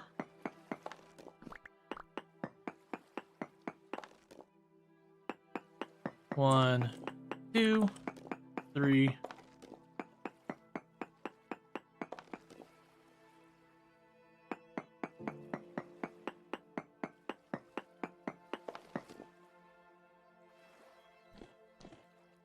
Oh. Yeah, it's just gonna put pins around the outside edge. It looks like we got another big island up there. So we're just gonna island hop. We're not gonna worry about trying to catch every island right now. We're just going to move from one spot to the next spot to the next spot, prospecting them up, see what we can find.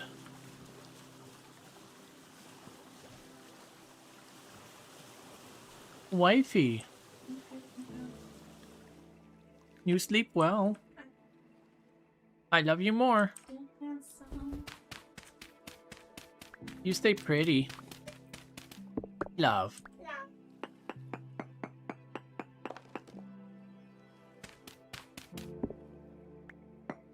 Okay, so 1, 2, 3, 4.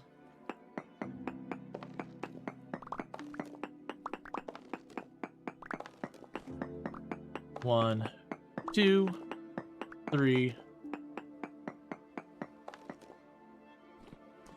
The whole island appears to have decent chromite chances. They're all hovering around like that 1.4, 1.5 range too.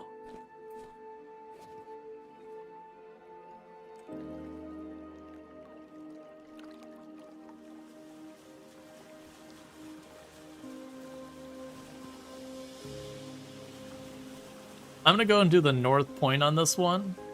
No, you know what? I'm not gonna care about the north point on this one. Yeah, so I'm not going to bother going down that one. We're just going to go right on up to the next set of islands. So I'm going to go here, hop over there. And if we don't find... We're finding more islands. Okay, this is fine. We're just going to keep island hopping. Are you closer? It's hard to tell. Yeah, we'll go this way. We're just going to keep island hopping from island to island. And we're going to keep going north for the time being. When we go to the next island, let's stop and cut apart. Well, actually, we'll just wait till we have the next time we need to warm up. Then we'll cut apart a pie.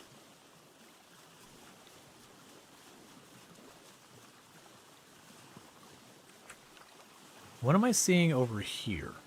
I can't tell if that's just a base of a tree or something else. I think it might just be a base of a tree.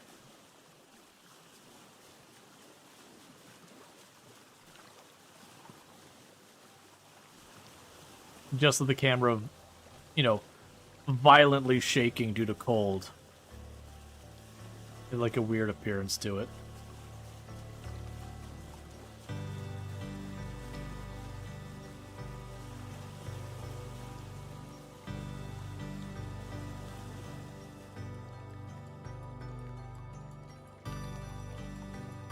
That's fine. All right, let's pop over here real quick.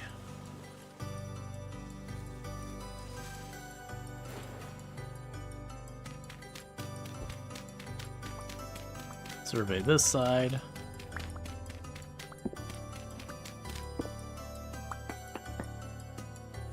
Unfortunately, more granite.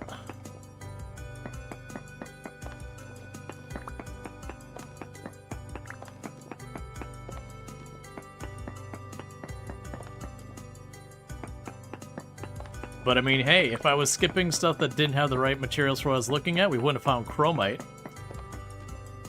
There's still showing chromite in the area. This one's significantly lower than the last one. It's about 0.5% lower. But it's interesting. We got a pretty big island over there. There's a pretty good chance we could find some chromite there. And that's for making the hardened leather, the sturdy leather, whatever it's called. And I want to say that sturdy leather has a lot of stuff behind it. Yeah, so we can make the sturdy leather backpack. That is 2 full slots larger than what I've got. The sturdy mining bag, which is 2 slots larger than the current mining bag we have. And then the sturdy saddlebags, which will matter if we go and get, you know, get a rideable animal.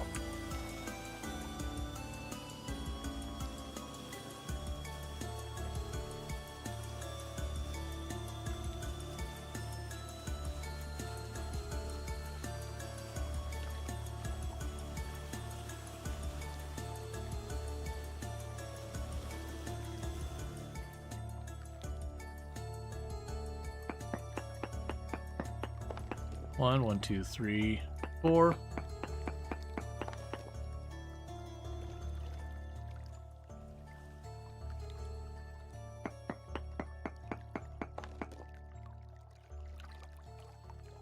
Yep, so the chromite is progressively getting worse as we go this way, which is not surprising.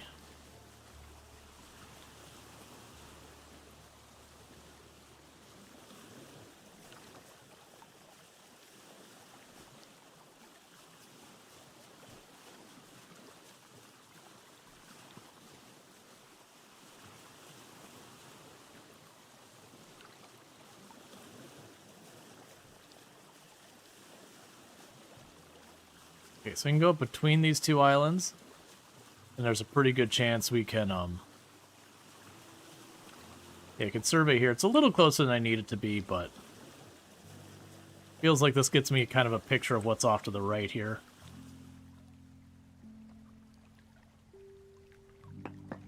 So 1, 2, 3, 4.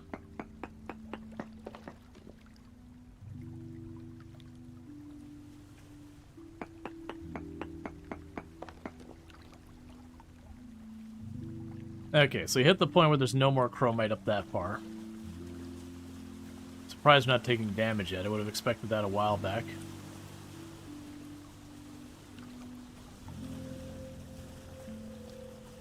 Take a quick peek at the map. Yeah, so go for the little island in the middle there.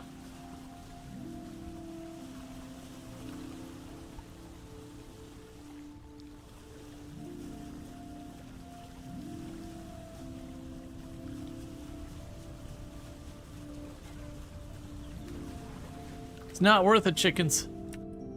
Choose to live.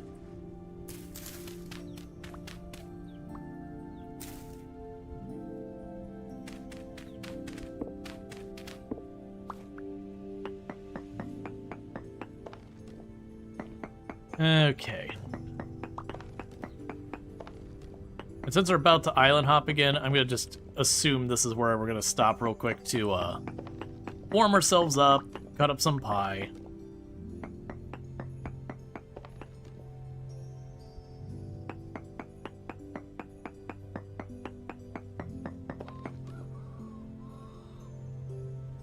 Okay, so grab all this, grab the grass, grab the firewood.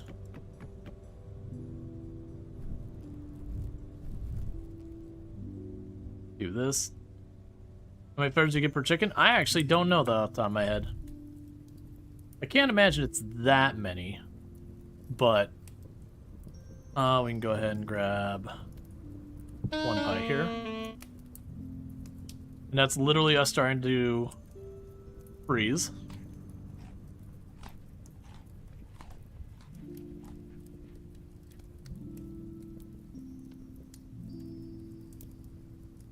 Okay.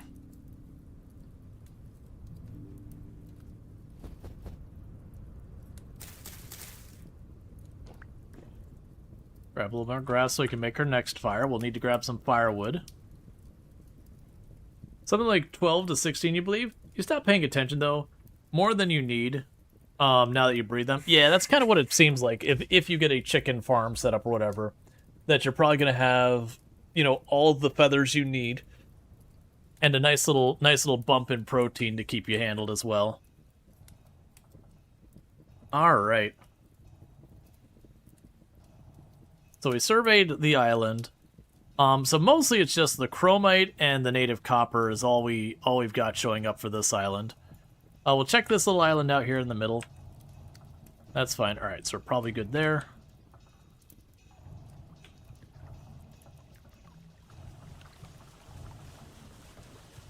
If you keep chickens fed on flax, and you have enough eggs to let some of them go to rot simply because you don't eat only protein. Yeah, no, I got flax grain, absolutely. Okay, so we got a nice little forested island up ahead of us. I can see there's another one off right a little bit. Yeah, so you can go to this island, hop to that one. That one looks like an interesting, like, flat-topped island.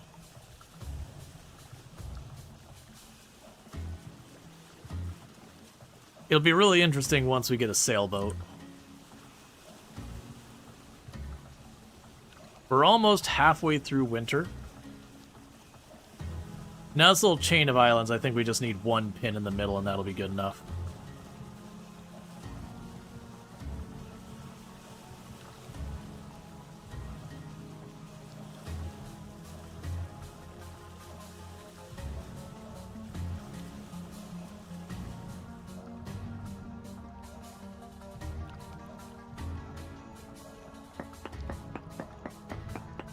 One, two, three, 4.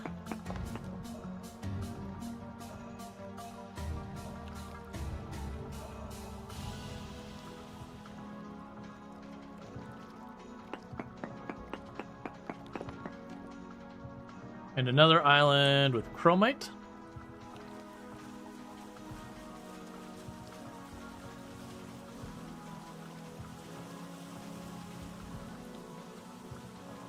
Okay, now we got our heading for the next island.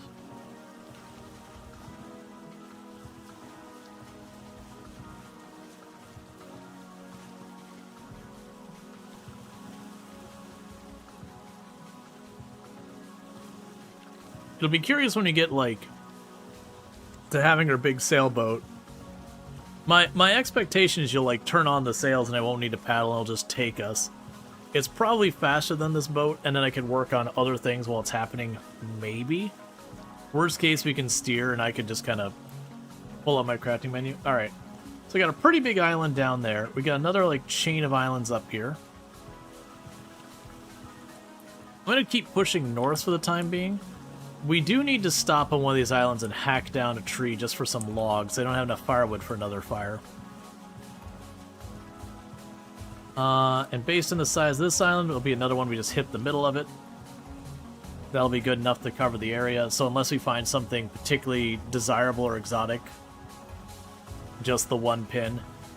If we do hit something where it's like, oh, there's your borax, then, you know, obviously we adjust the strategy.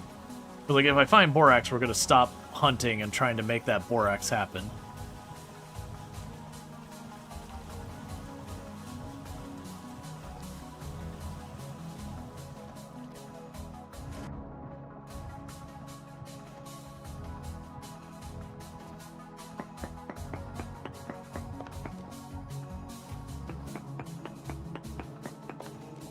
You can put your elk mount on a boat?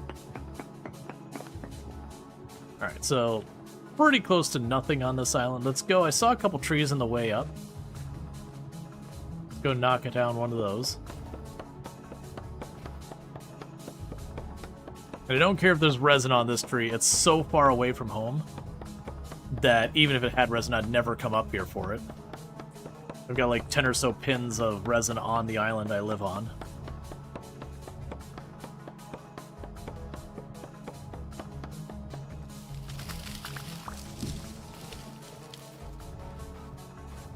Okay, and grab our axe. Oh. So it takes care of firewood for a while. But did you check it for bees? That would have upset me. Granted, with the bees that are way up here, that'd still be a rough one. I would certainly go and put the skeps up there and make it work. But it would be a pretty upsetting thing to go that far. Alright, let's go to the chain islands up here. as my next stop. And then we can start going south if I don't find another island north of us. Yeah, so check this island. If we find more islands up there, we can check them out. Otherwise, we can drop back down and hit whatever this big flat island is.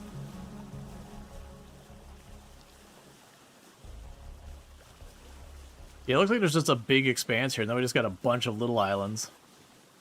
Like that maybe with this much water, you just have like pockets of stuff. So we got another island, set of islands over there. So we could turn that way and then, you know, keep ping-ponging. This is another one. Let's go for the middle island. That should give me enough coverage. That pretty much it depends. Like, if I see something interesting, then it's worth me hitting the other islands to try and narrow down which island to dig from.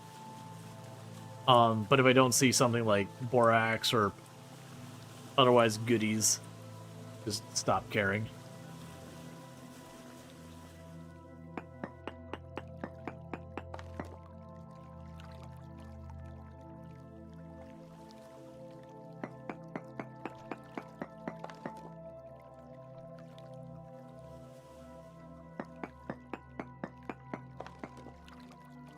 Minuscule amounts of cinnabar and nothing else.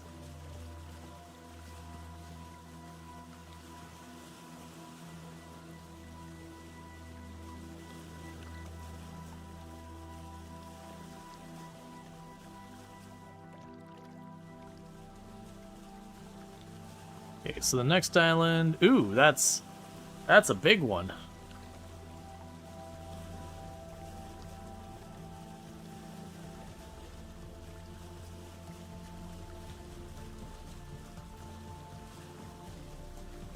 It's got a really flat top up there. It's also clearly got two different types of material it's made out of. So we'll go around to the north. I'll just hit this area here and start pinning it the whole way around.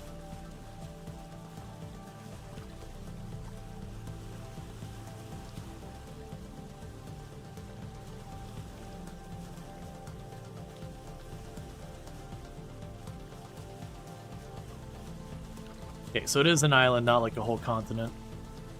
That's a pretty sizable island, bigger than the one we started on. Like I said, it also has like a high elevation up there. Big like plateau going on.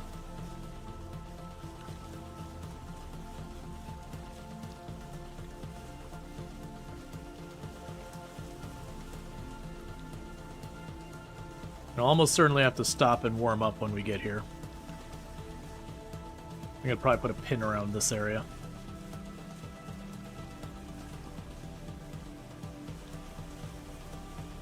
It'll be curious to explore when I have, like, the sailboat, able to go farther, carry more supplies with me, not be in the middle of winter where I have to, like, stop to warm up periodically. But it almost feels like the winter's the time to do this as well from a what am I going to work on standpoint. Because, like, sure, the environment's more hazardous, but at the same time, I can't farm right now. I can't hunt for berries, I can't hunt for mushrooms. It's just hunting the local animals, and then when you start to knock their numbers down, you gotta go less local. So 1, 2, 3.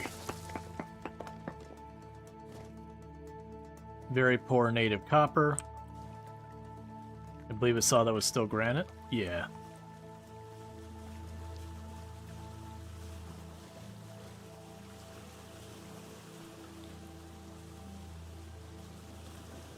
It may even be if I go up here and it's still granite or otherwise not useful, I'll still survey as we go around.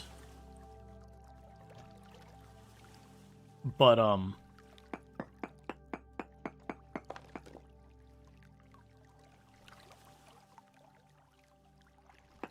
might just, like, try and hop to the next island and not even worry about finishing this one, unless I don't see another island in reasonable range.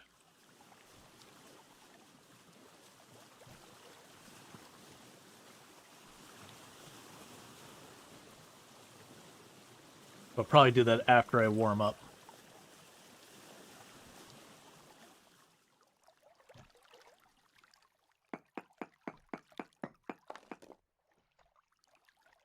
It's too close. Yeah, and that's slate.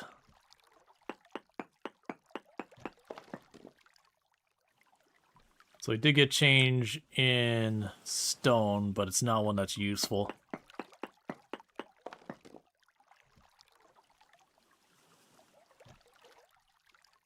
So no islands to the north that we're seeing.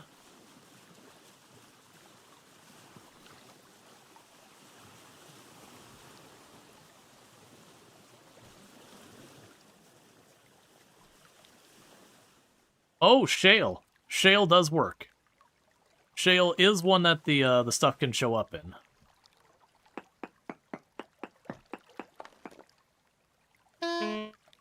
There's damage, so we'll want to carve in here someplace.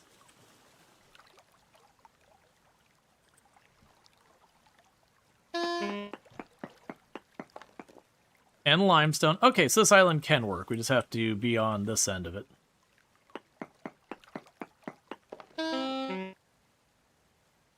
Minuscule amounts of borax. So we're going to take a little tour here. We're going to see if we can't triangulate and maybe find more than minuscule.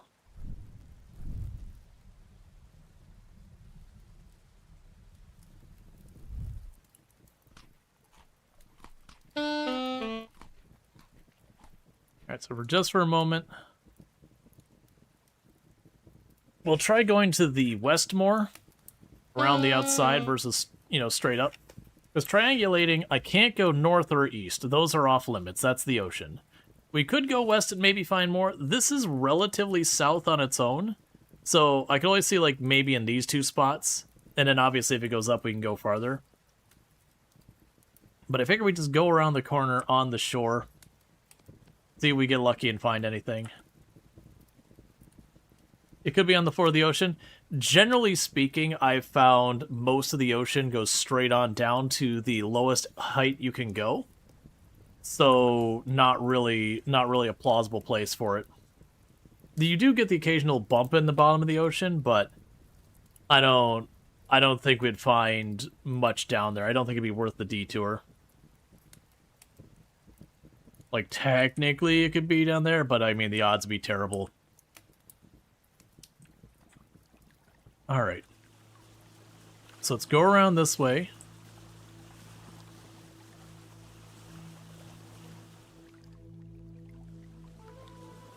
Place where you get some rock face.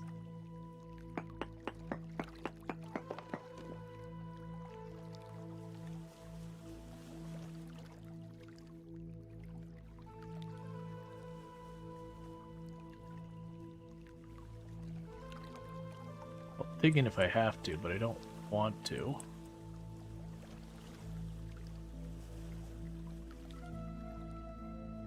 Yeah, we'll dig in here.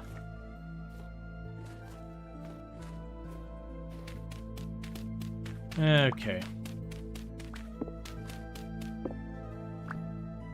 You thought it dropped off gradually? Nah, a lot of them are pretty sheer. Okay, so that's slate.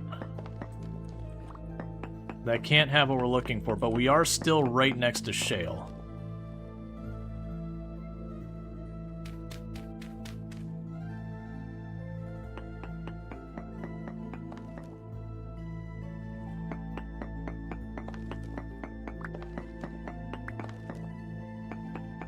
It's not encouraging.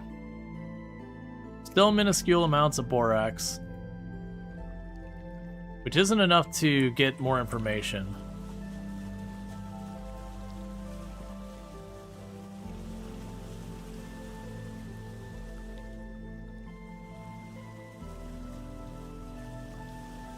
And now we're back to granite, unfortunately.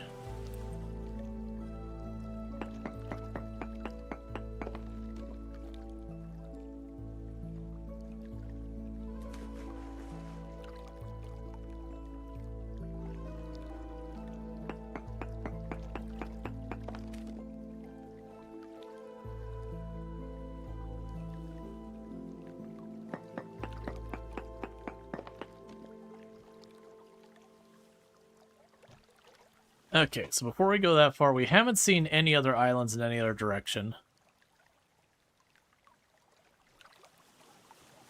We already know it's more granite that way. I'm going to go on a little bit more of a riskier play of just going, let's keep sailing out into the distance this way and hope we find another island way up there. Because my hope is by seeing shale and all that up here, that maybe this whole area up here will be like shale and whatever. Because unfortunately, that's all granite down there, and granite can't have the borax. And then my assumption is because granite, granite, granite, and granite, that the one in the middle is probably granite.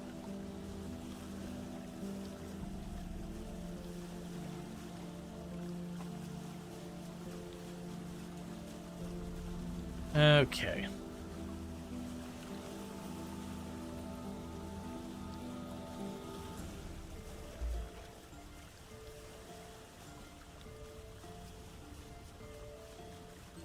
Yeah, so we started around minus 200, 1-1. And we've gone as far as 14, 132. Yeah, we've gone about the same thing.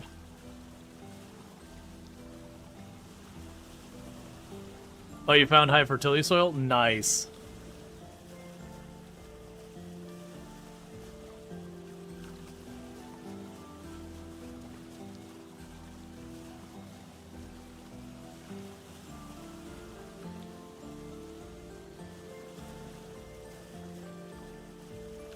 Slightly to the right, try and center us back over the island.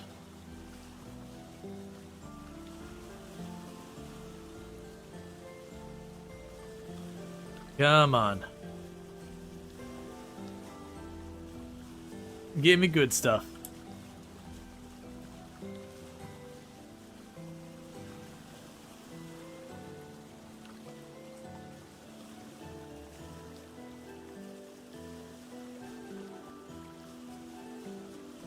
I may have to use the map because it's nighttime.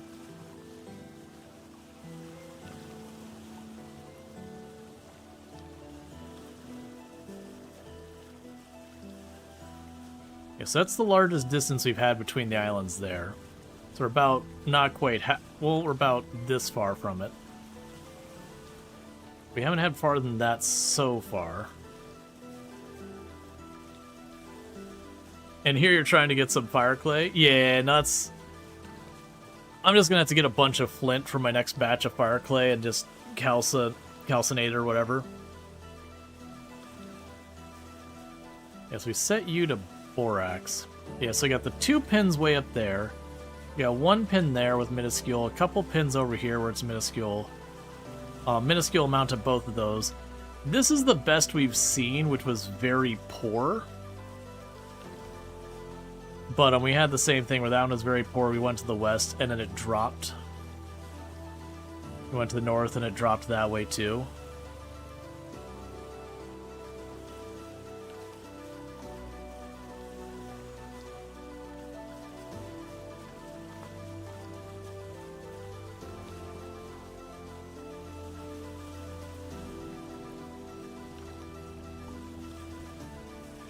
Yeah, so it'd be about halfway between when we found that island and where we started. We've traveled almost 1,000 more blocks because, you know, being able to just send it across the ocean without stopping, we do actually make pretty good time.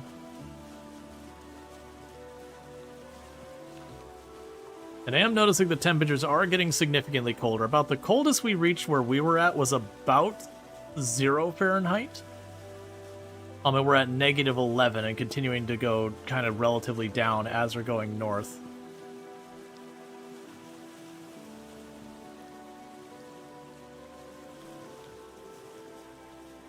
It's probably fine.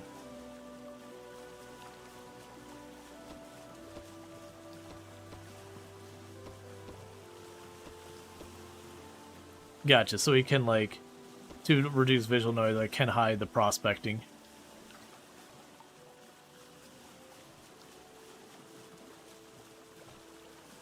I'm honestly surprised we're not taking cold damage. It should be happening by now, if not very soon.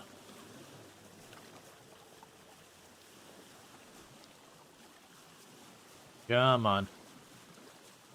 Show me land. I do not have more grass. I guess that's something to keep in mind. Hopefully it'll, like, we don't go so far north or something that grass just stops showing up or something. I wouldn't imagine. I imagine it'd hit like a proper boreal forest first.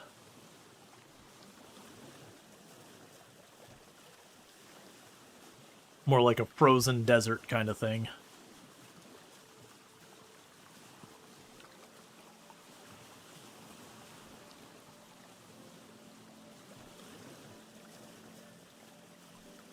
Come on. There's the damage.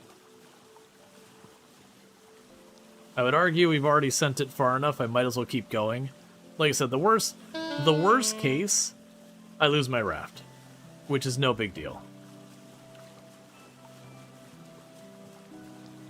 We're gonna go by the strategy is as long as I just keep going, when all hope appears to be lost, that'll be the moment we succeed. And then we'll have the Borax way up here, and just need to navigate that issue.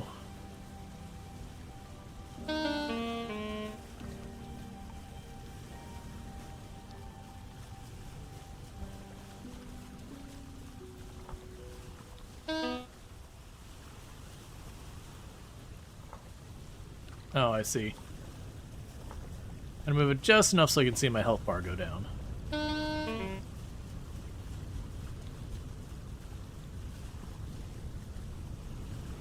If you're about to die, jump off your raft and put it in your inventory. That's basically what I was thinking. We'll see how that goes, because control is what I have to do to pick up the stuff. And we'll see how well I can do that while diving. Because I need to shift-click the container off of it, then control-click to pick up the raft. And I could see them being cheeky and being like, no, you have to be on land to do it, or something like that. It would be fine. I've got like 3 spare rafts. Okay, we lost 1 bar of health out of like 15, 20. Oh, I see land. I see land. That almost looks like a ruin on that one.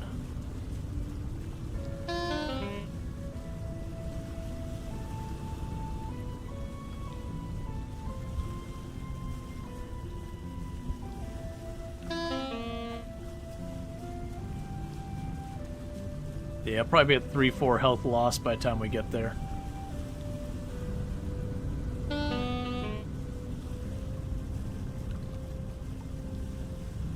Yeah, I was thinking that.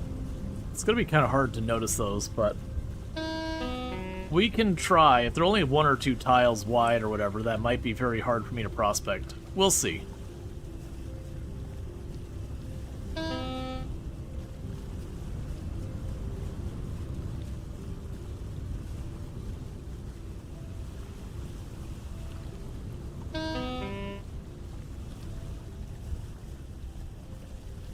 It'll be one aisle, like it'll be like 1 tile of land, and it'll just be a bear sitting on it.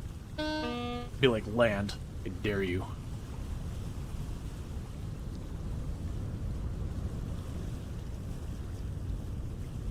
I'm curious what the reason I'm like kind of going out of the way is the South Island looks just very different. I wonder if it's a ruin. That's what's got me curious. Like if it's a little tiny ruin on the surface of the water or whatever.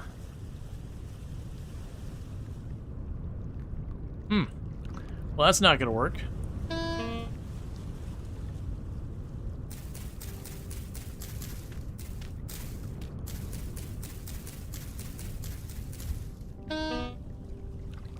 Alright, let's try the 3rd island.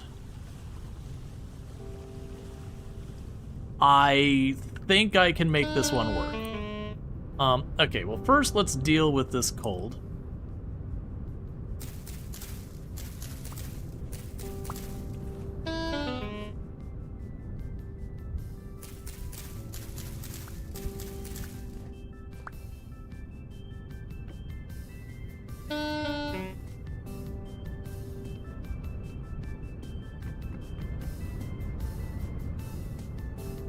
you're gonna put out the fire, aren't you?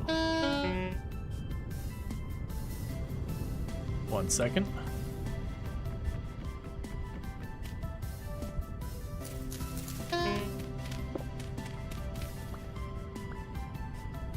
Shirt.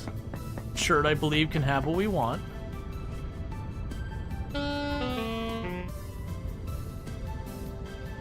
Stop whining, it'll be fine.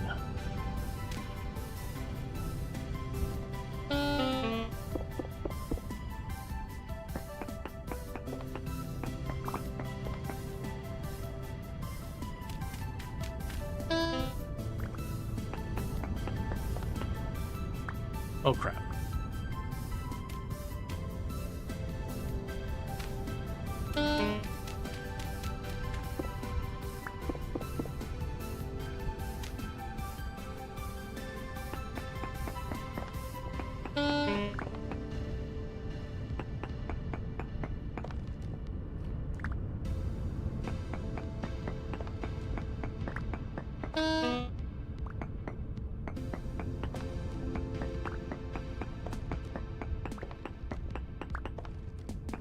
Just digging down a little bit.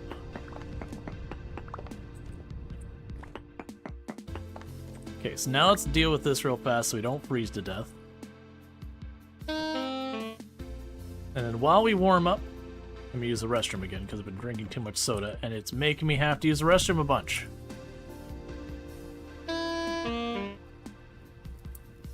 Okay, eater pie. And I'll be right back in just 2 seconds, so thank you again for tuning in. I'll be right back.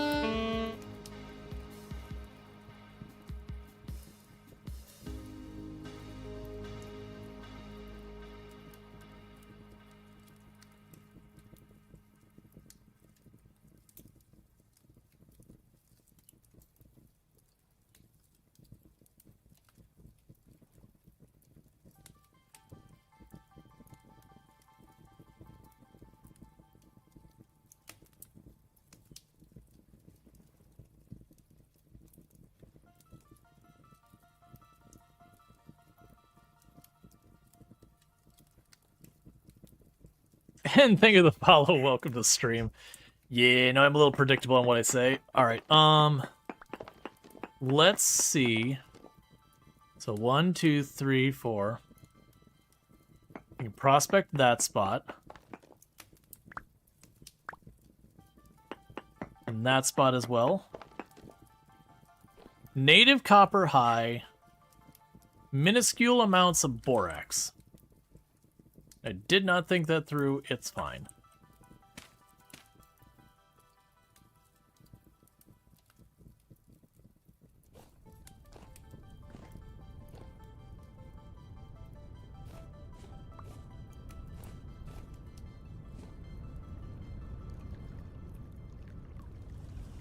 Okay, so let's go towards the big island up here. So the good news is that was chert. There's probably another one where I can just put a pin right in the middle. Is that our first Borax ring? No, we've seen minuscule a number of times. The best I've found is very poor, I believe, is the best I've found. Which is still really bad.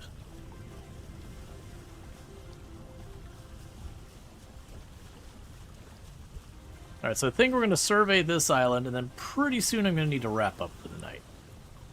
It is getting pretty late. But my hope is that we can locate Borax. Come on, shirt. Granite. You suck, game.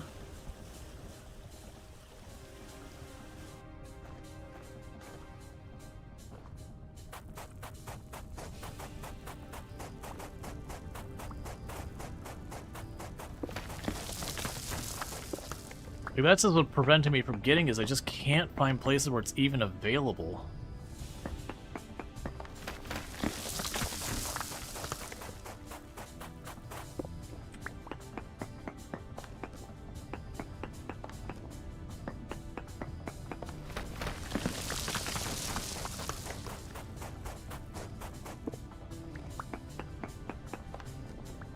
So 1.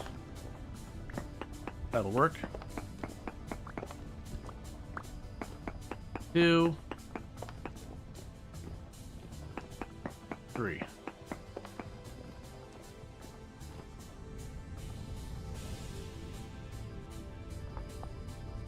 Mark, there's a cave there.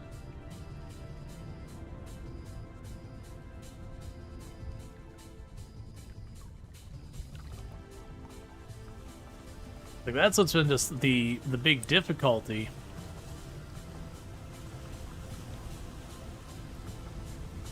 Is just getting a place that's even eligible for it.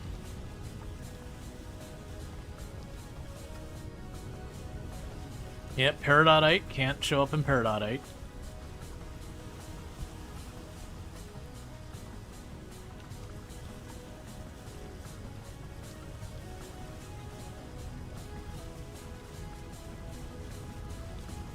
The chert was fine, the shale was fine, but I'm only finding like the tiniest little pockets of those.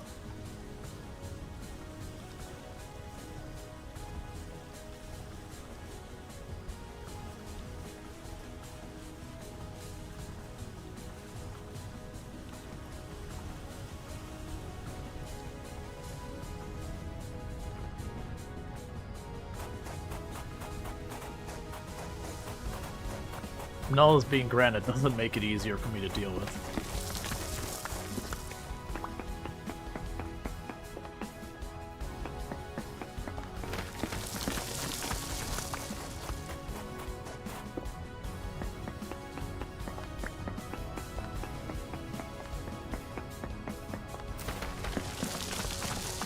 Okay.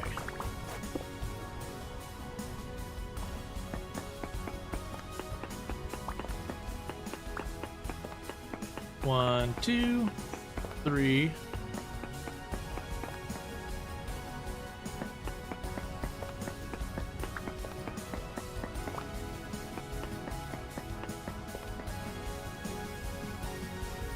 No stuff we're looking for, that's fine.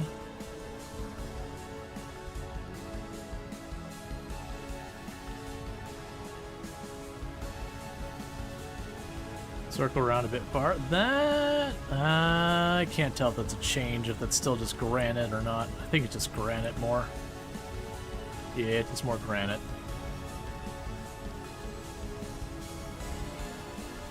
I think the first run, I had all this kind of stuff. Or sorry, I had all the chert and all that kind of stuff. Bauxite and all that, and I just... Stuff like granite and all that I didn't have much of. You remember we took a long time to find limestone and all that in the first run, too.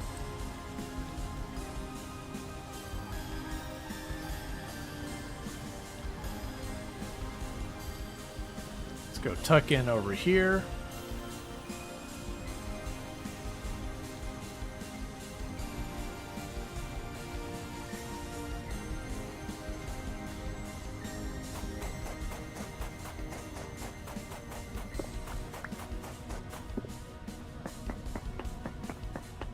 So 1.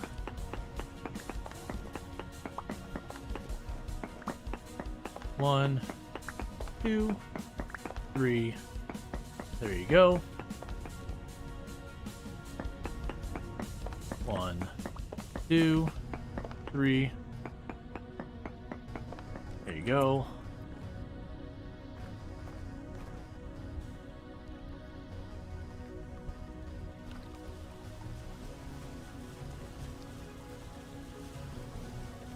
Cut across to the island since it's just sitting right here.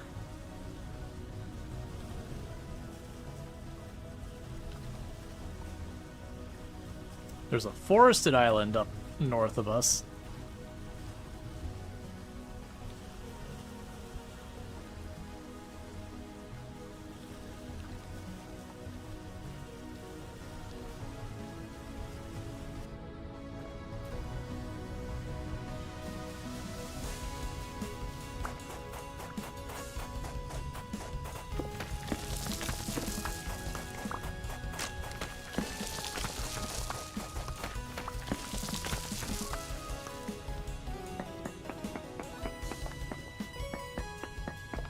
Okay.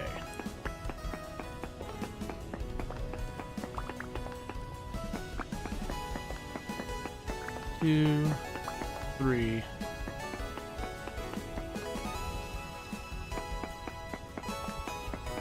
Two, 3.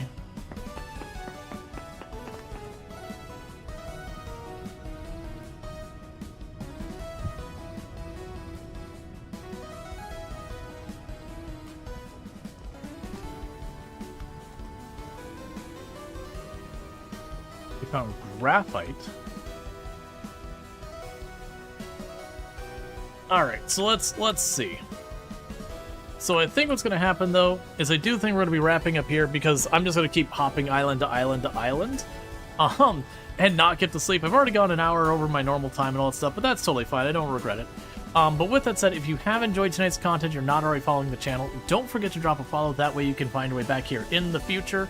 I will be back on streaming tomorrow, 7 p.m. EST, and thank you for that follow. Welcome to stream. I don't know if we're going to be doing more Vintage Story tomorrow or checking out the other things. As a reminder, we do have a poll going on the Discord. Basically, I got a bunch of games I'm saying, hey, of these games, which ones are you interested or not interested in seeing me play? And I use that to kind of help me inform what to check out next on the stream, that kind of thing. It's not strictly highest vote wins or anything like that, but broadly being like, okay, I'm considering this game, oh, it got no votes, maybe not. Or I'm considering this game, oh, it's got voted really well, probably. So with that said, if you are watching on YouTube, don't forget to like and subscribe, but the stream will be ending abruptly for you because I don't have a host planned over on the YouTube side, but thank you for tuning in. And for everyone over here on Twitch, I am going to go ahead and put up my ending stream screen and seeing who I can find to